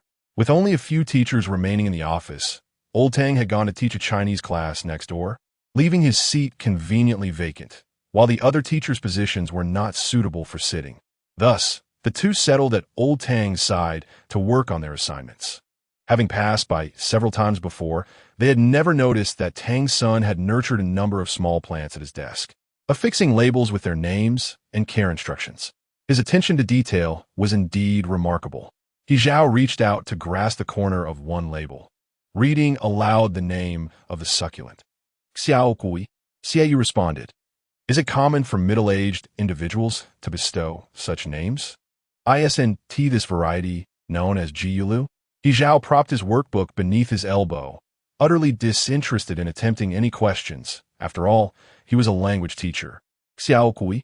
Xiaoyu looked up and noticed a glass panel on Tang Sen's desk, beneath which lay numerous photographs, each a testament to the classes he had taught over the years, neatly organized from the early 2000s to the year before last. What are you looking at? He Chao inquired. Xiaoyu contemplated mentioning he was searching for last year's graduation photo, but deemed such a statement rather trivial. Ultimately, he remained silent, returning to his work. A desk separated the two, and after a short while, He Chao discreetly shifted his chair closer, inching towards Xiaoyu until he finally leaned against him. He poked his pen at his desk mate and asked, did you understand the problem that old Wu just explained? Holding his pen, Xiaoyu replied, what do you think? I believe I understood it. He Chao asserted, this time I genuinely grasped it. The problems weren't particularly difficult. Wu Jingyi had guided them through the formulas and steps. If they still failed to comprehend, it would be quite foolish. Fortunately, He Chao's claim of understanding wasn't merely self-deception this time. Perhaps the eagerness to attend physical education classes had temporarily elevated his intellect. Xiaoyu also relaxed his own expectations a bit, and together, they spent nearly half a lesson deciphering the problems. Here they come, the long-distance runners, Wanda exclaimed, spotting the silhouettes of He Chao and Xiaoyu from afar. Our entire class's hope has arrived. What hope for the entire class? He Chao retorted, approaching to see that all of class 2 to 3 was seated on the sports field, forming a large, orderly circle. He joined them, patting the rubberized ground and saying, Old Xia, sit down. Long-distance running, 3,000 meters. No one in our class wants to run long distance. Fill it out, He Chao declared, waving his hand generously. Just put my name down. Any event will do. Vanda him market, impressive. Lu Tsunhao chimed in strong. After a few inquiries, Luo Wenxiang turned to Xiaoyu, who replied nonchalantly, whatever. The word whatever was perhaps the gentlest phrase Luo Wenxiang had ever heard from Xiaoyu, leaving him deeply touched, almost moved to tears. All right, I'll fill it in. You two sign up for long-distance running, and then, let me see. How about push-ups? Are push-ups acceptable? The sports meet would last 2 days, which meant 2 days of classes were suspended. Although not particularly enthusiastic about sports, the prospect of 2 days off school sparked considerable interest among everyone, prompting even those unwilling to participate to come and join in. Should our class also get a set of matching uniforms like the neighboring class? Who seemed to have ordered them? Su Qingqing, who cared about attire, remarked, insisting on maintaining a spirited appearance. Wanda added, the other class even has a cross-dressing champion. Shouldn't our class produce one as well? The conversation veered off in amusing directions. By the time the bell rang, they had not come to any resolutions. Students returning sports equipment headed to the equipment room, with Luo Wenxiang in charge of inventory. The large circle of Class 3 had nearly dispersed, leaving only a few behind. Wanda leaned towards He Chao and whispered, actually, when we mentioned the cross-dressing champion, my first thought was of you go. He Chao retorted, if you want to die, I can gladly assist you. No, primarily it is Yu Ji's appearance. It is certainly not to imply he is effeminate. He is anything but exuding a distinctly masculine aura. Wanda rummaged through the lexicon of his mind, yet could not conjure any fitting descriptors. In any case, both Qing Jie and I share this sentiment. Do you think Hugo would concur? You might truly be in peril, He Zhao added, and you would depart this world at speed you could scarcely anticipate. Su Qingqing, upon hearing this news, felt a twinge of regret. But that soon dissipated as a novel thought took shape. Since we cannot claim the title of the most beautiful in our grade, we shall create the most eye-catching cross-dressing sensation, akin to a Barbie of formidable stature. Luo Wenxiang felt an ominous chill creeping up his spine, as countless eyes fixated upon him. Xie was still oblivious to this cross-dressing sensation reference. He stepped outside to take a call, and upon returning, discovered Luo Wenxiang seated in the classroom, tears streaming down his face. I refuse this. Why must it be this way? Your physique is quite alluring, Wanda reassured him, urging him to believe in himself.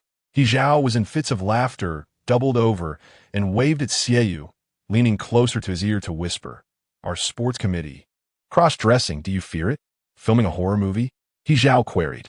Indeed, came the reply. No sooner had he spoken than he inquired. Have you ever worn a skirt? A string in Xie Yu's mind snapped abruptly. His features were currently well-defined.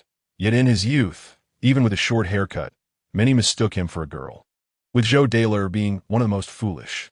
A simple little sister prolonged their acquaintance for several years, transforming their relationship from mere acquaintances to friends sharing skewers by the roadside. Zhou Daler, too, felt distressed.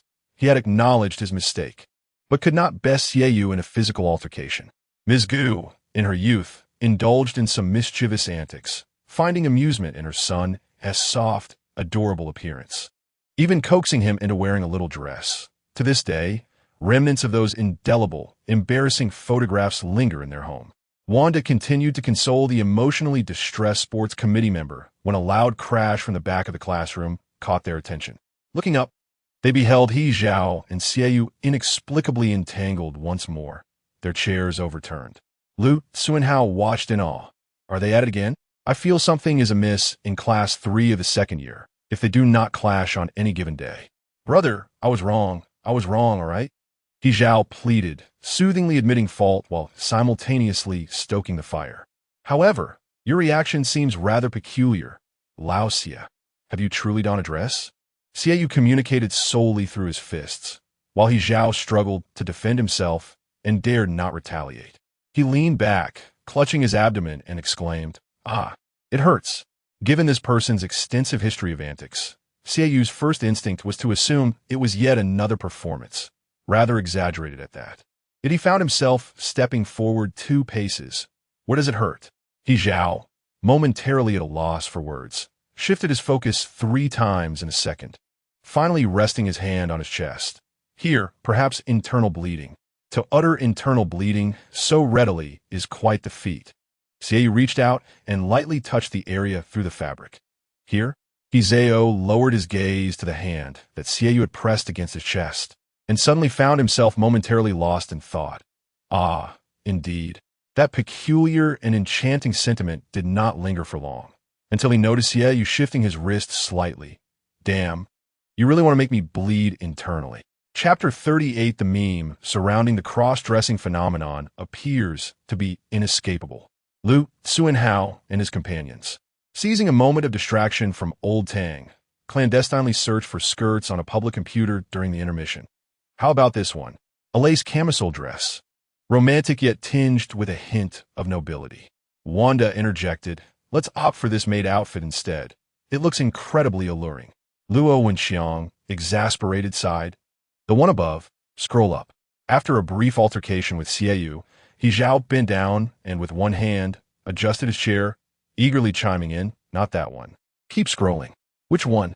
Lu Xuanhao scrolled for what seemed an eternity, growing increasingly perplexed. Brother Zhao, are you sure you're not mistaken? Subsequently, He Zhao unabashedly showcased his cross-dressing prowess to the entire class. From the top down, the third one, this is splendid. The screen displayed a garish red and green dress adorned with peony patterns, a form-fitting piece. Why are you all looking at me like that?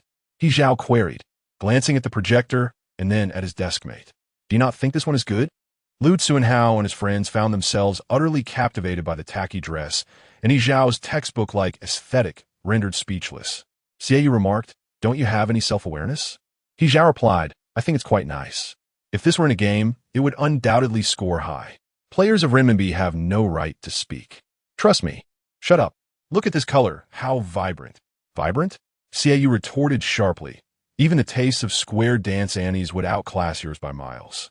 As soon as Xie finished his comment, Wanda applauded enthusiastically. "Well said, incisive." Lu Tsuanhao added, "Kudos to brother Yu." He Zhao, caught up in the chaos, felt an emotional roller coaster. With the newfound comparison, he suddenly found the previous romantic princess dresses and made uniforms much more palatable. Thus, Luo Wenxiang buried his hands in his palms, reluctantly conceding, "Let us go with that one, then." "Brother Zhao, you're brilliant." Wanda, clearly overthinking, reflected that He Zhao had intentionally chosen the ugliest option to provoke the Physical Education Committee, giving him a thumbs up in admiration. "Your schemes run deep."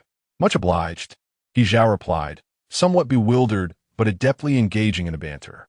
Afterward, he leaned towards Xie, whispering, "Why are you praising me?" Xie pushed his head away, clearly not inclined to converse. As the final class approached its end, everyone hurriedly packed their bags in preparation for departure, and the duty students had already wiped the blackboard. The resident students were particularly concerned about what to have for dinner. He Zhao had been preoccupied with his phone since the last class commenced, and, seizing an opportunity while old Wu was distracted, stealthily slipped out to make a phone call. Recently, the Jinbang restaurant had launched a meal delivery service to the school, notifying a broad clientele via text message. After placing his order, He Zhao inquired, "Where will it be delivered?" "Which entrance?" Shun Jie emerged from the restroom, enveloped in smoke, coughing as he sprayed air freshener to mask the odor. He turned and spotted He Zhao, one hand tucked in his pocket, leaning against the wall at the staircase corner. "Zhaoge, what are you doing?" Shun Jie approached while exhaling smoke. He glanced at He Zhao without responding, then contemplated for a moment before saying into the phone, "Add more fish." After finishing, he held the phone away from his ear and finally met Shun Jie's gaze. "What was the name of that fish from the last exam at Jinbang?" "Which fish? The one that fell on the ground?" "Steam base, why?" "Nothing much." He Zhao relayed the dish's name and added, "The kid enjoys eating it." Shun Jie trembled slightly. What the hell? As the school bell rang, the delivery person's call coincidentally came through. He Zhao went downstairs to retrieve the meal, while the classroom had emptied out, with only the duty students remaining to clean. The atmosphere was much quieter. Xie sat languidly, unsure of what scheme He Zhao was concocting. As the class neared its end, he told He Zhao to stay put and not move, but before he could finish, he received a kick from Xie. In the final math class, Old Wu mentioned new question types from the monthly exam paper of prestigious schools, but did not elaborate. With nothing to do, Xie began jotting down problem-solving steps in his phone's notes and pulled out a piece of paper to draft. His pen, having endured the rigors of the monthly exam, was now malfunctioning. He noticed that among the struggling students, most lacked stationery, some without erasers, others without 2B pencils, and some even without pens to answer questions. A group of them scavenged together, helping each other out, with many resorting to using refills to write their tests. After his pen gave out, Xie discarded it and sought a pen from He Zhao's desk. In an effort to cover for playing games during class, He Zhao's desk was quite messy, books piled haphazardly. Xie rummaged through but couldn't find a pen. Instead, he stumbled upon a strange piece of paper in a math book, filled with chaotic scribbles that resembled problem-solving steps. However, he had no time to scrutinize it as He Zhao entered the classroom carrying a bag. "Clean up a bit. Take all the books off the desk. There's south no place for dinner." Xie tucked the paper back. Inside the bag were 4 or 5 dishes, each in disposable containers, along with 2 boxes of rice. As he gazed at the fish, it struck him as oddly familiar. Jinbang? He Zhao opened his chopsticks and removed the scallions from the base before sliding the dish towards his deskmate. Ah, it was taken from over the wall. Claimed to be delivered to school. Even if separated by a wall, it still counts as school food. Xie, aware of his picky eating habits, knew that Ms. Gu would always be cautious when cooking. Yet, the dishes He Zhao ordered did not trigger any of his aversions. He vaguely recalled the last time He Zhao asked about his dietary restrictions, Could it be that this fool had remembered? Eat. What are you dawdling for? He Zhao urged. Are you waiting for me to feed you? That could be arranged. Just call me brother, and I am quite accommodating. Xiaoyu, poised to unwrap his chopsticks, retorted. Are you looking for trouble? After finishing their meal, Wanda entered, humming a tune while holding a cup of milk tea. As she approached, a peculiar smell wafted in, and upon entering, she exclaimed, You two have gone too far. The cafeteria food was bland today, all leftover scraps from lunch, and yet you seem to be living lavishly. After finishing the last few bites of his meal, He Zhao remarked, You seem to be quite content as well. Where did you purchase that milk tea? Is it delightful? Wanda replied, There's a food-on milk tea shop at the entrance. It's decent, though I often find myself unable to taste the pearls in the bubble tea. Xiaoyu inquired, Then why do you still buy it?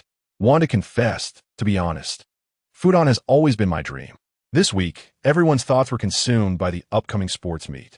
Su Qingqing had chosen a sweatshirt for the class uniform, which was practical and could be worn again.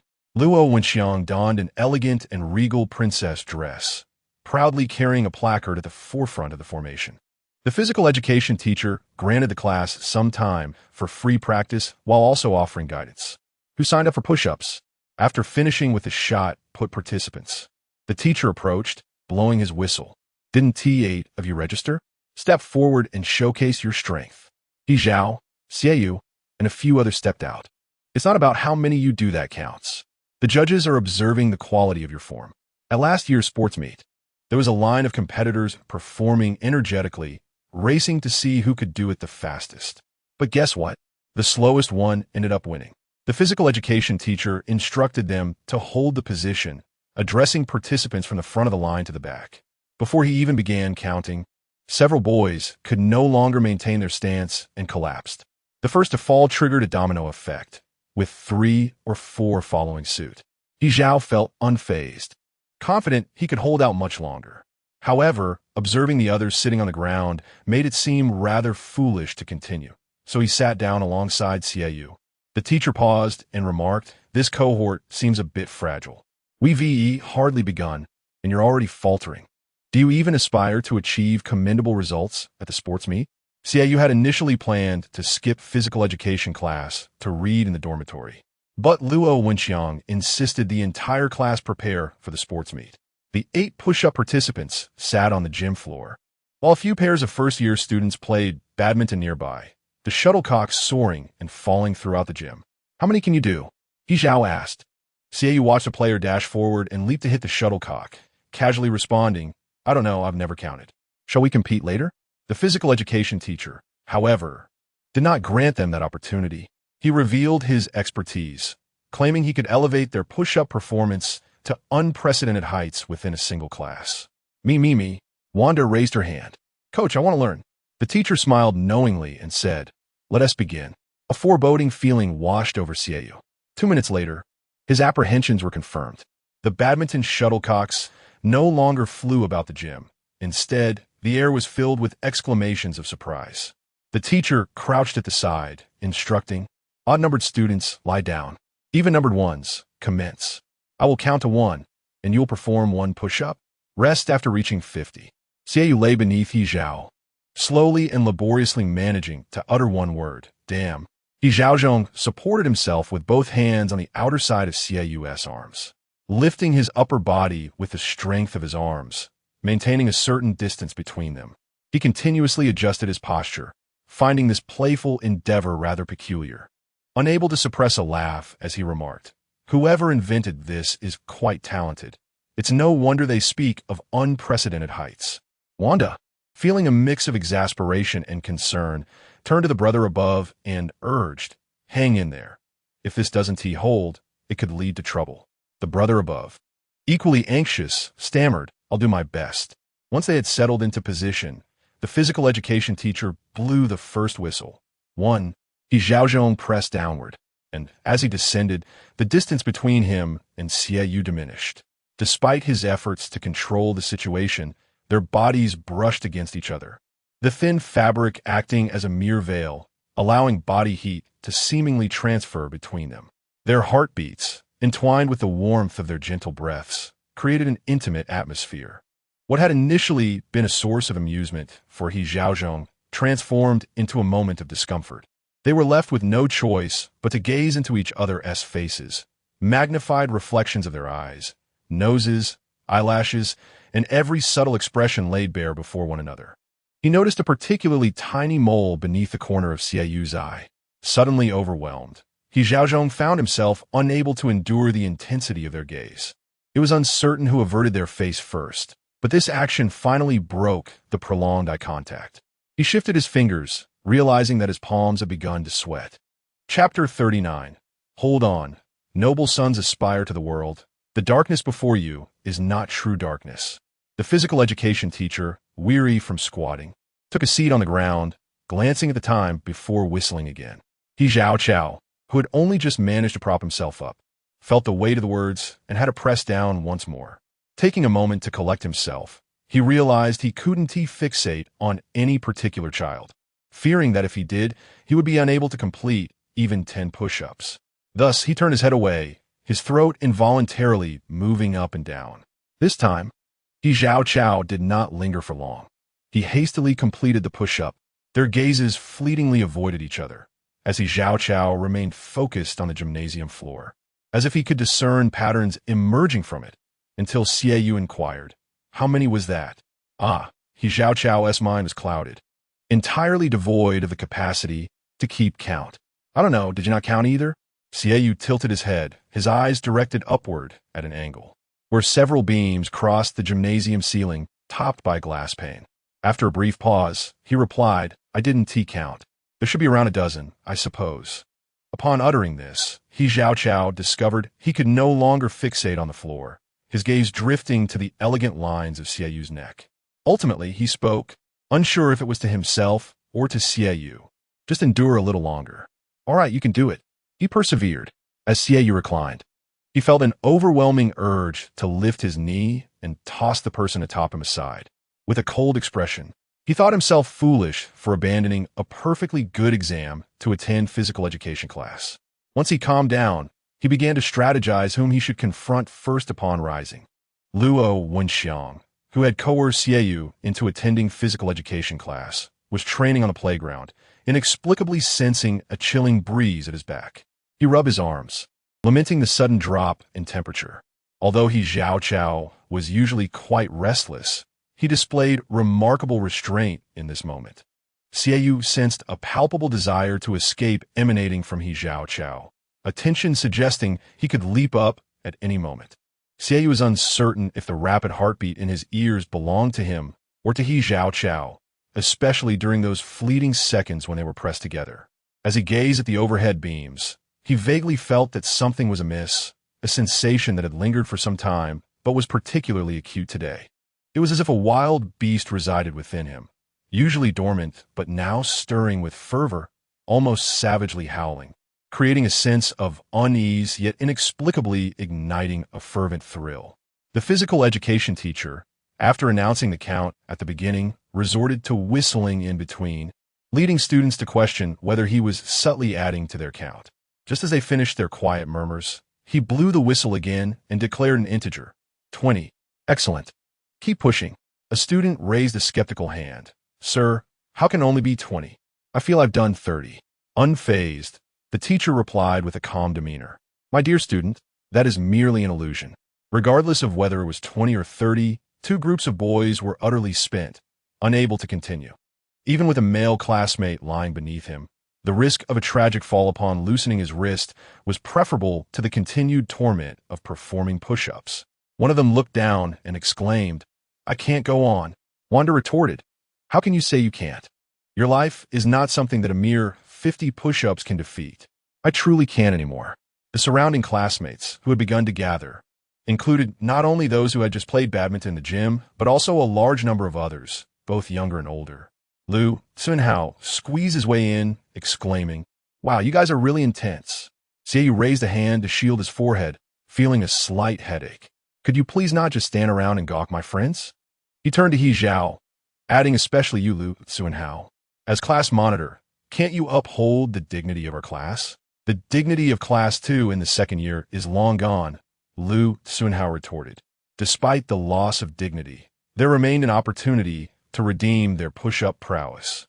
especially with several younger female students in the audience. It was akin to playing basketball and discovering that there were girls watching. Even if one was feeling a bit under the weather, it was essential to showcase a strong physique.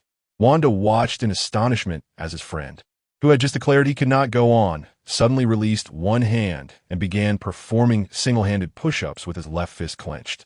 Zhao observed in awe, saying, "Impressive. Will you bring back a first-place trophy for our class next week?" Lu Tsuanhao led the applause, shouting, "Fu Pei, keep it up. Just 50 more. Fu boy." With his entire body tense, gritted his teeth, and continued his arduous task. Xiaoyu tilted his head to watch and suddenly asked, "Fu Pei, is there such a person in class 3? He Zhao, nearing 50 push-ups, leaned closer to Xiaoyu's ear and explained, "He is from our neighboring group. Second to last row. He was called in by Old Tang at the beginning of the semester due to an online romance issue." Xiaoyu searched his memory in vain, his face displaying 3 large characters. "No impression. I knew you wouldn't remember," He Zhao said, lifting himself up and taking a breath. "What do you recall after being in our class for over a month?" From Xiaoyu's perspective, he could see the young man's prominent Adam's apple, leading down to a slightly disheveled collar of his uniform. It was impossible to complete 50 push-ups without feeling something, and in a state of heightened nerves. He Zhao felt utterly exhausted after finishing the last one.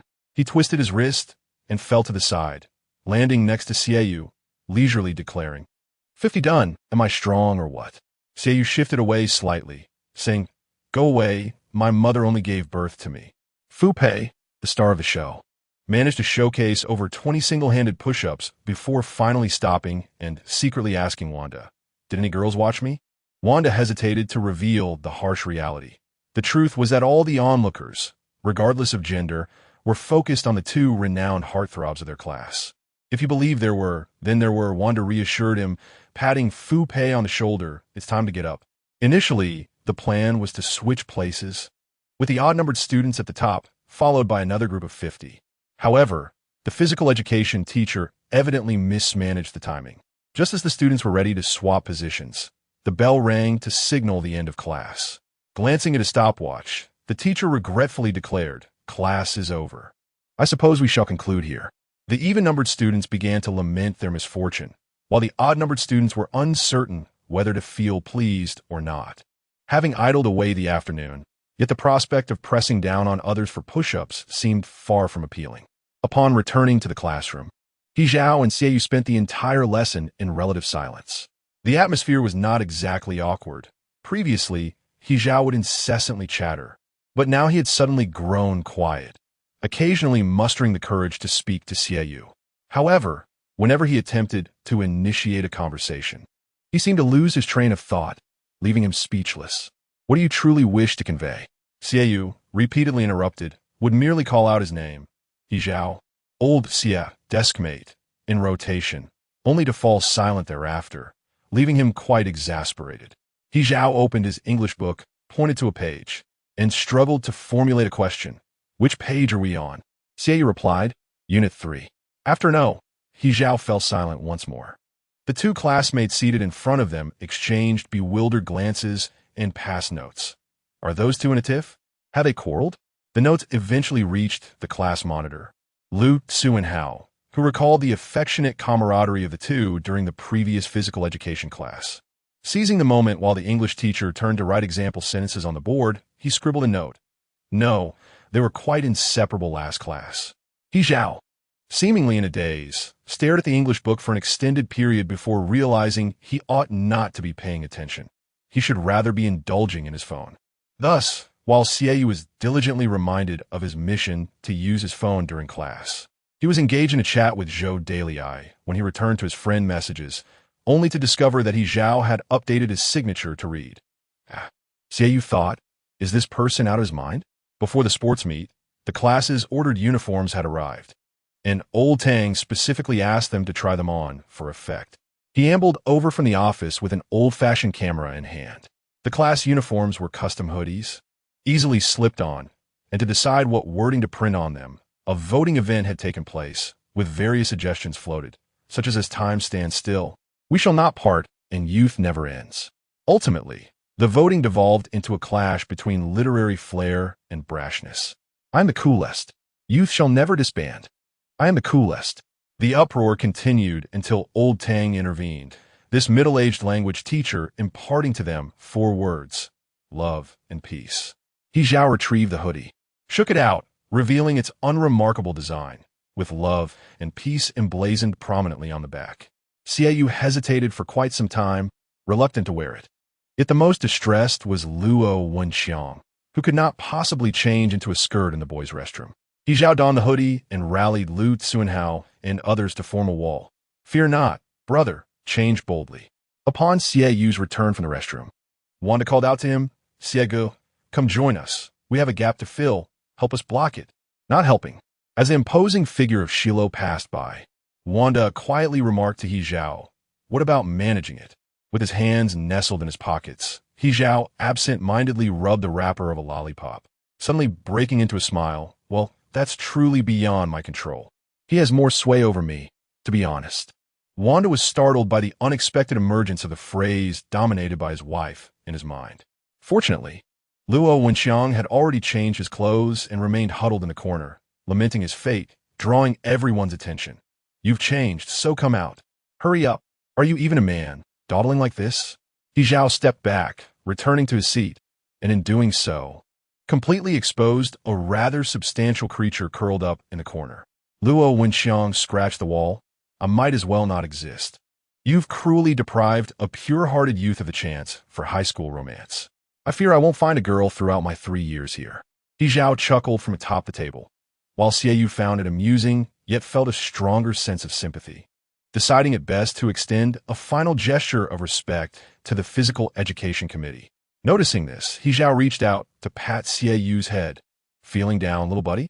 Damn you, little buddy, Xiaoyu retorted, unable to maintain his composure, nearly bursting into laughter, then added, I don't want to be too harsh. Tang's son, holding a camera, stood at the classroom door, cheerfully snapping a picture of him. It was not a formal group photo. They had not arranged themselves neatly, scattered at the back of the classroom. After weeping for a while, Luo Wenxiang was handed a mirror by Wanda, which made him laugh at himself.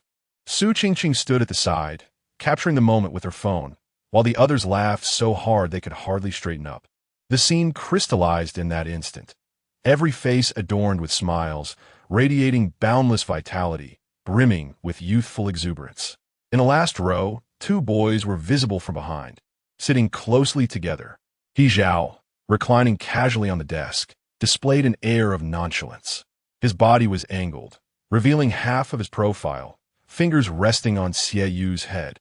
His fingertips gently entwined in his hair, the corners of his mouth curling with a hint of amusement. In contrast, Xiaoyu's demeanor suggested an air of indifference, as if the word aloof were etched onto the back of his head. Sunlight streamed through the window, the almost blinding rays softened by the curtains, which fluttered in the breeze. The mismatched desks and chairs, the chalk-covered blackboard, and all the classmates within the classroom seemed to glow in the warm light. They were all donned in matching hoodies emblazoned with the words, love and peace. Chapter 40. On this splendid day, with delightful weather, we welcomed the 67th Autumn Sports Meeting of Liang No. 2 Middle School. Students, the principal of the broadcasting department announced, the essence of comprehensive development, moral, intellectual, physical, aesthetic, and labor, especially emphasizes physical education. The event had yet to commence, but the stands were insufficiently accommodating as everyone busily transported chairs from the classroom to the playground, with the staircase teeming with people. In the ordinary flow of life, I'm aware that everyone is preoccupied with their studies. However, today, you may soar freely across the playground, expending your energy to the fullest. Yet, what is this congestion? Why is passage so obstructed? The majestic eagles, destined to glide freely on the playground, find themselves ensnared at the staircase. The cacophony of clattering echoes throughout the corridor, reminiscent of the morning rush hour at 7 o'clock, impeding all movement. The second and third classes have commandeered the corridor in front of their classroom, leaving others trapped within their own rooms. Chairs from the Wanda brand block the entrance, and it takes several minutes before someone finally emerges from the throng, exclaiming, goodness, it's a bottleneck from the 5th floor down to the 1st. Our original teaching building is even more chaotic with collisions occurring on both levels. Are you in on this too? With the time spent here, you could have already moved the chairs, He Chao said, dragging a chair to the back door of the classroom. Upon witnessing the spectacle outside, he decided to halt his advance and simply sat at the back door, a piece of candy dangling from his mouth, stating, "Let us wait. It will take at least another 10 minutes. After speaking, he turned back to look at Xiaoyu. "Hey, Xia, coming over?" Xiaoyu remained unmoved, reclining on the desk with his eyes closed, responding, "Not coming. Who finds fun in being jostled by a crowd? Help me grab a number tag. I can't reach the one behind me." He Chao held the tag issued by the Physical Education Committee, a piece of fabric that had grown slightly yellowed from repeated use, emblazoned with 4 digits. "Hurry up. I am the hope of the entire village," he urged, but Xiaoyu did not respond. He Chao reiterated his request, and Xiaoyu eventually sat up, saying, "Wanda, go and affix the tag for the hope of the village." Wanda, inexplicably caught in the conversation. He looked left and right, locking eyes with He Chao, realizing that although he remained silent, his expression spoke volumes. "Be sensible. I want my desk mate." Dare to approach? Thus, Wanda turned away, feigning ignorance. "So, why isn't anyone moving? How long will this blockage last?" "Xiaoyu." He Chao silently commended Wanda for his cleverness, and then dragged his chair back, placing the pin and number tag on the desk. "Thank you, little friend." Xiaoyu, clutching the pin, felt a strong urge to jab it into him. He Chao, with his back to Xiaoyu, sat in the chair, while Wanda glanced at him with a complex expression. He Chao smiled and even cheekily gestured "yeah." Wanda shook his head, utterly dismayed. Xiaoyu pinned the number tag to He Chao's clothing with precision and, once finished, unceremoniously kicked He Chao as chair, urging him to leave, his tone dismissive. "All right." He Chao, reaching back, noticed the meticulousness of the pinning and was about to commend him when Xiaoyu delivered another kick. Class 3, unfortunately, found themselves assigned to a small corner directly opposite the grandstand, under the blazing sun. As classes entered in formation, Luo Wenxiang, having changed in the gym restroom, held the class banner aloft, leading the way, with He Chao and Xiaoyu flanking him, guiding the rest of the class behind. In the words of Su Qingqing, He Chao and Xiaoyu are the face of our class. They're the ones holding it up. Su Qingqing originally intended to exude charm, yet the perception among students from other classes diverged significantly. As they observed Class 3 marching in formation, the only thoughts that echoed in their minds were those of horror, even with the patriotic strains of the March of the Volunteers resonating in the background. The imposing figures of the 2 prominent leaders from the East Building standing at the forefront, accompanied by over 30 classmates, gave the impression that they were poised to engage in a brawl at any moment. Their wildness was palpable. Thus, despite Luo Wenxiang's flamboyant attire, no one dared to mock him. "What is wrong with these people?" He Chao mused, tilting his head. "Isn't anyone laughing? Isn't it amusing?" The flamboyant gentleman from the neighboring class certainly caused a stir when he appeared. "Are we not comparable? Did our class lose?" Xiaoyu replied. "Perhaps it's simply too unappealing." Luo Wenxiang, feeling as though he had been struck in the heart, retorted, "Have you ever considered my feelings?" The sports meet spanned 2 days, with a long-distance run scheduled for the following afternoon. Today, they were to participate in push-up competitions held in the gymnasium.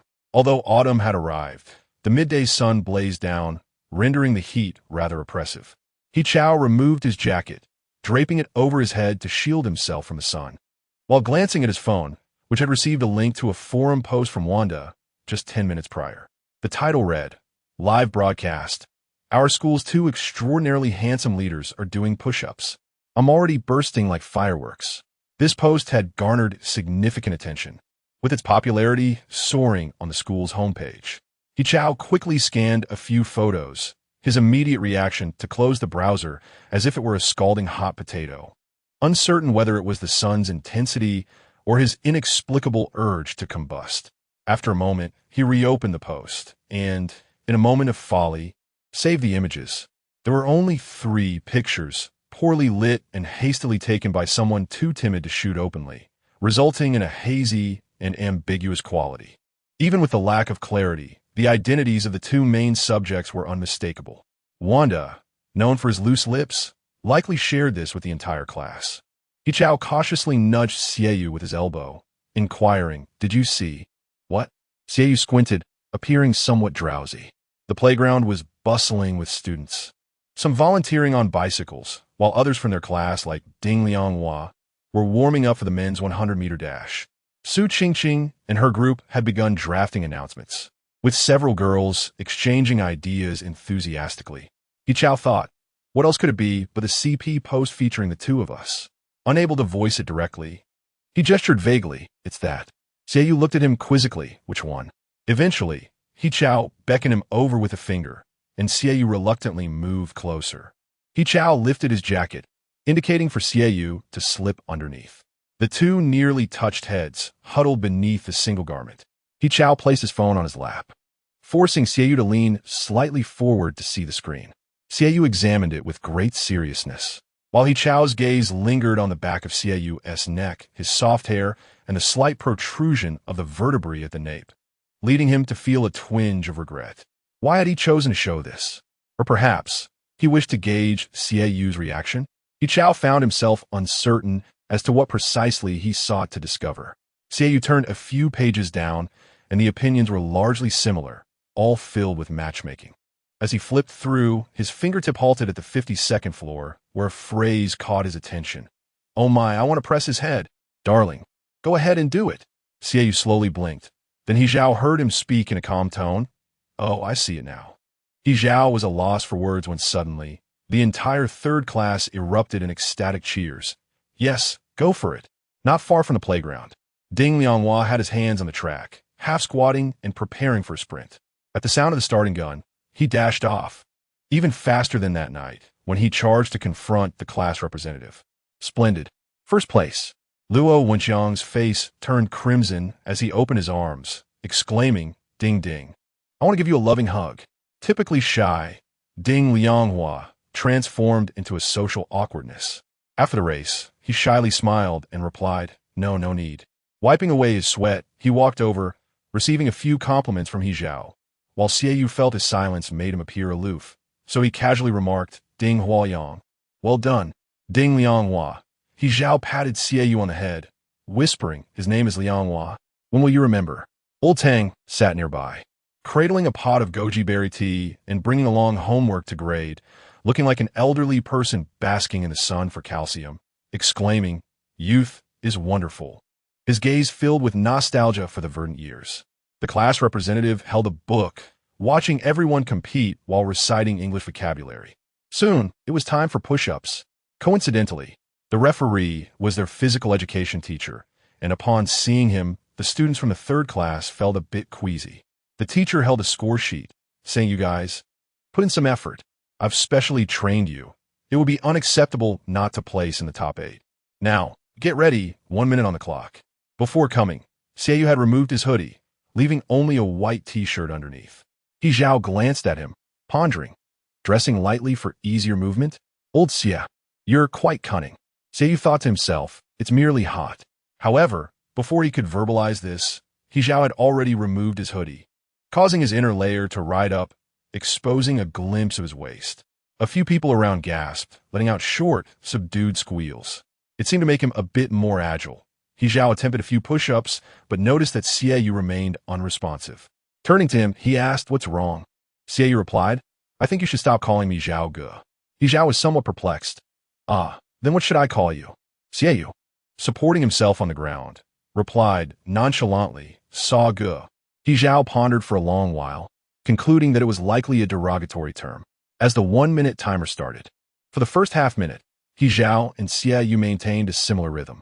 Onlookers whispered among themselves, and Xiaoyu vaguely overheard someone excitedly whispering about the school's forum tour group. "Ah, I'm also part of the head-pressing squad." Reporting to Teacher Tang, good news was announced. Students He Zhao and Xiaoyu have achieved outstanding results, placing first and second in push-ups. Luo Wenxiang stood before Tang's son, saluting him with a military demeanor, and reported that, apart from the two of them, the other 6 had perished. Tang Xin nodded, retrieving 8 bottles of water from a nearby cardboard box, and remarked, "All are rewarded, generously rewarded." Xiaoyu accepted the water handed to him by the sports committee, expressed his gratitude, and then surveyed the surroundings. those who were exuberantly running on the playground, cheering for their classmates. Suddenly, he struggled to recall how he had spent last year's sports meeting. It seemed he had not even gone to the playground, instead hiding in the music classroom, earplugs in, asleep. He Zhao Chao, with a piece of candy in his mouth, extended another to Xiaoyu, indifferent to whether he would consume it, placing it directly in Xiaoyu's palm. He then cheerfully called out to Lu Tsuanhao, who happened to be running past their class. "How's keep it up?" Lu Tsuanhao raised his arm in response, shouting slogans. "Long live Class 3. I'm the best." He Zhao Chao leaned back against his chair, laughing. Xiaoyu, who was not particularly fond of sweets, found them overly saccharine and, after examining the wrapper for a moment, eventually peeled it open. He then fixated on the white lines of the track, contemplating. It truly is quite cloying, orange-flavored, with a hint of sourness.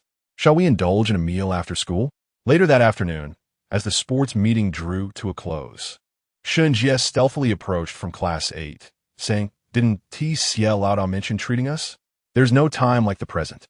Both Shun Jie and Yi Zhao Chao had been treated once, and Xiaoyu, not wishing to owe anyone, suggested that it could be any day when he was free. Yi Zhao Chao, seeing that his desk mate had no objections, agreed. "Sure, what shall we eat?" In any case, Jinbing was not on their list anymore. Shun Jie found an empty seat in the back row and pondered seriously. They had practically sampled all the nearby eateries. Zhuangyuan Lu was both expensive and unpalatable. Perhaps they should assist the small restaurants in other streets in expanding their business. Thus, after school, they strolled through 3 streets before settling on a dining establishment. Shun Jie glanced up at the sign, feeling somewhat bewildered, as if he had not merely traversed the road, but had circled half the globe only to return to the starting point. Why does the naming here resemble that of our school so much? Right next to it was the Electric Technology School. Xiaoyu, trailing behind, reminded them. The full name, Electronic Technology, was the closest vocational school to their second high school. Typically, by the time Friday afternoon classes ended, students from the Electric Technology School would gather at the entrance of second high school. When conflicts arose among second high school students, they occasionally sought assistance from the Electric Technology students for support, as a single phone call could summon a crowd. However, second high school enforced strict regulations, and if a fight were to be arranged, it had to take place far from the school grounds. Several tables were already occupied in the small restaurant when He Zhao Chao pushed the door open. "This one will do. If we keep wandering, evening study will be over. And I still have homework to copy." Siu also casually entered, finding a spot to sit and meticulously wipe the dishes with a napkin. He Zhao Chao raised his hand and called out, "Boss, the menu." The patrons seated at the various tables appeared unfamiliar, and Shun Jie's right eyelid twitched unexpectedly, proving uncontainable. He followed them inside, instinctively checking his pockets. Good. The wallet was still there. Chapter 41. The students of the Electrical Engineering Academy are clad in gray tracksuits adorned with a blue vertical stripe along the sleeves, their uniform serving as a distinctive emblem. Students from the second high school tend to avoid the vicinity of their institution, wary of incurring unnecessary trouble. Shun Jie, with his hands firmly tucked in his pockets, discreetly observed the establishment as well as the patrons at the adjacent tables. Just as Yi Zhao was perusing the menu, a member of the nearby table rapped on the surface with a glass, exclaiming in a brusque tone, "Another crate of beer." Shun Jie shifted his gaze back to his own table, noticing that his companion, He Zhao, was also contemplating beverages. He Zhao's finger hovered over the menu as he suggested, "Shall we have a serving of mung bean soup?" Xiaoyu placed his fingertip just below He Zhao's, indicating this one. After another round of mineral water, He Zhao remarked, "Your life lacks flavor." Shun Jie felt as though he were an invisible presence as he watched the two finalize their drink choices and begin selecting dishes. After a prolonged silence, he finally spoke. "Aren't you going to ask me what I want?" "Well, I drink." "Order for yourself," He Zhao replied without glancing up. Then turned to Xiaoyu. "Are we having this?" Shun Jie thought to himself that perhaps he shouldn't have come to this meal. He felt like saying, "You two just go ahead and eat."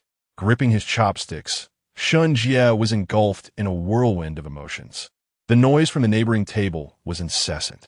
The sound of beer bottles being uncapped mingling with the voice of a girl dressed in a miniskirt, sporting multiple ear piercings and large hoop earrings, who who shouted, "Sister, when is Brother G coming? Hurry, call him and urge him." A drunken figure swayed with a bottle in hand, proclaiming, "We've nearly finished 2 rounds here. If he doesn't come soon, we'll." The girl with the large earrings picked up a phone from the table and cheerfully replied, "All right, I'll hurry him up." In truth, Shen Jie was not particularly finicky about food. Rather, it was the antics of the 2 individuals across from him that were excessive. He Zhao ordered a bowl of noodles, explicitly requesting no cilantro, prompting Shen Jie to unwittingly interject, "Why not?" Immediately regretting his outburst, he was met with He Zhao's retort, "Children don't eat it." Shen Jie felt deflated. I'm full, he mumbled, having not yet touched his meal. Furthermore, Xiao's extensive list of dietary restrictions was simply impossible to remember. Xiao, not having a robust appetite, had spent most of the day under the sun and had only managed a few bites of vegetables and half a bowl of noodles. After finishing, he set his chopsticks down and rose to settle the bill at the front counter. Just as he stood, another patron entered the small restaurant.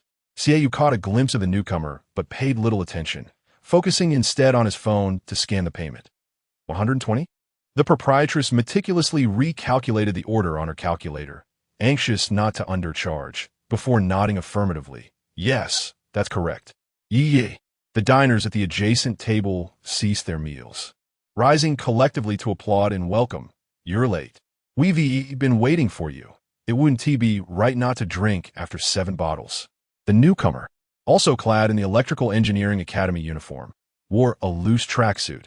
Though tall, his appearance was quite ordinary, blending seamlessly into the crowd. The only notable feature being a scar that ran from his hairline down to his brow. Jiga, Shen Jie dared not raise his gaze, murmuring softly, "Isn't he the one from the Electrical Engineering Academy who stabbed someone?" Shen Jie did not raise his head, thus failing to perceive the unnatural expression on He Zhao's face, nor the abrupt halt of his hand that was poised to pick up food, which ultimately resulted in him placing his chopsticks on the table, ceasing his meal altogether. Shen Jie continued to murmur, "I believe I heard this person's name mentioned during the discussion of the top 10 figures in electrical technology by Wanda. He is quite formidable, reputedly commanding a following of over 70 subordinates. When others engage in fights, he simply perches himself atop a garbage can lid to observe, earning him the moniker Brother Garbage." Before Shen Jie could finish his thoughts, he sensed the presence of one of the top 10 figures in electrical technology standing motionless beside him, causing him to freeze in place. He could only surreptitiously glance downward through the narrow gap created by his wrist and elbow, where he spotted a pair of Nike sneakers. Shen Jie pondered whether his voice had been too loud, wondering about the combat prowess of the 3 individuals at their table, particularly whether Brother Zhao and the formidable Yu could hold their own. As he calculated their fighting strength, he heard Brother Garbage call out, "He Zhao?" Xiao, having settled the bill, returned to witness this scene. An individual clad in the Electrical Technology School uniform held a beer bottle, standing opposite He Zhao, and forcefully opened the bottle cap against the edge of the table, which fell to the ground with a crisp sound, rolling twice before coming to a stop. The individual then extended the beer bottle towards He Zhao, cryptically stating, "A little courtesy?" He Zhao did not accept it, chuckling as he replied, "Old friend, after 3 years. There is no need for such enthusiasm." Neither party overtly displayed hostility. The veiled provocations were nearly imperceptible unless one listened closely. However, Xiao, leaning against the wall, discerned that He Zhao's smile was more a fade than genuine warmth, exceedingly insincere. Brother Garbage, someone from the adjacent table inquired, "What is going on? Do you know him?" The group began to chatter. From the uniform, it seems he is from the 2nd high school. He Zhao had been facing away from them, and upon entering, they had been too intoxicated to notice. Now, upon closer inspection, someone who was well-versed in the notable figures from the 2nd high school exclaimed, "Goodness, isn't that He Zhao from the 2nd high?" Immediately lowering their voice, they added, "Is that Xiao over there?" Brother Garbage did not press He Zhao to drink. Instead, he tilted his head back and consumed the entire drink himself. Amidst the cheers, he wiped his mouth and lifted the empty bottle, remarking, "I almost forgot. 3 years have passed so swiftly." Stepping forward a couple of paces, Brother Garbage continued, "Since your memory is so sharp, Do you recall what I once said? I warned you never to cross paths with me again. Do you remember? The previously ambiguous atmosphere now grew tense and confrontational. The individuals at the two nearby tables ceased their idle chatter and stood up, the scraping of chairs against the floor creating a jarring sound. He Zhao, with one hand pressed firmly against the table, still donned his love and peace shirt. Though the word seemed rather ironic in this context, akin to a group chat where members incessantly shout threats while ironically naming the group No Fighting. After a moment of silence, He Zhao declared, if there is an issue directed at me, let them leave first. Shen Jia, being one of the individuals mentioned by He Chao, found himself holding chopsticks, uncertain of their purpose. Even a fool could discern that the atmosphere was decidedly amiss. He set down his chopsticks and declared, we aren't leaving. How can brothers abandon each other in such times? Brother Chao, I am unafraid. We still have the formidable Lao Xie to match against 7. Under normal circumstances, He Chao would have clapped Shen Jia on the shoulder with a quip. Lao Xie is also someone you can call. However, He Chao merely replied, what nonsense. This matter has nothing to do with you. Hurry and leave. Brothers? Yi Shuklid. As if those two words had struck a humorous chord within him. He laughed heartily, doubling over and wiping tears of mirth from his eyes before adding, this young scholar, do you regard him as a brother? Do you know what Brother Chao excels at? As Jigu spoke, his tone slowed, and after a brief pause, he uttered, he is most skilled at stabbing his brothers in the back. He Chao fell silent, or rather, the entire room was suddenly engulfed in an inexplicable silence. The two men stood facing each other, clearly harboring a shared history laden with unspoken tales, rich with intrigue. Even Shen Jia found himself momentarily lost in thought, pondering the meaning of stabbing a brother in the back. Only Xie, leaning against the wall, observed the exchange with the detached interest of a spectator, before Shen Jia, who showed no interest in gossip, lazily interjected, enough with the chatter, I'm not keen to hear this. Are you coming one by one? Or shall we face you all at once? Jigu responded with silence. Ultimately, a brawl ensued, with Xieyu's talent for provocation proving formidable. It was unclear who first overturned the table, sending food and bottles crashing to the floor. Xieyu swung a chair, and upon seeing Shen Jie besieged by 3 adversaries, swiftly dispatched those foes before dropping the chair with a resounding crash. He then kicked it over, striking one of the assailants on the shins. This group was remarkably inept, lacking in challenge, although one female among them posed a slight complication, as any accidental harm to her was to be avoided. The proprietor of the small eatery, having the audacity to operate near a technological institute, was no stranger to chaos. She remained steadfast at the front desk, diligently calculating the compensation she would demand later. He Chao engaged Jigu in a one-on-one confrontation. Initially, He Chao held back, offering little resistance. Yet Jigu was determined not to relent, attacking with increasing ferocity as if to unleash his pent-up frustrations. He Chao, not one to possess an overly placid temperament, became increasingly irked after several exchanges, finally demanding, is that enough? Jigu muttered something inaudible to just the two of them, prompting He Chao to unleash a punch. You are nothing but a scoundrel, He Chao exclaimed. Jigu was struck in the abdomen, collapsing against a chair. After regaining his composure, he smirked meaningfully. Are you now at number 2 high school?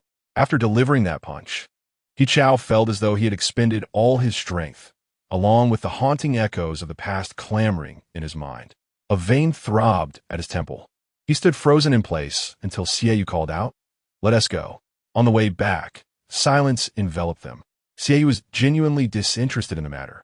Or perhaps it would be more accurate to say he would only begrudgingly listen if He Zhao chose to speak. If it were anyone else, he would likely not even wish to lend an ear. As Xieyou pondered this, he suddenly realized at what point He Zhao had become an exception in his life. Shen Jie reached a fork in the road and, breaking the tranquility, bid them farewell, waving his hand. I'll head back now. Take care on your way. Are you all right with that injury? He Zhao, hands tucked in his pockets, stood beneath the streetlight. How will you explain it to your mother? Shen Jie touched the small wound on his face. It's nothing. Just tell her I fell. He Zhao withdrew his hand from his pocket and waved back. Then you should go. Stay safe. Xie watched He Zhao's profile, momentarily entranced. This individual, clearly on the verge of emotional explosion, was still preoccupied with whether Xinjie would receive a scolding upon returning home. The night study session was nearing its conclusion, and returning to the classroom would serve no purpose. Being caught would only lead to reprimand. Thus, the two of them decided to head directly to their dormitory. Just before entering the building, He Zhao suddenly uttered an apology. "What are you apologizing for?" "For the meal today," He Zhao scratched his head. "It turned out like this." As He Zhao reached the dormitory door, he appeared to be nearly back to his usual self, even smiling and advising him to sleep early. Xie inquired, "Is everything all right now?" Upon hearing those three words, He Zhao paused momentarily before replying, "Ah, it's fine now." The way he spoke made it sound entirely sincere. Had Xie not risen in the middle of the night to traverse half a corridor to the restroom, where he found He Zhao sitting on the stairs smoking, he might have truly believed him. The handsome lad sat on the highest step, a cigarette pinched between his fingers. As he inhaled, the ember at the tip flared brightly, flickering in the darkness. The stairwell's motion sensor light remained unlit, illuminated only by a faint glow emanating from the corridor. Then, the handsome lad lowered his head, slowly exhaling a plume of smoke, expertly extinguishing the remaining stub before preparing to rise, only to find the cold, aloof boy standing at the stairway entrance. In that moment, He Zhao, holding the half-smoked cigarette, was enveloped in a cloud of smoke, inexplicably feeling as though he had been caught in wrongdoing. After a long pause, he remarked, "Not behaving well? Still awake?" Perhaps due to having just smoked, He Zhao's voice sounded considerably hoarse, deep, and resonant, even the intonation trailing off. After speaking, he released his grip, allowing the cigarette to fall to the ground, left momentarily at a loss for words. This was the first time Xie witnessed He Zhao in such a state. Or perhaps it was more accurate to say this was the version of He Zhao that he had never seen before. When they first crossed paths, this big fool had already begun his journey to quit smoking, constantly chewing on candy and gripping a stick. As Xie caught the scent of nicotine lingering in the air, he suddenly contemplated what the formidable leader of the East Building, who had once instilled fear in others during their first year, had truly been like. Was he like this now? The entire demeanor was somewhat subdued, yet exuded an air of authority, even tinged with a hint of aggression. He appeared slightly weary, and his temper seemed less than amiable. "I shall take a brief respite to attend to nature's call." Xie employed a line previously used by He Zhao, albeit in an enhanced version, and turned around to assert, "Stay put, you bastard," and refrain from wandering about. He Zhao gasped, and only when Xie had passed did he ponder. "Why have you come here for a rest or break?" The second high school is renowned for its exceptional living conditions, boasting air conditioning and private bathrooms with spacious dormitories. Xieyu's voice drifted from a distance. "The water pipe is leaking. I've reported it for repairs." He Zhao remained motionless on the steps. He had actually retired early to bed, having washed and lain down, but a dream had startled him awake, leaving him drenched in sweat. On this crisp autumn day, he found himself unable to return to slumber, tossing and turning restlessly. The echoes in his mind were of the moment when Lei Jun had suddenly approached him in the restaurant, leaning in to whisper, "He Zhao, you've harmed Air Lei so deeply. Why haven't you chosen to end your own life?" Even in his dreams, he felt as though an invisible hand had grasped his throat, rendering him speechless in suffocation.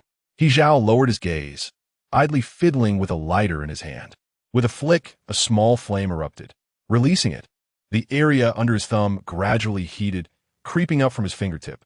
Lei Jun, now known as the notorious Jigu, is a fourth-year student at the Electrical Engineering Institute. Having repeated a year, while not precisely a bully, he had ascended to this level after most of the former leaders in the electrical engineering realm had departed, leaving the burden upon him. Although they now regarded each other with animosity, in the past, they had been close friends. During their middle school days, He Zhao, despite his affable nature and acquaintances with many, had only a handful of true confidants.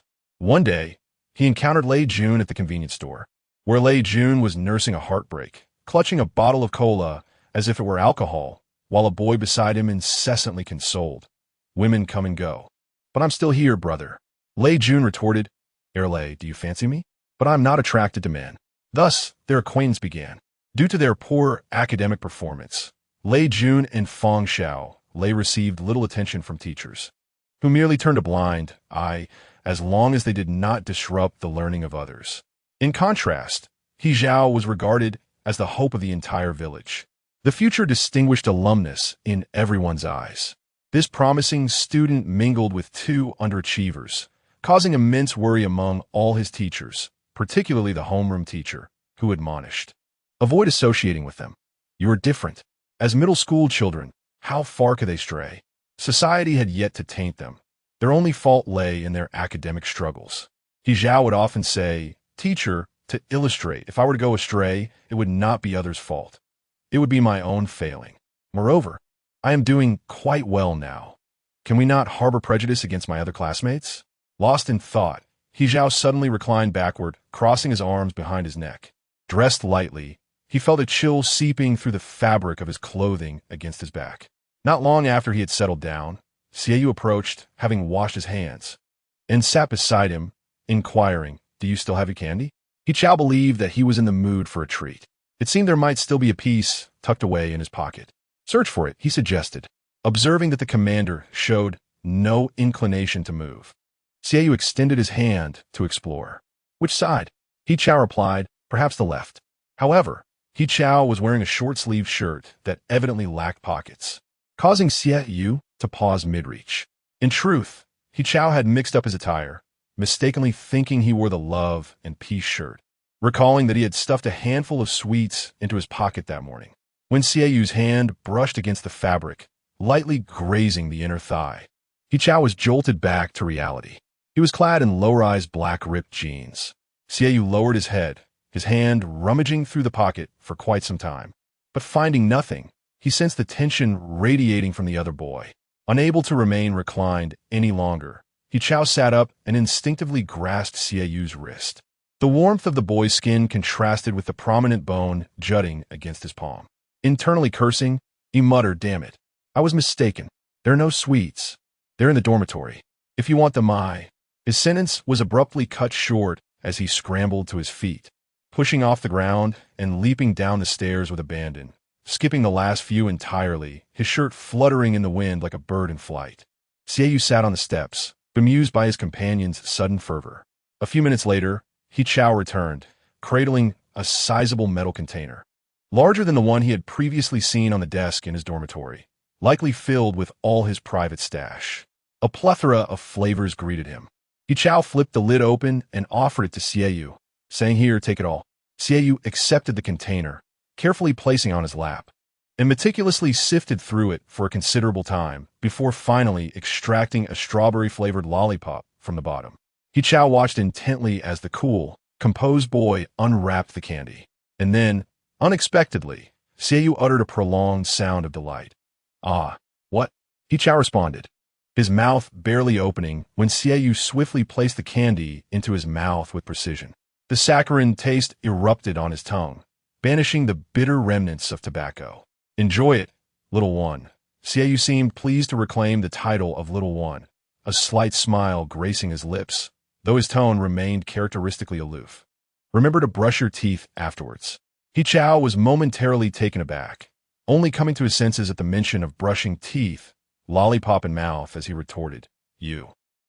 He began, but then halted, conceding, "Fine, just this once." As he dashed back, the motion sensor lights flickered on and then extinguished once again. After a while, Xiaoyu inquired, "That trash, an old acquaintance?" "Jigu. His name is Lei Jun," He Chao replied. "We were middle school classmates. He's not a bad person, but we have some history." Xiaoyu could see that. If he were truly a fool, they wouldn't have parted so easily, and their fights were rather fair, ending amicably. In the tumultuous realm of Blackwater Street, he had encountered an abundance of foolish individuals, those who, despite having just made a call for assistance, would relentlessly cling to you like a stubborn adhesive, impervious to detachment without a struggle. They were either more ruthless than him or even more foolish. Only then would he harbor a sense of fear towards them. Yet, Xiaoyu refrained from probing further, for He Zhao was at a loss for words. "In truth, I am a prodigious genius. My academic performance does not reflect my true capabilities." Such confessions could very well lead to severe repercussions. As He Zhao pondered, the echoes of several phrases began to swirl around him. He Zhao, this matter will be resolved by the teacher. Focus on your studies and bring honor to our school. The visage of the homeroom teacher was somewhat blurred, yet the smile at the corners of her lips was unmistakable. I understand you. I know you are a good child. This was merely an accident, and you did not intend for it to happen. Do not overthink it. He Zhao gradually closed his eyes, only to reopen them and find that Xiaoyu had already risen, preparing to return to the dormitory for rest. Unsure of what to think, He Zhao clutched the hem of Xiaoyu's shirt, yearning to pull him back, but upon feeling the soft fabric, he instinctively released his grip. Xiaoyu, unsteady on the edge of the steps, lost his balance due to He Zhao's tug and retreated with a retort. He Zhao, are you out of your mind? The following day, Luo Wenxiang was fervently encouraging the remaining athletes who had yet to compete, while also speculating on the prospects of their class in the men's 3,000-meter race. Having already unilaterally claimed the first and second prizes, our class is a sure bet this time. We are among the top in the grade. Even if our academic scores are at the bottom, we excel in athletics, with Zhao Ge and Yu Ge among us. Before Luo Wenxiang could finish his thought, he spotted He Zhao supporting Xiaoyu as they entered through the back door. These two, long-distance runners, Luo Wenxiang stammered. What transpired between you? Xiaoyu had a medicinal patch on his ankle, his pant leg rolled up, leaning against He Zhao, and he pointed at the latter. Ask him. I truly did not mean to, He Zhao said cautiously, wrapping his arm around Xiaoyu's waist. Does it hurt? Should we visit the infirmary? Or do you prefer to return to the dormitory? Xiaoyu replied, I wish you would be silent. Thus, He Zhao stood as the sole representative for the long-distance event.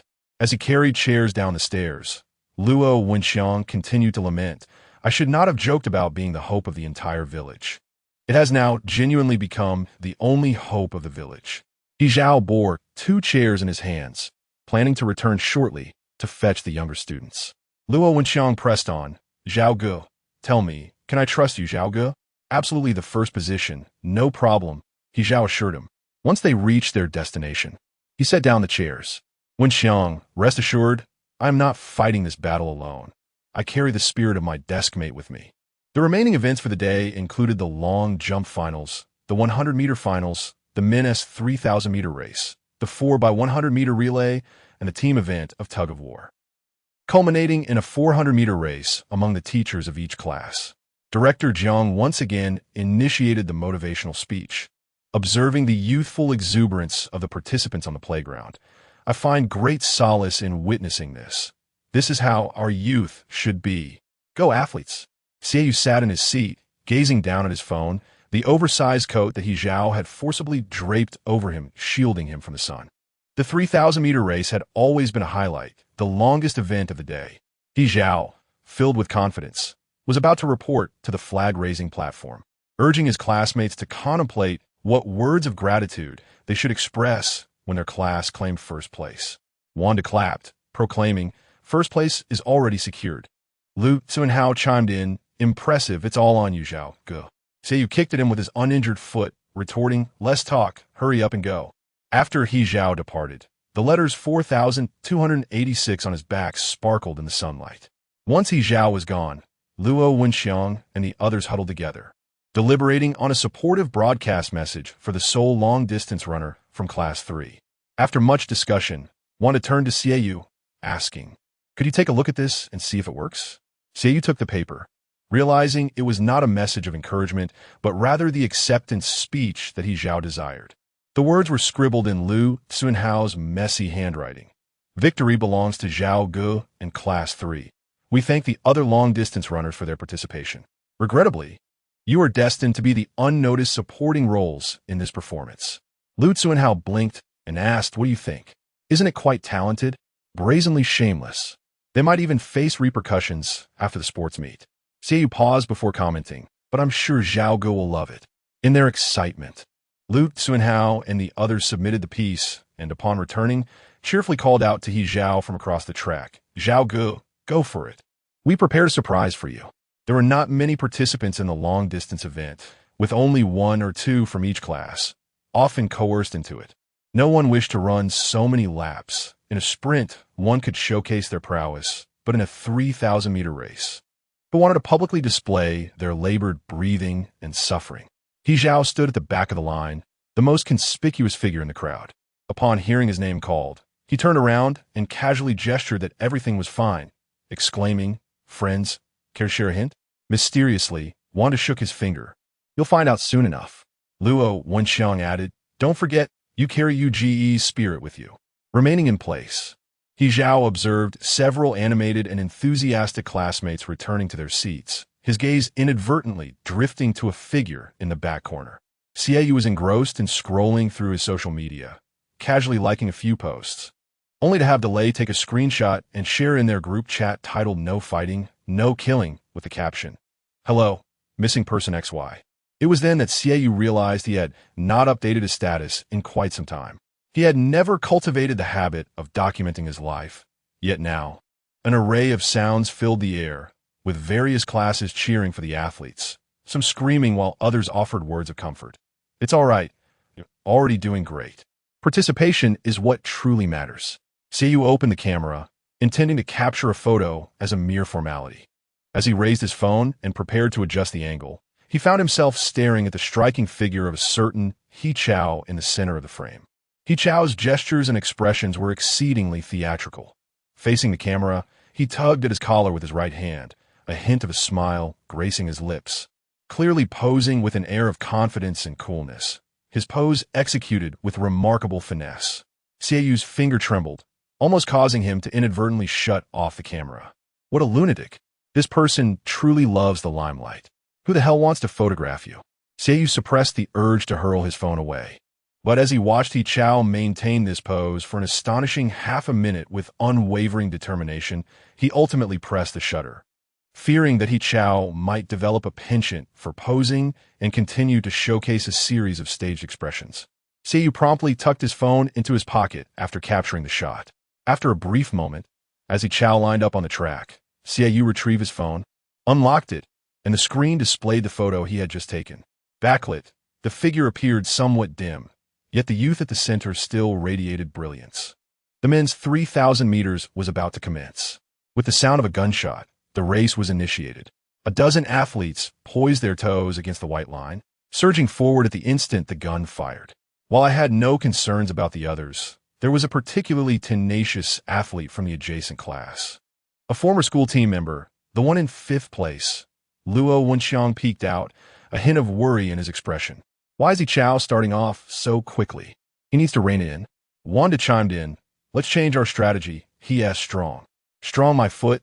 Xiaoyu, having just finished editing his social media post, looked up to retort. "He's just flashy." Lu Tsuanhao clapped, remarking, "I find myself unable to argue against that." He Chao was well ahead, leading the pack by half a lap, with the entire school's gaze fixed upon him as he circled the track. A group of girls from a nearby class gathered, buzzing with excitement. "Is it really just 3,000 meters? I want to see him run more laps. He's so handsome." Xiaoyu leaned back, squinting slightly, feeling inexplicably irked. What is so captivating about this? "Here he comes."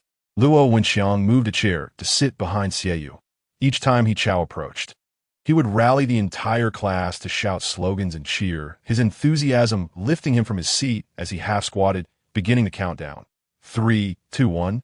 Let us show our class's spirit. When He Chao neared, Luo Wenxiang led the charge, chanting, "Class 3 is number 1. He Chao is unbeatable." They repeated this thrice. As He Chao passed by their class, he slowed his pace, gripping the hem of his shirt. After running 4 laps, feeling the heat of exertion, he began to remove his sweatshirt, prompting yet another wave of excitement from the girls in the stands. Once he had shed his garment, he called out, "Old Xia." Xiaoyu had yet to grasp the situation when He Zhao had already tossed his clothing towards him, reminiscent of a pass in a game, landing perfectly at Xiaoyu's feet. As He Zhao wiped the sweat from his brow with the thin undershirt he wore beneath his coat, he said, "Hold this for me." The jacket still bore the warmth of his body, mingled with a hint of laundry detergent scent. Clutching He Zhao's garment, Xiaoyu awaited the final lap of the 3,000-meter run, during which the broadcast script from Class 3 was finally selected, likely due to a lack of other submissions to read. The announcement, attributed to the second-year Class 3, proclaimed victory for Zhao Ge and the class. The speaker, a spirited member of the student council, paused momentarily while attempting to emulate a news anchor's tone. Before hesitantly continuing, we express gratitude to all participating long-distance runners. Unfortunately, it is regrettable. Once the senior finished reading, an eerie silence enveloped the crowd. He Zhao, upon hearing the mention of the supporting role, abruptly halted approximately 100 meters from the finish line, striking a pose of triumph as he acknowledged the audience with a wave of apology, clearly relishing the opportunity to showcase his prowess. With a lead of half a lap over the second-place runner, Lu Tsunhao and his peers played along with He Zhao's performance. Thus, the entire school witnessed He Zhao pausing before the finish line, hands on his knees, breathless as he rasped, "Who came in first?" Class 3 erupted in unison. He Zhao! Louder! He Zhao! Evidently, He Zhao was deeply engrossed in his role, and in turn, he ignited a fervor among the students of Class 3, their morale soaring to unprecedented heights, teetering on the brink of blind confidence. Xiaoyu, unable to bear the spectacle, lowered his gaze to edit a photo, adjusting the lighting of the image he had just captured. When he finally looked up, he spotted a formidable, long-distance rival from the neighboring class. Seizing the opportunity while Class 3's exuberance reached a crescendo, quietly overtaking one of the dramatists and sprinting towards the finish line. Although Class 3 did not secure first place, they achieved notoriety, entering the annals of the Li Yang No. 2 high school sports meet with an unexpected embarrassment. Xiaoyu glanced at the distance between his seat and the adjacent class, contemplating whether to shift his position a little closer to avoid the shame of association. The homeroom teacher of Class 3, however, took it all in stride, Tang's son smiling throughout, remarking, "Interesting, young ones, quite interesting." The students who had played the most significant roles in the performance sat hunched over, faces buried in their knees, attempting to conceal their embarrassment. "What's so interesting?" Luo Wenxiang lamented, cradling his head. "Oh, it's utterly mortifying." Wanda's muffled voice drifted forth. "It's suffocatingly awkward." Lu Tsunhao added, "Stop talking. I'm already dead." He Zhao washed his face in the restroom, having perspired excessively, and splashed cool water over his head, droplets cascading down his neck. Upon his return, with a collar dampened significantly, He Zhao declared, "Listen, this was an accident, my true strength." Xiaoyu promptly hurled a bottle of mineral water into He Zhao's embrace, quipping, "Is it the strength of flashy maneuvers?" He Zhao took the bottle, downing more than half of it, and exclaimed, "What a surprise! I'm still quite formidable. Did you see me leading by nearly half a lap? I was simply galloping ahead." "Shut up, Seoj," Xiaoyu interjected. Ultimately, it was a competition among the entire faculty. Most were merely spectators, as they were accustomed to seeing their teachers only lecturing at the podium. This could also be considered a reflection of our class's standing, He Chao thought, as he leaned towards Xiaoyu while holding the bottle. "If Lao Tang can secure first place, perhaps our class might just be saved." Xiaoyu replied, "Consider how Lao Wu plays basketball for reference." He Chao quickly retracted his statement, saying, "Forget it, disregard what I just said." Class 2 to 3 held no unrealistic expectations for Tang's senator as they observed other teachers completing the 400 meters. Lao Tang had only covered half the distance, and no one found anything amiss. The awkwardness came swiftly and departed just as quickly, especially since He Chao had no shame. He led the entire class in selective amnesia, reviving their spirits to cheer for Lao Tang. Go. Finishing is victory. In the end, Lao Tang indeed met expectations, securing a solid last place.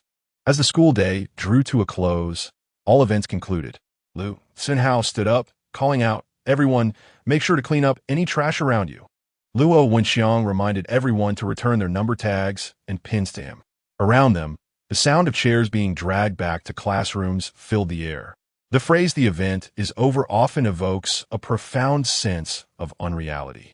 Xiaoyu sat in his seat, watching as the crowd thinned and chairs became increasingly sparse. It felt as if the sports meet had just begun, yet it also seemed as if it had never commenced at all. In a daze, He Chao patted the back of his head. "Time go, little buddy," he said, one hand carrying a chair while the other extended towards him, guiding him back to the classroom.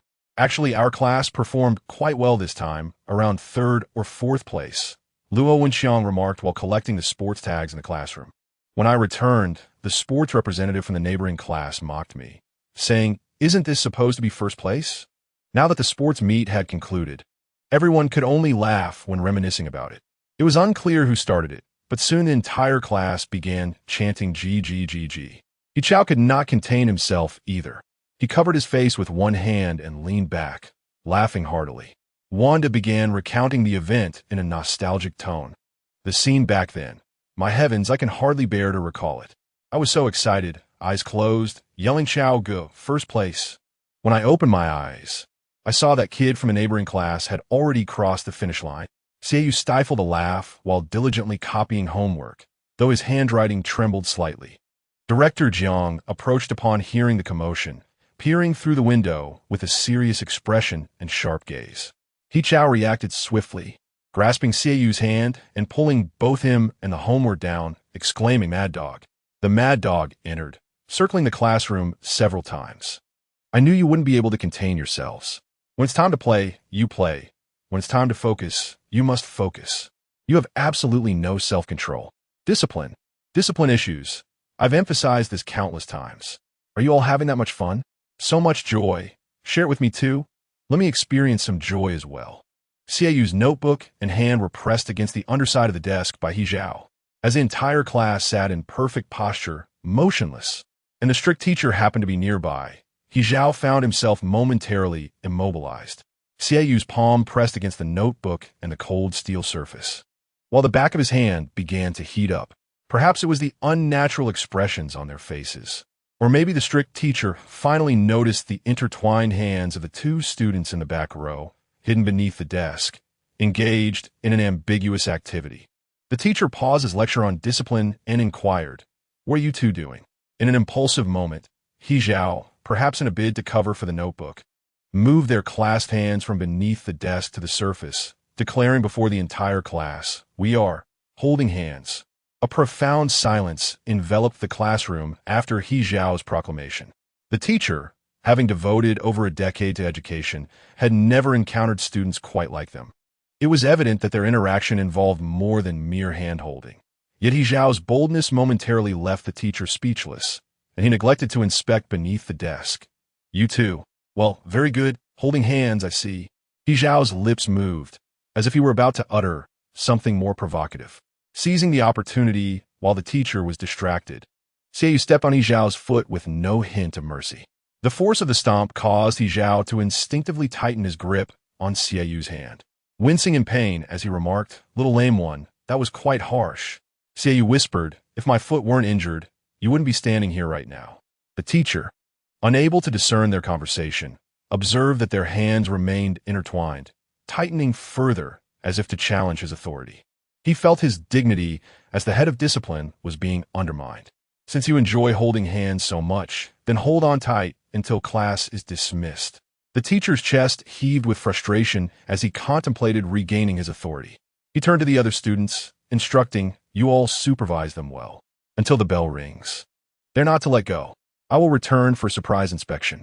He Zhao, Xiaoyu, the entrusted classmates. Once the teacher departed, Lu Tsuanhao nudged Wanda, hesitatingly asking, "Are we really going to supervise?" The teacher's methods of punishment were often peculiar and creative. Lu had once been late and scaled a wall, only to find the strict teacher waiting on the other side, breakfast in hand, who then made him climb back and forth over the wall more than 20 times. Yet this time felt particularly absurd. How could they possibly supervise, especially the act of holding hands? In contrast to Lu Tsuanhao, Wanda appeared remarkably composed, casually opening his English book, stating, "Actually, I believe supervision isn't necessary." At the back of the classroom, despite one foot being less functional, Xiaoyu's fighting spirit remained formidable. As soon as the teacher left, the classroom erupted in chaos. Chairs belonging to Xiaoyu and He Zhao had been overturned, crashing to the floor, leaving bystanders bewildered, wondering what had transpired. "Old Xia, you may strike me," He Zhao said while dodging, "but we must consider the other students. If that mad dog returns to check, we cannot implicate them. Do you understand my meaning?" Regardless of how irate Xiaoyu became, He Zhao never loosened his grip. Xiaoyu was unable to shake him off. Feeling a headache from the annoyance, "I don't understand a damn thing." He initially failed to grasp Wanda's remark about not needing to supervise Lu Tsuanhao. After observing for a while, he finally comprehended, then patted Wanda's shoulder, saying, "You truly are remarkable, almost prophetic." Wanda clasped his fists together. "I am merely someone who knows too much." This scuffle did not last long. He Zhao was preoccupied with supporting the little limping boy, fearful that he might lose his balance and fall. The youth, clad in thin attire, leaned against the wall, one hand still clasped with Xieyu's, while the other rested on his waist, lowering his head to say, all right, don't move around. A 1T dodge, you can strike however you wish." The tone was reminiscent of soothing a child. Subsequently, He Zhao acquiesced to his wish and took a beating. "Allow me to introduce you to Class 2 and 3 of the second year. I am your most esteemed class monitor, Lu Tsuanhao." Over the past 2 days of the sports meet, he captured numerous photographs and short videos, even bringing his camera from home. He first took a series of selfies, then turned the lens towards the class, sweeping from left to right, ultimately pausing in the corner of the last row. In that corner, there was our Zhao Ge, achieving his daily ritual of being beaten. Lu Tsuanhao did not film for long when Wanda's face suddenly intruded, filling the entire frame. "Hello, everyone." Just as Wanda uttered those 3 words, Lu Tsuanhao disdainfully pressed down on his head, pushing him aside. "Go cool off over there." There were still nearly 10 minutes until class ended. Various teachers passed through, assigning homework, which took up nearly half the blackboard, finally diluting the atmosphere that had run wild like a runaway stallion during the 2-day suspension for the sports meet. So much homework. Isn't this a bit excessive? After the English teacher finished writing, she returned the chalk to its box and dusted off her hands, stating, "This is to ensure you all stay alert, lest you all go mad with excitement." After a few more admonishments, she intended to return to her office, but suddenly recalled that there was a set of papers assigned 2 days ago that had yet to be submitted. Thus, she paused at the classroom door and inquired, "He Zhao, where's your homework?" He Zhao called out, "Just give me a little more time." The English teacher nearly retorted, "Then perhaps you should just not submit it," but unexpectedly noticed the hands of He Zhao and Xiaoyu intertwined. "What is going on here?" Xiaoyu remained expressionless, clearing his throat, while He Zhao wisely chose silence. Ultimately, it was Lu Tsuanhao who spoke up. "Teacher, those two are holding hands. Director Jiang instructed them to do so until class ends." The English teacher asked, "For what purpose? In a display of affection?" "Yes, indeed, to embody our class spirit of unity and friendship." Although He Zhao quickly capitulated in the fight, almost to the point of lacking dignity, he remained resolute on the issue of holding hands, refusing to let go. Xiaoyu was exasperated. The mad dog isn't even here. He appeared and vanished like a wraith. He Chao remarked, "We must always remain prepared." After a moment, Xiaoyu moved his fingers, seeking an excuse. "Let go. I have yet to finish copying yesterday's assignment." Seated to the left, he was tethered by his right hand, unable to write with his left. However, He Chao was determined to impart a lesson. One could not fathom how audacious Xiaoyu could be when he indulged in mischief. "Let's switch places," He Chao proposed. "You sit here." Ultimately, they indeed exchanged their seats. Xiaoyu found himself in He Chao's position, pen in hand, attempting to copy a few lines from Wanda's math homework. Upon completing one question, he realized he had copied it incorrectly. Meanwhile, He Chao sat beside him, engrossed in his phone with his left hand. Neither spoke, yet the atmosphere felt remarkably peculiar. The cacophony of the classroom seemed to fade into the distance, and Xiaoyu sensed the warmth of their entwined hands increasing. He could not discern whose palm had grown sweaty and sticky. Staring at the erroneous question, he momentarily lost focus before ultimately closing his notebook. He Chao, too, was not faring much better. The game interface on his phone displayed an unsuccessful start, frozen on the game over screen. His teammate, Shan Jia, noticing his failure, sent several messages. "Brother Chao, why are you so incompetent today? Why leave me to confront this perilous world alone? How cruel! Never had 10 minutes felt so interminable." Yet when the bell rang, He Chao thought how fleeting those 10 minutes were. He gazed at his palm for an extended period, and when he finally looked up, he saw his desk mate leaning against the wall near the classroom's rear door. "Where are you going?" he asked. "To the restroom," Xiaoyu replied. He Chao began to utter a word of accompaniment, but Xiaoyu interrupted, not necessary. As always, he was unyieldingly aloof. He Chao, perched on a seat with legs crossed, casually inquired, "Is it convenient for you to relieve yourself?" Xiaoyu retorted, "Would you like to assist me?" They both spoke without much thought, only realizing post-conversation how peculiar their topic had become. He Chao, suddenly recalling something, felt his throat dry. After a moment's pause, he stammered, then, Go ahead." After a while, He Chao exited the game, opened the messaging app, and contemplated his signature, which had taken him considerable time to compose. He edited it, adding a few more as at the end before publishing it. Upon returning to his friends list, he noticed a small red dot next to contacts and casually clicked on it, revealing a notification. Junior requests to add you as a friend. He Chao's finger hovered over the screen, momentarily frozen. After Xiaoyu visited the restroom, he proceeded to the cafeteria for a meal. His foot injury was not severe enough to prevent him from walking, though his pace had slowed considerably. He had no desire to see He Chao's face for the time being. It vexed him inexplicably, and when he felt irritated, he had an urge to strike someone. For the sake of He Chao's safety, Xiaoyu descended the stairs. Upon returning, there was no one in He Zhao's seat. Zhao had received a call and stepped out, while Wanda came back early, cradling a cup of Fudan milk tea. Noticing Xiaoyu gazing intently at He Zhao's vacant spot, Wanda offered an explanation, stating that He Zhao had left a note for him. Xiaoyu glanced over the table and indeed found a piece of paper pressed beneath a textbook's corner. Observing the eminent Xiaoyu in their class, Wanda remarked, "What do I care?" as he extracted the note and scrutinized it for a considerable time. "What does it say?" Wanda leaned in to inquire. Setting the note down, Xiaoyu internally mused that leaving such a note was of little value. Seeing Wanda's curiosity, Xiaoyu folded the note and replied, "I don't know. I can't decipher it." Wanda was left speechless. Unable to resist, Xiaoyu added a mocking comment. "What a ridiculous thing. Your Junyi refers to Lei Jun's online alias, a moniker he has maintained throughout the years while wandering the internet. After Air Lei dropped out, Lei Jun had blocked him, and for 3 years, they had lost contact. Upon re-establishing their friendship, Lei Jun had sent only a single text. "What's your phone number?" Shortly thereafter, a call came through. "I'm at the back entrance of your school." In a particularly dilapidated area, Lei Jun's voice, heavy and hoarse, suggested he was likely smoking. "Come out for a moment. There are 2 back entrances at the second high school, one perpetually sealed, overgrown, and rusty." Given the description of it being particularly shabby, it must have been that one. Lei Jun had arrived alone.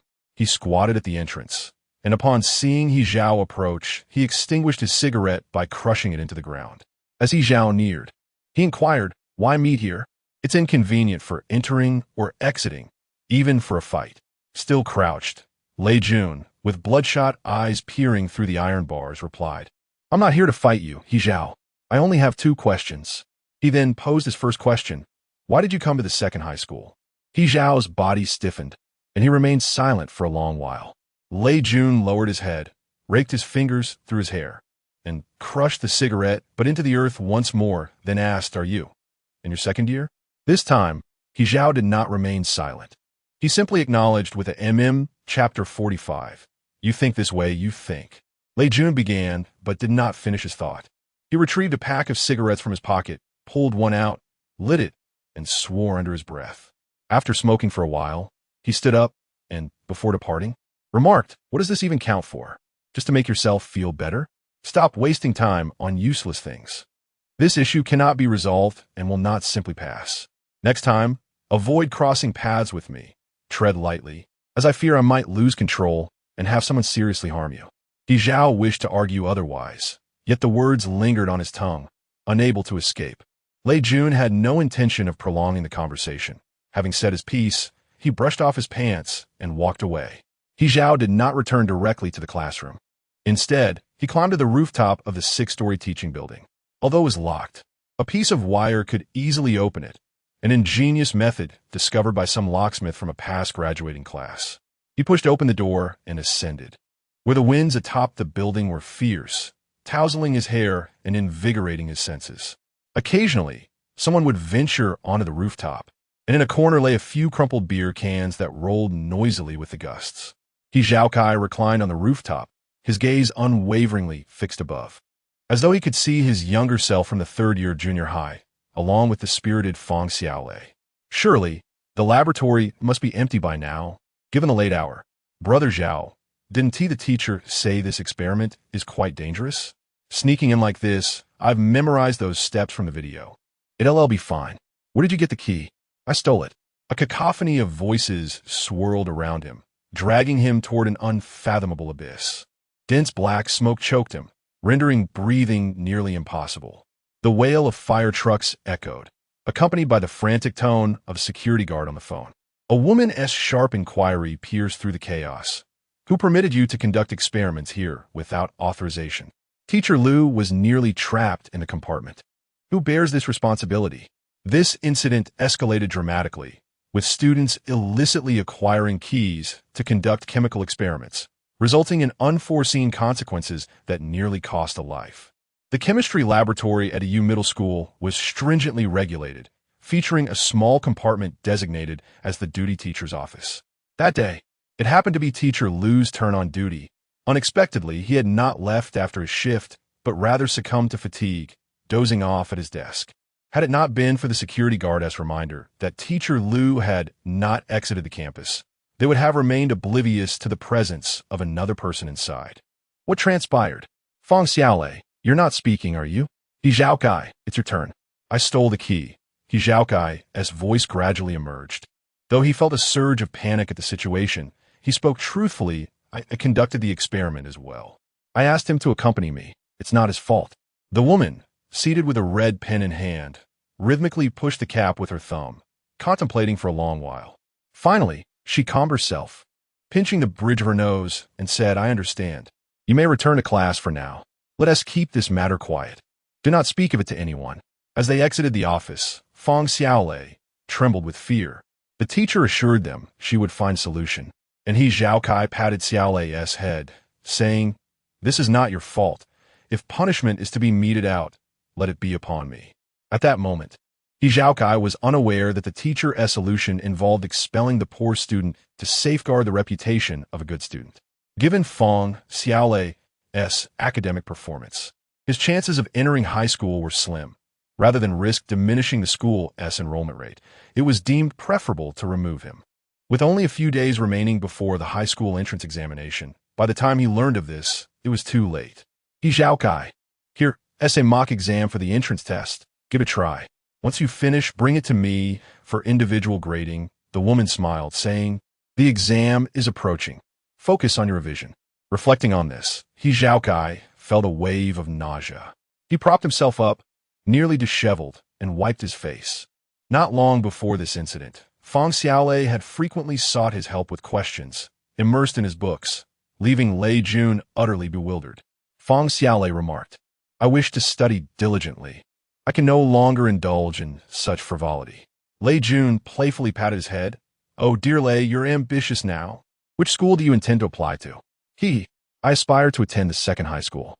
Is it because their admission score is the lowest? He Chao questioned himself, pondering whether it was an attempt to alleviate his guilt. Having abandoned the high school entrance examination and taken a year off, he eventually ended up at the second high school, consistently ranking last in every exam. Was that the reason? It appeared not to be so. Certain matters seemed absurd, with countless unanswered questions surfacing, yet he was oblivious to the answer he sought. Even after the evening study session concluded, he Chao did not return to the classroom. When the bell rang, Wanda and his friends cheered and, with bags in hand, descended in groups. Are you coming to my room to watch a movie tonight? I've downloaded a sci-fi action film at home. I hear it's really cool. As Wanda was in mid-sentence, he turned to ask, Is you coming? Xie replied, Not coming.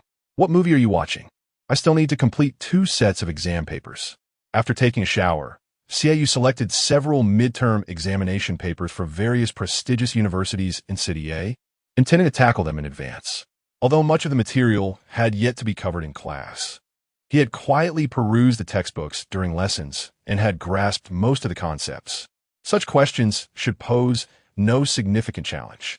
However, as he held the pen, he found himself somewhat distracted while working through the exercises.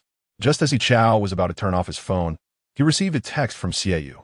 It was indeed brief, consisting of only 2 words. "Where are you?" He Chao contemplated ignoring it, but as his hand brushed the screen, he inexplicably replied with 2 words of his own. "Internet CAF. At the explosion CAF? Are you coming? Staying up late?" There were several internet CAFs near the school, among which the explosion CAF was the most renowned, known for its effective security measures that promptly alerted them in the event of a teacher's inspection. The staff recognized the faces of the teachers notorious for conducting such checks, particularly Director Jiang, who would immediately sound the alarm at the sight of a troublesome visitor. Their mission was to provide students with a safe and trustworthy online environment. Xiaoyu seldom ventured into such underground internet CFS. He disliked the stifling atmosphere and dim lighting, feeling like a disheartened youth seated within, a cigarette hanging from his lips, his long bangs concealing his sorrowful eyes. Yet, as Xiaoyu scaled the wall, he suddenly found himself questioning his own actions. What was he truly doing? The night had fallen completely, with only the streetlights illuminating the darkness, the leaves rustling in the wind. A chill crept in beneath the hem of his clothing, and just as he prepared to leap down, he heard a voice nearby. "Are you willing to part with your feet? You're quite capable, scaling the wall like that." He Chao approached from across the street, the dim light obscuring his expression. Gradually, he drew nearer, standing beneath the wall and inquiring, "What are you climbing out for?" Xiaoyu replied, "To play games." Given Xiaoyu's usual demeanor, this explanation was entirely plausible. A student ranking second to last in the year, unable to sleep at night, seeking solace in an internet CAF, perfectly normal. He Chao did not allow him to jump down directly. Instead, he stood below, ready to catch him. The limping figure of He Zhao opened his arms, gazing up at him as he leaped. "You are the one who's limping," Xiaoyu retorted.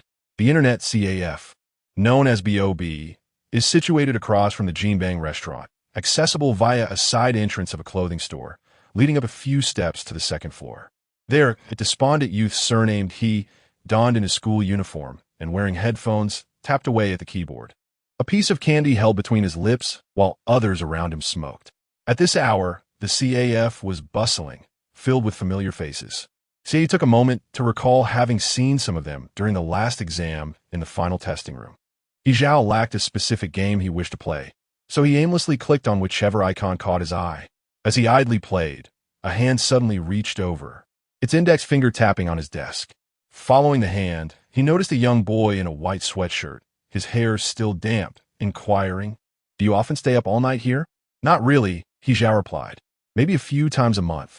Xiaoyu nodded, gaining a new perspective on the world of underachievers, a realm he had never contemplated before. He then lowered his gaze to jot down a note in his phone.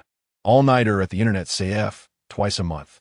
The two formed a team to play several rounds of games, and by the end, Xiaoyu was so exhausted that he fell asleep on his seat. He Zhao removed his headphones and ceased playing, turning his head to observe his desk mate for a while. He realized that the overwhelming urge to smoke he had felt earlier had gradually dissipated, beginning from the moment he had embraced this person beneath the wall. The dim light of the internet CAF mingled with the glow from the computer screen, illuminating Xiaoyu's face. He Zhao watched intently, unable to divert his gaze, and bit down on the candy in his mouth. The following day, both He Zhao and Xiaoyu attended classes with evident dark circles under their eyes. "What is going on with you two?" Wanda inquired, intrigued. "What did you get up to last night? Or did our class monitor force you into staying up late?" Shui Shixing persisted in his efforts, often leaving various sticky notes on He Zhao and Xiaoyu's desk, covered in formulas and vocabulary, occasionally adorned with motivational quotes. "If you don't work hard while young, you'll only regret it when you're older. Learning continues until death. Keep pushing. You're just a step away from success." Had Shui Shixing not been limited by his allowance, he might have even purchased a stack of extracurricular practice materials for them. He Zhao slumped onto the desk as he arrived, exclaiming, "We pulled an all-nighter at the internet CAF." Wanda asked, "Was he good with you? I wondered why you didn't join us to watch movies last night." "What movies?" He Zhao, still feeling the throbbing headache from the all-nighter, responded, "My desk, mate ISNT that kind of person, don't corrupt him." As for the note He Zhao had left behind when he departed, it remained on the desk, having been circulated by Wanda during last night's study session. Ultimately, the remaining students expressed their inability to decipher it. not only failing to grasp its meaning, but even struggling to count the number of characters written, with some jokingly suggesting it resembled Oracle bone script. In contrast, He Zhao had made considerable effort in his handwriting during the examination. At the very least, it was merely unattractive, far from resembling Oracle bone script. Upon seeing it, Xiaoyu recalled and casually tossed the crumpled paper back to him, exclaiming, "What is this abomination you've written?" After the evening study session, He Zhao took a glance at it, and, upon reading it through, asked, "You can't comprehend it?" Xiaoyu was tempted to shove the paper into his face.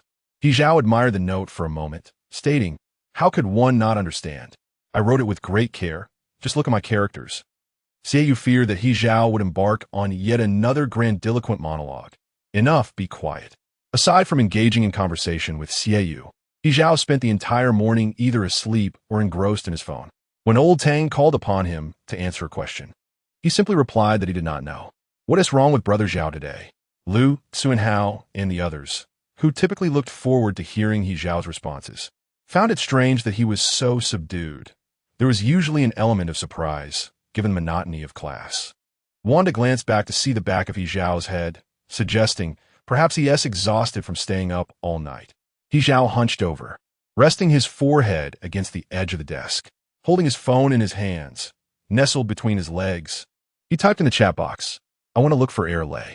However, as he typed, he deleted each word one by one.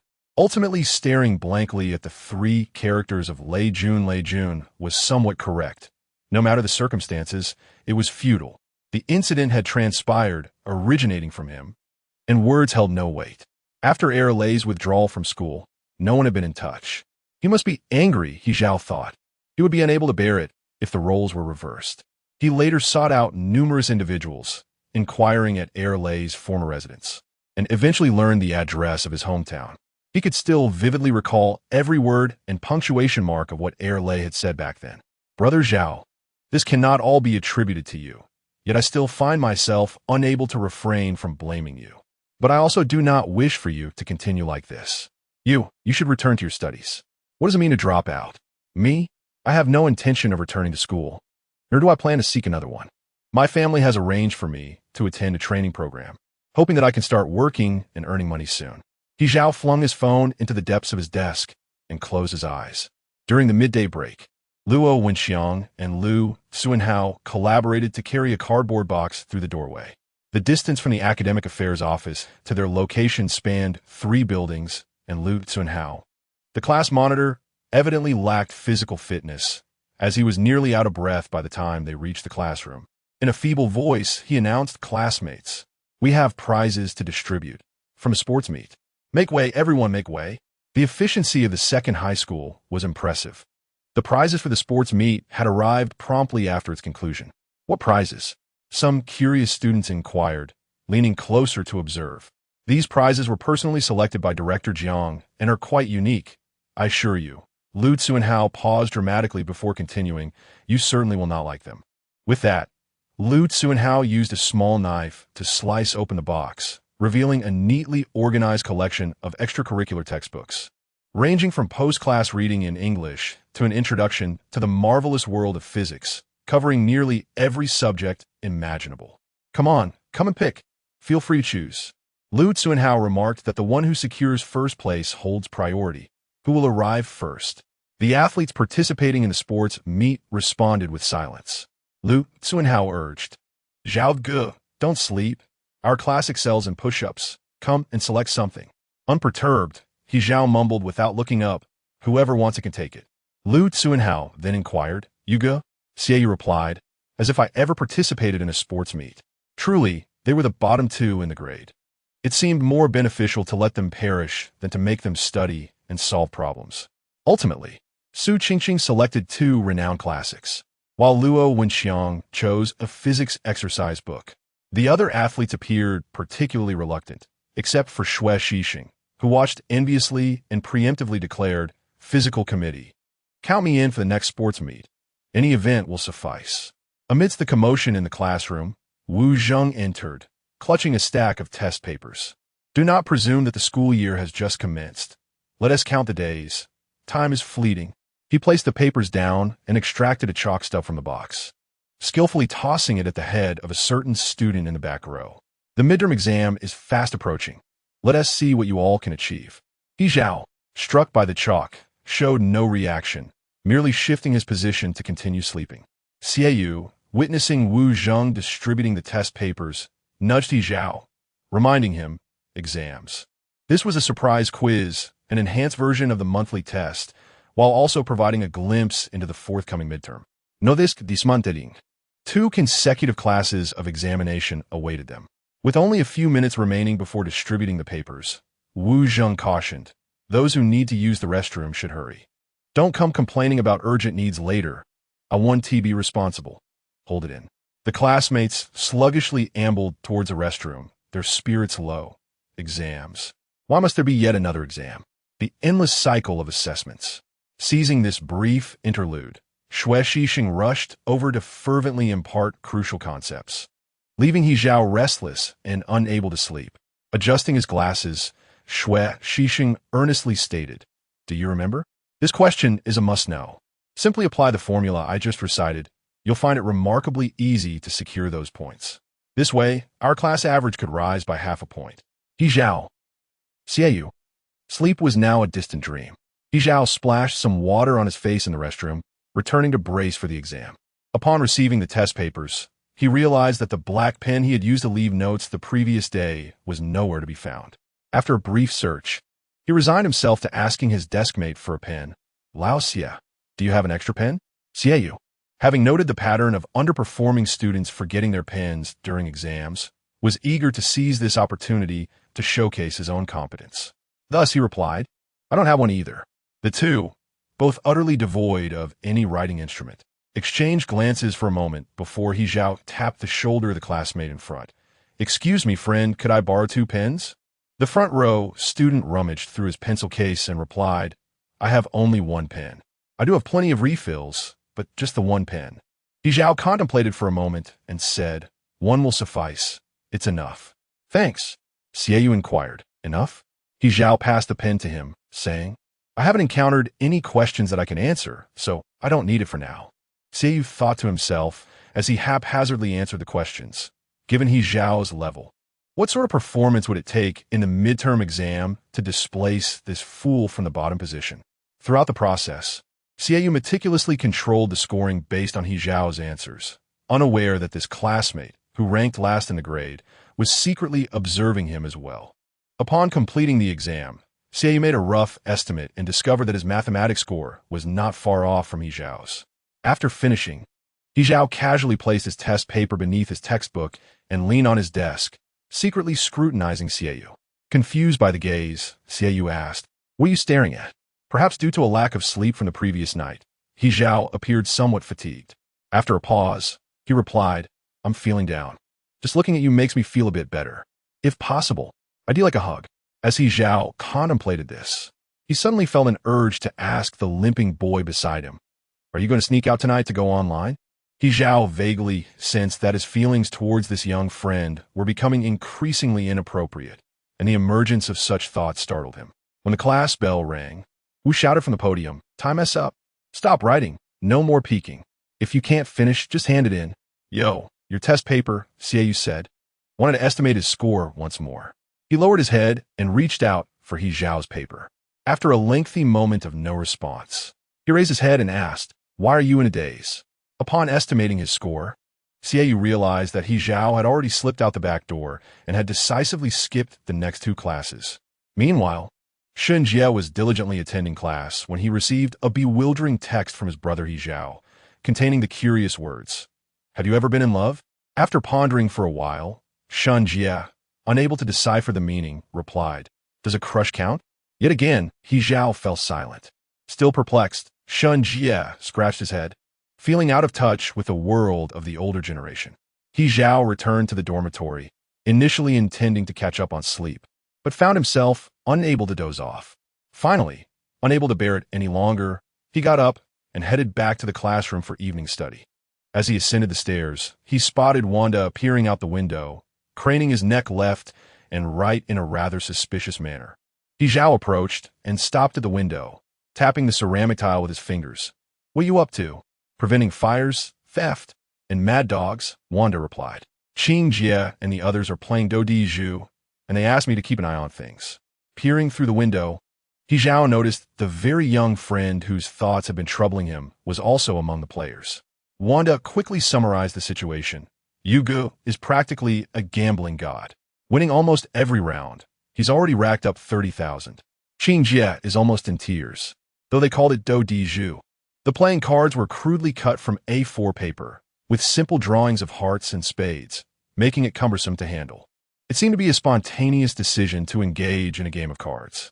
Once this group from Class 3 became familiar with one another, they became quite mischievous. Xie was the dealer.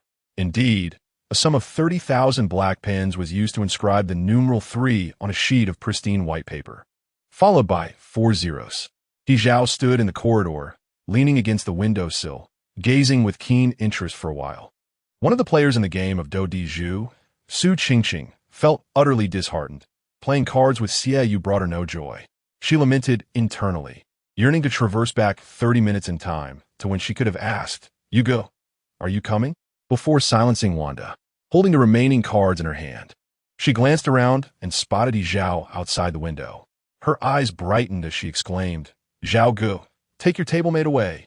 Xie Yu, taken aback by the term take away, felt an inexplicable sensitivity towards it, as if it had become a taboo word due to a prior incident.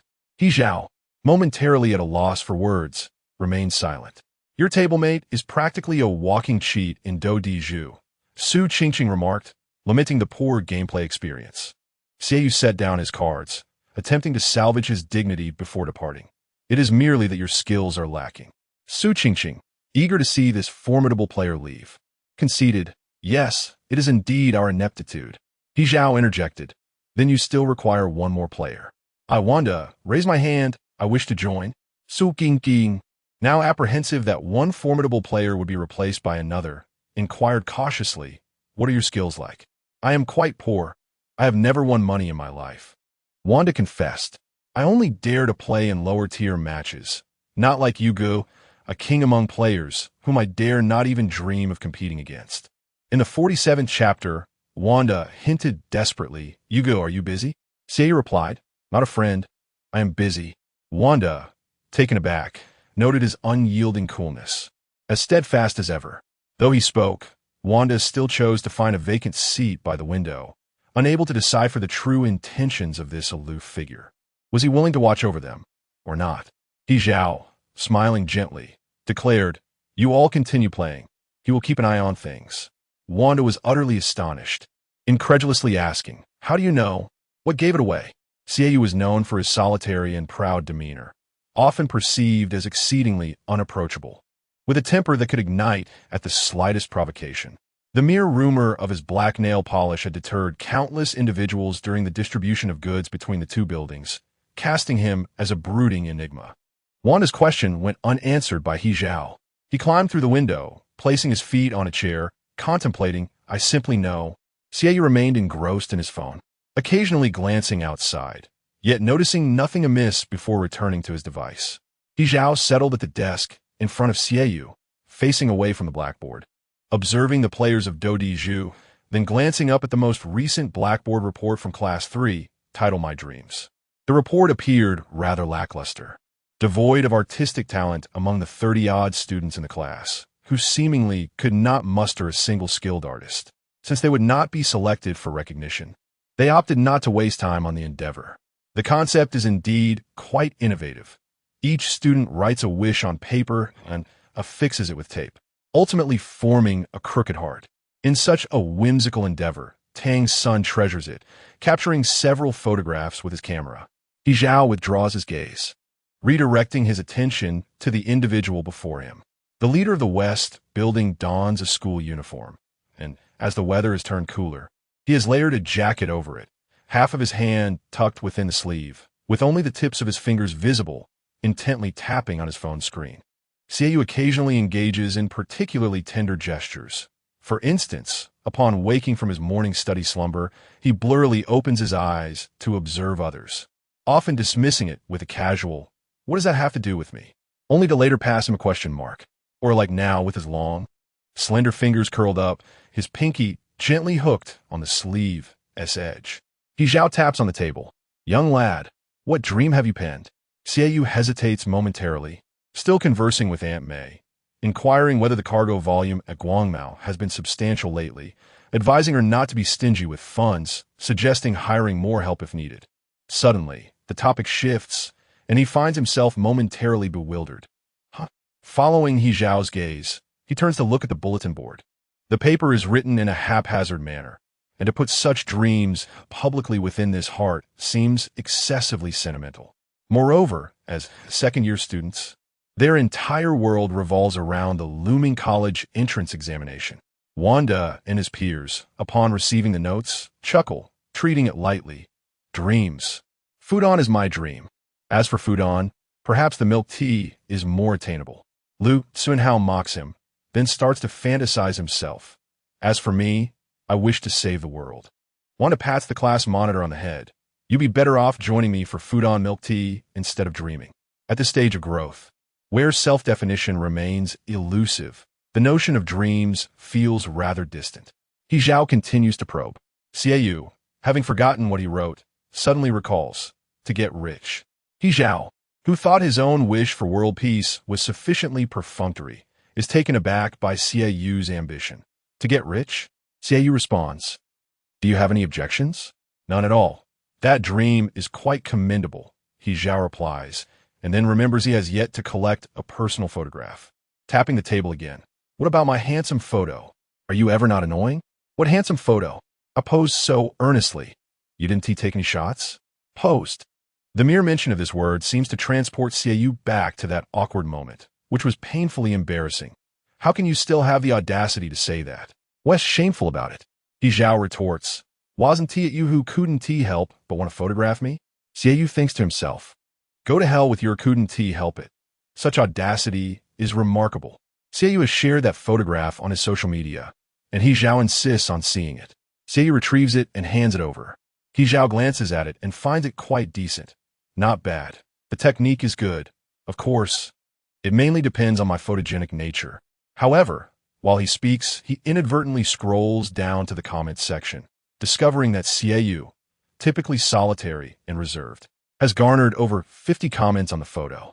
Upon glancing at the names, such as auntie and mother, alongside the myriad of relatives, including one humorously noted as Wang Ma from the breakfast shop on the next street, Mei Yi inquired, son, who is this handsome young man in the middle? To which XY replied, he's a fool. Delay exclaimed, wait, this guy looks incredibly familiar. XY responded to Delay, just an average face.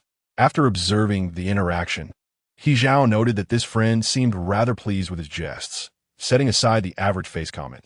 Did you just tell your mother that I am a fool? Xiaoyu, seemingly forgetting the commentary aspect, replied coolly, that's my godmother. Rarely does Xiaoyu mention his family. And the sudden revelation of a godmother amidst over 50 comments suggested a rather extraordinary social network for a young person. He Zhao probed further. Do you have another godmother? Xiaoyu briefly elaborated. My godmother is a local power, someone who mingles on the streets.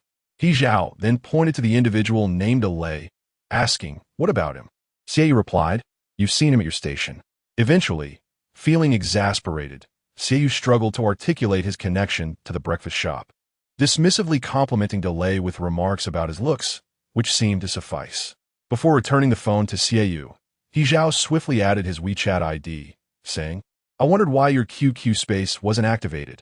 Shall we be friends? Xiaoyu remarked, you've already added me. Why ask? He Zhao replied, to appear courteous. As Mei Yi and the others utilized WeChat, he and Delay had grown accustomed to as well. After all, he had no classmates to contact. During his first year of high school, he was the type to vanish completely upon leaving school, perpetually offline, missing even the teacher's notifications. However, it seemed that things had changed. For instance, the increasing number of friends in his contact list. Moreover, Xiaoyu had never anticipated that he would one day sit by the window, merely to ensure that his classmates could enjoy a game of landlord without worry. Am I becoming more patient? Xiaoyu pondered. Wanda's self-assessment was far from exaggerated. Not only was his luck poor, but his card skills were equally lacking. I truly admire your ineptitude, Su Qingqing remarked, soon winning back all her money, contentedly stating. Our friendship can last a lifetime. Wanda, unbothered by his crushing defeat, responded, "It's my honor, Ms. Su." He Zhao leaned against the window, resting on his desk, keeping an eye on the game. "How much longer do you intend to play?" "Brother Zhao, just one last round. Coming right up," Wanda exclaimed excitedly.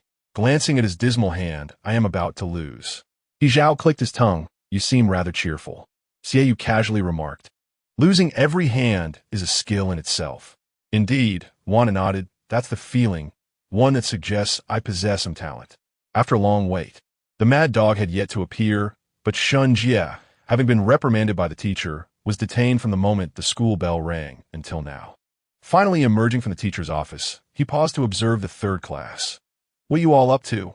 Shun Jie stood by the window, peering inside.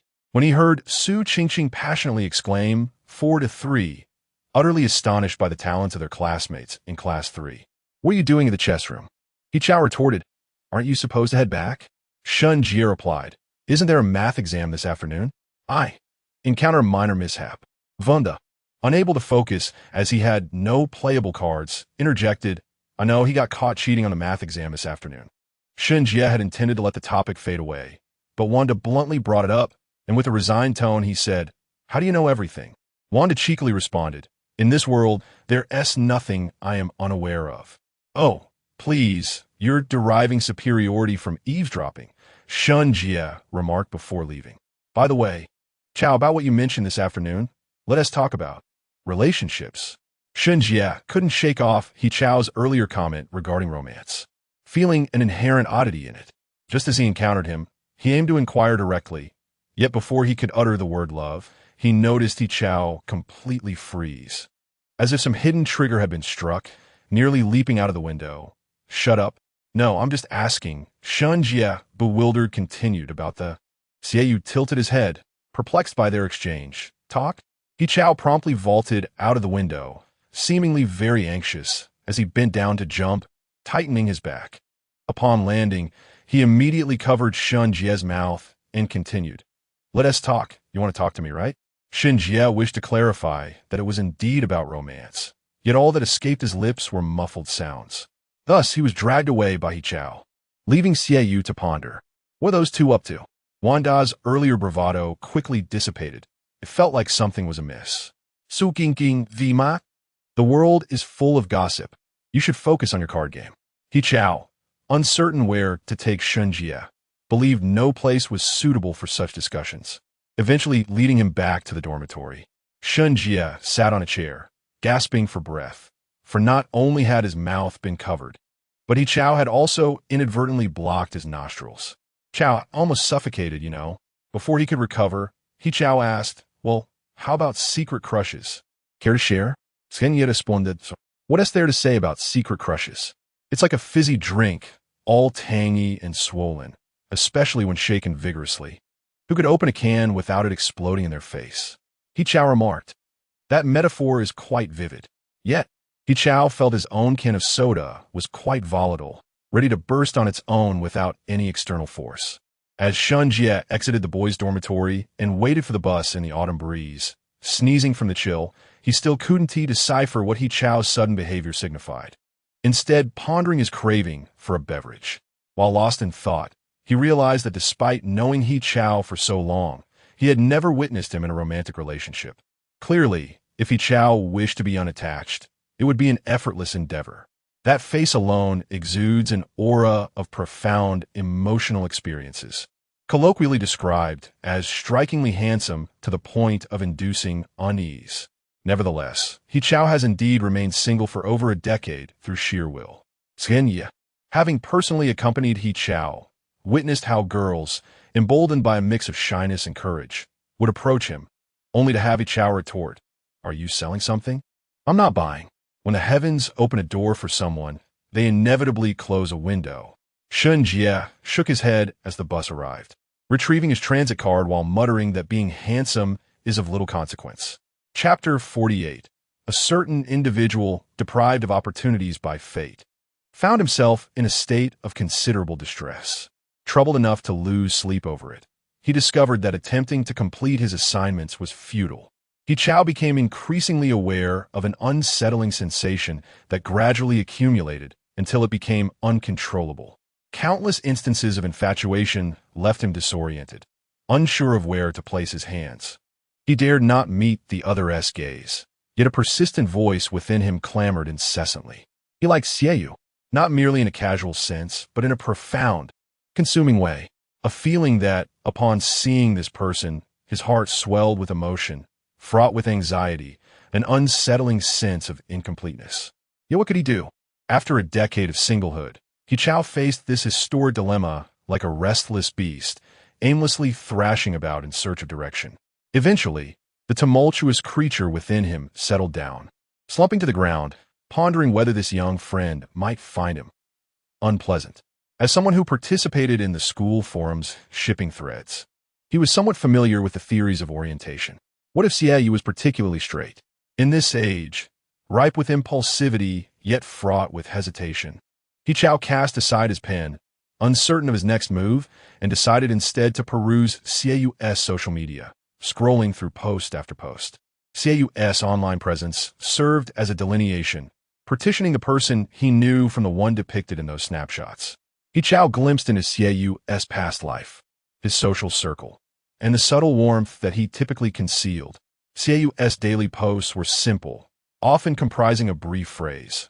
When upset, he might exclaim, "Go to hell," while moments of joy were captured in photographs of flowers and plants, with the most frequently featured subject being an extraordinarily rotund orange cat, captioned, "Eat, and may you burst."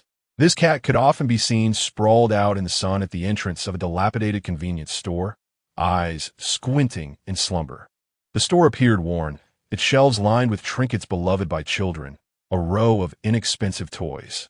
In the upper left corner of one photograph, a street sign faintly revealed the name Heishui Street. He Chao paused, finding the name vaguely familiar.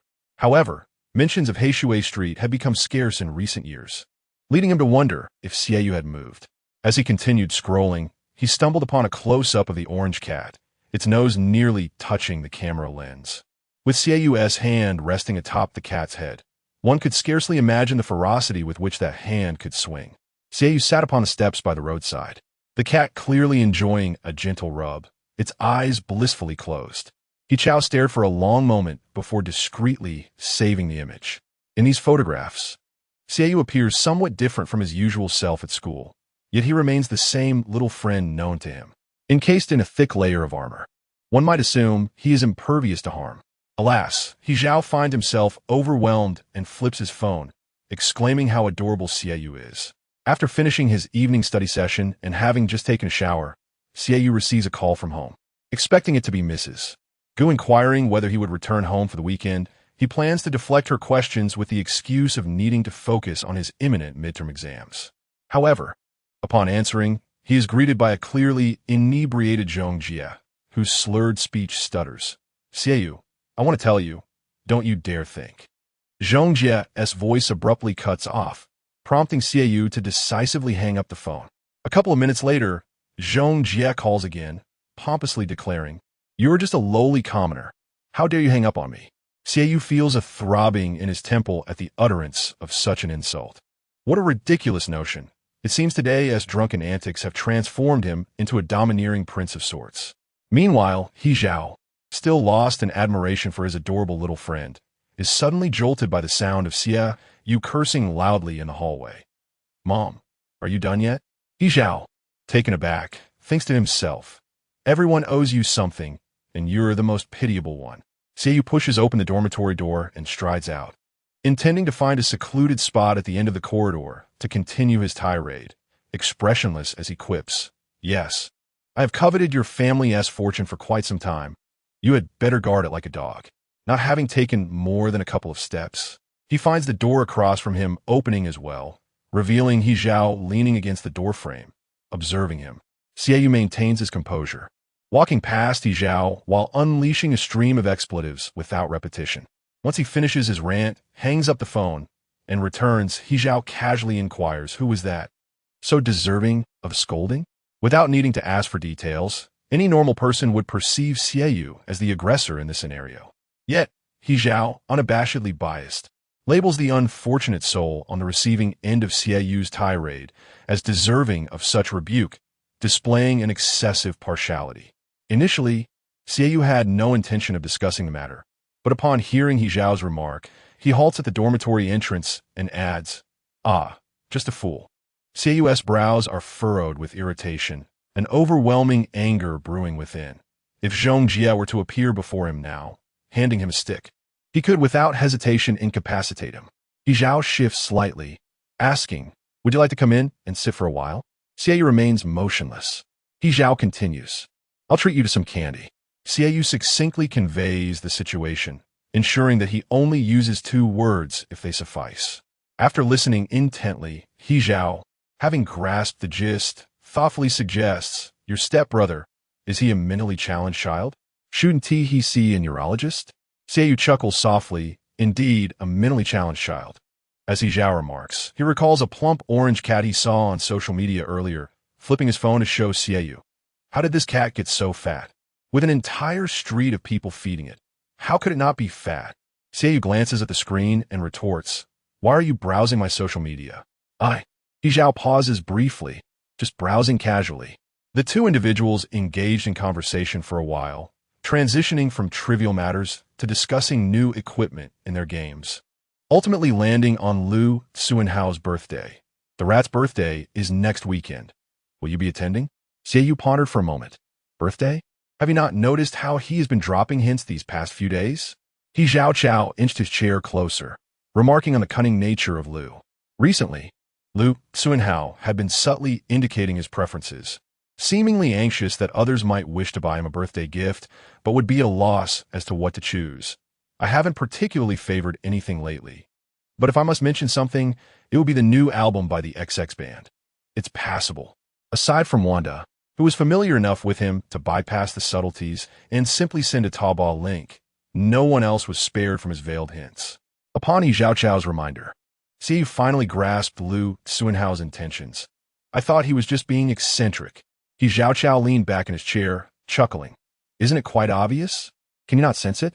Isn't that rat a bit embarrassed?" Xieyu recalled the moments when Lu Xuanhao had encountered obstacles in their discussions, and he couldn't help but smile. Had he just been more straightforward, who would have known? The 2 rarely had the opportunity to converse about their classmates, and as their discussion meandered, it abruptly ceased, leaving a moment of silence between them. Xieyu felt an inexplicable unease in the stillness, sensing a peculiar atmosphere that surpassed mere awkwardness.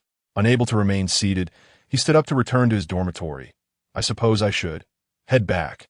Before he could finish his sentence, the edge of his shirt was suddenly tugged by He Zhao Chao. The young man, dressed in a casual shirt, appeared to embody an indifference to the world, his demeanor relaxed, with a perpetual smile that suggested he found joy in many things. He Zhao Chao swallowed hard then, whether addressing himself or Xieyu, uttered, "You will move forward. This too shall pass." Even amidst the current entanglement, he asserted, with a bit of effort, if necessary, "Summon more strength to break free. The life you desire and the answers you seek, they will come. Go on back." He Zhao Chao released his grip, smiling as he added, "Good night, little one." Xieyu was momentarily taken aback, and after a pause, he echoed, "Good night." The following day, the so-called cunning boy, perceived as eccentric, finally began to formally invite everyone to his birthday party next weekend, having even crafted invitations with some flair. Xieyu received one as well, opening it to find the time and location. They were to gather at Central Avenue at 9 o'clock on Sunday morning. Feigning difficulty, He Zhao Chao remarked, "Rat, about the gift." Lu Xuanhao waved his hand dismissively, adopting a newfound sense of righteousness, as if he had not been the one hinting just days prior. "Gifts are inconsequential. It is the thought that counts. In light of our friendship, such matters are mere trifles." Xieyu retorted, "Do you even have any shame?" After Lu Xuanhao made his statement, Su Qingqing and Wanda could no longer contain themselves, picking up nearby objects to hurl at him. "You're talking nonsense. What do you mean it's the thought that counts? How can you say that without feeling embarrassed?" Wanda chimed in, "Should I remind you of the Taobao link you sent me?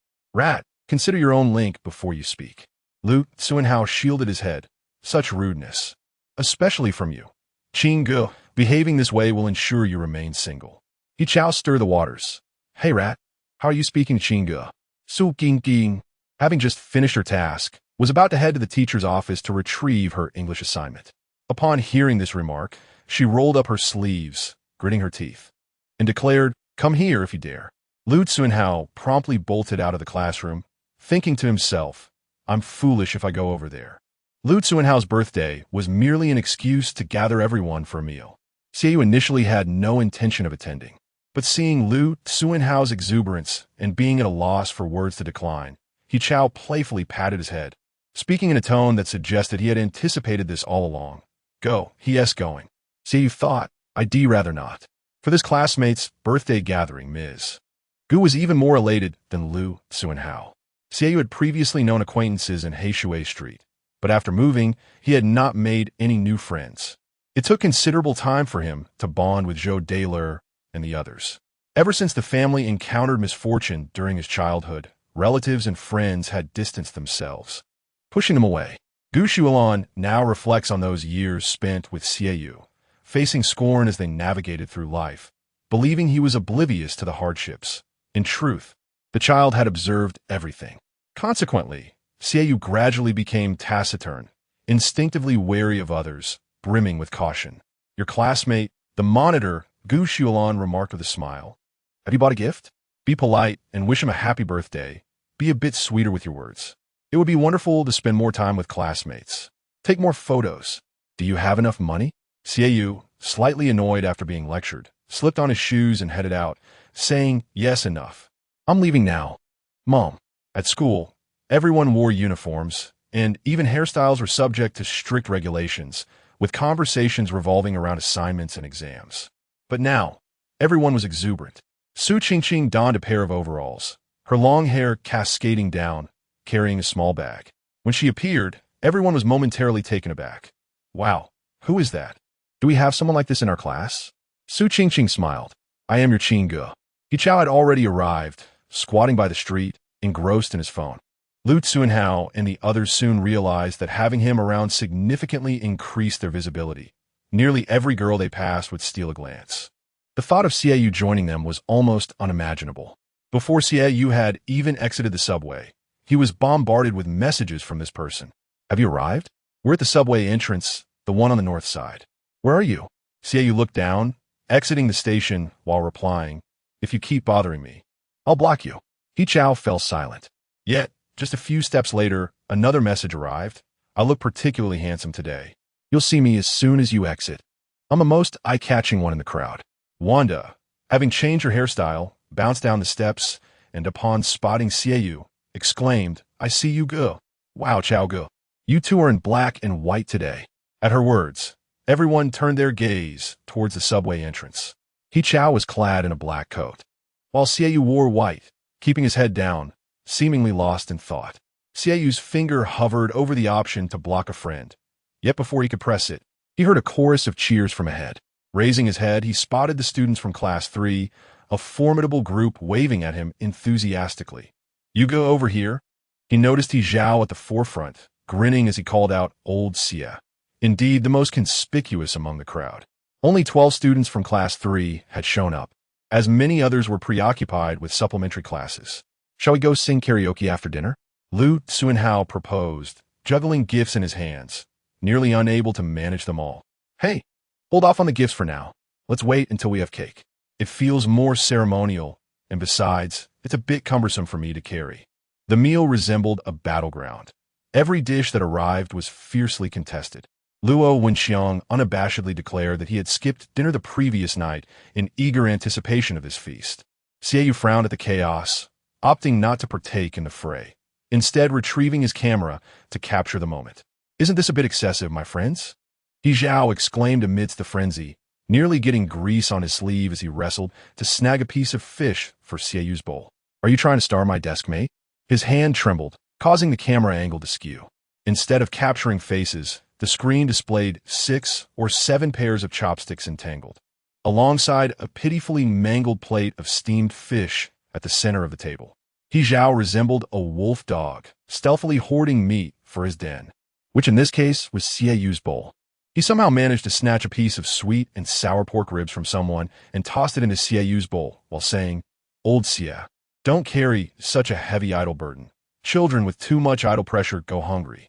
He then added, "I assure you, my chopsticks are clean. Hurry up and eat. Don't you see the gym committee's ravenous gaze?" Xieyou opened his mouth, unsure of what to say, ultimately settling on calling him He Zhao. He Zhao, still engrossed in competing with Luo Wenxiang for the last piece of corn pancake, barely registered the call and distractedly replied, "Hmm?" Xieyou paused, then called out again Zhao Ge. In their usual banter, Xieyou frequently referred to him with derogatory terms like fool or idiot, and the only title that could be deemed brotherly was Sa Gu, which hardly bore a positive connotation. Thus, Xieyu's tone, when uttering Zhao Ge, was flat and devoid of inflection, yet it left He Zhao momentarily stunned, nearly dropping his chopsticks. By the time he processed this, the last corn pancake had been snatched away by Luo Wenxiang, who stood triumphantly with one foot perched on a chair, unabashedly resorting to his hands to secure his prize.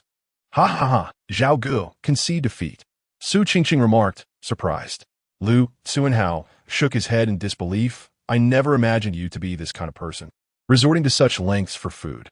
Tell me, did you really only skip dinner yesterday? Surely, you must have gone the whole day without eating." Luo Wenxiang, munching on the corn pancake, defended himself. "Not at all. I just have a larger appetite."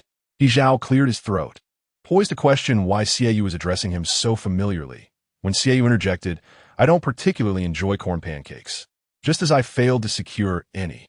He Zhao remarked, "Which one would you like to eat?" Xieyou pointed to the steaming bowl of seafood soup across the table. The dining table was already in disarray. A plate of greens bore a few shrimp, and a small piece of rib had inexplicably escaped from another dish. He Zhao gazed at the chaotic scene, contemplating that he would be willing to do anything for just a bowl of soup. He reached out to spin the dish, but halfway through, a thought struck him, causing his hand to pause. He casually remarked, "Want to eat? If you do, just call out again." After speaking, He Zhao felt certain that this little rascal wouldn't be so obedient. He might even retaliate with a kick, and if provoked, might roll up his sleeves and coolly utter 3 words, "Get out here." Yet, the little rascal unburdened himself and called out once more, "Zhao Ge." He Zhao felt a tightening in his throat. Almost everyone he knew called him Zhao Ge, but when Xieyou uttered those 2 syllables, they resonated differently. With that single call, a piece of his heart seemed to tumble away. His mind was a tempest, ultimately coalescing into a singular thought. Damn, this is 2 against the rules. Xieyu's thoughts were equally tumultuous. He stared at the bowl of soup for long, while before finally stirring it with a spoon. In truth, he had no aversion to corn fritters, nor was he particularly eager for the seafood soup. So what was he truly trying to do? Was it simply an innocent urge, triggered by some hidden nerve, to call out to him? "Should we order more drinks?" Lu Tsuanhao inquired. Luo Wenxiang, while munching on vegetables, chimed in, "Yes, yes, yes. That little bit earlier barely filled the gaps between my teeth." This group, having ventured out together, unencumbered by supervision, behaved like miniature adults, ordering dishes and calling for drinks. They possessed an inexplicable fondness for drinking, as if the moment they imbibed, all societal constraints vanished. He Zhao had shared a few bottles with Lu Tsuanhao earlier. Xieyou had also sipped a bit, cautious not to overindulge, though it seemed he was already feeling a bit tipsy. The service at the hotel Lu Tsuanhao had chosen was quite attentive. When the birthday cake was wheeled in, the lights in the private room dimmed automatically. Xieyou was still sipping soup when the surroundings suddenly darkened. Someone exclaimed, "Is there a power outage?" In the next moment, the door to the private room swung open, revealing a large cake adorned with 17 candles. The flickering candles cast a soft glow, swaying gently in the breeze created as the cart moved forward. It was unclear who initiated the singing of the birthday song, but soon everyone joined in unison, "Happy birthday to you."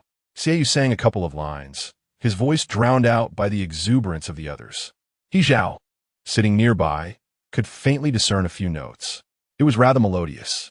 After the song concluded, everyone applauded and shouted, "Make a wish. Blow out the candles." Lu Tsuanhao closed his eyes to make a wish, then blew at the candles. He hadn't extinguished them all in one breath when the others joined in, adding to the commotion. Once the candles were out, Luo Wenxiang, in high spirits, exclaimed, "Cut the cake." Lu Suanhao laughed and teased him. "Aren't you full yet? All you think about is food. How do you manage in the school cafeteria?" "Just make do," Luo Wenxiang replied. "I take 2 portions every day. What else can I do?" Laughter erupted among the group, and each person was soon handed a piece of chocolate cake. Stealthily, Wanda snatched a dollop of cream from the remaining half of the cake on the serving card, sneaking behind Lu Tsunhao to raise her creamy hand and wink at the others, who all understood her intent. Lu Tsunhao, meanwhile, was unwrapping a gift he had shamelessly solicited, feigning surprise at the moment of revelation. "Wow, my goodness, isn't this the gift I've always wanted? My dear Da, you truly know me too well." Before he could finish his sentence, his beloved Da smeared cream all over his face. Wanda led the charge, and soon the cake-smearing game swelled in numbers, turning into a wild chase within the private room.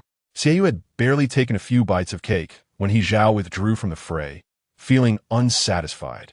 Spotting a young child seated alone, he approached and patted Xiaoyu on the shoulder. Seizing the moment, while Xiaoyu tilted his head back to look at him, He Zhao smeared cream across his face.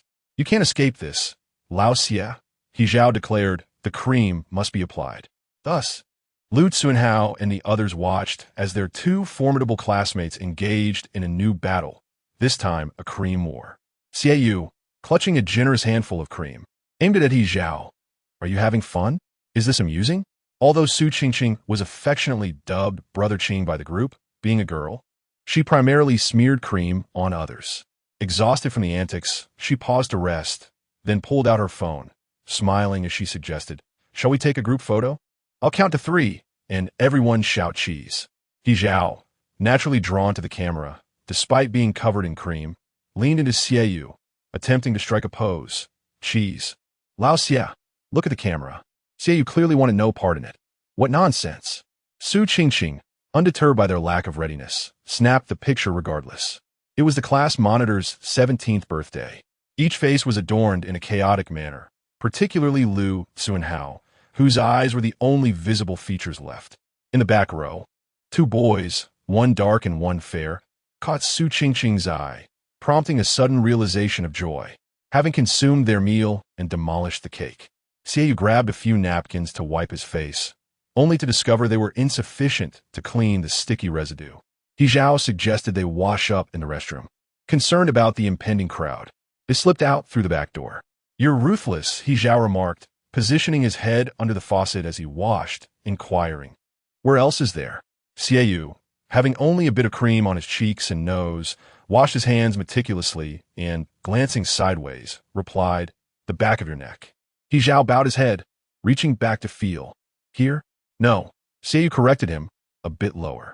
He Zhao searched for a while, bending over until fatigue set in, resting his hands on the edge of the sink as he quipped, "Are you teasing me?" Xiaoyu reached out, his hands still damp, chillingly pressed against He Zhao's neck.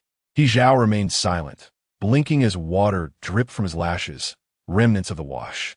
Lu Tsunhao and the others, having struggled to dry their hands with paper towels, arrived shortly after. Upon seeing He Zhao and Xiaoyu in the restroom, their expressions peculiar curiosity bubbled forth. "What you 2 up to?" Xiaoyu said nothing, stepping aside and moving out of the restroom. He Zhao, wiping his face with a hand, replied, "Nothing much, I'm all set, you can wash now." Lu Tsunhao had little time to ponder, as Wanda and Luo Wenxiang dashed forward to seize the vacant spots. He lamented, "You 2, could you spare a thought for me?" "The birthday star?" Luo Wenxiang, swaying his head, chuckled as he leaned over the sink, yet ingeniously avoided the water. Wanda was not faring much better. He began to twist his waist before the mirror, exclaiming, "Music!" Lu Tsunhao sensed something amiss. "You guys are you drunk?" What was meant to be a karaoke night had to be abandoned due to a few inebriated revelers in their midst. "Howsy, you and Ding Ding carry the sports committee back," He Zhao said, supporting Wanda. "Xia and I will take care of this. We'll bring him back to school."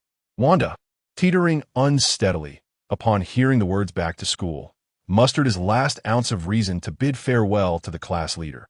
"Howsy, happy birthday." Lu Tsunhao struggled to assist Luo Wenxiang, murmuring, "I appreciate it, then that S settled." How could these 2 have such poor tolerance? It was one thing to have a low tolerance, but Xiaoyu remarked. Yet, at the table, they boasted of their capacity to drink endlessly. He Zhao added, these two have no inkling of their true limits. Bottles of liquor continued to be ordered. They shouted, proclaiming, what is this little bit of alcohol? I feel nothing at all. I must surely be the legendary drinker who remains unfazed. Come on, let us keep going. They hailed a taxi, fortunate that Wanda's drunkenness hadn't reached a critical level. He fell asleep without further insistence on dancing. Driver, to Liang No. 2 Middle School. Sure thing, the driver replied, glancing at the route before focusing on the road. The journey was silent. He Zhao had a decent tolerance for alcohol, but having accompanied Lu Tsunhao in drinking, he felt he had overindulged. As he settled in, warmth enveloped him, and his stomach burned. He contemplated opening the window for fresh air, but turned to see the young friend beside him was asleep. Xieyu's hand, still damp from earlier, had grazed his neck.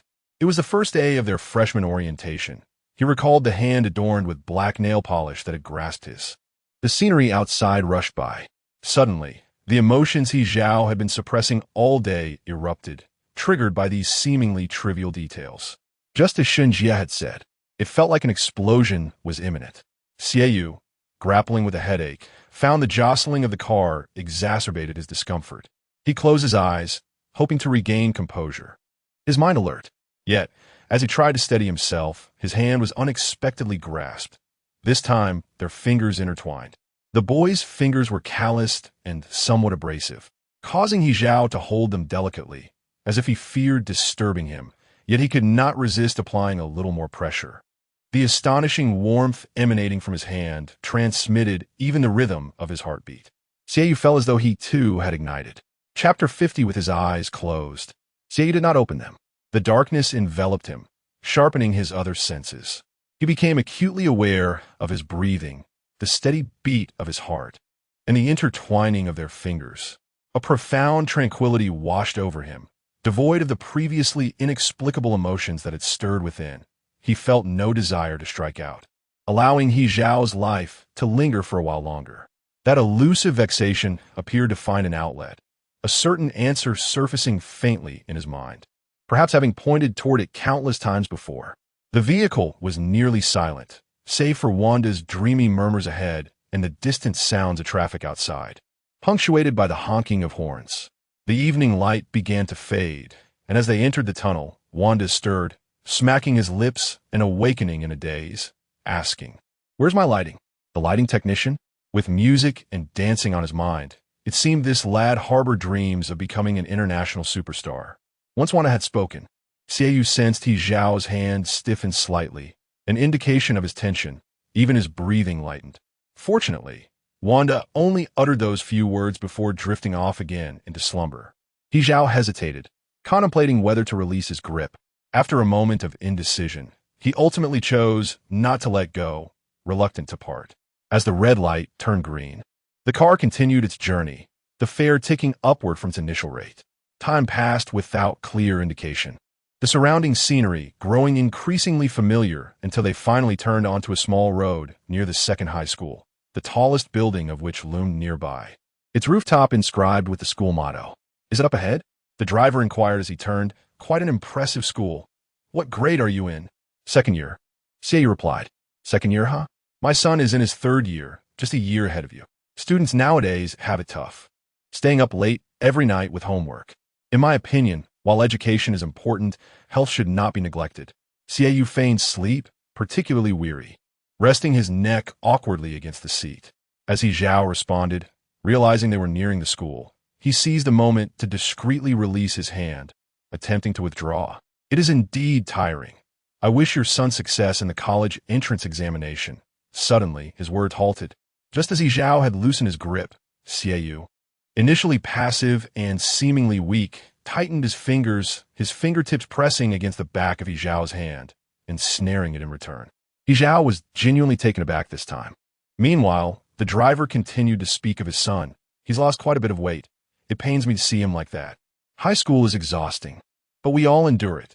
There's no escape, wouldn't you agree? Once he gets into college, it will all be worth it." The driver's rambling went unheard by anyone present.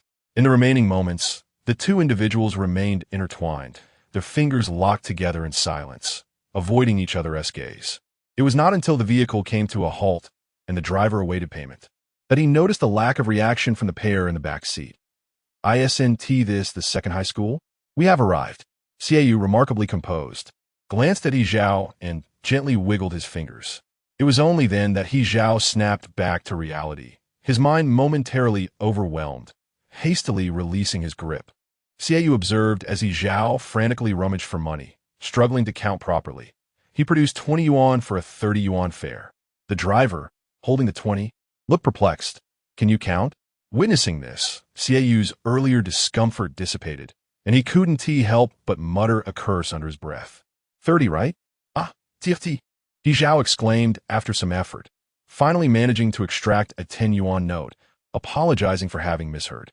Xiaoyu rounded to the front passenger seat, bending down to pat Wanda's face, coaxing him out.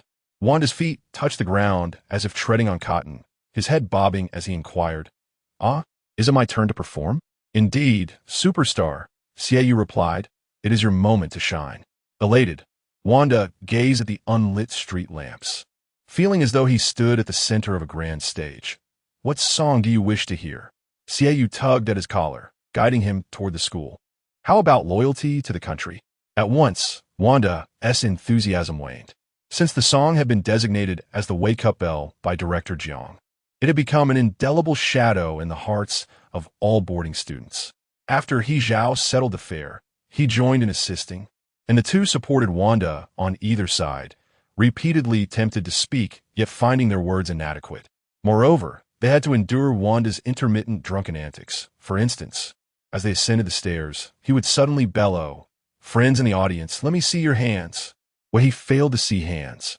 He stubbornly refused to budge from the stairway. "This is a staircase, not a stage. Why have I never noticed how bothersome you can be?" He Zhao thought, exasperated. "Don't make me take action." Wanda clung to the handrail, adamantly asserting his dignity as a star.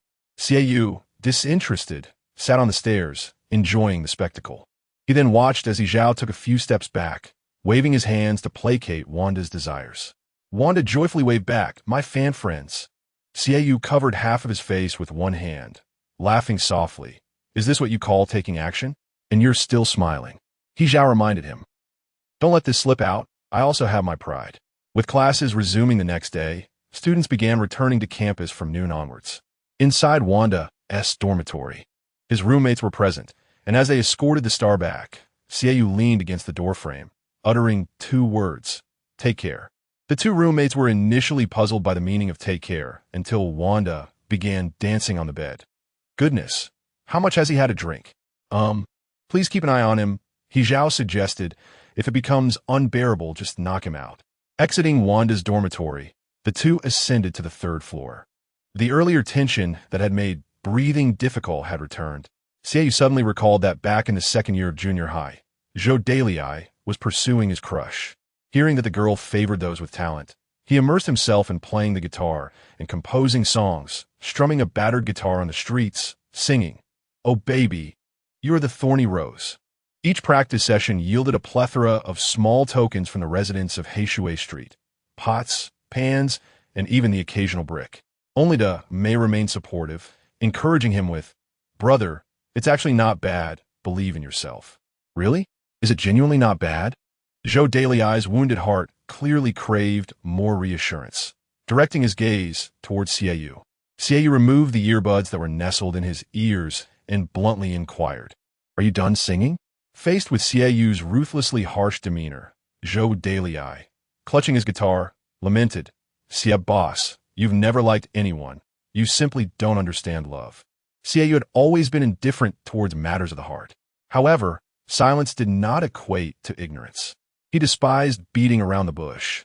When there was an issue, he preferred to address it directly to avoid complications.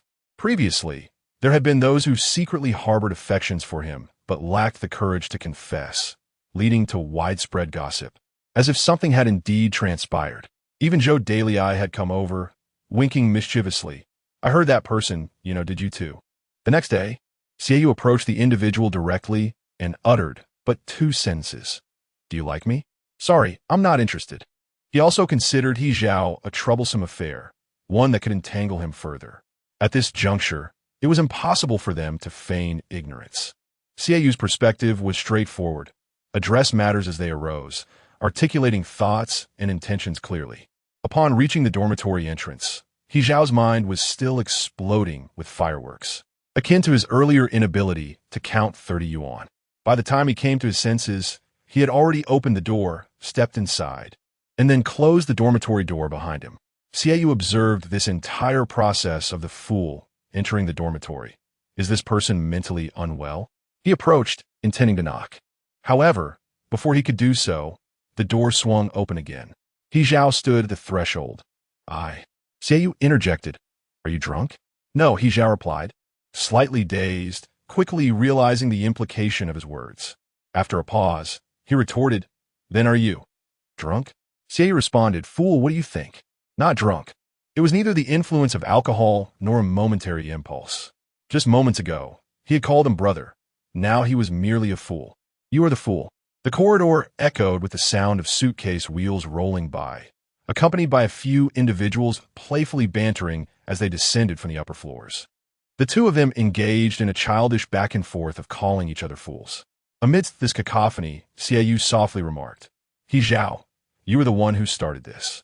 You were the one who intruded into my life with such a multitude of sounds, determined to dismantle all my defenses.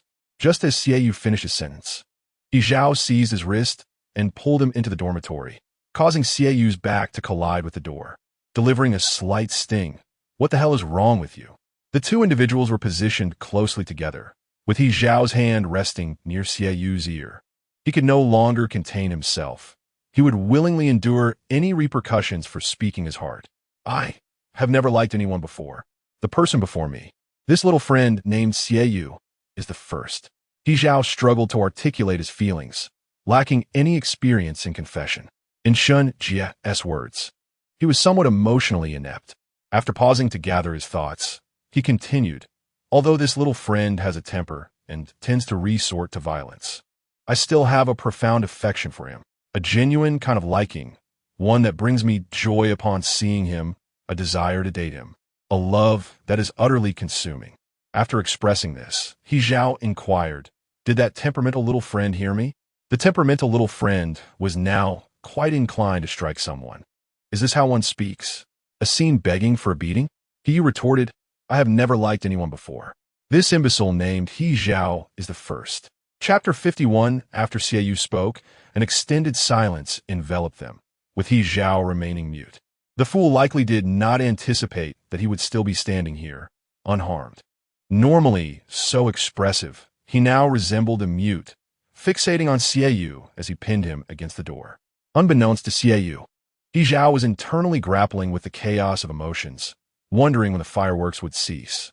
Xiaoyu, his wrist still held in He Zhao's grasp, could not suppress his urge to wriggle free. Have you seen enough? No. Upon hearing Xiaoyu's voice, He Zhao snapped back to reality, a smile gradually spreading across his face as he repeated, not enough. Xiaoyu had initially intended to respond to He Zhao's earlier provocation with a warning. If this was merely a whim, a fleeting amusement, he had no time to indulge in games. He was uncertain about the nature of He Zhao's feelings, and thus, instinctively protective. He approached the matter with a nearly pessimistic outlook. He even suspected that He Zhao might retreat. Yet, He Zhao did not waver.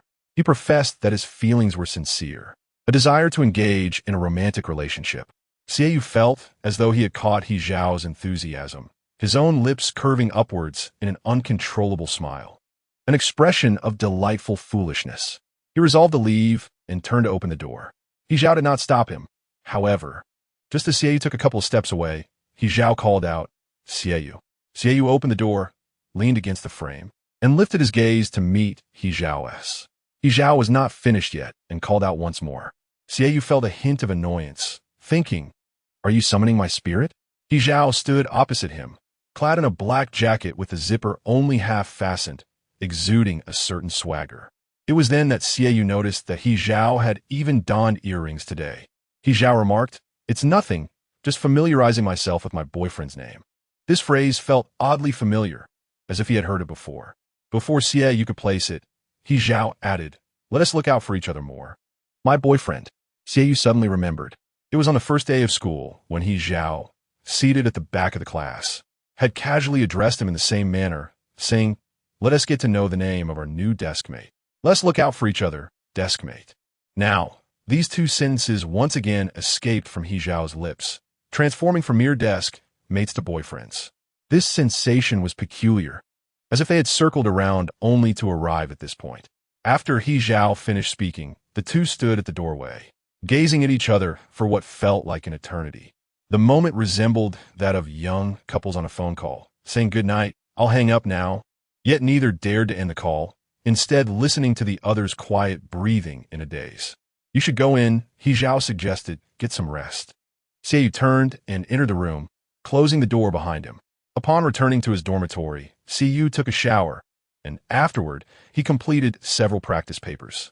Initially, he believed he would struggle to concentrate, but as he began to jot down calculations on the scratch paper, he found it surprisingly manageable. He selected a few questions, finished them, and turned the page of the exam paper. After skimming through various subjects, he lifted his head to discover it was nearly 11 o'clock. As he closed his eyes, preparing to sleep, he acutely sensed his heart was still racing, far from calm. Just before drifting off, the final thought that crossed Xie Yu's mind was, "Damn, I've fallen in love early." The next day, Director Zhang's morning broadcast commenced punctually, never delayed or absent, using his voice to awaken the spirits of all boarding students. "Students, today marks a new day. Are you happy?" As soon as Director Zhang began, someone buried under their blanket lamented, "Oh, heavens! How can life treat a weak and helpless child like me so cruelly?" Oblivious to the disarray within the dormitory, Director Jiang reveled in his motivational speech. With midterm exams approaching, he inquired whether the students felt a tinge of excitement, for this was not merely an exam, but a day to reap the fruits of their labor. Now rise and shine, those eager for high scores. Xie Yu endured for a while, but ultimately could no longer bear it. He extended his hand from beneath the covers, groping around for his earplugs. After a futile search, he withdrew his hand. The corridor began to buzz with activity. Amidst the commotion, several voices called out Brother Zhao, as He Zhao greeted peers and approached the door across the hall, knocking lightly. "Lao Xia, are you up?" The response came in the form of Xie Yu's hand slapping against the door. The impact sending his alarm clock bouncing off the door and rolling twice on the floor. He Zhao. Someone nearby witnessed the scene, one that unfolded almost daily. Strangely, He Zhao did not seem angered.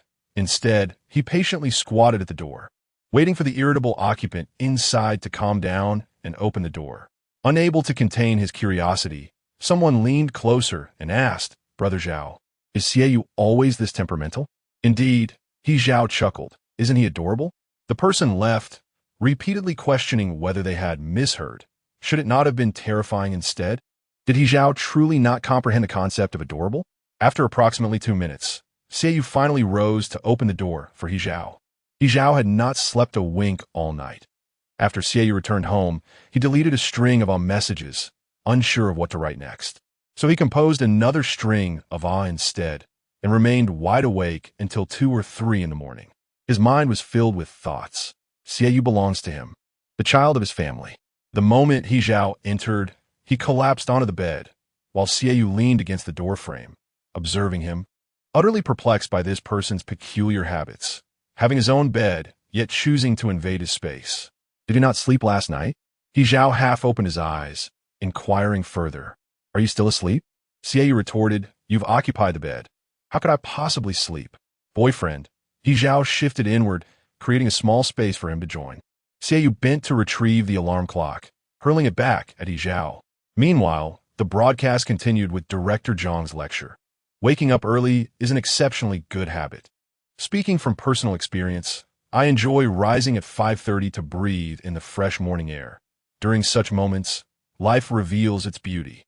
Before opening the door, Xie Yu hesitated for a moment. Having just defined their relationship, he was still adjusting to this novel dynamic. This person, this fool, was no longer just anyone. Something had changed, yet it felt as though nothing had. He was uncertain how others navigated their romantic relationships, aside from Zhou Dailyai's rather dismal examples. He had considered the possibility of feeling awkward or strange, but upon the arrival of this individual, all such thoughts dissipated. Remarkably, He Zhao, notoriously late, was not tardy today.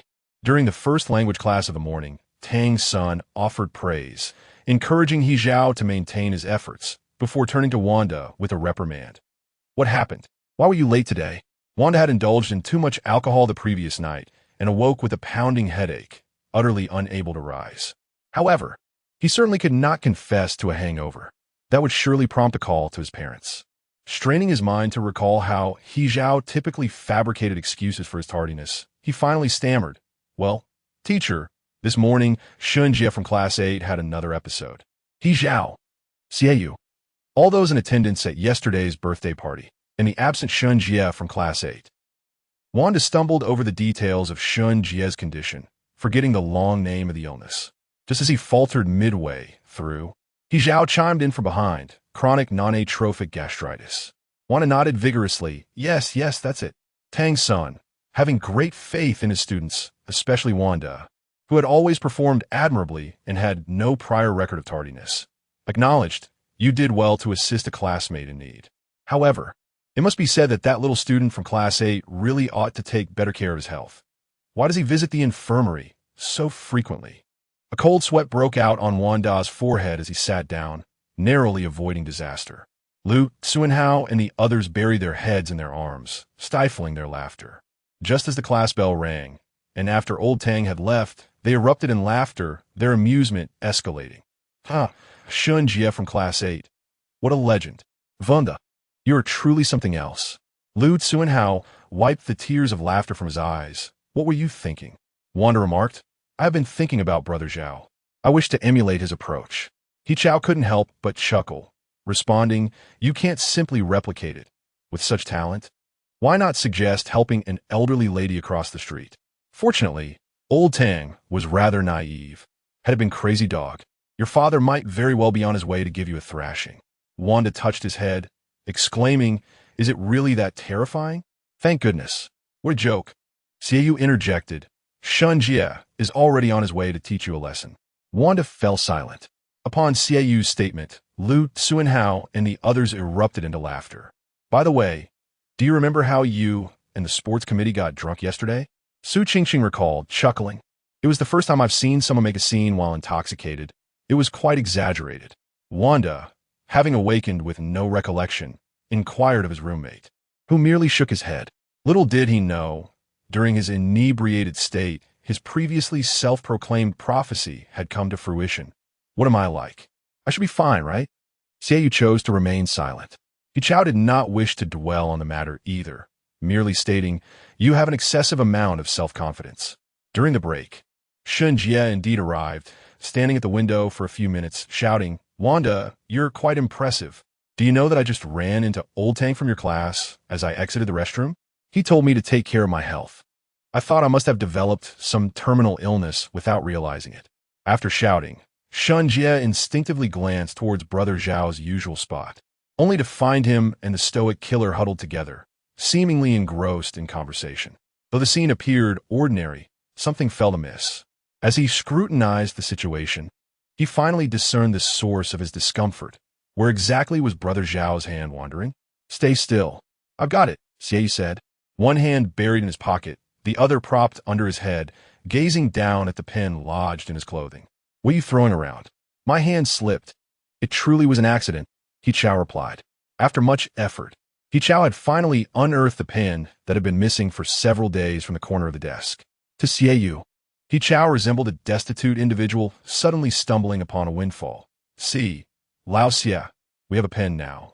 Xiaoyu, resting his head on the desk, had not caught enough sleep during the previous lesson and, in a nonchalant manner, uttered a sound of acknowledgement, wishing to resume his slumber. The next moment, the pen flew toward him, and with the slightest movement, it could easily tumble to the floor. He Chao leaned in closer, his hand brushing against Xiaoyu's thigh, invoking a slight tickle. If that hand shifted just a few centimeters further, it would inadvertently touch a most inappropriate area. Xiaoyu turned his face away, uncomfortably stating, hurry up. He Chao had initially felt nothing amiss.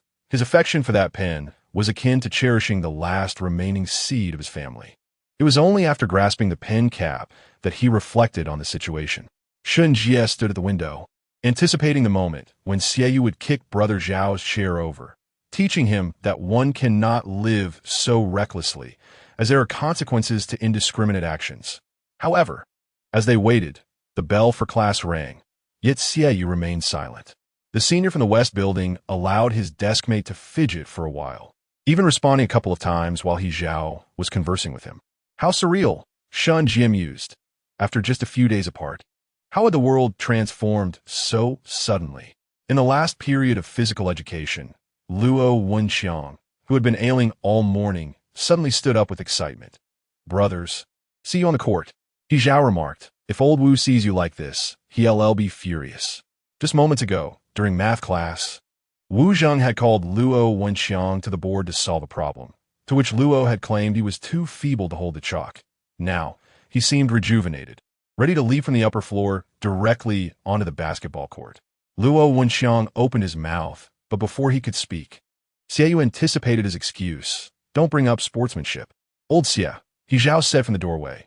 Let us go. Luo Wenxiang noted today. It seems these two are somewhat united against me.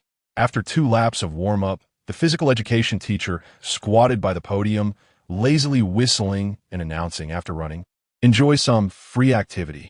At the sight of this teacher, Xie was reminded of push-ups, recalling the post Zhao had shown him during the sports meet.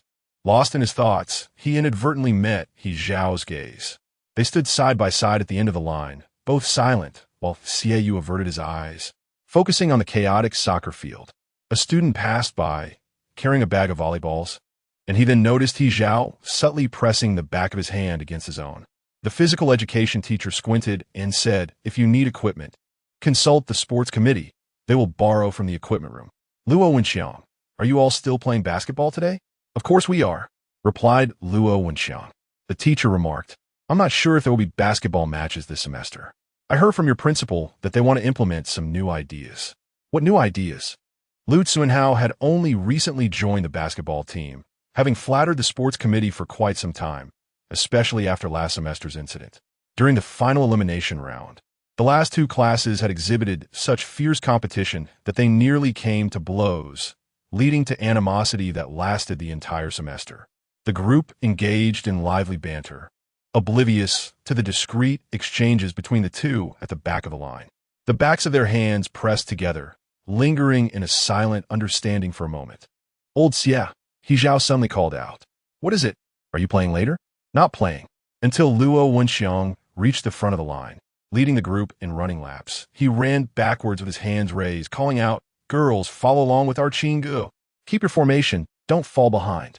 Zhao, who had been running at the back, seized the opportunity while the teacher was distracted, disregarding the formation to sprint ahead and close the gap beside Xie. Whispering, can you run? Is your foot healed? It's all healed. It wasn't tea that's serious. I recovered quickly. Just a few days of rest did the trick. Before Xie could utter a single word, he heard Luo Wenxiang's voice ringing out ahead. Zhao Ge, what are you doing? Formation. Formation. You are quite arrogant. He waved dismissively at Luo Wenxiang and drifted to the back of the line. After completing 2 laps of jogging, they surged past the finish line, scattering in all directions. Behind the playground, near the equipment room, there was a patch of greenery where those not participating in sports generally sat and chatted. Xie initially intended to find a place to sit, but recalled how last time he had been caught by the class committee member from Class 3, Xue Shixing, who seemed to have an uncanny knack for appearing out of nowhere. He had pulled out a pocket-sized vocabulary handbook and approached him. Classmate Xie, allow me to enlighten you about word roots. The root memorization method for English is highly effective. I hope your English scores improve in the midterm exam. Thus, he decided to seek refuge on a basketball court instead. Upon Xieyu's arrival at the basketball court, Luo Wenxiang's eyes brightened. Yuge, as one of the team members closely monitored by the physical education committee from the very beginning, no one had yet witnessed Xieyu's true prowess, and there was an unshakable impression that he would be formidable. Only Wanda silently cradled the ball, reminiscing about his gaming experiences with Xieyu, then shook his head in despair. He simply could not envision a lone wolf-type player engaging in team matches. He Zhao was beneath the basketball hoop, shedding layers until he was left in a short-sleeved shirt, casually tossing his outer garment aside. Hearing Luo Wenxiang shout, he glanced back. Luo Wenxiang exclaimed, "You go. Are you coming over?" Xie replied, "No, I'm just watching you play." Before Luo Wenxiang could respond further, Su Qingqing called out from the entrance of the basketball court. "Physical committee, are there any extra badminton rackets? We're running short." Luo Wenxiang scratched his head and jogged over, saying, "Isn't that enough? I borrowed according to our class size." He Zhao leaned against the basketball hoop, effortlessly drawing attention merely by his presence. Once Luo Wenxiang had moved further away, he slightly bent down and whispered into Xie Yu's ear, "Are you here to watch us? Or just me?" Xie Yu thought to himself, "Neither. I'm here to avoid the class committee." However, the warm breath that brushed against his ear and the glimmer of hope in He Zhao's eyes, his gaze practically screamed, "Say you're here to see me." "To see you?" Xie Yu decided to indulge him, letting out a sigh. "I'm here to see my boyfriend. How's it going, Zhao Ge?" Wanda urged from the side. He Zhao smiled back, replying soon, before playfully patting Xie Yu's head and adding, "Just wait, let me show you what a handsome partner you've found." Handsome is debatable, but shamelessness is indeed a fact. Throughout the game, He Zhao played with an exuberance that seemed almost desperate to attract the attention of nearby girls, displaying both ferocity and vigor. Especially during his three-step layup, he leaped into the air, cutting through the wind, his waist momentarily obscured. He aggressively pursued the ball, dashing across the court when he secured it, effortlessly navigating through defenders, and, at times, merely gliding past thin air. Excellent. We are once again witnessing Zhao Ge dribbling past thin air.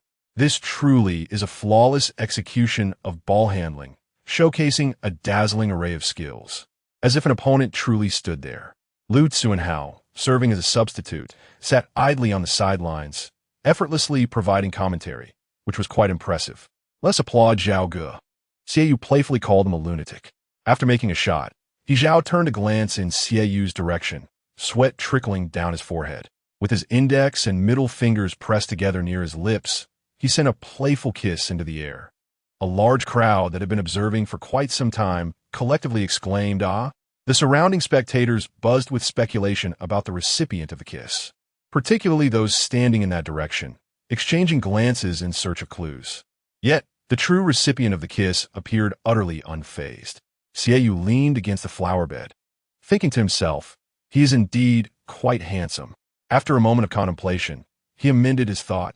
"Never mind. Let's be a bit kinder and simply say he is handsome." A certain attention seeker was undeniably dazzling, radiating brilliance. After playing for a while, He Zhao's teammates could no longer endure it, especially Wanda, who felt utterly useless on the court. He thought about removing his jersey and sitting beside Lu Tsunhao for a break, since He Zhao was single-handedly carrying the game, requiring no support at all. His flashy maneuvers and deceptive plays left his teammates bewildered, unable to predict his next move. "Go take a break," Zhao Ge, Luo Wenxiang advised. Before He Zhao could respond, he waved over to the substitute. "How's he come?" He Zhao muttered to himself. "Are you even human? Who is it that begged me to join?" Luo Wenxiang replied. "I admit my mistake, all right? Now I finally understand why you said you were too strong to want to disturb us. Your self-awareness is quite accurate." The price of He Zhao's dazzling display was being permanently expelled from the school's third-tier team, which made the athletic committee acutely aware that the two big shots from the east and west buildings were beyond his control. After leaving the court, He Zhao felt a bit drained, muttering, "They are not human." Xie Yu chimed in, "Neither are you. Is it enjoyable dribbling past thin air?" The atmosphere on the court began to liven up again as Lu Tsunhao attempted to maneuver past an opponent, only to have the ball snatched away. He Zhao turned to Xie Yu and asked, "Isn't that handsome?" "More like a fool," Xie Yu retorted. The two sat on the sidelines watching the game for a while. He Zhao took a few swigs from his water bottle and casually offered it to Xie Yu. "Care for a drink?" Though Xie Yu wasn't tea-thirsty, He Zhao's gesture was so natural that he accepted it instinctively. As his lips met the bottle's rim, the cool water brushed against the spot where He Zhao had just touched. In unison, a thought flashed through both their minds, damn. An indirect kiss.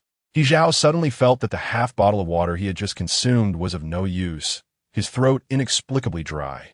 Particularly since the young lad's lips were still slightly moist, it made him want to, best not to think about it. He Zhao cleared his throat, forcing himself to refocus on the game. Xie Yu's tea faring much better. He held the water bottle for a while until his fingertips grew cold, finally recalling that he needed to return it to He Zhao. In a flurry, He Zhao attempted to screw the cap back on, but found his fingers entangled with the cap for a while. Ultimately, he lost his grip, and the cap fell straight down, rolling onto the grass. Chapter 53. Xiaoyu, after so many years, had never realized he possessed the qualities of an innocent youth.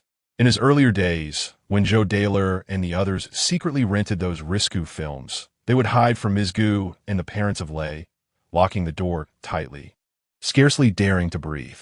In that naive age, while Daler's heart raced with excitement, Xiaoyu merely stole a glance before returning to play his old console on another vintage television. Daler had once remarked, "Boss Xie, you can't possibly be frigid, can you?" What was so peculiar about it? Xiaoyu remained unfazed. After all, it was merely about mating. Joe Daler. Dummy. And now, was it not simply a matter of courting? Was it not akin to sharing a bottle of water? Why then did his heart race a little faster? As a bright whistle echoed, signaling the end of physical education class, the gym teacher stepped out, waving at Luo Wenxiang. Lu Tsuanhao, clutching a ball, seized the final moments to indulge, leaping to shoot the ball, which swished through the hoop. "Class is over, disperse," the teacher instructed, reminding the sports committee to gather the equipment. The entire class's sports gear was overseen by the committee, and Luo Wenxiang found himself struggling alone to manage it. He was soon joined by He Zhao, who leaped down from the flower bed to lend a hand. "I'll take the rackets. Old Xie, lend me a hand?" Xiaoyu shared the burden of the rackets, and together they made their way to the equipment room. Lu Tsuanhao, still cradling a basketball, twirled it in his palm, pondering. "Do you think they will really cancel the basketball tournament this year? Blame those two classes from last year. Such fools, fighting for no reason. I was there. It was quite the spectacle, and in the end, they just tossed the ball aside and started brawling, leaving the referee dumbfounded." The equipment room was quite spacious, organized by type. The badminton rackets were tucked away on the innermost shelf.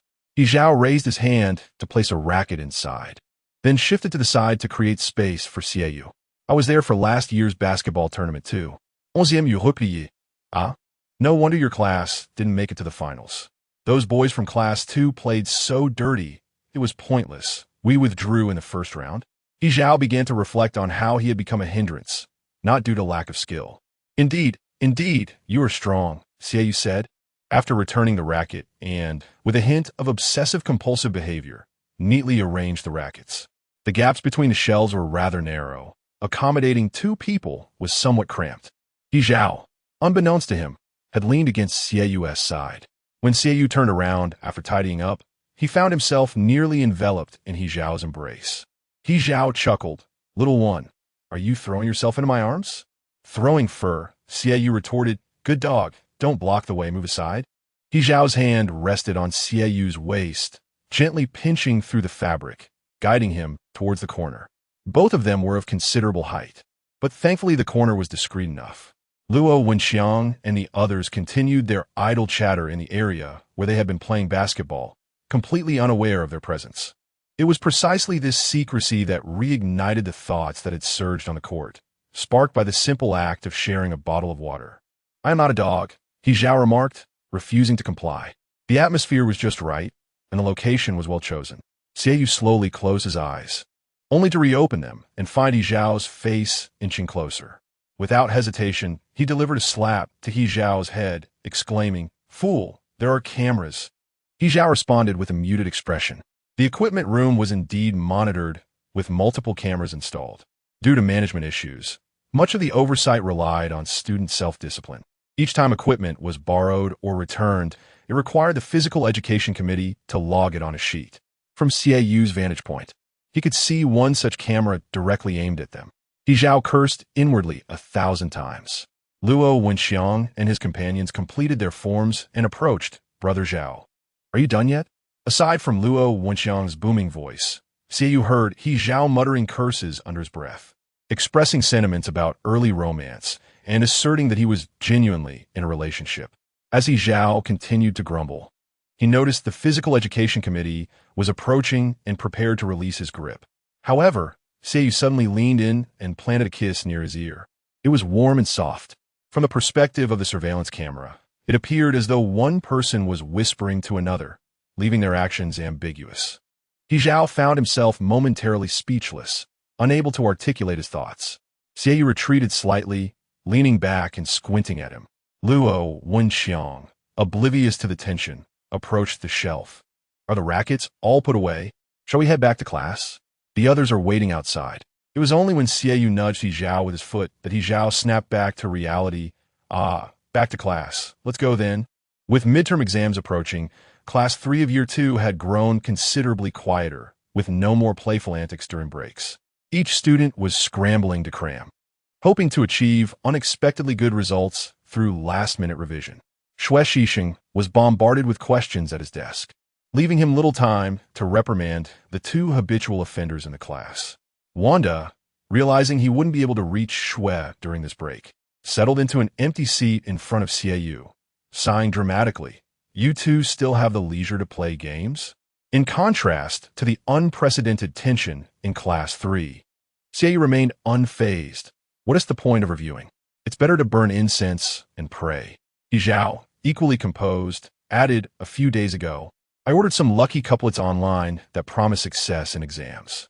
They should arrive before the midterms. Would you like me to give you a couple? Wanda was taken aback, inwardly questioning their sanity. Yet he replied honestly, well then give me two. The couplets He Zhao ordered arrived the day before, packaged in a bag of 10.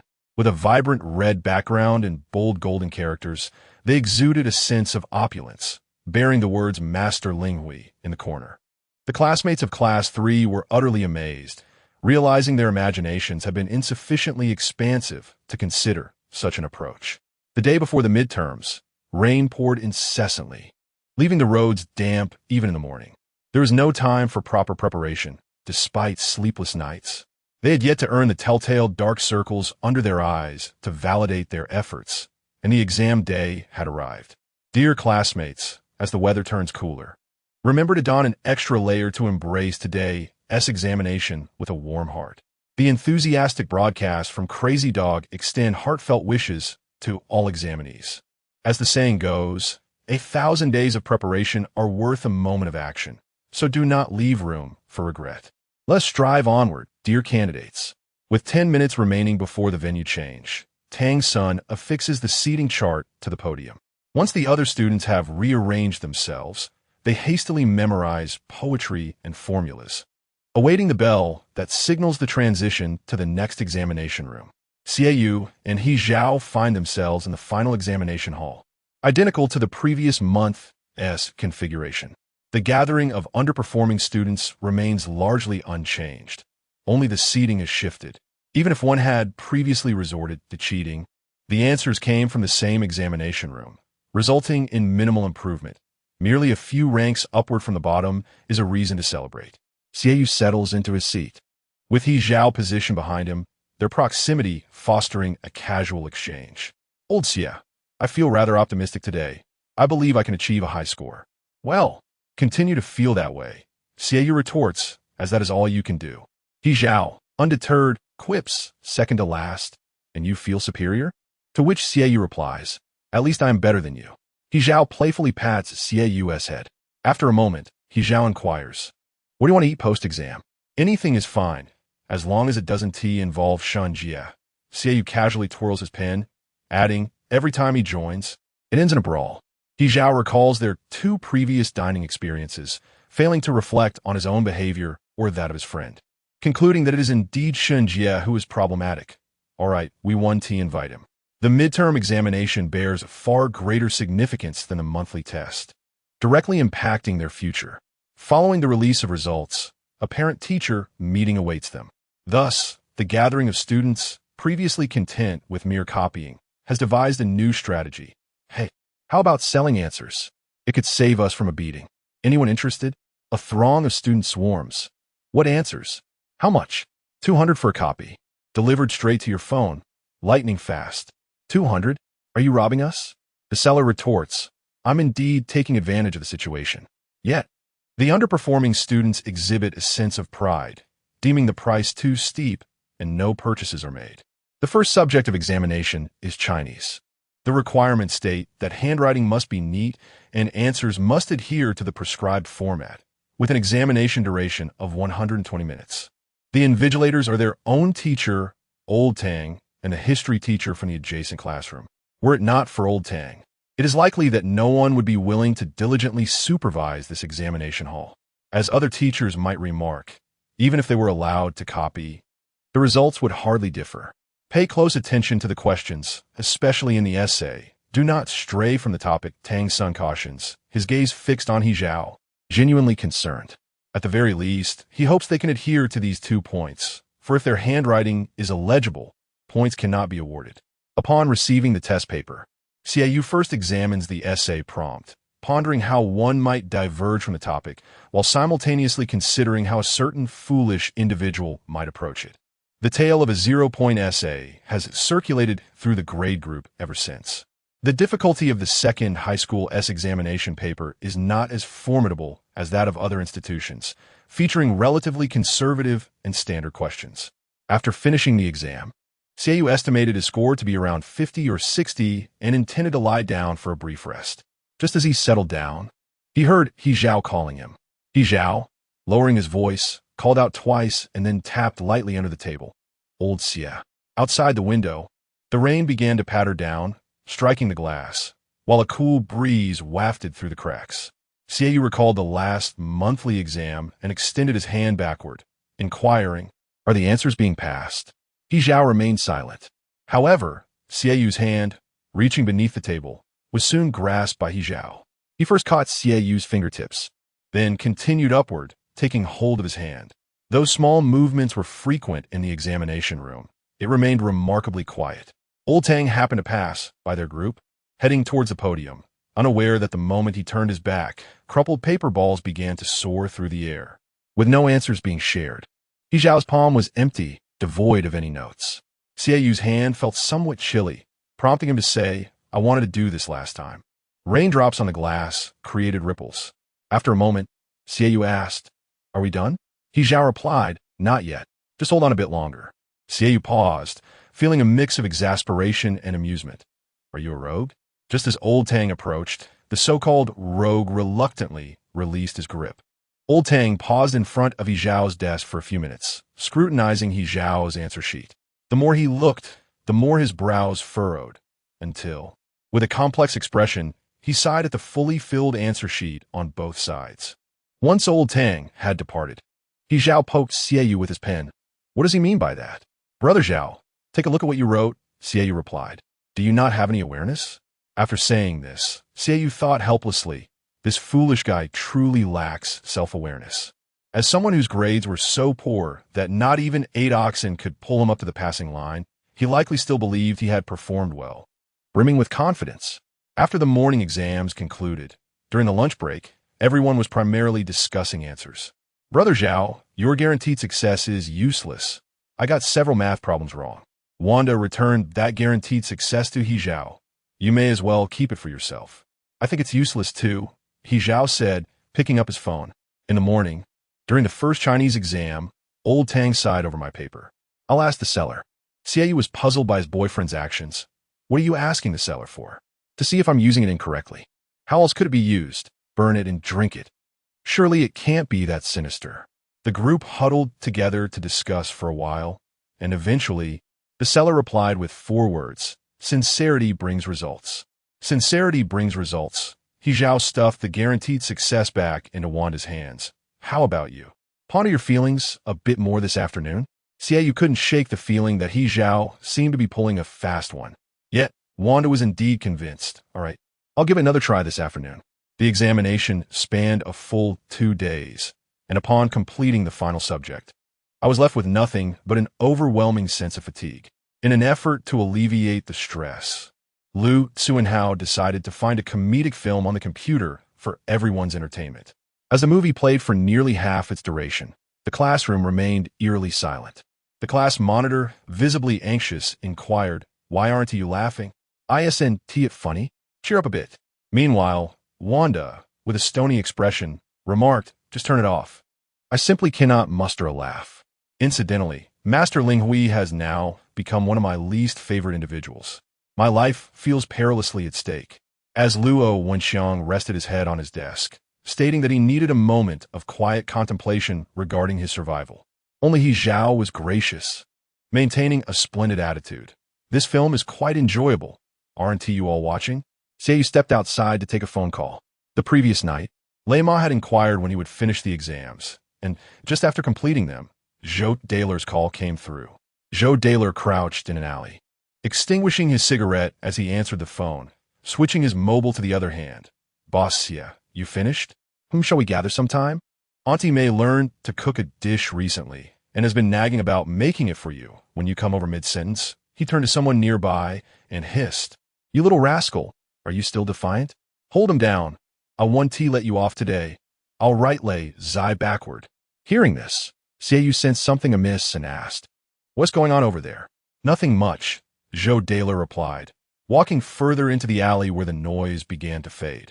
A thief, damn it, daring to steal in this area. Let him experience the united strength of the people of Heishui Street. Xiaoyu understood. Be cautious. As Zhou Daler continued walking, a thought struck him, and he chuckled. Boss Xia, do you remember that night when Wang Ma woke us all up, urging us to catch that little thief? That night was truly thrilling. It startled me. I thought something serious had occurred.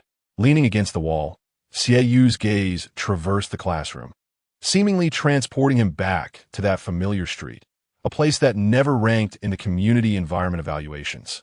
It felt somewhat surreal. Years ago, one night, Wang Ma's house was burglarized. The thief had not yet entered, merely clinging to the window, locking eyes with Wang Ma for what felt like an eternity. Little did he anticipate that a middle-aged woman could be so formidable. She hurled pots and pans at him and bellowed, awakening the entire neighborhood. Catch the thief.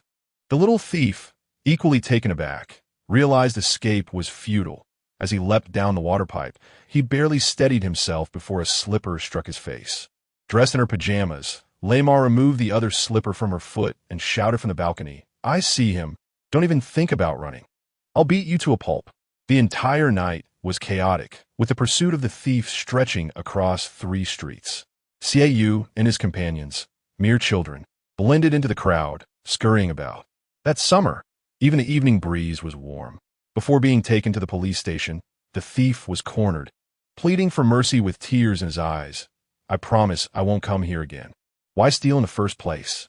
Mei stood before him, rolling up her sleeves and raising her head, suggesting a conversation. Fear not. I shan't truly harm you. I shall leave you half a life to discuss some reason. Ms. Gu had always struggled to blend into this neighborhood. The education and etiquette she had received over the years instilled in her the belief that one should never resort to violence. Capturing a thief and delivering him to the authorities sufficed. Why resort to brute force? Ultimately, Ms. Gu tugged at the thief's ear and dragged him home, admonishing, What are you making a fuss for? Xiaoyu, snapping back to reality, said, Just this weekend, I have nothing planned. Au hiegt, Zodali agreed heagiri. The two exchanged a few more words. Xiaoyu lingered at the stairwell corner when He Zhao, having slipped out of class unnoticed, suddenly wrapped his arms around Xiaoyu's waist from behind and inquired, What are you up to? Just as Zhou Lei was about to hang up, he was taken aback by a voice that unexpectedly emerged from the other end. The voice was low and close, as if whispering directly in his ear, with an inflection that hinted at something ambiguous. It sounded somewhat familiar. Zhou Lei's body jolted. Who is this? Sounds rather unseemly. Xiaoyu remarked, You could tell that? He Zhao, inexplicably labeled as unseemly, responded, Huh? Oh, you are that one. I remember you. We've met at the station, Xiaoyu hinted. He Zhao, possessing a good memory, recalled the summer spent in the station, writing a self-reflection while cradling his head in his arms. As a childhood friend of Xiaoyu's boyfriend, He Zhao felt compelled to flatter him, ultimately managing to say, Friend, your self-reflection was quite impressive, eloquently written. Xiaoyu. Zhou Lei nearly dropped the cigarette he had just lit. Who on earth is this? After asking, he reflected on the phrase at the station, and considering the playful demeanor of this individual, he recalled, could it be that dashing figure in a mask? He Zhao leaned in closer, and Zhou Lei, speaking loudly, shamelessly replied, Yes, that's me, the most handsome one at the station. He Zhao was quite sociable, able to strike up a conversation regardless of familiarity, which caused Xiaoyu to interject. Have you no shame? Zhou Delay genuinely wished to continue conversing with this fellow. Hey Xia boss, what a coincidence. Are you from the same school? Friends? Xiaoyu paused before responding. Yes, friends. More like boyfriends. Zhou Delay did not think in that direction, and Xiaoyu chose not to elaborate. Although they kept their relationship discreet at school, Xiaoyu had no intention of hiding it. If Zhou Delay ever inquired, he would likely admit directly, boyfriend surprise. After Xiaoyu ended the call, He Zhao asked, Are you going back this weekend? Yes, Xiaoyu replied, to visit my godmother. He Zhao pondered for a moment. The local bigwig on the streets, godmother? Xiaoyu never anticipated that a casual remark he made would resonate with He Zhao to this day. Although He had a somewhat fiery temperament, exuding an air reminiscent of a streetwise woman, she was, after all, a serious businesswoman. Just as the school bell rang, students began to gather their belongings and exit the classroom, with some already expressing joy while others displayed concern, despite the grades not yet being released. Lu Xuanhao and his companions stood by the classroom door, spotting them from a distance and waving. Leaving, He Zhao, with one arm draped over Xiaoyu's shoulder, maintained this position and waved back at Lu Xuanhao by. Lu Xuanhao observed this scene with a sense of familiarity.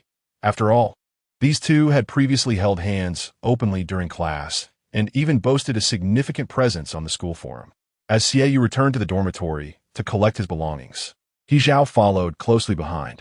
He grabbed a few articles of clothing, turned to retrieve his phone charger, and inadvertently bumped into He Zhao. Could you find a quiet spot to sit for a moment? Xiaoyu asked. He Zhao replied, It won't be quiet. I'm thinking about how we won TC each other for the next 2 days, 48 hours, 2,880 minutes, 172,800 seconds. Xiaoyu, focused on forcibly pushing him onto the bed, failed to notice anything amiss, nor did he pay attention to He Zhao's rapid mental calculations. After seating He Zhao, Xiaoyu, suppressing his irritation, patted He Zhao's head and spoke in a rather ungracious tone. If you keep following me around aimlessly, I swear I'll hit you. He Zhao remained silent. Instead of heading directly to He Shui Street, Xiaoyu made a stop at the Zhong family home. Mrs. Gu was still busy cooking, her apron still on, as she came to the door. You're back. Why didn't you give me a heads up? Gu Shulan continued to ask a series of questions about the food at school, whether he had lost weight, and how he performed in the midterms. Xiaoyu took an apple from the fruit bowl, leaning against the kitchen door as he replied, It's okay. This vague, okay, left much to interpretation. What do you mean okay? Gu Shulan inquired. Did you come in second to last again? Xiaoyu remained silent, and Gu Shulan did not dwell on the topic, inexplicably shifting the conversation to the student who consistently ranked last in their grade. Your desk mate, doesn't that kid always come in last? After making her point, she sighed. Truth be told, Xiaoyu sometimes felt that his mood mirrored that of Mrs. Gu. Initially planning to prepare 2 dishes, she ended up making several. Bustling about the kitchen for a while, while waiting for dinner on the sofa, Xiaoyu couldn't resist the urge to type into his phone's browser, letter by letter, what to do if my boyfriend doesn't love studying. Chapter 55 revealed a plethora of similar questions and answers. Xiaoyu clicked on a recently posted inquiry dated 3 days prior. The questioner began by veering off topic, extolling the virtues of her boyfriend to an almost absurd degree, before finally addressing the main concern. However, his grades are not great. He always comes in second to last. How can I correct his attitude towards studying? The most popular response suggested setting a small goal, such as improving his grades by a certain number of points or aiming for a specific school. The user who posed the question replied, It doesn't have to be too prestigious, just Tsinghua or Peking University will suffice. The penultimate 4 words caught Xiaoyu's attention, and he felt a vague familiarity in the user's tone. He did not dwell on it and continued scrolling, encountering a flurry of parents expressing their concerns over their children's lack of motivation for studies. The conversation eventually morphed into a parents' gathering. What do you work? Infinite good literature, all found in Xinjiang Literature City. State-owned enterprises are tough. The competition is fierce, and life is not easy. As the meal was ready, Gu Shulan brought out the last dish from the kitchen and untied her apron, saying, Put your phone down, stop holding it all day. Xiaoyu pressed the power button, and the screen went dark instantly. Understood. The meal consisted of 4 dishes and a soup, all simple home-cooked fare. If Zhang Guofei returned home on time, he would join them for dinner, but today it seemed he had social engagements, leaving just him and Ms. Gu at the table. Xiaoyu sampled each dish generously, initially intending to put down his chopsticks and head upstairs when he noticed Gu Shualan watching him intently. "Why are you eating so little?" Ms. Gu always felt her son did not eat enough. "Are you full? Would you like another bowl of soup?" Perhaps every parent tends to treat their child as if they were livestock. Xiaoyu poured himself another bowl of tomato egg soup, and just as he was about to finish, he said, "Mom, I'm going to make ES tomorrow." Gu Shualan paused, gripping the soup spoon, but ultimately refrained from saying much. "Just be careful, don't cause any trouble, and come back early." She was not particularly fond of his frequent visits to Blackwater Street. In her view, it had once been unavoidable to live in such an environment, but fortunately, he had encountered good people. Nonetheless, their perspectives differed. Lei Ma and Mei Yi's way of bonding was through mutual insults, and sometimes they would sit at the street corner sharing a cigarette. She had considered that after moving away in a year or 2, or perhaps 3, their connection to Blackwater Street would fade. Yet, Xiaoyu, who seemed indifferent and spoke little, was surprisingly sentimental. That evening, Xiaoyu searched online for solutions to the issue of disinterest in studies, scouring the entire internet, but finding no effective methods to ignite a passion for learning. There were, however, plenty of dubious tricks, such as experiencing a car accident to shock the brain, or even being struck by lightning. Among them was an advertisement for miraculous intelligence capsules, a high-tech product designed to enhance intelligence and develop both hemispheres of the brain, promising a rise in academic performance without the need for accidents or lightning strikes. With a course lasting 30 days, Xiaoyu stared at it for a while, contemplating He Zhao's grades, and found himself somewhat tempted to place an order. As he continued to scroll to check the ingredients of the intelligence capsules, He Zhao's call came in.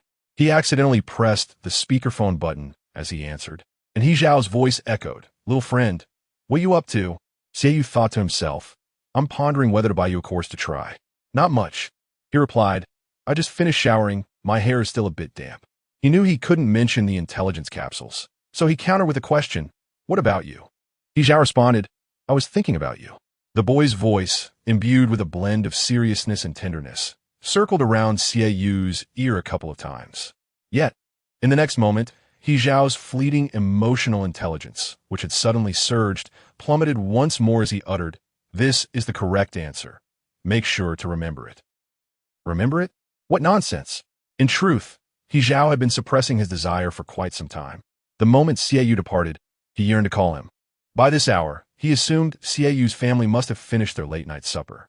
He thought of his domineering stepbrother, clutching the script of a tyrannical prince, and inquired, "Has that fool been bothering our little friend?"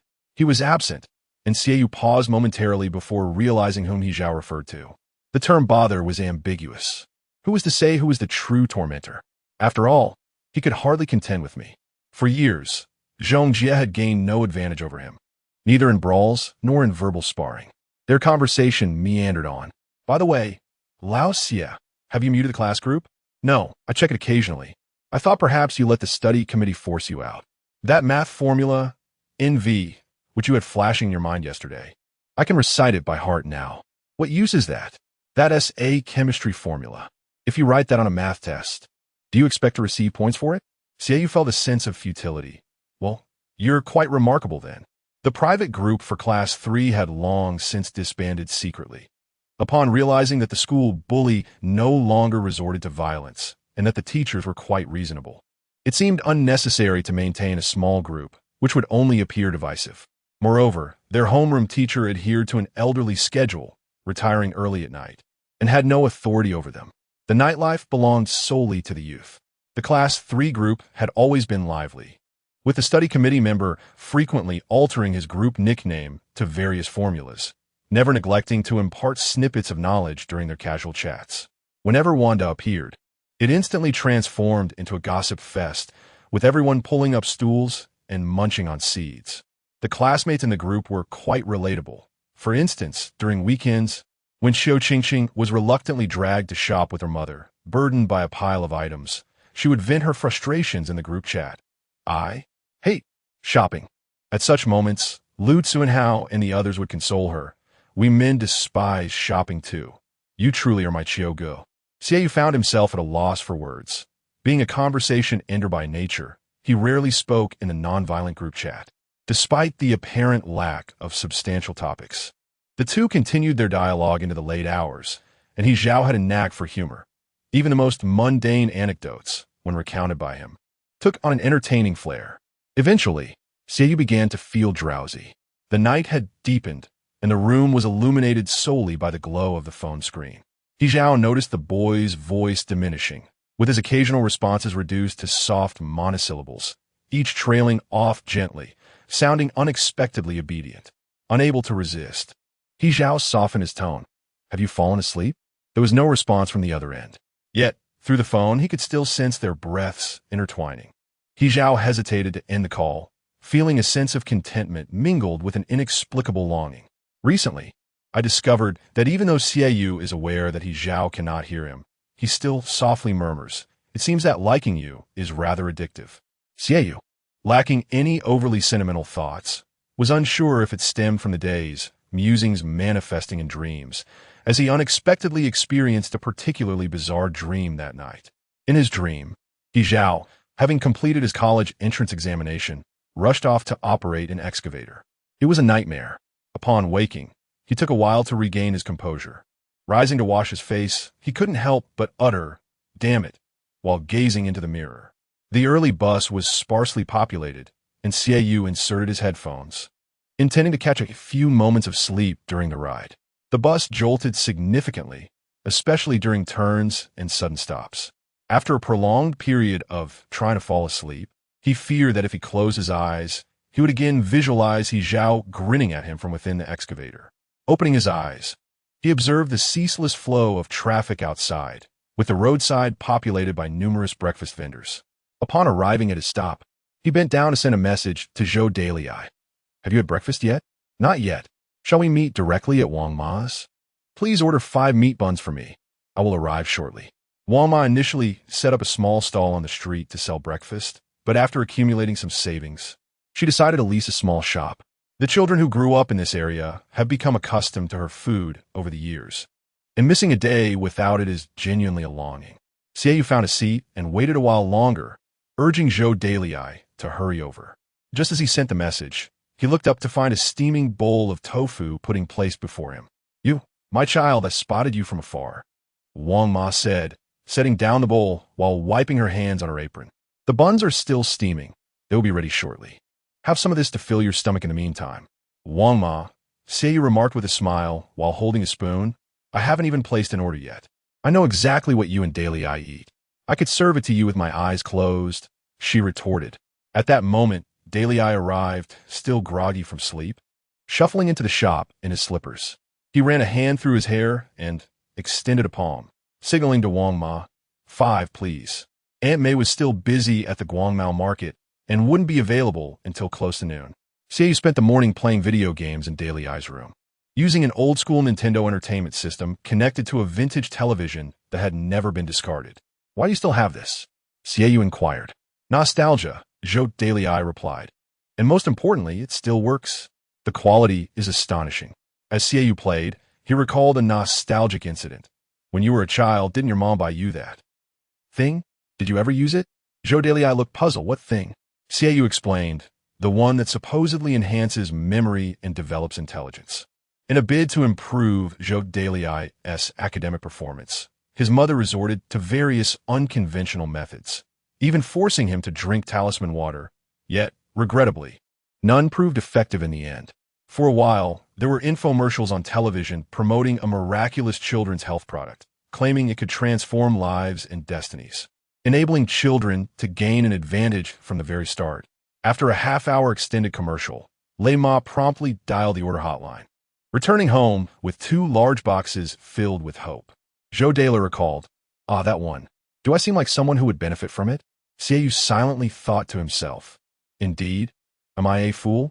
Chapter 56. The Dalai household remained unchanged. Even the dented area on the television and the crack at the edge of the screen appeared strikingly familiar. That was an accident caused by May. Upon realizing what had happened, was momentarily startled.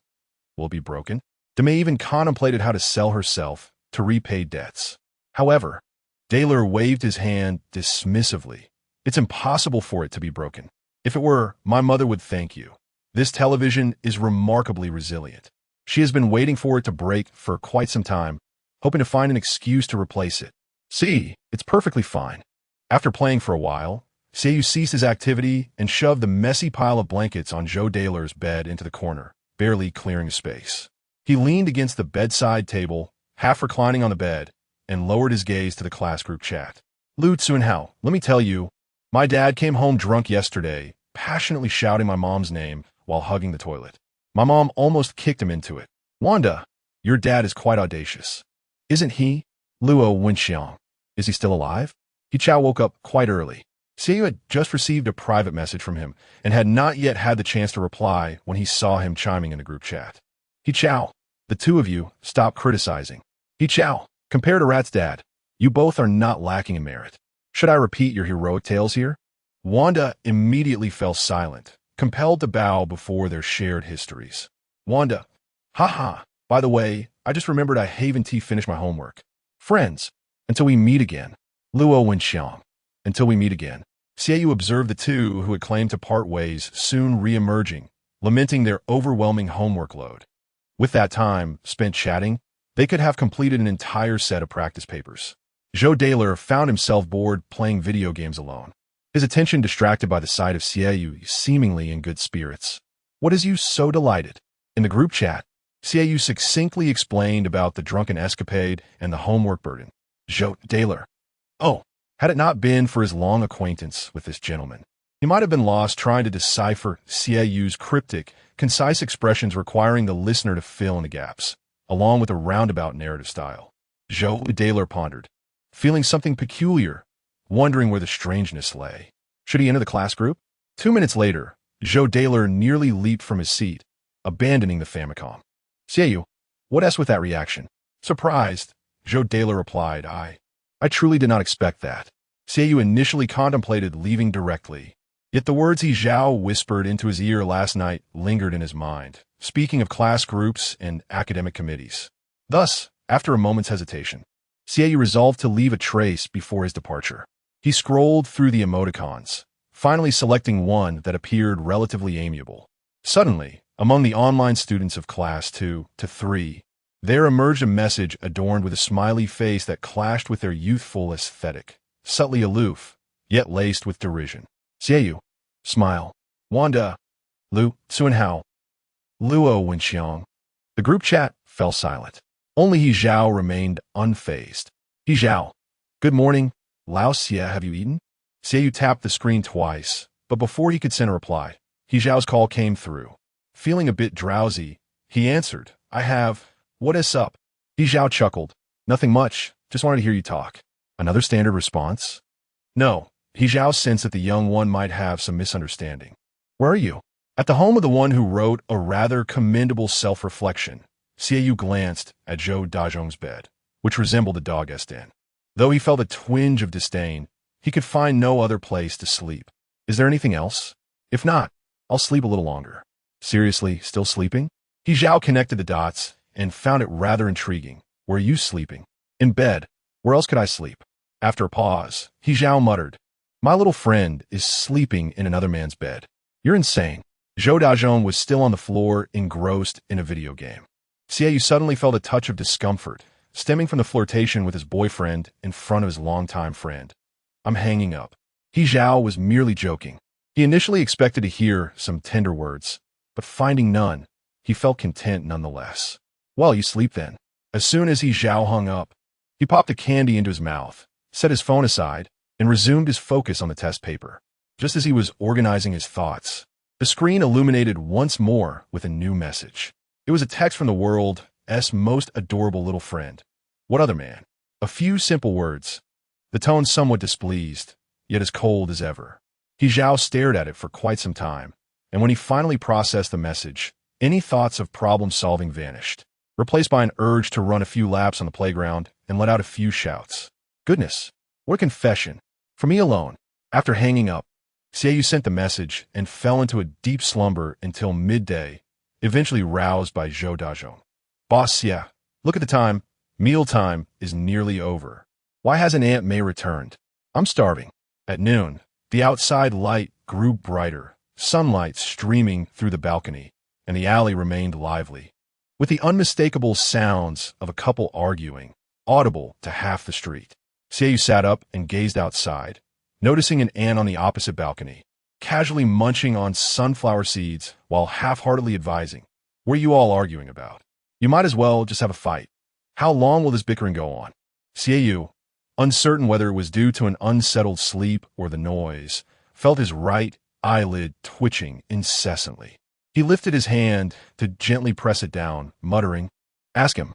Zhou Daler made a call, but no one answered. After several attempts, he finally connected with Su Yin Mei, who hurriedly mentioned she had matters to attend to and suggested they go out for a meal, promising to join them later in the evening before hanging up. It seemed her urgent business was likely related to a sudden task at Guangmao. Zhou Daler stuffed his phone into his pocket, stood up, and proposed, "How about we go out to eat?" The options nearby were scarce, limited to a few sparsely populated Sha County eateries. Apart from those dubious establishments that appeared to operate without licenses, the only viable option was a street vendor. "Hey, long time no see." The owner greeted Zhou Daler warmly upon spotting a familiar face. Zhou Daler had initially intended to browse further, but the owner's enthusiasm compelled them to enter. "Sit down. What shall we have?" he inquired. Zhou Daler found a seat by the window and replied, "Let us have 2 servings of the house special." Xiaoyu picked up a pair of chopsticks and asked, "An acquaintance?" "Not quite, but this place gives me a discount of 20% in your name," Zhou Daler explained. "The owner struggles with levels in mobile games, and I help him through." The mention of mobile games conjured images of dress-up games for Xiaoyu. Zhou Daler, who boasted of being an audacious player of any game released, had likely never ventured into that realm. As they engaged in casual conversation, the aroma of cooking wafted from the kitchen, accompanied by the sound of liquefied gas igniting. After approximately 10 minutes, the owner emerged with 2 bowls of rice topped with various ingredients, exclaiming, "Here are your specials. Enjoy." After serving the meal, he returned to the kitchen, where 2 young men in aprons were visible. Just as Xiaoyu reached for his bowl, the kitchen door swung open, and he faintly overheard their conversation. Guangmao heard their a ruckus. Yes, they might fight. Suddenly, the kitchen door was pushed open, revealing the boy who had been seated by the window, his expression stern as he inquired, "What is going on?" The 2 men were momentarily taken aback before responding, "Oh, their a disturbance at Guangmao. A group of people might be about to clash." Zhou Daler had barely taken 2 bites when he felt himself being yanked by the collar by a visibly agitated Xiaoyu, who pulled him outside. Once they were out, Zhou Daler, bewildered, asked, "What is happening? Is there something wrong with the food? What did Aunt May tell you?" Xiaoyu insisted, not releasing his grip, pressing for answers. The street, if they turned right and continued straight, would lead them directly to Guangmao. Zhou Daler began to sense something was amiss, recalling, "I mentioned I had a sudden matter to attend to, and that I might be late. That was all." Reflecting upon it, Comrade Su Yin Mei's tone seems remarkably gentle. In the past, she could vociferously express her displeasure for a full half-hour over a mere 30-minute delay in the delivery of goods. Yet today, she not only refrained from voicing her indignation over the precious time wasted, but also maintained a remarkable calmness. Xiaoyu released his grip. "Let's go." "Huh? Let's take a look." He Zhao followed the route mapped out by his phone's navigation, making 2 turns before arriving at a location that closely resembled a photo shared by someone on social media. Just as he alighted from the vehicle, he found himself struggling with the uneven pavement riddled with potholes. Throughout the journey, he Zhao engaged in pleasant conversation with an elderly gentleman beside him, who, upon disembarking, expressed a desire to invite him to his home. "No, thank you," he Zhao replied, taken aback by the warmth of the locals in this area. "I have matters to attend to." The elderly man persisted. "What could be so urgent? Just take a moment for a drink." He Zhao smiled. "I'm looking for someone very important." He Zhao pondered whether his actions could be deemed impulsive. Ever since receiving that text message in the morning, he had restrained himself from jogging, yet he could not suppress the urge to seek out this individual. He longed to see him, intensely so. However, after wandering around the vicinity for a while, Zhao realized he could not locate the place. Not only did he not know where his friend from the police station resided, but he also could not recall his name.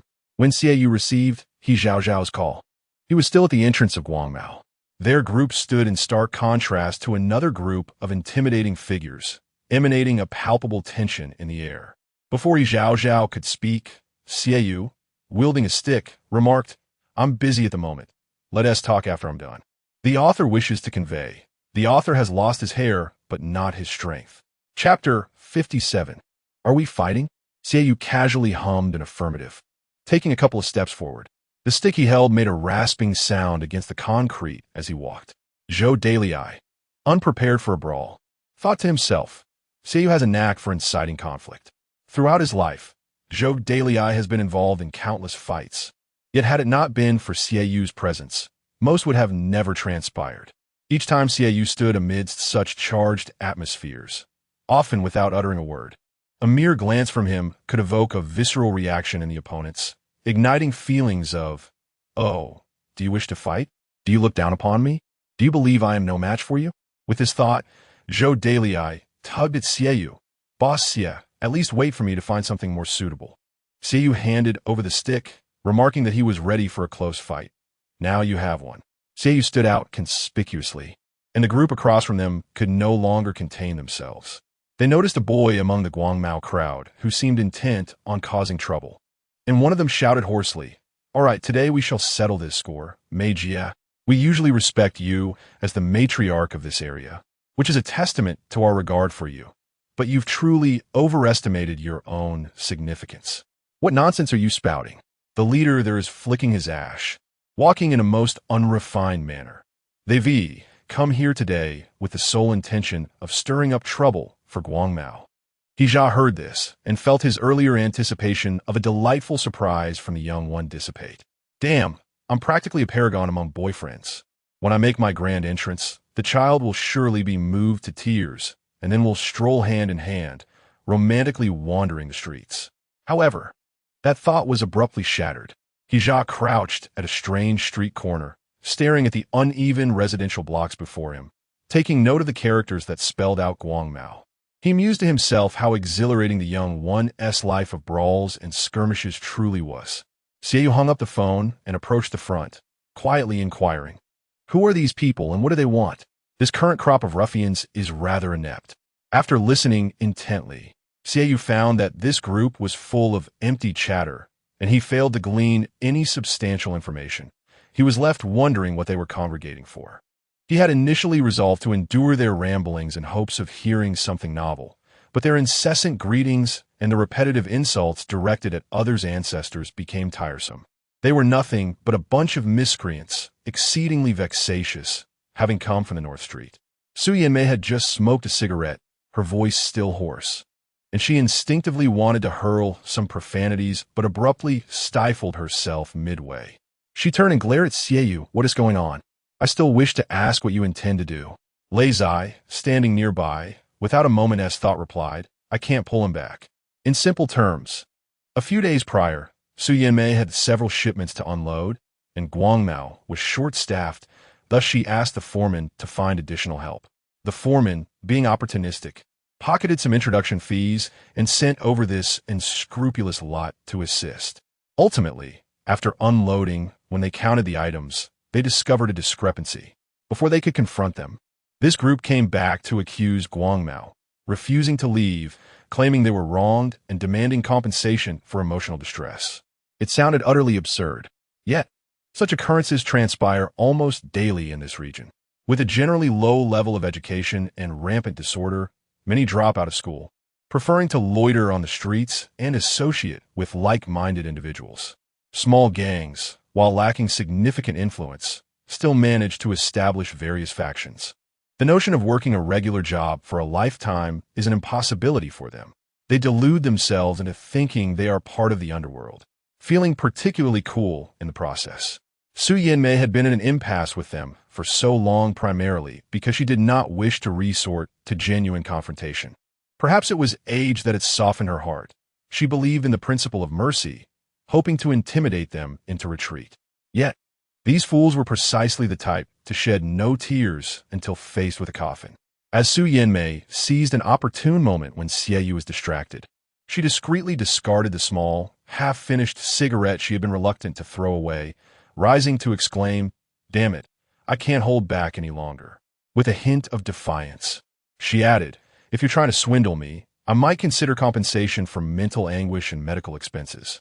Xie replied with a simple fight. Zhou Dailai chimed in.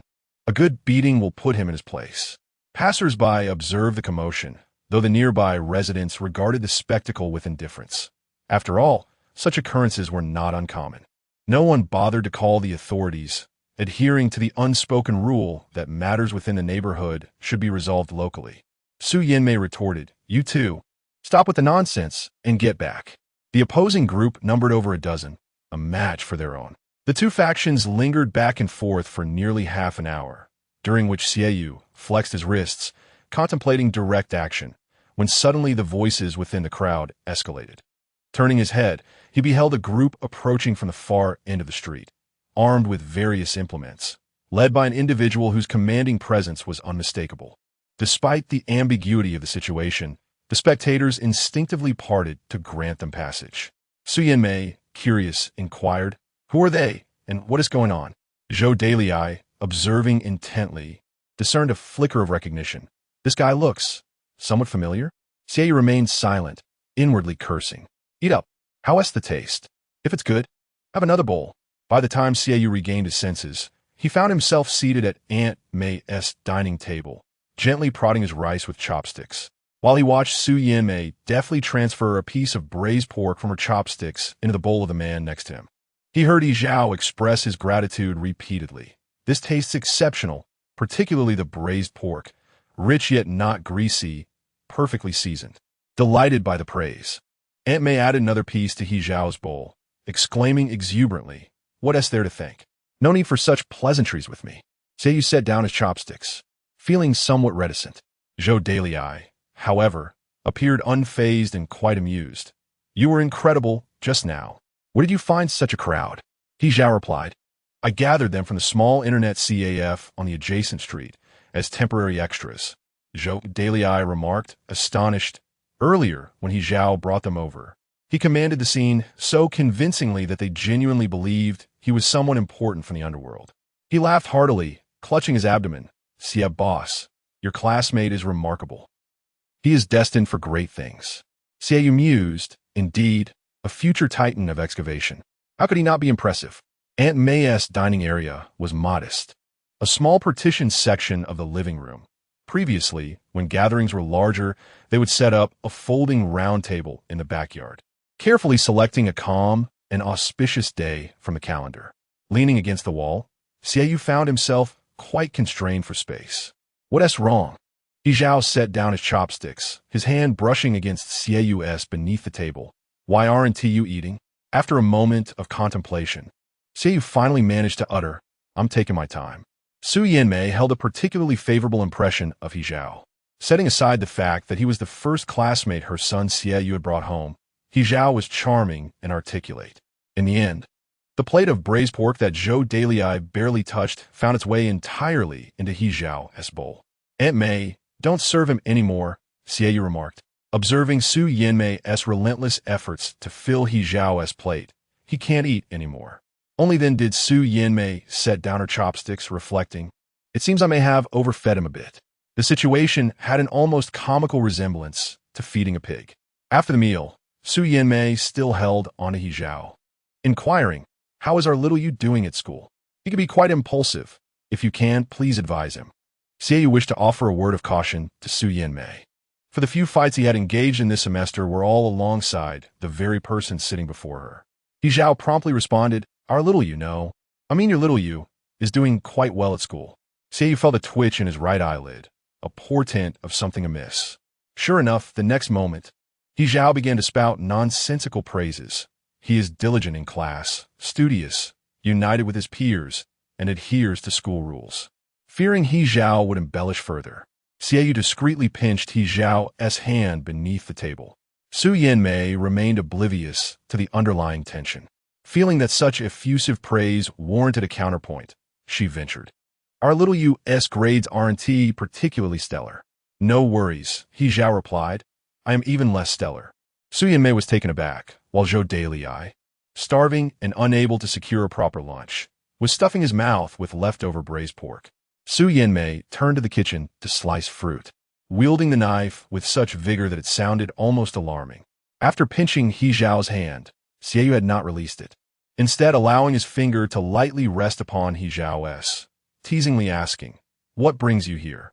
Leaning closer, He Zhao whispered, "I came to see you." The two exchanged glances, and suddenly, words were unnecessary. Xiaoyu averted his gaze, feeling that He Zhao's ear had grown slightly warm from their earlier conversation. Despite the noise she made, Su Yanmei's fruit platter was visually appealing, with an artistic arrangement of walnuts surrounding it. Hesitantly, He Zhao inquired, "What about these?" Wiping her hands, Su Yanmei emerged from the kitchen, unabashedly declaring, "Go ahead, eat them. They nourish your brain." Xiaoyu remained silent, while He Zhao simply nodded. As they departed, each was handed a bag of walnuts, already shelled, leaving them curious about how long it had taken to prepare. Xiaoyu held the red plastic bag with a sense of mixed emotions. Conversely, He Zhao was quite pleased, this joy persisting until they reached the bus station together. Unable to contain himself any longer, he asked, "Does this count as meeting the parents?" In truth, regardless of whether it was considered a meeting with the parents, He Zhao's earlier display had indeed resembled such an occasion, impressing Aunt May and making him appear more like the favored son. With a resigned sigh, Xiaoyu took 2 steps forward, reminding himself to finish the walnuts his parents had given him. He glanced down at the bag in He Zhao's hand, and the initial joy of his son-in-law's visit dissipated slightly.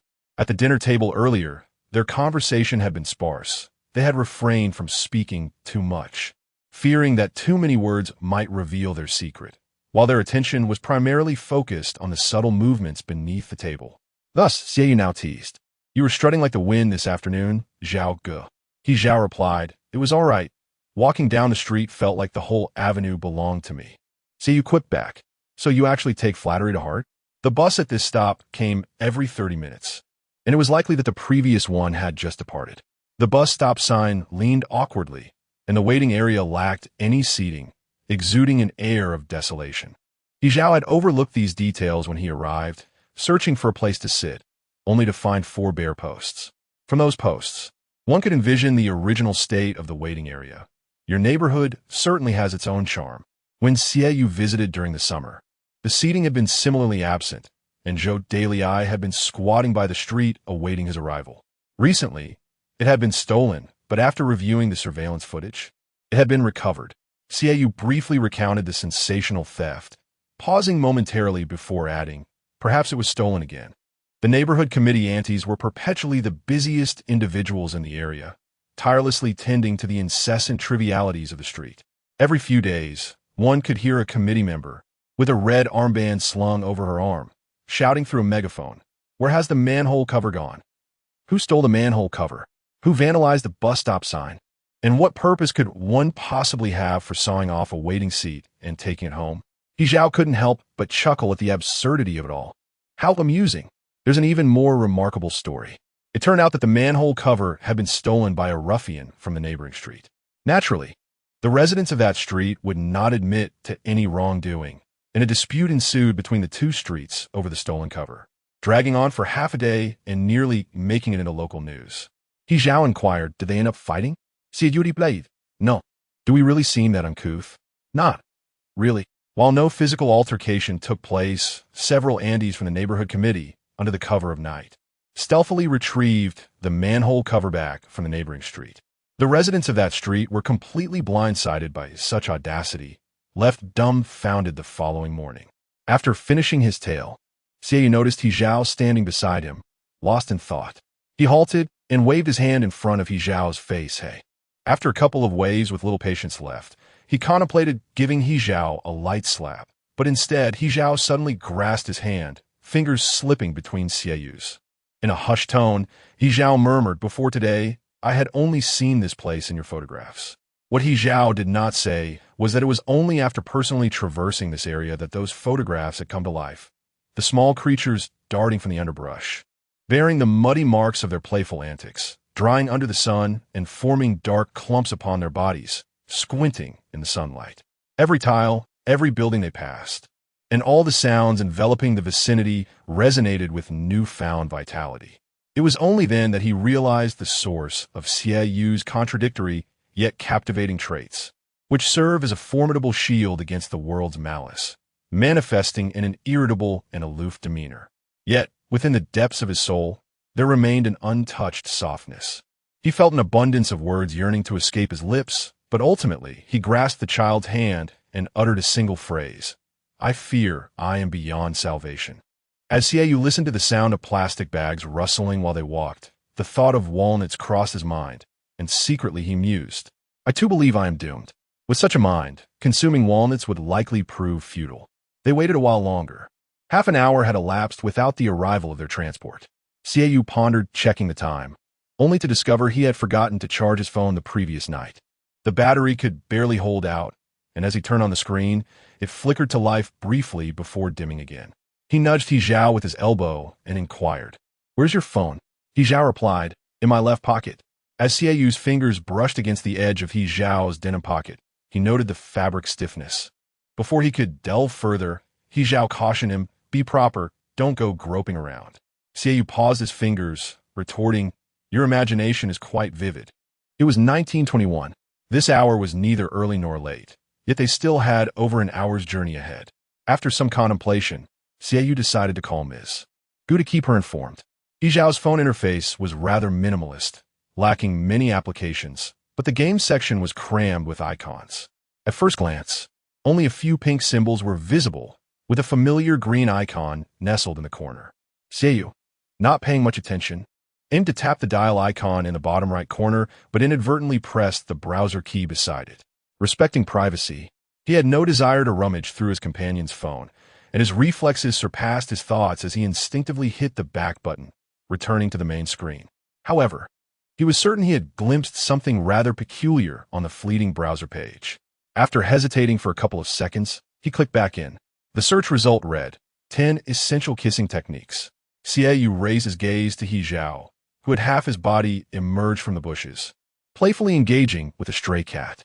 The boy squatted at the street's edge, one hand clutching a plastic bag while the other extended outward, whistling for the cat, which merely stared back in wary vigilance.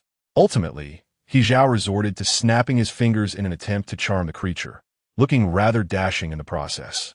Yet the cat, startled, emitted a low whimper and retreated deeper into the thicket. "Why run away? It's not going to eat you." Just as He Zhao contemplated rising, he noticed the child had crouched beside him. He turned to ask, "Have you finished your call?" Xie returned the phone, saying, "I called, but no one answered." Ms. Gu likely had left for some errand, forgetting her phone at home. He preferred not to dial the landline, as it was typically answered by a servant, who would invariably greet him with "Second Young Master." What a ridiculous title, he thought, unaware that his secret search for kissing techniques had been exposed. He Zhao took the phone back, casually slipping it into his pocket. As he stood up, he heard Xie Yu call out, "He Zhao." He Zhao paused his steps and glanced over, replying him. Xie Yu remained crouched, yet imitating his earlier gesture to beckon the cat. He playfully curled his finger at He Zhao. With one hand tucked into his pocket, He Zhao bent slightly, pausing at a distance from Xie Yu, contemplating what the child was up to, when unexpectedly, Xie Yu seized his collar and pulled him down forcefully. Xie Yu's fingers tightened suddenly, his knuckles whitening from the pressure. He Zhao, still bent over, struggled to maintain his balance. Although Xie Yu was crouching, he leveraged He Zhao's collar to rise slightly, advancing towards him in a straightforward and unanticipated manner. In the next moment, Xie Yu's lips met He Zhao's. He Zhao was utterly taken aback, his heart racing uncontrollably. Despite having meticulously studied various kissing techniques, in that instant, he forgot to close his eyes.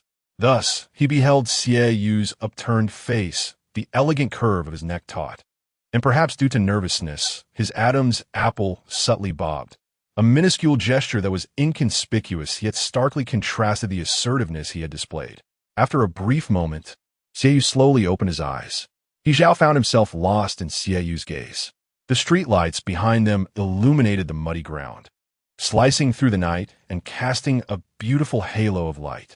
Recalling the content he had seen on He Zhao's phone moments earlier, Xiaoyu tentatively extended his tongue, gently brushing against He Zhao's tightly sealed lips.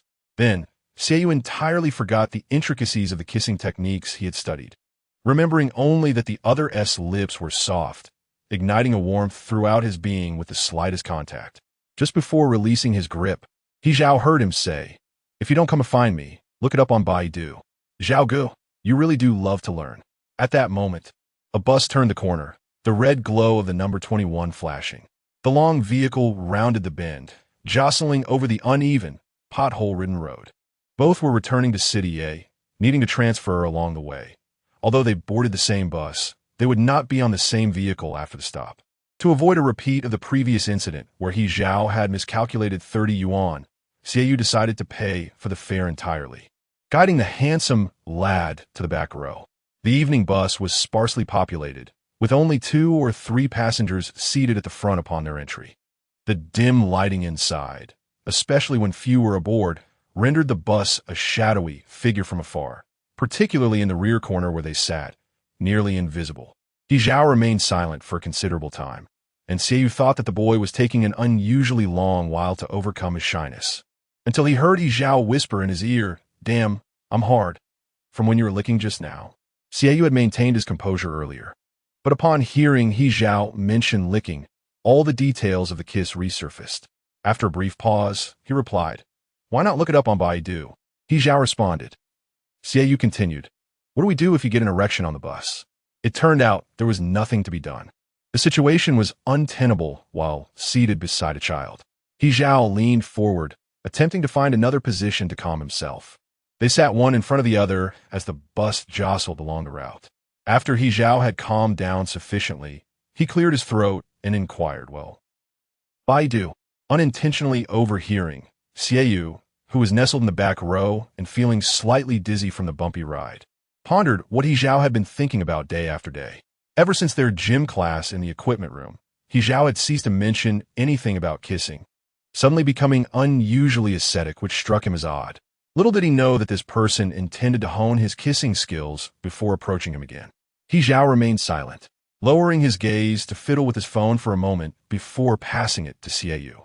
Xiaoyu reached out to accept it, and the screen displayed an article shared by Shanjia on Penguin Space. Its title embarrassingly dubbed "Must Read for Young Men's First Kisses," with a tag directed at his buddy He Zhao. Zhao Ge. Look, good stuff. Some initial kiss killers leave one yearning for a second chance after the first kiss. If you wish to avoid becoming such a killer, you must master the following techniques. Xiaoyu was utterly at a loss for words. Why is Shun Jie sharing this? Isn't he a single dog? He Zhao replied. He claimed it was for future preparation. The author has something to say. Thank you, everyone. Chapter 59. After that, the two fell into a prolonged silence. Reflecting on the situation now, He Zhao was astonished by his own thought process, realizing that he had actually believed the nonsense Shun Jie had spouted. Not to mention, after being pulled into a kiss by a child just moments ago, he would willingly endure it 100 more times. After a while, He Zhao cleared his throat and said, "Well, let's just let this matter pass." He leaned back, the neon lights outside casting a glow on his face, and he couldn't help but chuckle. No way. It's too ridiculous. I won't forget this. Shu Yi. Having just opened the window to cool off, He Zhao's fringe was tousled by the wind. This person had always been rather flamboyant. While his head could be severed, his hairstyle must not be disheveled. Xiaoyu observed as He Zhao activated the front camera to check his hair. Due to the lighting, the camera didn't capture much detail, so he reached out to ruffle it, attempting to flatten it down. After watching for a while, with his elbow resting against the car window, Xiaoyu casually remarked, "No one is even looking at you." He Zhao continued to fuss with his hair, stating, "The self-cultivation of a handsome man." Self-cultivation indeed. The interior of the car was too dim, and after fiddling for quite some time, He Zhao still failed to notice a tuft of hair sticking up. Xiaoyu reached out, letting his fingertips delve lightly into He Zhao's hair, and, akin to petting a cat, he smoothed it down a couple of times. He Zhao's hair had grown a bit longer during this period. Xie remembered that when they first met, He Zhao's hair had been quite short, to the point of being prickly to the touch. Suddenly, He Zhao snapped back to reality, realizing that the camera he had been using to check his hair was still on, and thus called out, "Lao Xie." Xie looked up, huh? He Zhao pressed the shutter button, capturing two indistinct silhouettes against a backdrop of swaying vehicle motion. The glimmer of passing lights filtering through the car window, and the faint outlines of two figures, one in front of the other. After finishing the photograph, He Zhao set the particularly artistic image, one that would surely baffle others, as his desktop wallpaper, a token of remembrance. The bus, with no announcements of stops, meandered aimlessly through the neighborhood, ultimately arriving at an unfamiliar street corner, where it gradually came to a halt, its front doors swinging open. No one boarded. The driver turned and shouted down the aisle, "Is anyone getting on? If not, I'll be leaving. This is the last trip." Having completed his task, He Zhao heard the commotion, lifted his gaze to peer outside, and recognized a small grocery store by the bus stop, which seemed oddly familiar. Xie followed his gaze. "I believe I've been here before," He Zhao remarked, pocketing his phone and moving to the rear of the bus, where he sat beside a young child and pronounced slowly, Jianxing Grocery.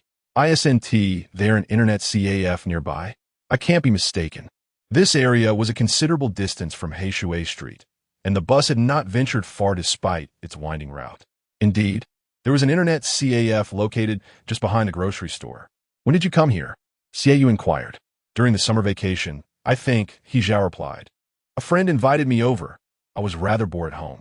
He could hardly recall all the places they had visited, but they had wandered aimlessly. The half-hour bus ride felt fleeting, and they had exchanged only a few words before reaching their destination. Before disembarking, He Zhao wished to ride back and forth a couple more times.